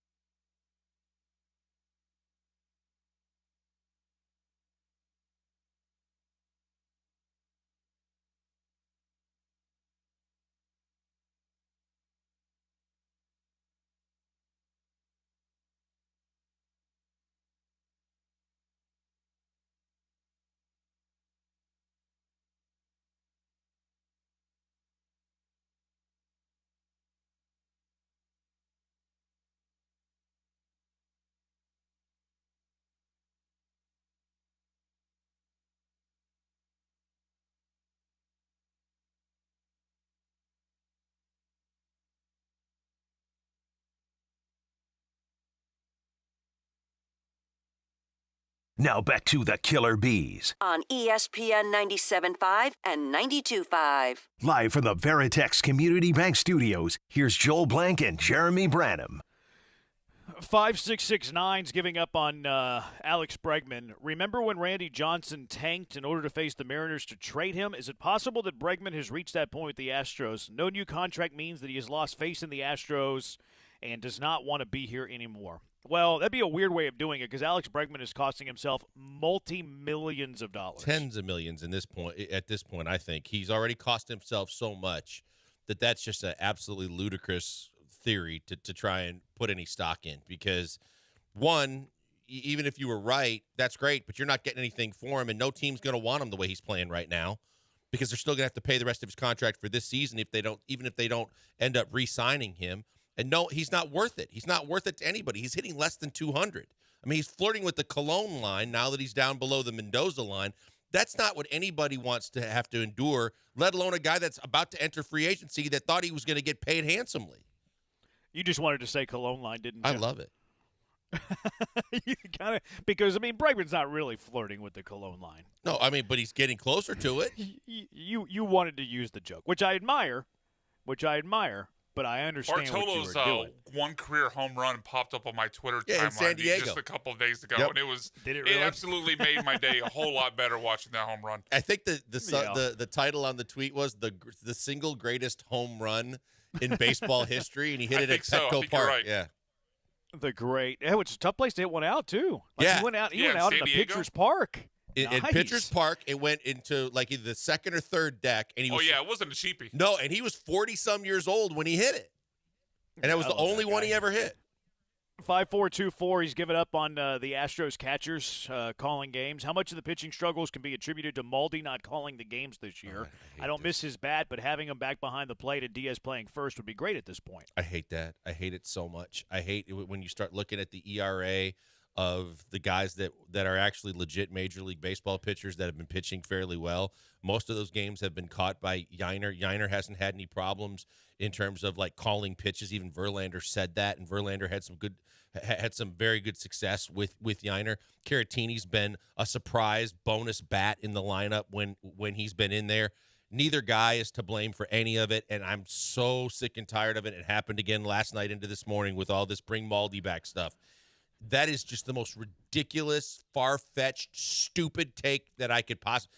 Maldi ain't coming through that door, one, and if he does, he shouldn't be in the damn lineup. And what he's done in the past ain't going to be something he's going to do right now. Who would you rather have manage this team, Martin Maldonado or Joe Espada? Manager? Okay, I'll take Martin Maldonado. See, I do think that there is – look, I don't want Martin Maldonado on this roster. I agree with you 90% of the way. And I don't want Martin Maldonado back on the 26-man roster. I do think that there is value in calling a game, though. I do think a catcher can help a pitcher. There's no doubt about it. I also believe in receiving skills. I don't think Yiner has great receiving skills. I also don't think that like Yiner's game calling is the issue. Go look at where Spencer Arrighetti threw the home run pitch to Juan Soto. Go look to see where Spencer Arrighetti threw the pitch to Aaron Judge, the meatballs that he gave up on top of his spaghetti. Like, that's not Yiner Diaz. That's a pitcher not executing. So I think that Yiner catches too many strays there. But I do, talking a little bit out of both sides of my mouth, saying that I do think that it is valuable to have a catcher who excels in that element of the game. But we talked about it even in the offseason. I said, then make him your bench coach. Make Espada's bench coach. Make him a catching coach. Let him do something to where he still does all the prep work. He still does all the idiosyncrasies behind the scenes, and he can help with calling pitches with a young catcher if that's something that you also feel is missing. But we forget these people that are so all of a sudden drinking the Maldi Kool-Aid again that he should be back on this team immediately and everything would change. He couldn't hit. He was awful defensively. And if the only thing you're getting is the ability to call pitches, yeah, give him a little freaking the little remote control thing, the pitcher, whatever. What do they call PitchCom. The PitchCom. Give him a PitchCom and let him sit in the dugout. But don't ever put him on the roster and let him be a coach. Let him retire from the White Sox and bring him back as an honorary coach. I don't hate that idea. I mean, I like that idea actually. I would be in favor of that. 5199, I've given up on Jake Myers' mental capacity. We've seen mental vacancy no less than 3 times this year. That is true. He is a deer in the headlights idiot. I can't really argue the opposite of that. But Jake Myers has produced this year. Jake Myers has played good to great defensive center field, and he has an OPS knocking on 800. Like, we can say that we don't believe in Myers going forward, which is fair. Like, you can have that opinion. But to talk about Jake Myers' production in 2024, it has been nothing but good. I've admitted it. I mean, look, I don't believe in him long-term at all. I also didn't believe in him. Yeah. And I didn't believe in him going to the season that I wanted him to be the starting center fielder. But I'm not going to knock a guy that's getting knocks when half the lineup isn't. Like, I have to give him his flowers, tip my cap, and say, yeah, he has been a guy that at least is getting hits and extra base hits at times, and he's not killing you defensively. He's a good defensive center fielder. He deserves to be playing more because of the fact that he's doing what most guys on this team aren't, and that's hitting the baseball. 7744, what if Maldi didn't want to retire? You can't just force into a coaching role if he still wants to play. How do you know they didn't offer that? Yeah, I mean, we agreed. Yes. Yeah, we agree with you. Like, yeah, he wants to still play. We understand that you can't, handcuff him and say, here you go, here's the managerial seat. Like, yes. I love that listener literally thought we were trying to, drag Maldi out of Chicago, kicking and screaming, and force him into a job that he didn't want. Jim Crane, you get on the phone right now, wherever Maldi is, and you tell him he owes it to this franchise to quit playing baseball and come home. That we were going to hire some people to pull up in a van outside of the White Sox stadium, throw him in the van, and drive him back to Houston. I think Bagwell could pull that off, though. Like, if anybody can, drive up in a van and kidnap a catcher to make him the manager of the Houston Astros, I think Jeff Bagwell's your guy. Well, he wanted to make one ex-catcher general manager, so certainly would be in line with his thinking. Man. I mean, he went and kidnapped Jose Abreu from the Miami Marlins. Thank goodness he did that, huh? Oh, boy, that was Thank goodness that Jeff Bagwell did that. He tried to kidnap his best friend and make him the general manager. Yeah, but he lost out to Craig Biggio and his best friend. 713-780-ESPN. Either that or Osmus made a business decision and went with a winning team. Yeah, don't say that. I know it's not what anybody wants to hear right now, but it is true. And the reason it's mean is because it's true. Mm-hmm. All right, 713-780-ESPN. Who's Blankers giving up on from a player point of view? And also, how the Astros can take a page out of the 2005 Tombstone Astros. Tombstone Astros, is that the rallying cry for the Stros? 713-780-ESPN. HRP listener line, 713-780-3776. It's the Bees on ESPN 97.5, ESPN 92.5.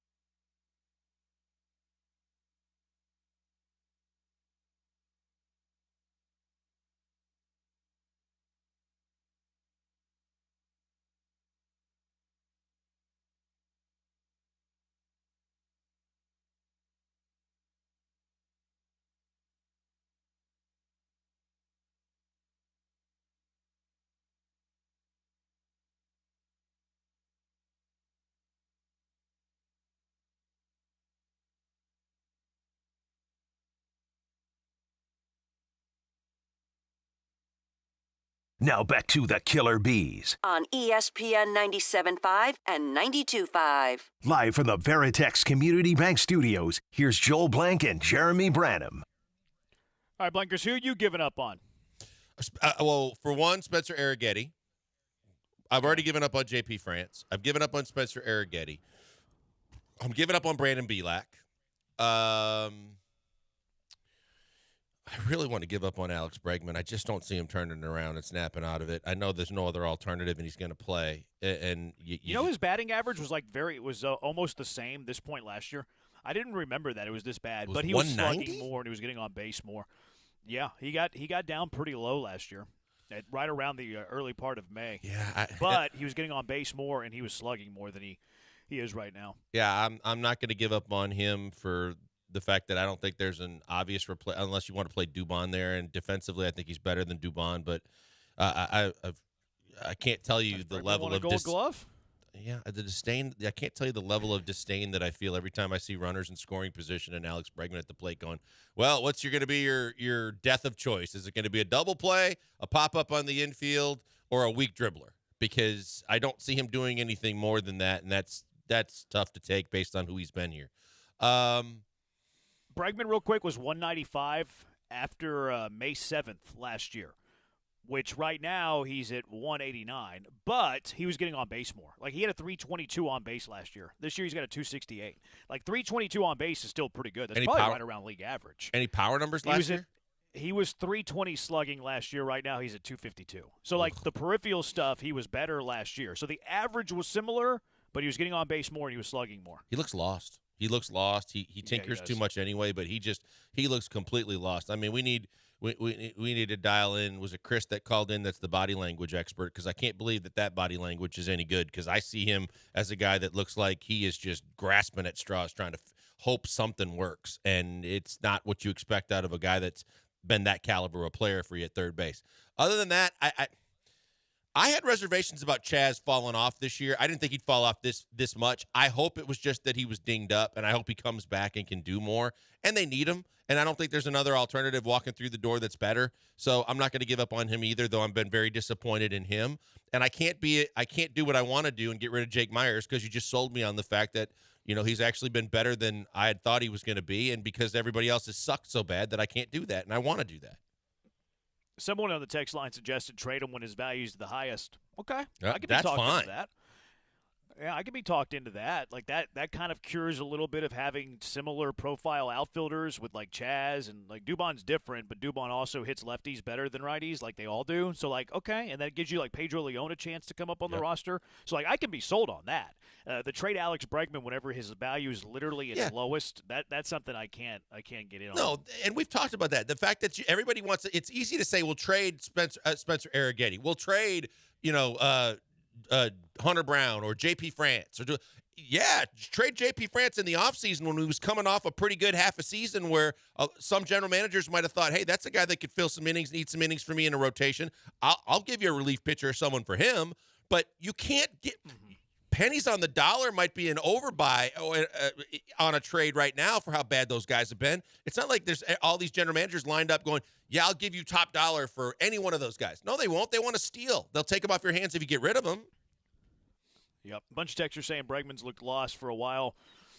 I didn't like that swing. 9492. Why even bring up my guy Joey Lasagna?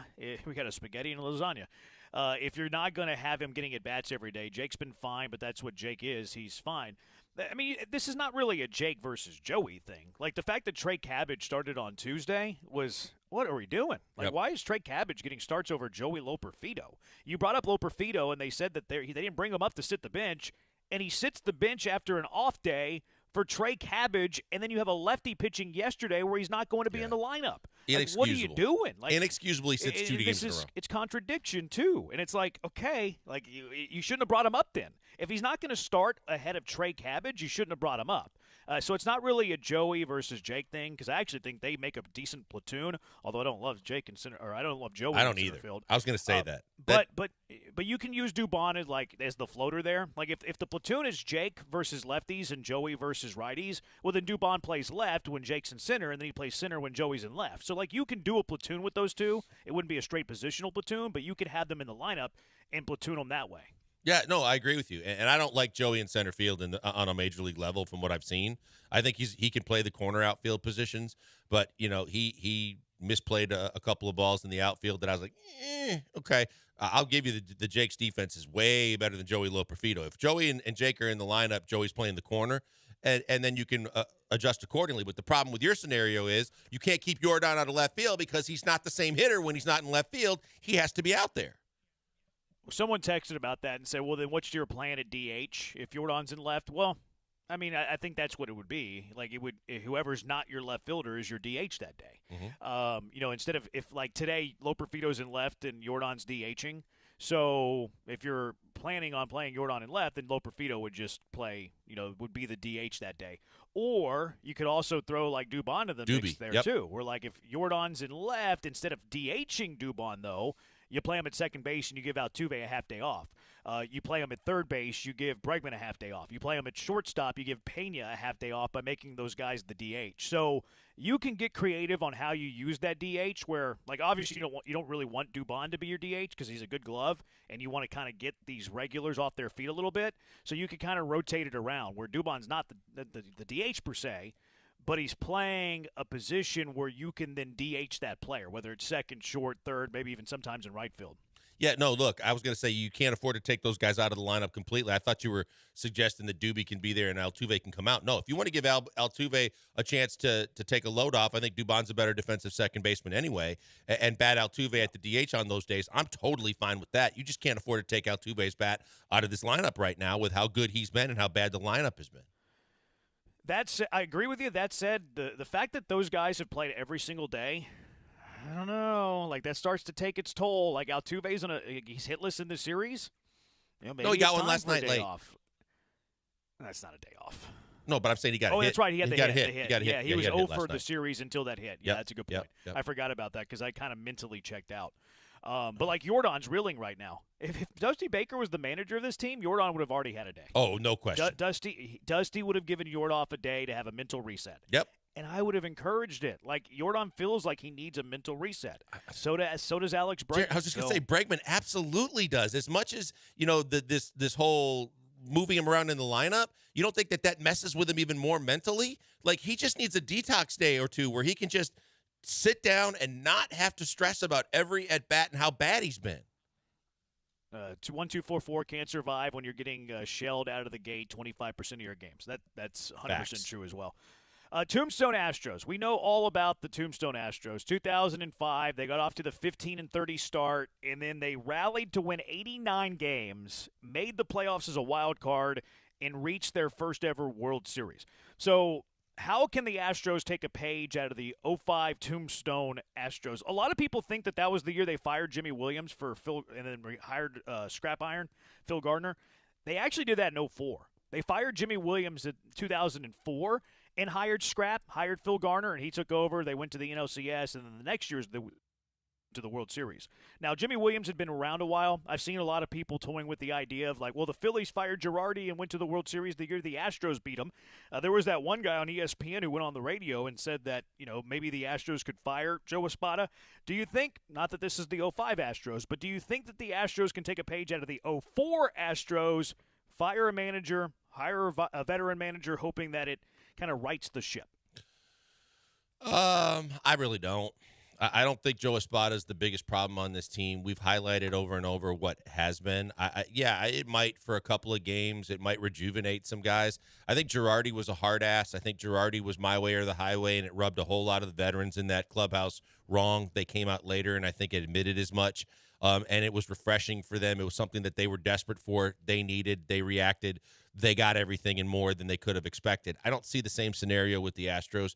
They've known Joe Espada for a long time, but we talked about the fact he's not a hard ass. He's not a guy that is going to do things that seemingly is going to rub the veterans the wrong way. I think it's just the fact that they've been underachieving. They've had injuries. Their starting pitching has sucked because of those injuries and otherwise.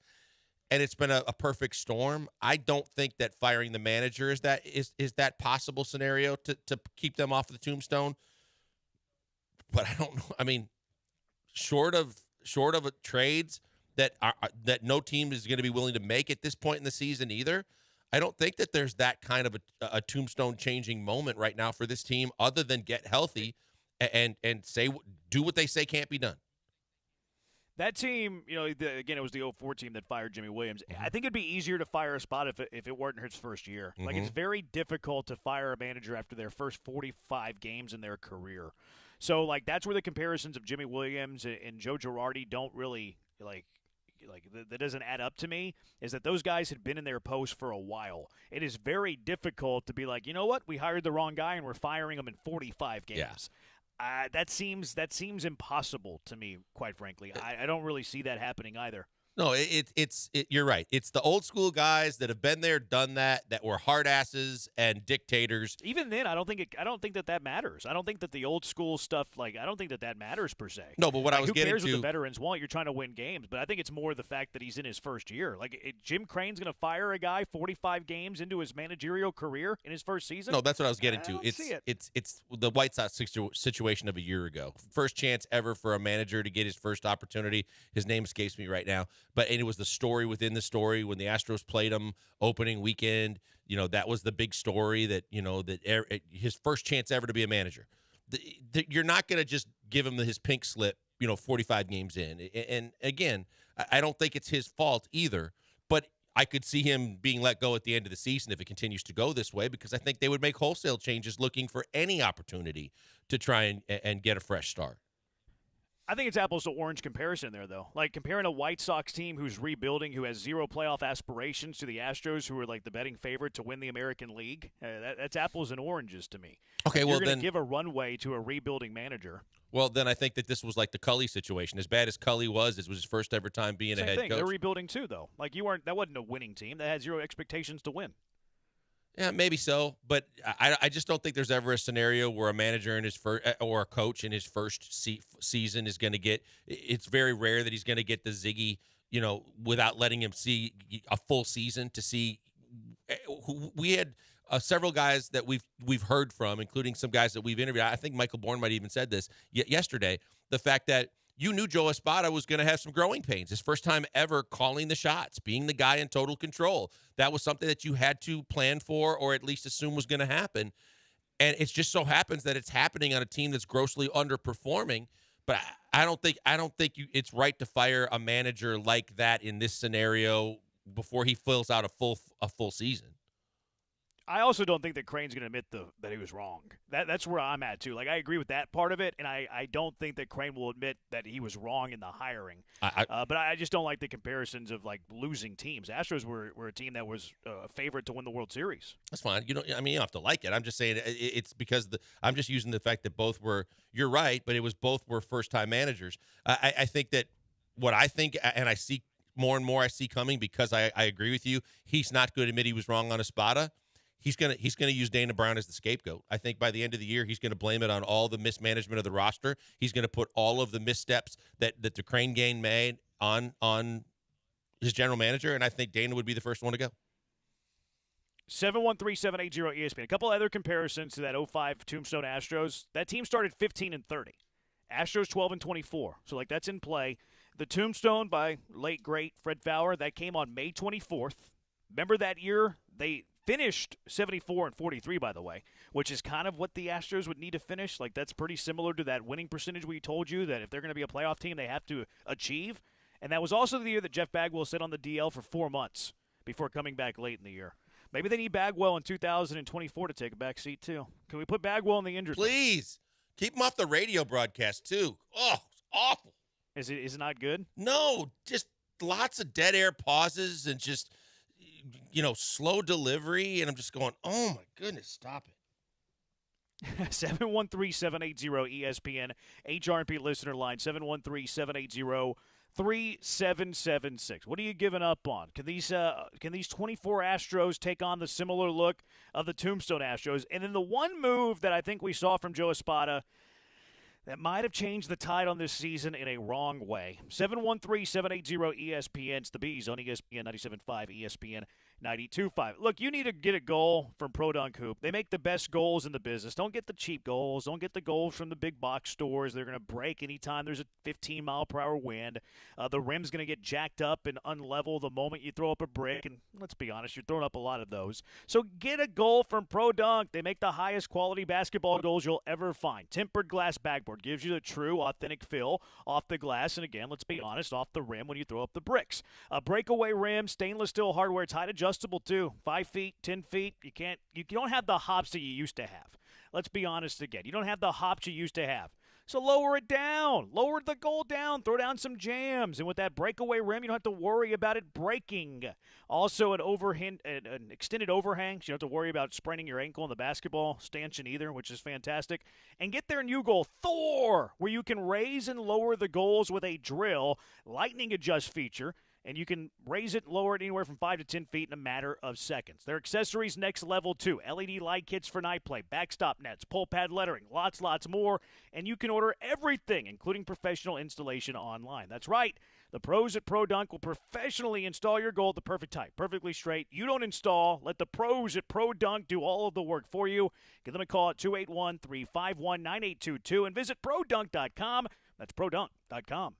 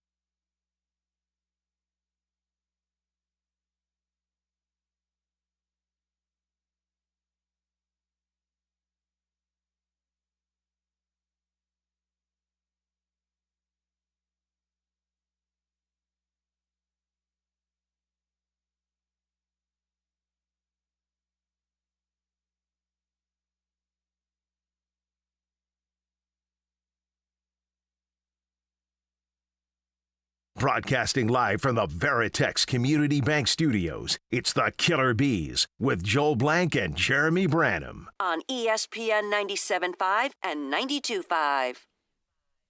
What do you want first, good news or bad news? Give me the good. We need some. Astros have jumped out to a 3-0 lead. Yordan Alvarez hit one 116.8 off the bat into the right field bleachers. And then Mr. Bat Flip himself, John Singleton, hit a 2-run bomb off the deep facade at Yankee Stadium. So we got the numbers on Singleton's home run, projected 442 feet, 115.4 off the bat. That's more than Stanton's hardest hit ball in Major League Baseball this year. Well, Stanton was on a line. He didn't have the loft. That Singleton did. But it was. I know you haven't seen it yet, Joel, but it was off the facade of the third deck. Singleton's home run. It was just an absolute bomb. But if Yordan, was Yordan's 116? You said? Yeah, Yordan was 116 and Singleton was 115. Those are both more than Stanton. No. Stan hit his 119.9. Oh, I thought it was 114. No, I'm looking at it right now. It was 119.9 curveball off Spencer Arrighetti. Okay. That traveled 447 feet. Now, he didn't hit. He hit on his on. It was a laser. Oh yeah, That ball got out I in a couldn't believe hurry. it got to the second. When they said second deck, I was like, it never got that high. I didn't realize that second deck is kind of oddly put in the corner in left field. But yeah, it got second deck. But that was absolutely on a line. We're all giddy now. Like the Astros haven't No, blown no, leads no, after no, the top no, of the no. first inning all season long, or at least the last two games. 713-780-ESPN. So, yeah, which, by the way, Jordan hit that home run. What position was he playing today? You playing left today? He's DHing. Oh. He's DHing. Oh, there you go. That Take dispels that, Chris. Yeah, there's Chris's well, it in your doesn't mouth. dispel him. He still has the numbers, though. I mean, his numbers are still going to be better in left than DH, even with the home run. 5424, after listening to Blankers destroy my question about the Astros catchers earlier, I think I understand how Billy Madison felt at the end of the academic decathlon. Which I think that's not. Joel's shaking his head. I'm guessing you don't get that one. I don't remember that. You made him feel stupid, is what you did. He awards you no points, and may God have mercy on your soul. You don't remember that one? Yeah, that's the line. Yeah. Okay, got it. Yeah. All right, so where I think might be the biggest managerial mistake that we see all season. I think there's a bad mistake in 24, and then there's a big picture mistake when you look at the Astros too. The short-term mistake, I hated whenever they moved Kyle Tucker from the 4-hole to the 2-hole. And we talk about lineup construction and all of this stuff. But whenever they made this move, remember the Astros were like, okay, I don't want to say they were heating up, but they won 4 of 5. And they played 2 games in Mexico City. We know that. But in those 5 games, they scored 12 runs, 8 runs, 10 runs, 2 runs, 8 runs. You can win a lot of games whenever you're scoring at least 8 runs in 4 of those 5 games. Now, 2 of those were in Mexico City. I understand that's a caveat. But then that's when we saw a spot of Flip, Bregman, and Tucker. The Astros, since then, have lost 5 of their last 6 games. And the offense has been putrid. If this, hopefully the season turns around and we look back at this take and, oh, you're an idiot, Branham, I would love for that to happen. But if the Astros just fizzle the rest of the way and they're a team that doesn't get back into the race and they finish under 500 and it's not a very good year, blah, blah, blah, blah, blah, I think we can look back at this moment as the straw that broke the camel's back. It's an interesting concept because of the fact that, yes, Tucker, people are going to say, well, Tucker had 2 home runs in 2 days, in the last 2 days, batting in the 2-hole. But at the same time, it's more the adverse that it had on Jordan. It's always like, well, it goes back to when we were talking about with Bregman being moved. If that Bregman move translates to other guys being uncomfortable or moved especially when they're hitting, and in this case, it's exactly what you're talking about. It's the overall effect on the lineup, and it's the fact that your biggest straw that stirs the drink has gone into the tank since he got moved out. So I think there's a chance for it to be the turning point. I hated it at the time, and it's look, not to say it's the only reason that you've been slumping, but why mess with something that's actually going okay? Hated the move in real time, hate the move in hindsight, no doubt. 6545, what was the bad news? That Kyle Tucker didn't homer. And maybe the bottom of the first. Maybe that's good news. Here's the long-term, big picture move that I think we look back on in a decade, and we're like, oh, man, wish we could have that one back again. Wish Jim Crane could have that one back again. Letting James Click walk. If I could point to one thing as to the front office and the decay of the front office, that to me is the one spot we can point to and be like, eek, that was not good in hindsight. Yeah, look, I think I'd cash that one. Maybe it's also because of how you didn't replace him and then chose to replace him with a guy that's basically powerless, that is controlled by you and your buddies. But you're absolutely right. I mean, the fact is, because that Hader move doesn't get done, because I was going to say the one single move, I think it could end up being the Hader move. But when you go before worse than Abreu? Well, that too. I mean, look, that's what I was going to say. The first move was the Hader move because I thought this team was close, and if you use the money on that we've talked about in the past, but if you use the money you would have spent that you spent on Hader on a bat and a couple of arms, then I think that you're a better baseball team regardless of injuries and how anything could have played out. But you're right. But this move, because of the fact that there was the series of moves before Dana Brown was hired that will live in infamy, and then on top of that, a move that you may disagree with me, but I think you probably are on my side of this. There's no way James Click would have gone out and signed hand to fire. James Click was not going to sign Josh Hader. He would have used that money completely differently, in my opinion. I think there's a way better chance that he would have signed Abreu than Hader. I agree with that because Click to me is not going to spend $19 million on a relief pitcher. I could see him signing Abreu though, but nowhere near a 3-year deal. Yeah, I would say 3 years, 2 no years way. tops. Yeah, 2 years tops whenever it comes to Click. But also like Click's kind of just like, I want to say it's Moneyball, maybe Tampa Ray ball. Like he's not going to spend $19 million on a reliever. There's no way because you can find value in free agency with relievers and $5, $7, $9 million. And maybe those guys aren't as good as Hader, but what's the gap? Is the difference worth $10 million? Is the value that a Hader is going to give you over a Hector Neris worth $10 million a year for an additional 4 years on the contract? No. Nope. Like, Hader's probably better than Neris. He's certainly not pitching better this year. But Hader's better than Neris, but is he $10 million better? Is he 4 more years to the back end of that contract better? No. It's not like roster management, quite frankly.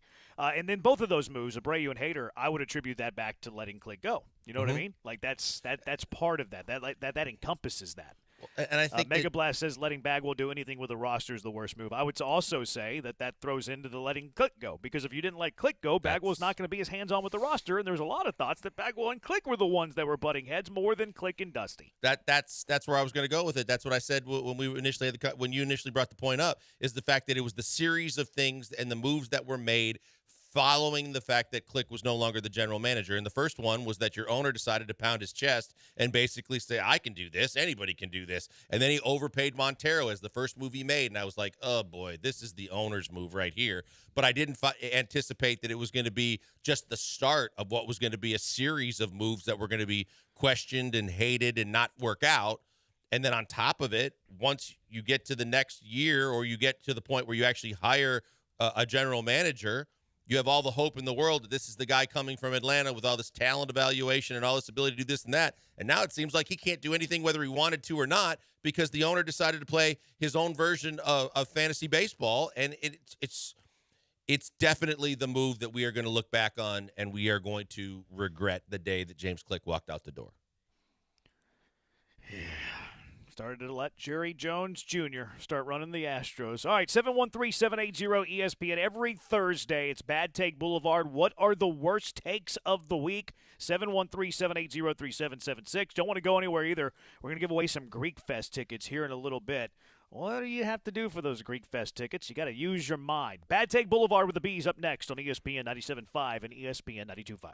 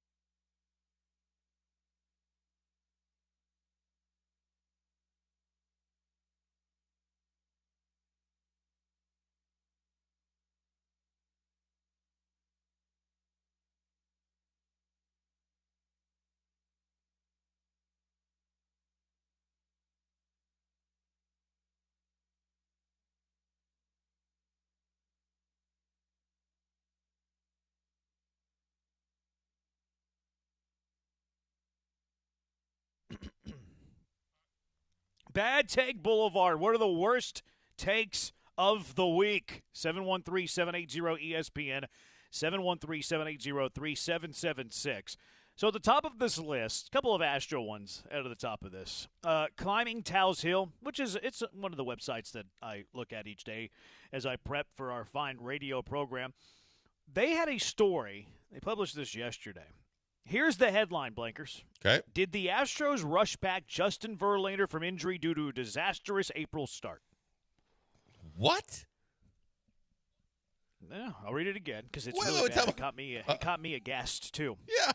Did the Astros rush back Justin Verlander from injury due to disastrous April start? The team. He's talking about the team with a disastrous April start. Yeah, I get that, but at the same time, they didn't rush him back, and no one rushes Justin anywhere. And when Justin came back, he came out of the gates mowing people down until his last start against the Yankees, and I don't think that's a sign of ever. That's ridiculous. This, yeah. Climbing Towers Hill. Love the site. Love Towers Hill, but you make the list this week. They, if anything, they kind of babied Verlander's no return. doubt. Like they took a while. They made sure that he was right. It was a very long ramp up period. They gave him a rehab start. They gave him two. They gave him 2 rehab starts in the minors. His first 3 starts in the bigs: 2 runs, 4 hits, 6 innings, striking out 4.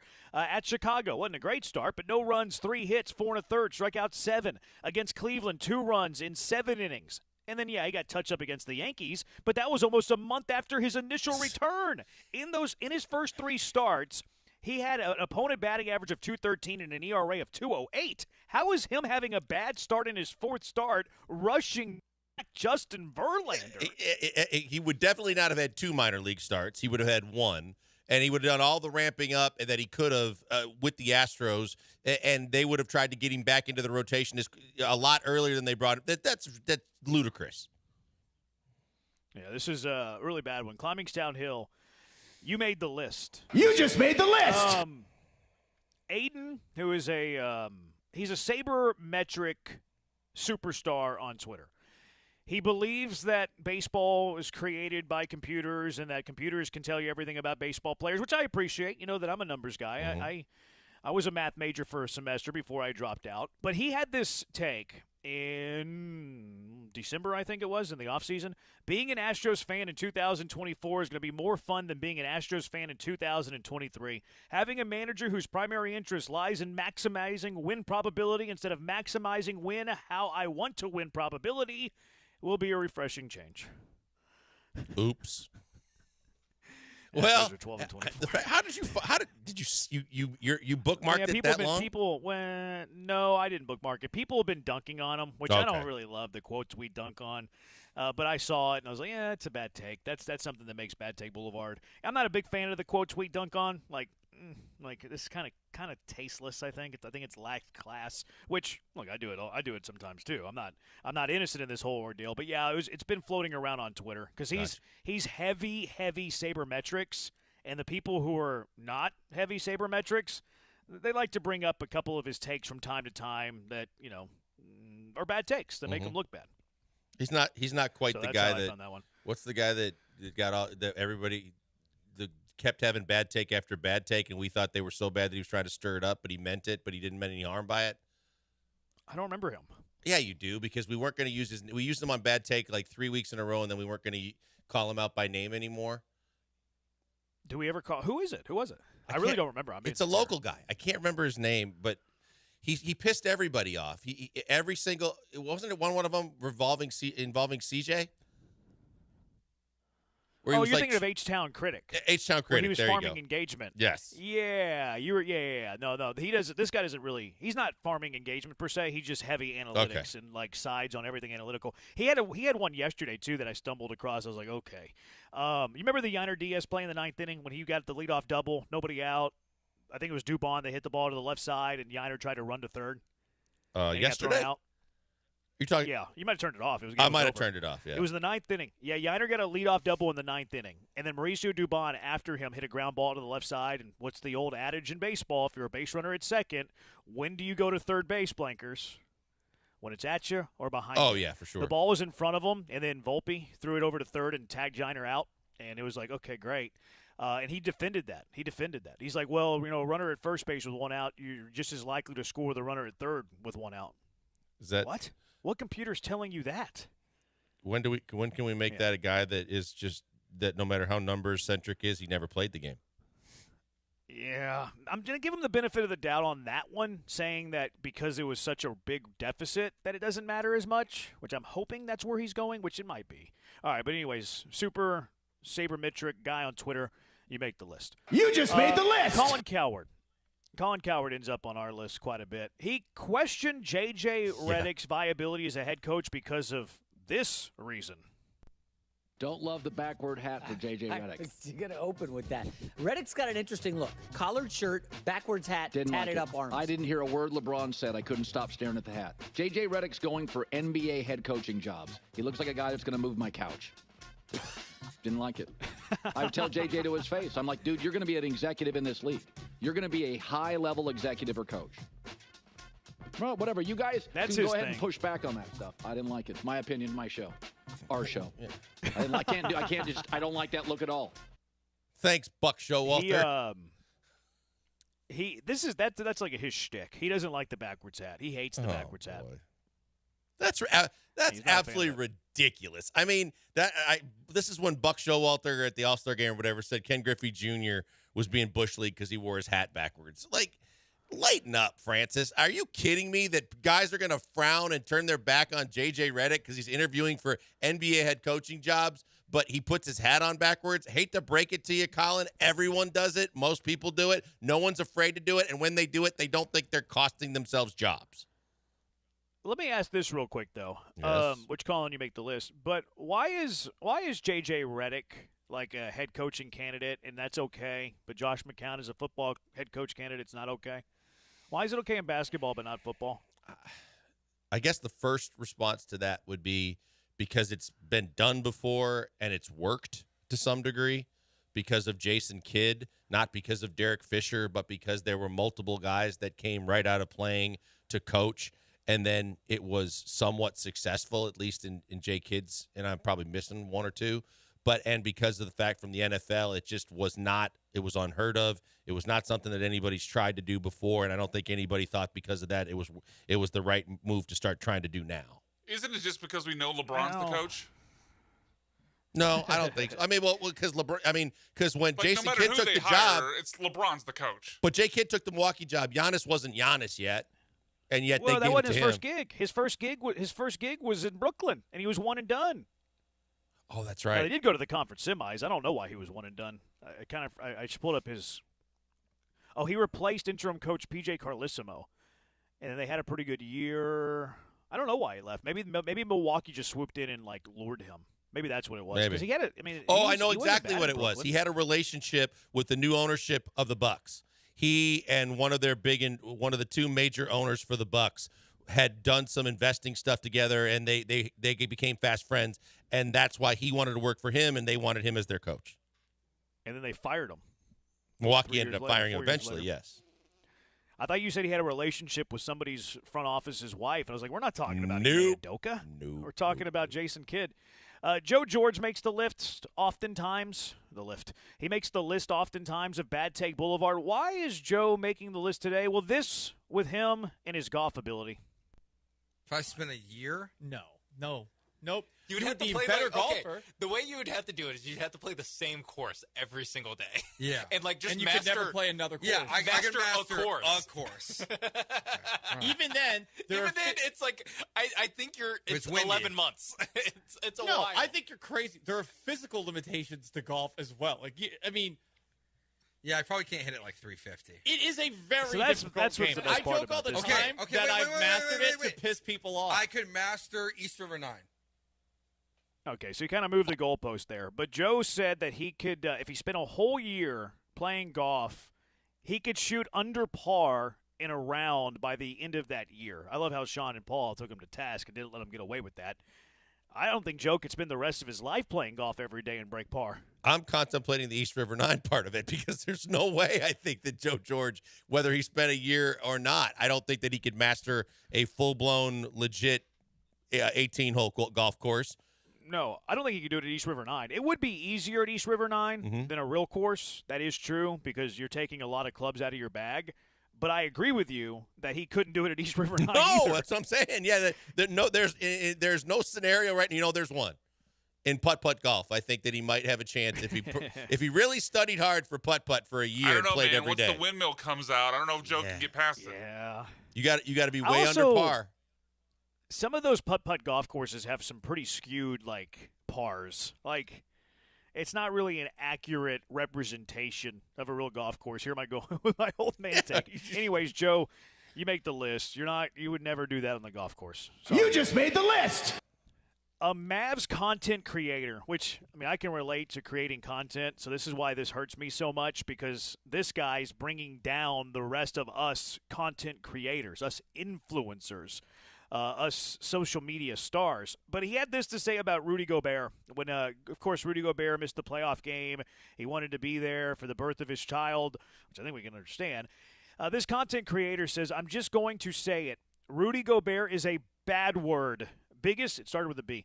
Biggest game of your life so far. Your child was already born and you're missing it. $205 million contract, playing the defending champs, and this dude is a no-show. If I'm the Timberwolves players, I don't even want this dude back on the team this postseason. This was who said this? A Dallas person? Content creator. Okay, because he wasn't the only one, by the way. The rub. He wasn't the only one. Yeah, Gilbert Arenas. Arenas. This was the one that was the most heinous. Yeah. Gilbert Arenas was more questioning. He didn't go – and Gilbert Arenas just, kind of brought up the idea. He didn't really dive into, he didn't really have a hard stance, which I was looking for. This guy had a hard stance. He called him a right. Yeah, that one that one that you're referring to, that's way over the top. That's absolutely – that's just stupid. He shouldn't be allowed back. You can't have him back on your – it's one – look, there's been times when guys go on paternity leave and people question, well, how long are you actually going to be out for? But especially if it's your first child, but any child, if that's your choice, so be it. But you're not going to say, no, you can't come back. Defensive player of the year 4 times in the league, you can't come back. No, that's it.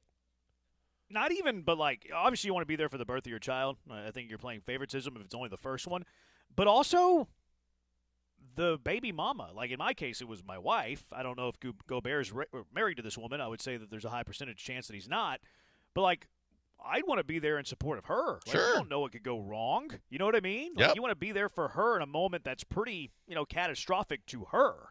So, yeah, I will never knock a player for being there at the birth of his child. I don't care if they've had 20 kids. I don't care if they've had as many kids as Tyreek Hill and Karl Malone. If you want to be there, I will never ding you for that. No, I wouldn't have missed mine, 2 kids. And I always remember Mikhail telling me, he's like, I knew I couldn't miss the birth of any one of my kids. I was there.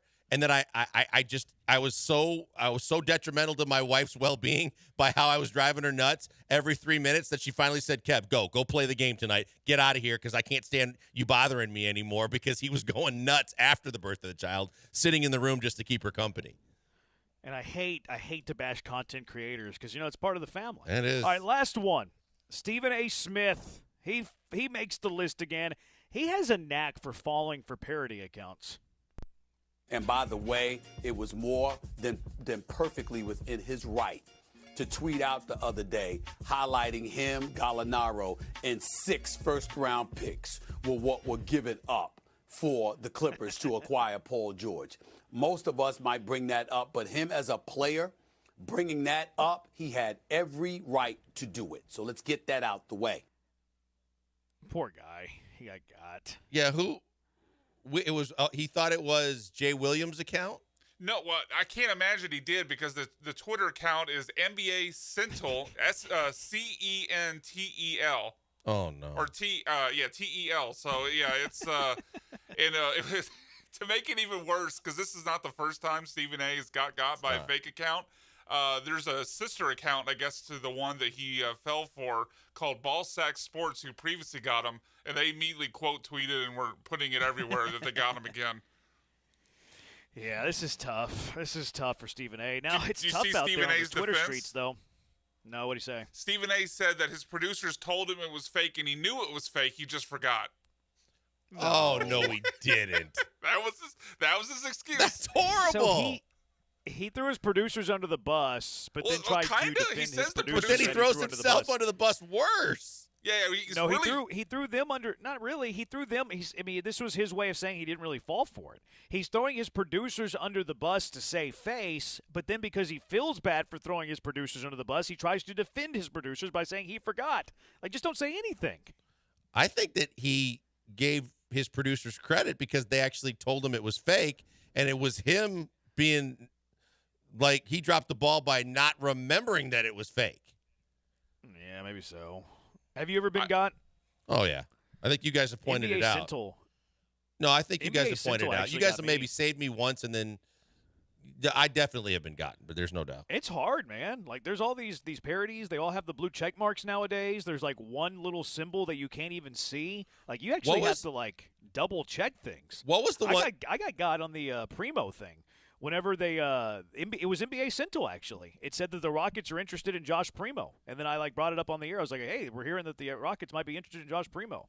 And then I think it was Joe. Was like, hey, you got. I was like, oh, my bad. I don't remember which one it was, but there was a Woj account that was almost identical to Woj's Twitter handle.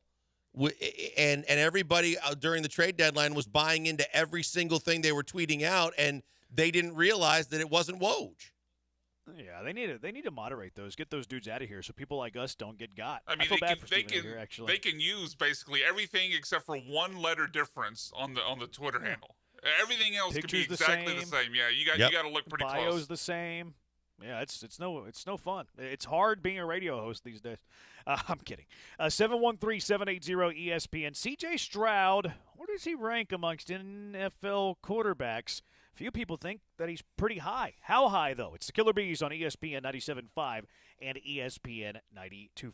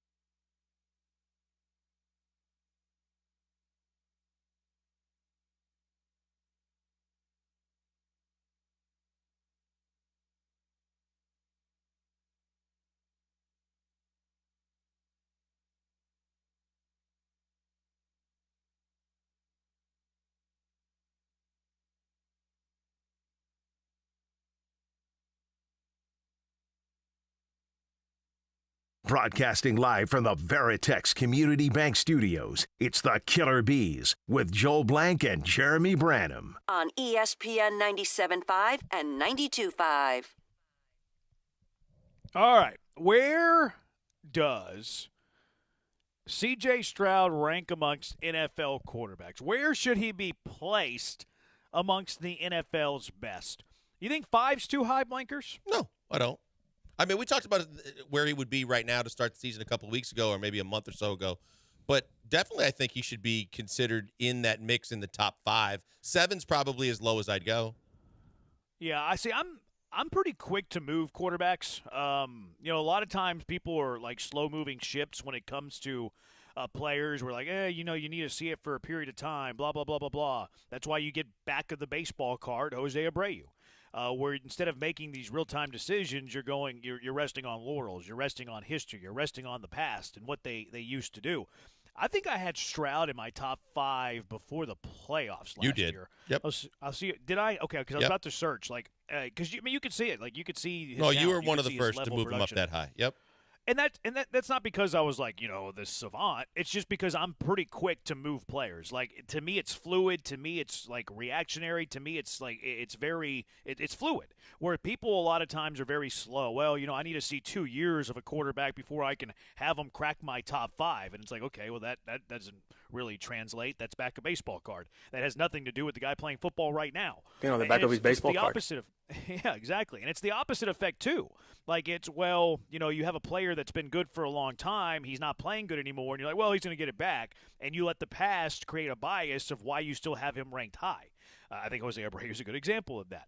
So The Athletic, they did a quarterback draft. They had 3 different people that worked for The Athletic, not from Houston, because Houston doesn't have a beat guy for The Athletic when it comes to the Texans. I don't know why. They need to get one because the Texans are good again. But they did a draft. There was a 3-person draft, drafting quarterbacks, 1, 2, 3, 4, 5. They ended up drafting 15 guys. C.J. Stroud went number 5. And honestly, I think he went 1 pick too late. It went Patrick Mahomes. I don't really have an objection there. Actually, it might have been 2. It might have been 2 that I have a problem with, because number 2 is Josh Allen. I would take C.J. Stroud over Josh Allen right now. If I had the Houston Texans, or I had any football team that I was starting from scratch, and everything's equal, but I could pick Allen or C.J. Stroud, I'm taking C.J. Stroud. So I wouldn't have had Allen ahead of him. They had Lamar Jackson at number 3, no problem there. Number 4, they had Justin Herbert, and then 5, they had C.J. Stroud. I have a problem with Justin Herbert as well. I wouldn't have Herbert ahead of C.J. Stroud. So I think that they got 2 picks wrong here. I think they got Allen wrong. I think that they got Herbert wrong. I would have Stroud ahead of both of them. Now, they took Burrow at number 8. I think Burrow is in the conversation with C.J. Stroud, maybe even ahead of him. So I might flip-flop Burrow ahead of Stroud, but I'm dropping Allen and Herbert. Yeah, I think Burrow is probably low because of injury. But if you're looking at it, I mean, when you're looking at the big picture of things, Josh Allen, the positive is he can run. The negative is he doesn't always make great decisions. And when he does make those bad decisions, they turn into picks and points and other turnovers. You can make the argument. Look, I know that Josh Allen's been at it longer and he's had some MVP-type seasons. But at the same time, CJ has done nothing to discourage you from the fact that the best is yet to come. And, oh, by the way, his rookie year was the best we've ever seen from a rookie quarterback, maybe. So I can't argue with you on either point. Herbert has underachieved, and he did have really good receivers. Maybe you blame that on his head coach and the system and all that. But at the same time, that shouldn't penalize CJ again. I don't disagree with you. I mean, there's an argument for him to be made in the top 5, and the lowest, like I said, the lowest he can go, I think, in my opinion, is 7. Where would you change here? If it went Mahomes, Allen, Lamar, Herbert, Stroud, behind him was Dak, Lawrence, and then Burrow was at 8, 9 was Love, 10 was Caleb Williams. They're buying the potential there. Where would you flip Stroud, whether it's up or down? I would flip Stroud into the top 5. Along with Joe Burrow, I would remove Herbert. I would remove I honestly, and I know people are going to hate me for this one, but I Lamar, because I just don't. I don't never hate you. But I don't. I do hate you now, yeah. I think I don't know that Lamar's a top 5. Running, yes, and they don't want him to run as much. Passing, and I know he just had an unbelievable regular season, but he also can't win the big game, and he's not a factor to where I would I would consider moving him down and out. But if I did anything, I would move. I would if I made one move, I'd move CJ into the top 5, move Herbert out. If I did 2 moves, I think Burrow would be the next guy. Well, Stroud's at 5. Stroud's at 5, so you're not moving him out. Oh, right. You're not moving him into the top 5 by moving Herbert out because he's already there. So I leave. No, I'm gonna put CJ at. I'm gonna put CJ at 4, Burrow at 5, and I'm gonna leave the top 3. And you're moving Herbert out. Yep. Yeah. See, I think Herbert at 4 is way too high. I do too. I think Josh Allen at 2 is a crime. But he's in the top 5. Having Josh Allen ahead of. I think Josh Allen's in the top 5 because Burrow's been hurt. So I'm going on a guy that really was part of the reason why, with his legs alone, and was winning football games for you at the end of the season, and has had multiple seasons that were MVP caliber, to where I would say Josh Allen still to me is top 5 going into this season. Herbert is underachieved. Burrow's not as high as he would be because of injury. He's coming back, though, and he's been to a Super Bowl. Like, Allen hasn't been there, but Lamar hasn't been there. Yeah, but he's also talking about the fact that this injury that he sustained is one that still bothers him because of the fact that it's a wrist on a quarterback, and that he still isn't quite the same guy. So, I don't know. I would take Burrow ahead of Allen. I would have Lamar 2. I would go Mahomes 1, Lamar 2. Man, I might have Stroud 3. I think I'm going to go number 3 with C.J. Stroud. Burrow at number 5, and then I'll go Allen. No, I meant Burrow at 4. Yeah, I'll go Mahomes 1, Lamar 2, Stroud 3, Burrow 4, and I'm going to go Allen 5. And I don't love putting Allen at 5, but I don't see anybody else. What do you got here, Brian? Yeah, I think I would make one change from what you had, Jeremy, and then our list would be the same. I mean, Mahomes has to be 1, and I would move Josh Allen down to 5. I'd actually move Burrow all the way up to 2. I know he's had some injured seasons, but we spent part of this offseason, part of the regular season, talking about who are the challengers to Mahomes. There's only one quarterback we can talk about who's gone into Kansas City and beat the Chiefs. I mean, Burrow's done it. He's gone into Buffalo in a snowstorm in the playoffs and beat the Bills. He's beat Josh Allen.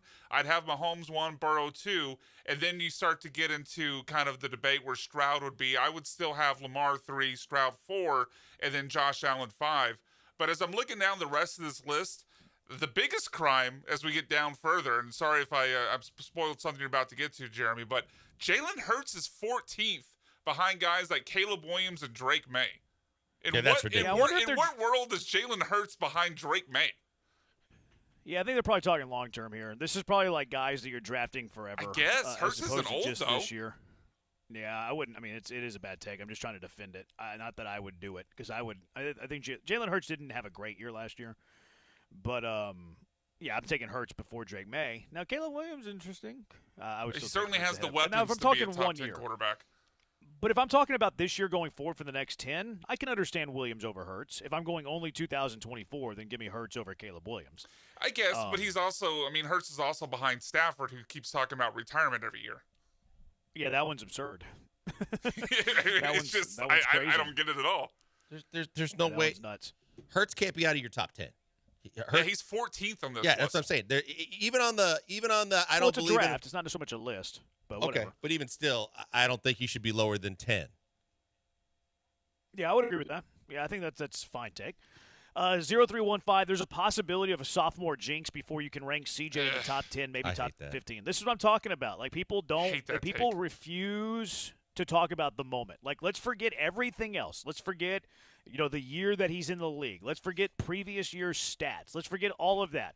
We're talking about give me your top 5 quarterbacks that you trust the most in a game that you're playing tomorrow.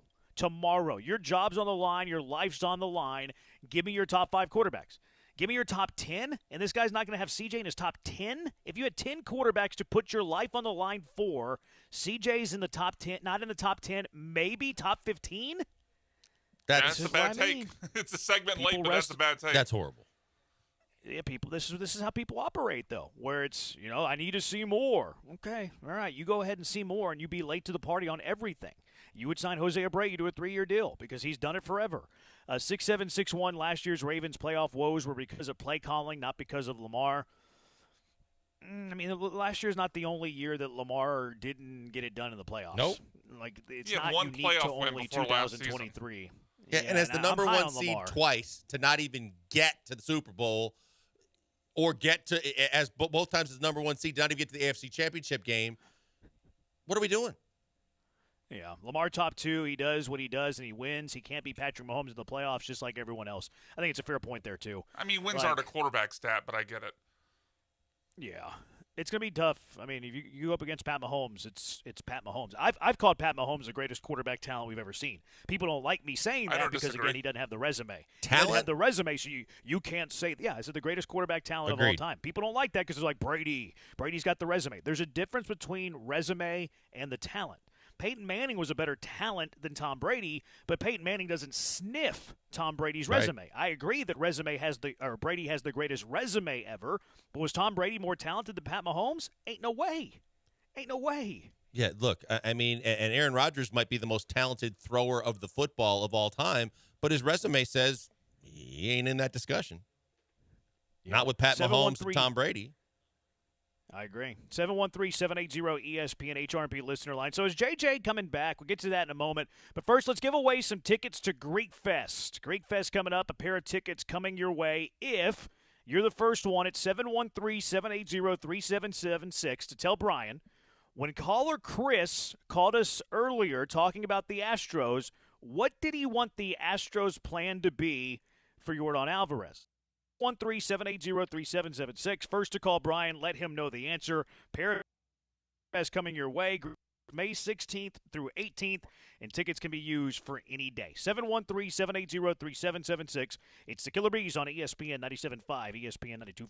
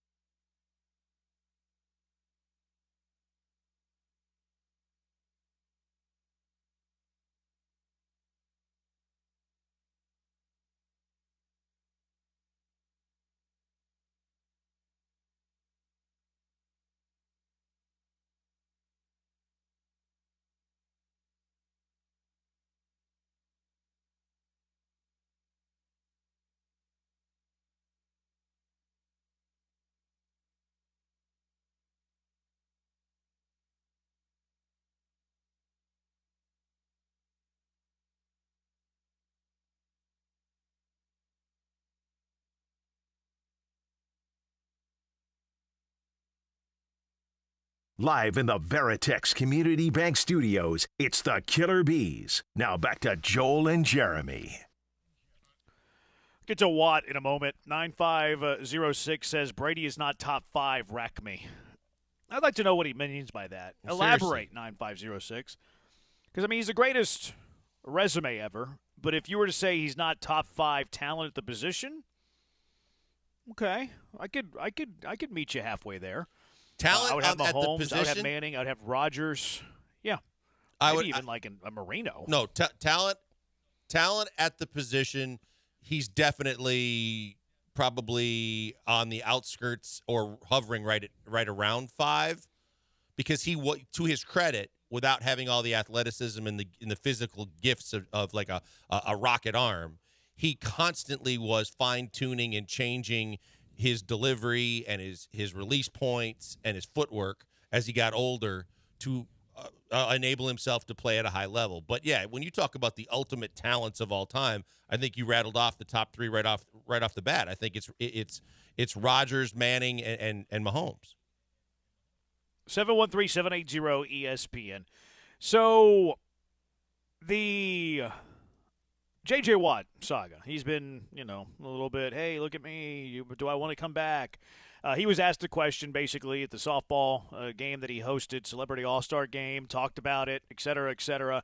He was on McAfee and kind of clarified his comment about coming back. Here's what he had to say. Similar to the one we were just talking about, where you got to watch the full video for the context. I was asked about it. I told them the conversation D'Amico and I have had before. And I very clearly in that stated that they have no need or use for me whatsoever right now. They have a phenomenal defense built. They have a phenomenal team built. They're perfectly fine. It literally was last year and this year. If it came down to an absolute dire situation where they needed somebody to help out, I would do that. But that would be I don't think people fully understood how much stuff would have to happen for that scenario to play itself out. So is this a walk back? Is this Homer Simpson walking back into the hedges? I don't think so, but I think he still means it. I think there's a reason why he said he's still training for football activities for one more year. I think he wants it at a certain point. But I think that it's an insurance policy. When we were just talking about all this the other day, it seemed to be whether it, was it Brian's point that he didn't want to be at training camp anyway, he's going to wait. I just think that he walked back the fact that he could walk by onto the field like there was a need for the Texans to get him. But I don't think it dispels his desire to play and the fact that if any injuries occur, they've got an option that no other team has. Yeah, I think that this was him majorly walking this back. He went from hey, if just tell him to call me. Just tell him to call me if he needs me. And then D'Amico is like, yeah, well, I need him now. I got his number. And then Watt's like, well, it's going to take a bunch of injuries. It's going to have to be the perfect scenario. I absolutely, he's hedging in my mind. He's taking 3 steps back into the hedge like Homer Simpson in the famous GIF, the famous meme. What is the difference between a GIF and a meme? I don't even know. I think a meme might be a picture, whereas a GIF meme moves. is a picture with a caption. A GIF is basically a looped video. A short loop video. So there you I go. think I got that right. I think I was right in the answer there. I'm not 100% sure that I was. But yeah, this is Watt walking it back. I don't think he walked it all the way back into the bushes. Watt. I think there's still like his nose and maybe a few other things sticking out. I think that he walked it back that he was ready to do it immediately, but I still think he wants to do it at some point. I didn't believe him though. I think he completely. Not only did he completely walk back, I think when he says it would have to be a dire situation. I take that as when somebody asks you to move or a buddy asks you to go help him with something that you really don't want to help him with. A family member asks you to come over and do something you really don't want to do. It's yeah, I might be available. Let me see what I have going on. It almost came off dismissive like that. Maybe they had a conversation. It was said in jest. Yeah, I could help you out. If you really need it, I'll help you out because Tim Settle, Foley, they have room for J.J. Watt on this defensive line. No, that's not his position, though. But, and I'm talking he's about not playing sub-package. one tech. That was the conversation we had. Because he's not playing 90% of the game. So to me it is because he'd be in the interior to me in sub-package. So he'd be coming in place of those guys like Foley and Settle.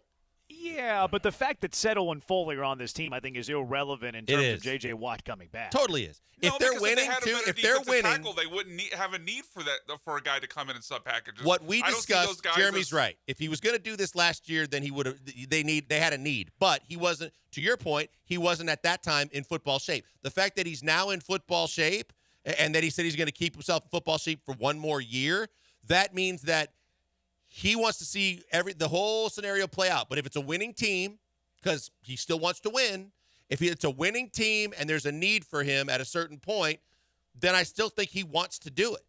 But I don't think he's trying to step on toes right now of the guys they brought in because all those guys play the position he plays.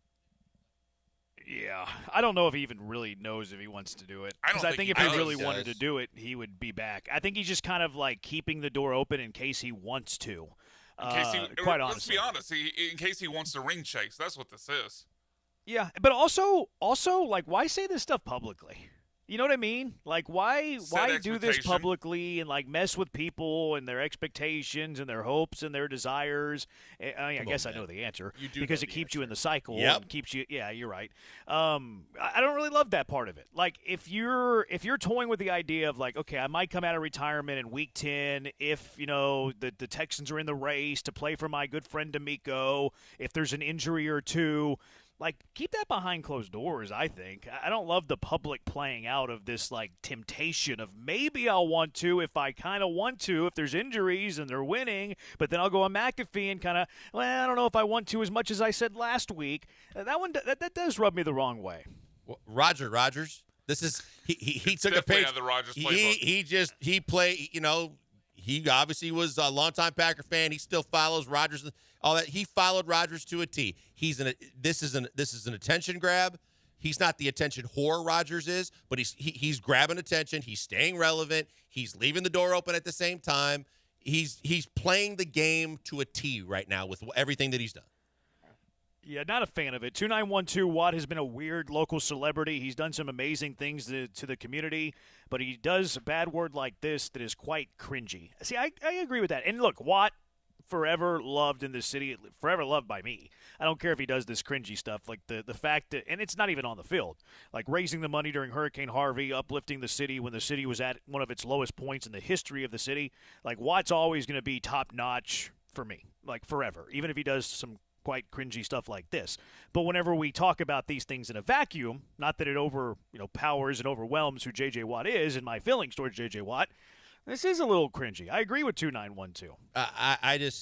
It's what we've seen too many people do these days. Too many people are just click-driven and attention-driven and can't get enough of the limelight. And when they don't have what they used to have, the craving gets to be too much and they have to do things like this. There's no doubt he's a legend in this city, on and off the field. There's no doubt I respect the hell out of him because I watched him play through college too and saw him do things before he became the guy that everybody knows in Houston, and know that he played the game the right.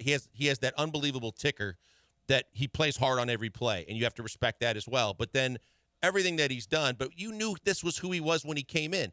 He was a diehard Wisconsin kid growing up, loving all those teams, and he played the game from day one when he would come back after practice every day with an Akeem jersey and with, you know, the Astros gear and declare himself H-Town for life and all that stuff. And we used to laugh about it all the time, going, boy, he's playing the game to a T.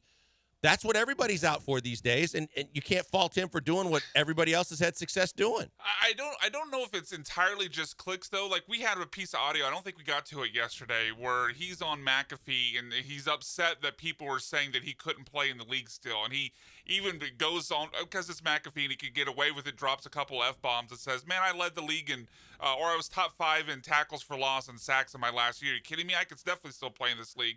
So I wonder if this is part of this is just to keep, not necessarily for clicks, but like an ego stroke, like, yeah, I'm good enough to play in this league if people still want me, but, you know, I don't need it right now, so I'm not going to. Well, look. Maybe so. Maybe that's part of it, but also just like when he came here, he got booed. When they first made the draft pick, there were some people that didn't like that pick, and he heard it.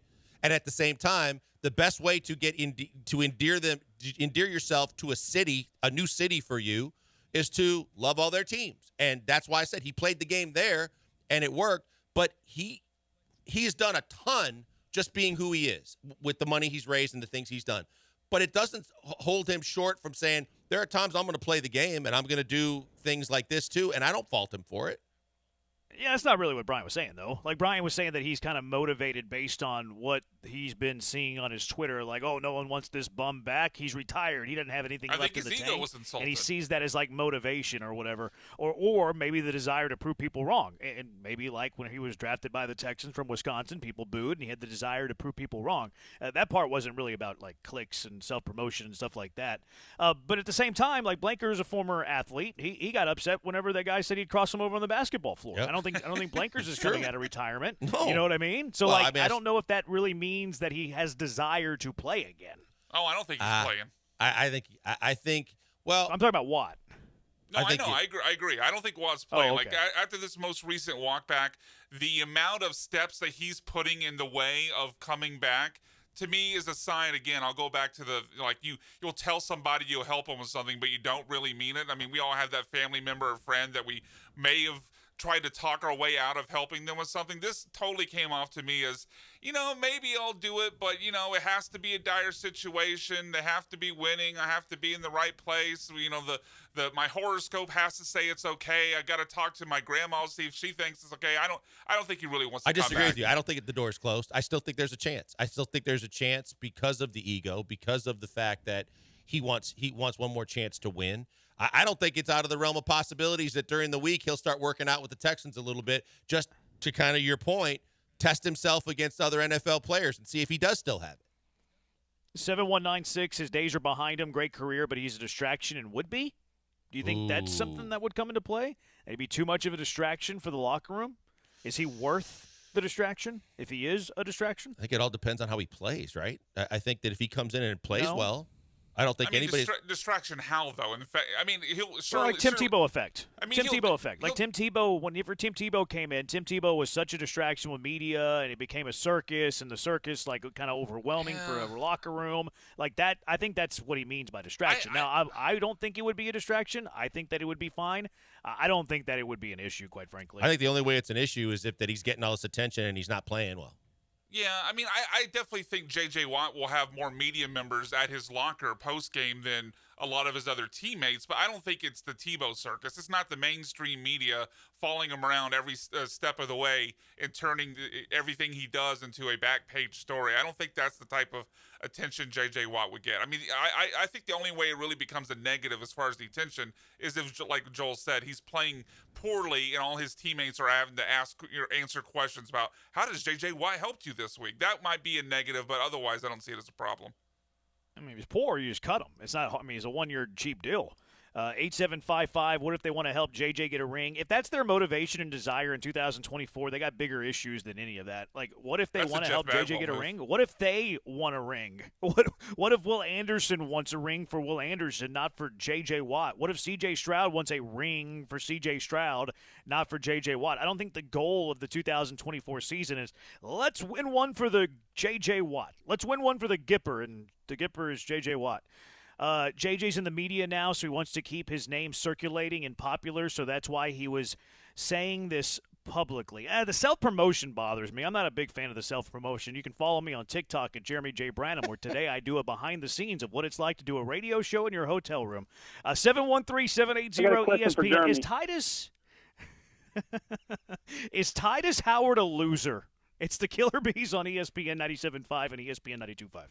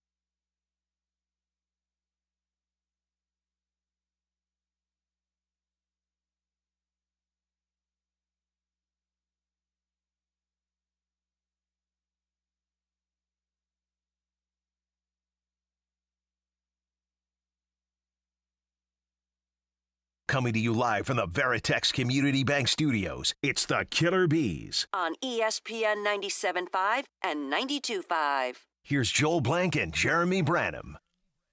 Is Titus Howard a loser? In a minute. 713-780-ESPN HRP listener line. This texter says it's pronounced GIF. Is it GIF or GIF? It is GIF. No, it's GIF. No, the correct pronunciation is GIF, but everybody calls it a GIF. No, it's GIF. I will die on this hill. I will fight you guys to the ends of the earth. It is GIF. I don't have a dog in this fight.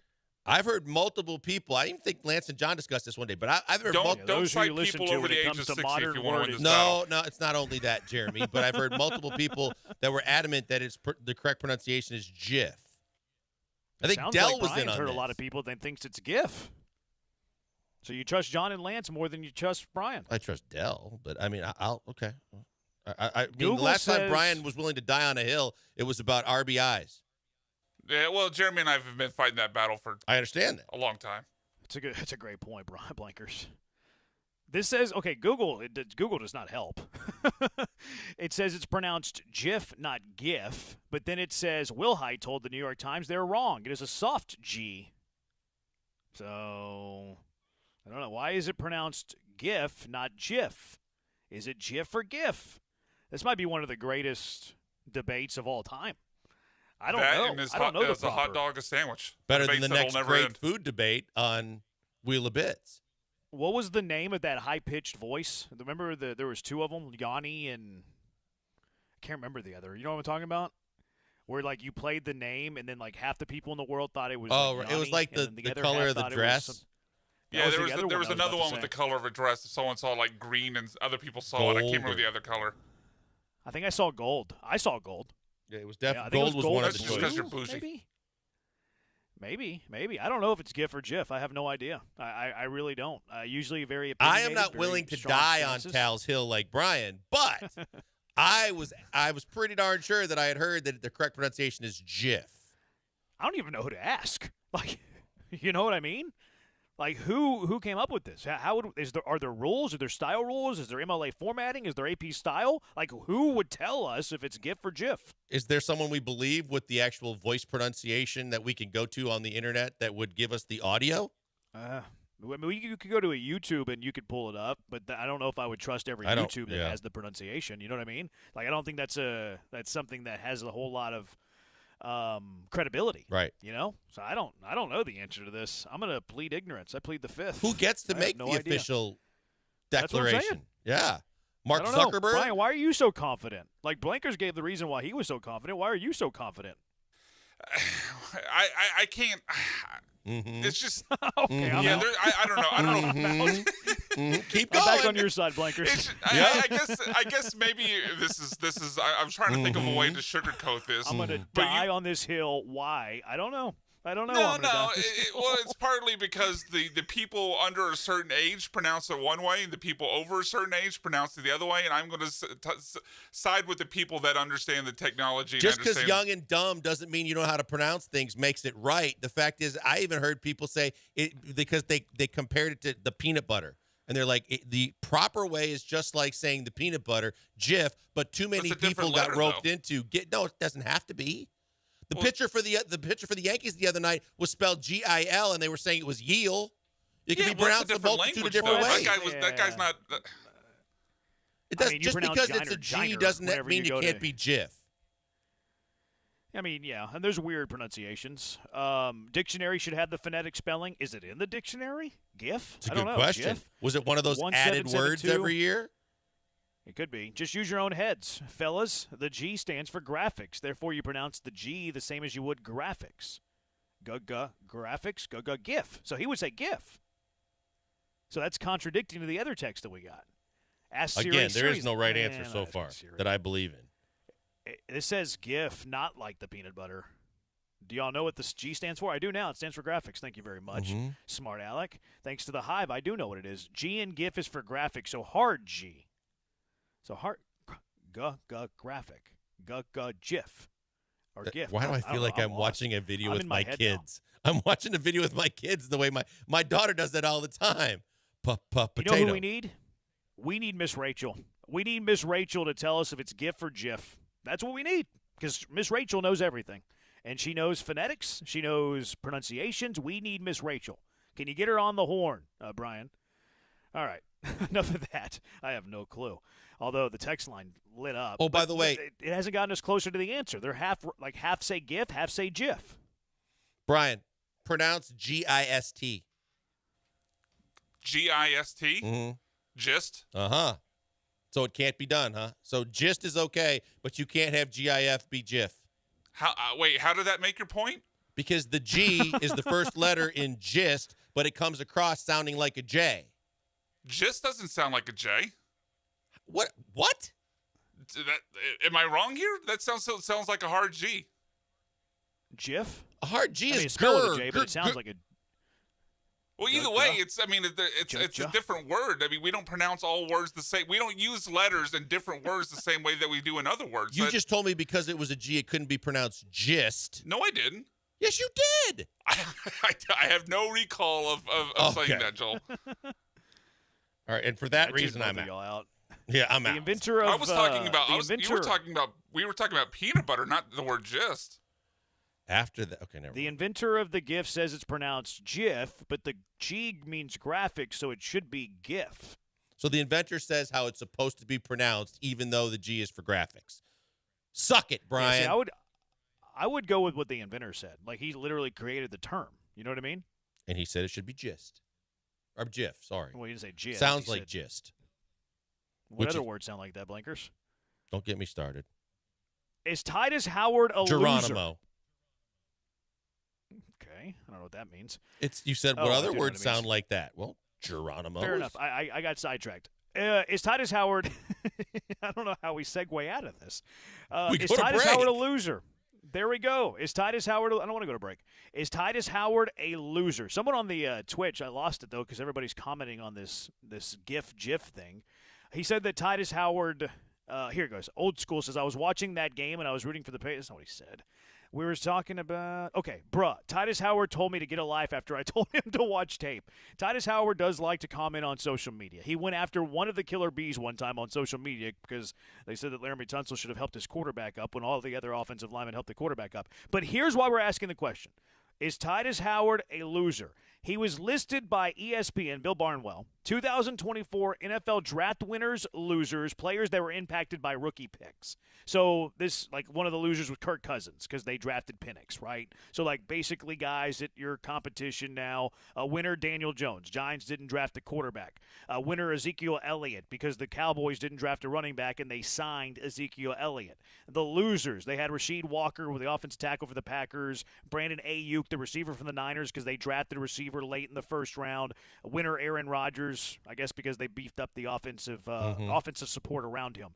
One of the losers they had listed was Titus Howard because they spent, the Texans, a second-round pick on Blake Fisher. So is this accurate? Titus Howard, a loser because of the Houston Texans 2024 draft? I don't think so. I think it's, again, you get smarter by listening to this show until Brian pronounces GIF.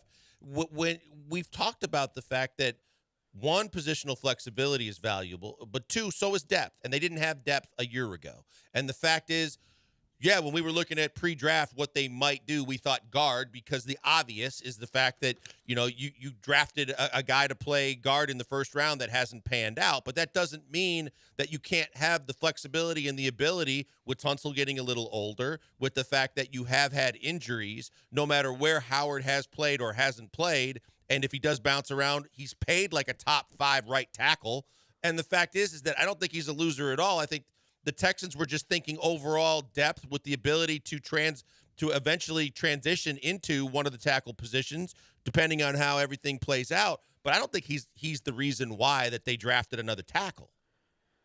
I think that he is a loser because the Texans drafted a tackle. I think that Titus Howard's days as a Houston Texan are numbered. I think this is Titus Howard in a prove-it-or-lose-it year.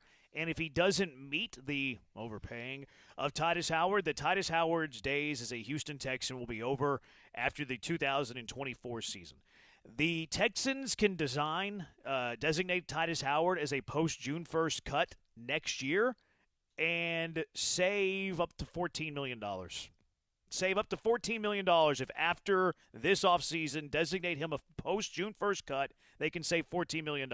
I don't think Titus Howard is worth his salary. I think that they drafted the offensive tackle from Notre Dame with the idea of, hey, if Titus Howard doesn't show us that he's worth the money, I don't think that he is, and I don't think he's going to show it, that they will cut him after the 2024 season, and Titus Howard will no longer be a Houston Texan. I would say yes. I guess the reason why, again, is because everything they're doing is based on going for it this year. And for this year, I think that they did all the things for the reasons why I said. But, you make a valid point, right? We all know he's overpaid. But he also, there's arguments to be made both ways. But again, I said in the future, if he ends up being one of their tackles, and that's planning for the future as well, it's great. I just don't think he's a loser because he made a boatload of money and he's going to start at right tackle unless he gets hurt. Yeah, so I guess it depends on the definition that you would have for loser here. But if he can't fulfill the contract, then he's cut, and they move on and use the guy that they drafted to be his replacement. ESPN thinks so. All right, 713-780-ESPN. Coming up next, the Will of Bits. Is it GIF or is it just kidding? Will of Bits. You never know what you're going to get, but you know it's going to be great. It's the Killer Bees on ESPN 97.5 and ESPN 92.5. So we know that Will of Bits is going to be great. Reminds me of something else that is great. Gentle Ben. And it's a great pleasure of mine to tell you about the greatness of Gentle Ben. Gentle Ben is the best. The vodka, best in the state. The gin, best in the market. Or the bourbon, the double platinum winner at the prestigious Ascot Awards. Gentle Ben uses their innovative, revolutionary technology that eliminates impurities for the cleanest, smoothest spirit you will ever taste. Smooth, clean, eliminates the burn. Don't labor through your drink. Enjoy it. Savor it. You're going to do that with Gentle Ben. You're also going to love what's not in it, including gluten. Gentle Ben isn't going to brag about that, though. All spirits are naturally gluten-free. Just get your hands on some Gentle Ben. Give it a shot. You hear me talk about it all the time, and once you give it a shot, you're going to be a Gentle Ben consumer for the rest of your life. Stop by Ben's Bar at Minute Maid Park when you go to an Astros game, just to the left of the Crawford boxes. Pick up some Gentle Ben with your baseball on the way to your seats. Head to the Gentle Ben tasting room, favorite restaurant, favorite bar. Ask for it there. Pick it up on the way home, whatever liquor store that you go to. And also, if you just want to order straight from the website, you can do that. Head to gentleben.com to learn the incredible story and also to order straight online. You can order from the website, gentleben.com. Highest craft, softest sip. That's Gentle Ben.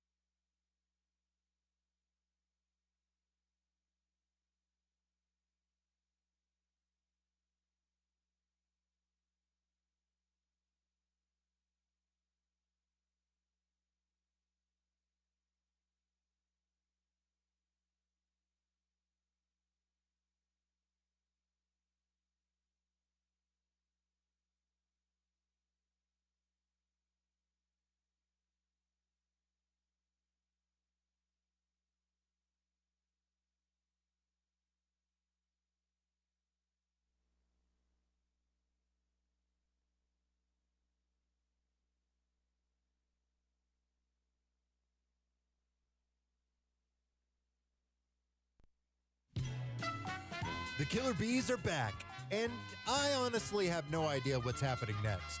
Could it be the next great big food debate? The biggest Joel rant of all time? Jeremy trolling someone to the point of crying? Or just some actual bees making some honey? Well, let's find out. It's time for the Wheel of Bits. Oh my goodness, would you look at this? What an enormous spin. Let's play dumb questions at presses. What an enormous spin. So, dumb questions at a press conference. Is it dumber than the debate we just had? It was fun. I didn't say it wasn't fun. It can be dumb and fun. They say that about young people all the time, right? Fun and dumb and young. Yep. So, dumb questions asked at press conferences. Here was one that was asked to Anthony Edwards the other day. Hey, you talked in that Phoenix series a lot about the way you saw Kevin and how that motivated you. And at your age, it's got to be fun to see all these OGs right in front of you. Is there anything like that in this series? Like, what's your... Nah, these guys 3-4 years older than me, man, yeah. I mean, Jamal been around for a minute. Is that a guy that you've been tracking at all? Nah, hell nah. Like I said, what is he, 27? I think so. I'm finna turn 23, dog. Yeah, KD 36, 35. Right. Yeah, come on, man. There's no disrespect to Jamal. I don't know what you're trying to start, but yeah, he's no, not at all. That was weird that he doubled down on the question. Like, it's one thing to ask the question, like, okay, like we've all been there, we've asked dumb questions. Yep. But then to get that answer and then double down on it, that's odd. That's weird. And then I don't think he really knew how old Jamal Murray was either. I think he was maybe not. Yeah. Yeah, and he was definitely grasping and flailing. But you're right; he should have probably just taken the L at that point. But good on Edwards for answering it the way he did too. I don't think that he was looking to create like some extra bulletin board or within the series. But I thought it was stupid to bring up a guy that's that current in the league as a guy that he would look up to. Yeah, I'm with you on that. I don't think that he was trying to create drama. I just think it was a bad question. I think it was an innocent, bad question with a bad double down on the question again. And, yeah, Anthony Edwards is my favorite non-Rocket in the NBA. I love Anthony Edwards. He's new hotness. He's improving with every game. He's really good. Yeah, he's a stud. All right, here was the next bad question asked at a press conference. Caitlin Clark got asked another bad day. Will Bay be here? Who? Is Bay going to be here? Bay? Is Bay going to be here? Who? Will Bay be here? No, he's working. I mean, I'm pretty sure. Yeah. You know what Bay means? Yeah, I'm flying solo. I better get used to it, man. This is pro. This is my job. Like your significant you know what Bay means, other. Blinkers? Yeah, your significant other. But before, well, it stands for something. It's an acronym. Oh, I did not know that. Yeah, it's before all else. Oh, Bay, really? BAE. Before all How's else. that pronounced, yeah, Brian? That's what Bay means. I thought it was before anyone else. Oh! It might be. Anyone, all. It's kind of the same thing. You might be right. BMAC's going all in on all this stuff today. I mean, there's not really a difference between all and anybody.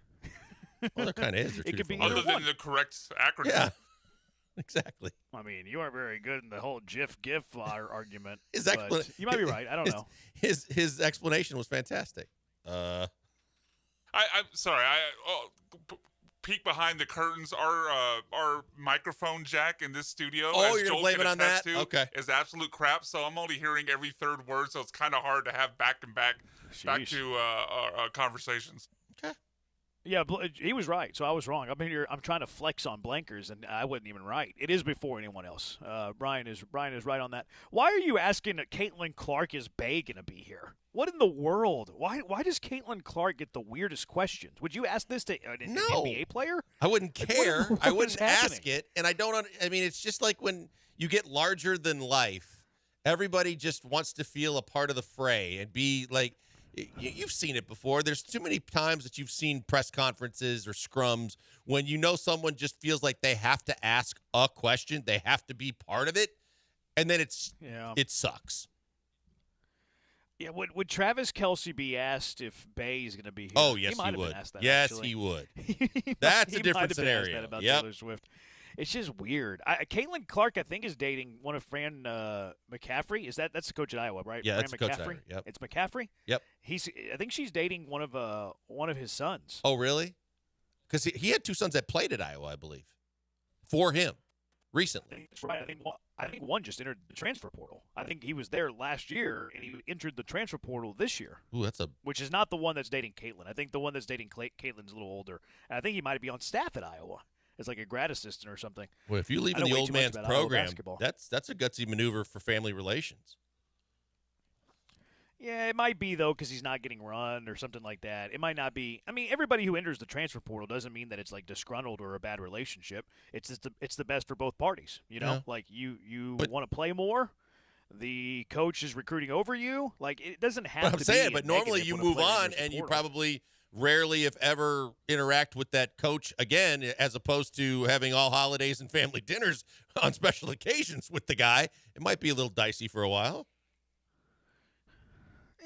I mean, not if it was like fine on both parties. Like if if he didn't really care, he wanted to get his son playing time. Like I don't see why that would be an issue. I'm just saying it could be. I don't know if she's dating it depends. Myron, who's an accountant from Iowa, or McCaffrey's kid, but I don't think I'd ever would have been the slightest bit concerned if he was going to be at the game or not. And then to say Bay, like, well, hey, is your boyfriend coming? Like it's a little different than Bay. All right. Last one, Cal McNair was asked this question about Tank Dell at the golf tournament the other day. When you do talk to him, what do you say to him? How do you convey your love for him as well as concern? And you want him to learn. That's kind of between us and Tank, just what we talked about with him. That's a hard situation to be in, so those are kind of private conversations. What do you want him to learn in a situation like that? Again, I think that stuff we just talk about privately, and in any situation in life, you're going to learn something. So. I mean, wants him to learn not to get shot again. What did he want him to say? I want him to go to the chalkboard and write, "I will not go to VIP parties ever again," 100 times. I mean, you tell a grown-ass man that he can't go to a party and you want the owner to crack down on him like it's parents saying he's losing his allowance and he's punished? Like, come on, man. Yeah, I mean, I don't think he did anything wrong. You know what I mean? At all. Like, it wasn't a Ray Rice situation where he's, like, speeding up on people and causing a wreck and then fleeing the scene. Like, he went to hang out with friends at a party he was invited to. Yeah, or at a bar punching a photographer, regardless. You're a grown-ass man. These people own the team that you play for, so it's essentially like the people that own the company that you work for in the business world. You're going to tell me that they're going to go back and they're going to throw, like, parental guidance on one of their employees and say, you weren't on work time, you were doing your own thing, but here's what I feel and what you're going to do. And what did he do wrong? Like, that's the thing. Like, right. If it would be one thing if, like, he was carrying illegally. I don't know the laws in Florida. Like, that would be one thing. Or if he broke the law, that would be one thing. He didn't do anything wrong. Exactly. He was just in a spot where, the unfortunate events happened.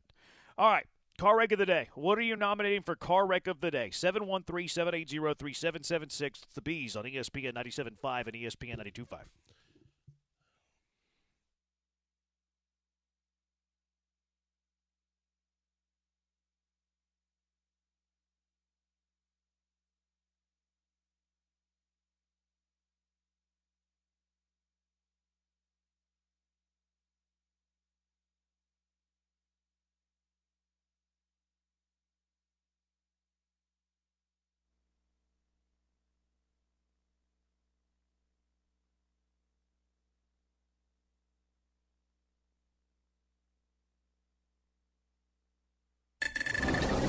This is Ron Ansana with your market scoreboard report on ESPN 97.5. 7 days in a row on the upside for the Dow Jones Industrial Average, which rallied sharply today as interest rates drifted lower and oil drifted higher in today's trade. The market focusing on comments from various Federal Reserve officials who still expect to lower interest rates at some time this year. Jobless claims also jumped this morning to a higher than expected level, suggesting some cooling in the labor market, and that knocked the yield on the 10-year down to 4.46%.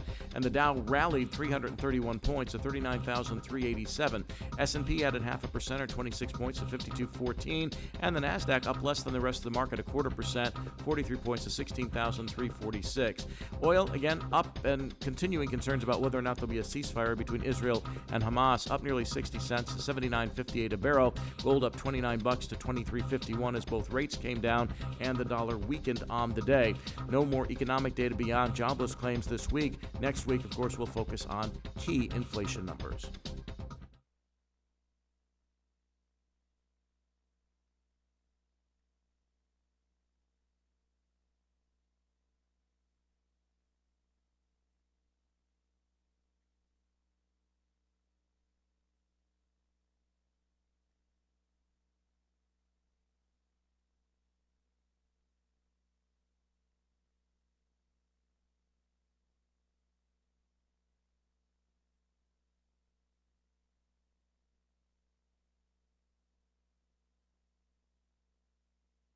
You're back with the Killer Bees on ESPN 97.5 and 92.5. Live from the Veritex Community Bank Studios, here's Joel Blank and Jeremy Branham.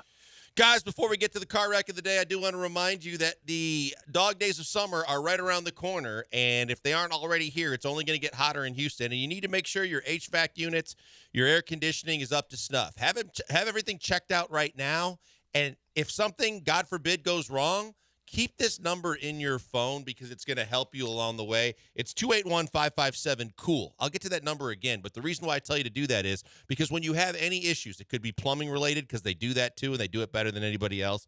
But primarily and because of the fact that we have so much heat in Houston, you need to be prepared if your AC unit goes on the fritz. Maybe you need a new unit altogether. Maybe you just need a part replaced. But you need people that are reputable, that are going to stand behind their work and are going to take care of you every step of the way. And that's why I tell you about Vanderford Air.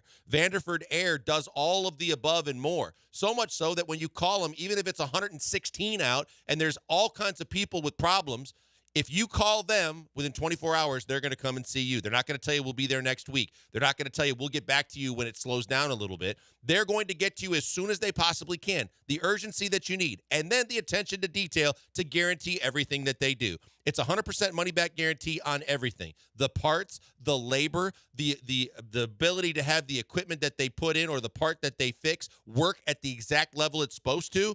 100% satisfaction guarantee or your money back, and they will be at your door within 24 hours when you call them. Those are the two reasons why you want that number in your phone at all times. Save it right now, 281-557-COOL. Go to the website, vanderfordair.com. But remember, they're locally owned and operated. They're a family-run business, and their main priority is to take care of you as Houstonians, and that's why you want to have that number. 281-557-COOL, 100% money-back guarantees at Vanderford Air.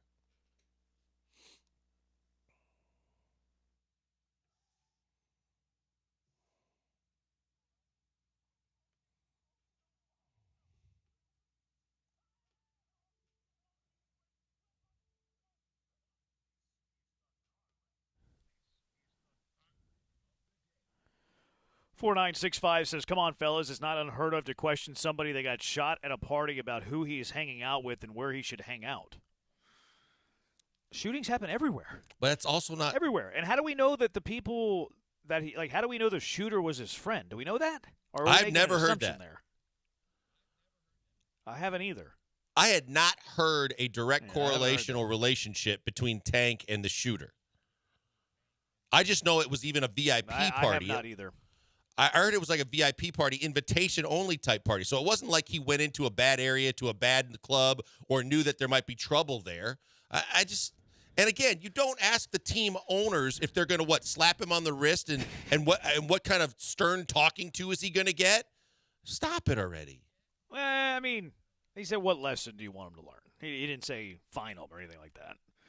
All right, what are you nominating for car wreck of the day? 713-780-3776. What do you have, Blankers? The easy one every day for me is Astros. I won't go there. I'll leave that to you guys. The one to me that's going to chap my ass is the fact that – So we're going to go with the easy answer? I mean, you guys can go whatever you want, but, I mean, obviously it's low-hanging fruit with as bad as the Astros have been.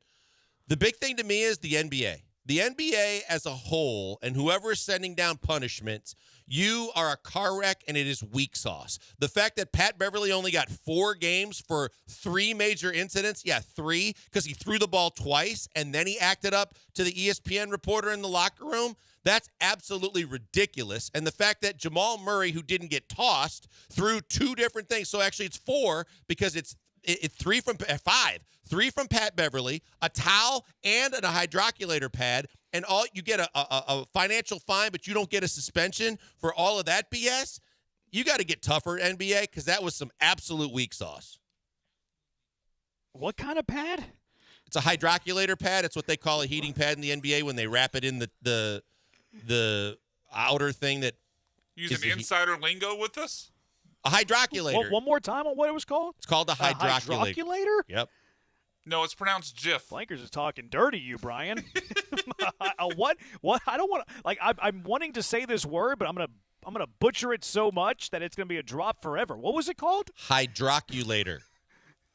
Hydroculator. There you go. I pulled it off without embarrassing myself. Hydroculator. Yep. Adam Silver's gone soft. I agree with this one. Murray doesn't get a game at all. Patrick Beverly got 4. He threw the ball in the stands twice and rifled it in there faster than Justin Verlander could throw his fastball these days. He got 4 games. Then doubles down on the reporter. Going up and in for 6. And then doubles down on the reporter after it, same game, probably an hour later or less than an hour later, he doubles down in the locker room, and that's all you're giving him? Come on, man. Super soft. The offside call in the Real Madrid match yesterday. Unbelievable. There's match fixing, basically, I think, going on in the Champions League. It disgusts me that these officials are making a mockery of the world's game. I know Andrew Carlson and Glenn Davis were on your side of that. Oh, yeah, they definitely were on your side. Smart. I hold both of them in high esteem. They both pronounce it Jif, by the way, too. Do you really know that? No. So I've put words in their mouth.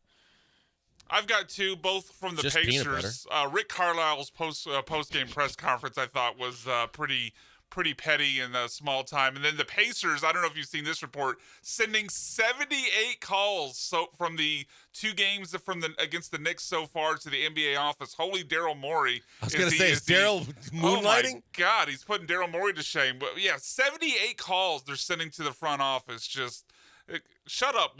Play better, win the games. 78 calls? Come on. Was petty. What was after the 27 missed threes game? Was it 89 pages or 89? That I don't know. Yeah, he sent like a Sears catalog of 89 pages of highlighting all the bad calls that okay, the well, maybe Rockets didn't Daryl get. Morey's still the king of this. It's close. Yeah, How the do you Pacers know that? How do you think I know that, Jeremy?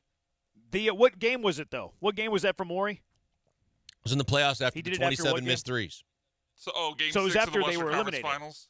Yeah, after they so got it was after beat. they were eliminated. Oh, no, game 7. So this is you're the right. difference here. Carlisle's doing a little gamesmanship. Like, it's petty, 100%. I don't mind it in the middle of a series. If it gets you 1 call, it's worth it. So the pettiness here is fine, in my opinion. Doing it after you've been eliminated, I don't like that. I agree with that. Phil Jackson-esque. Phil Jackson used to do this exactly. in a series to get the referees to either call a closer whistle or a looser whistle based on what he wanted. Yep.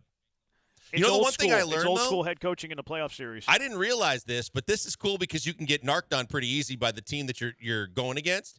The fact is when you turn any play into the league, the team that it happened against also gets the report and the play, and they get told of what you told on them for. I like that. I think it's very good. Fairness there. Yep, I like that as well. I Transparency. like that a lot too. A couple of texters said the GIF conversation and Oso tweeted one in the proposed NHL names in Utah, like Ice and Mammoth and Yeti. Yeah, it's Freeze. dumb. All right, what's winning? I'm going to go off the board and say the Astros again last night and Spencer Arrighetti. Let's go with the Astros until they win a game. That's right. So Astros car wreck of the day. Space Cowboys on 92.5 at 9:35. Hall of Fame coming up at 7. Brian, thank you for the hard work. He's Blank. I'm Brad. I'll talk to you tomorrow, Houston. Good night.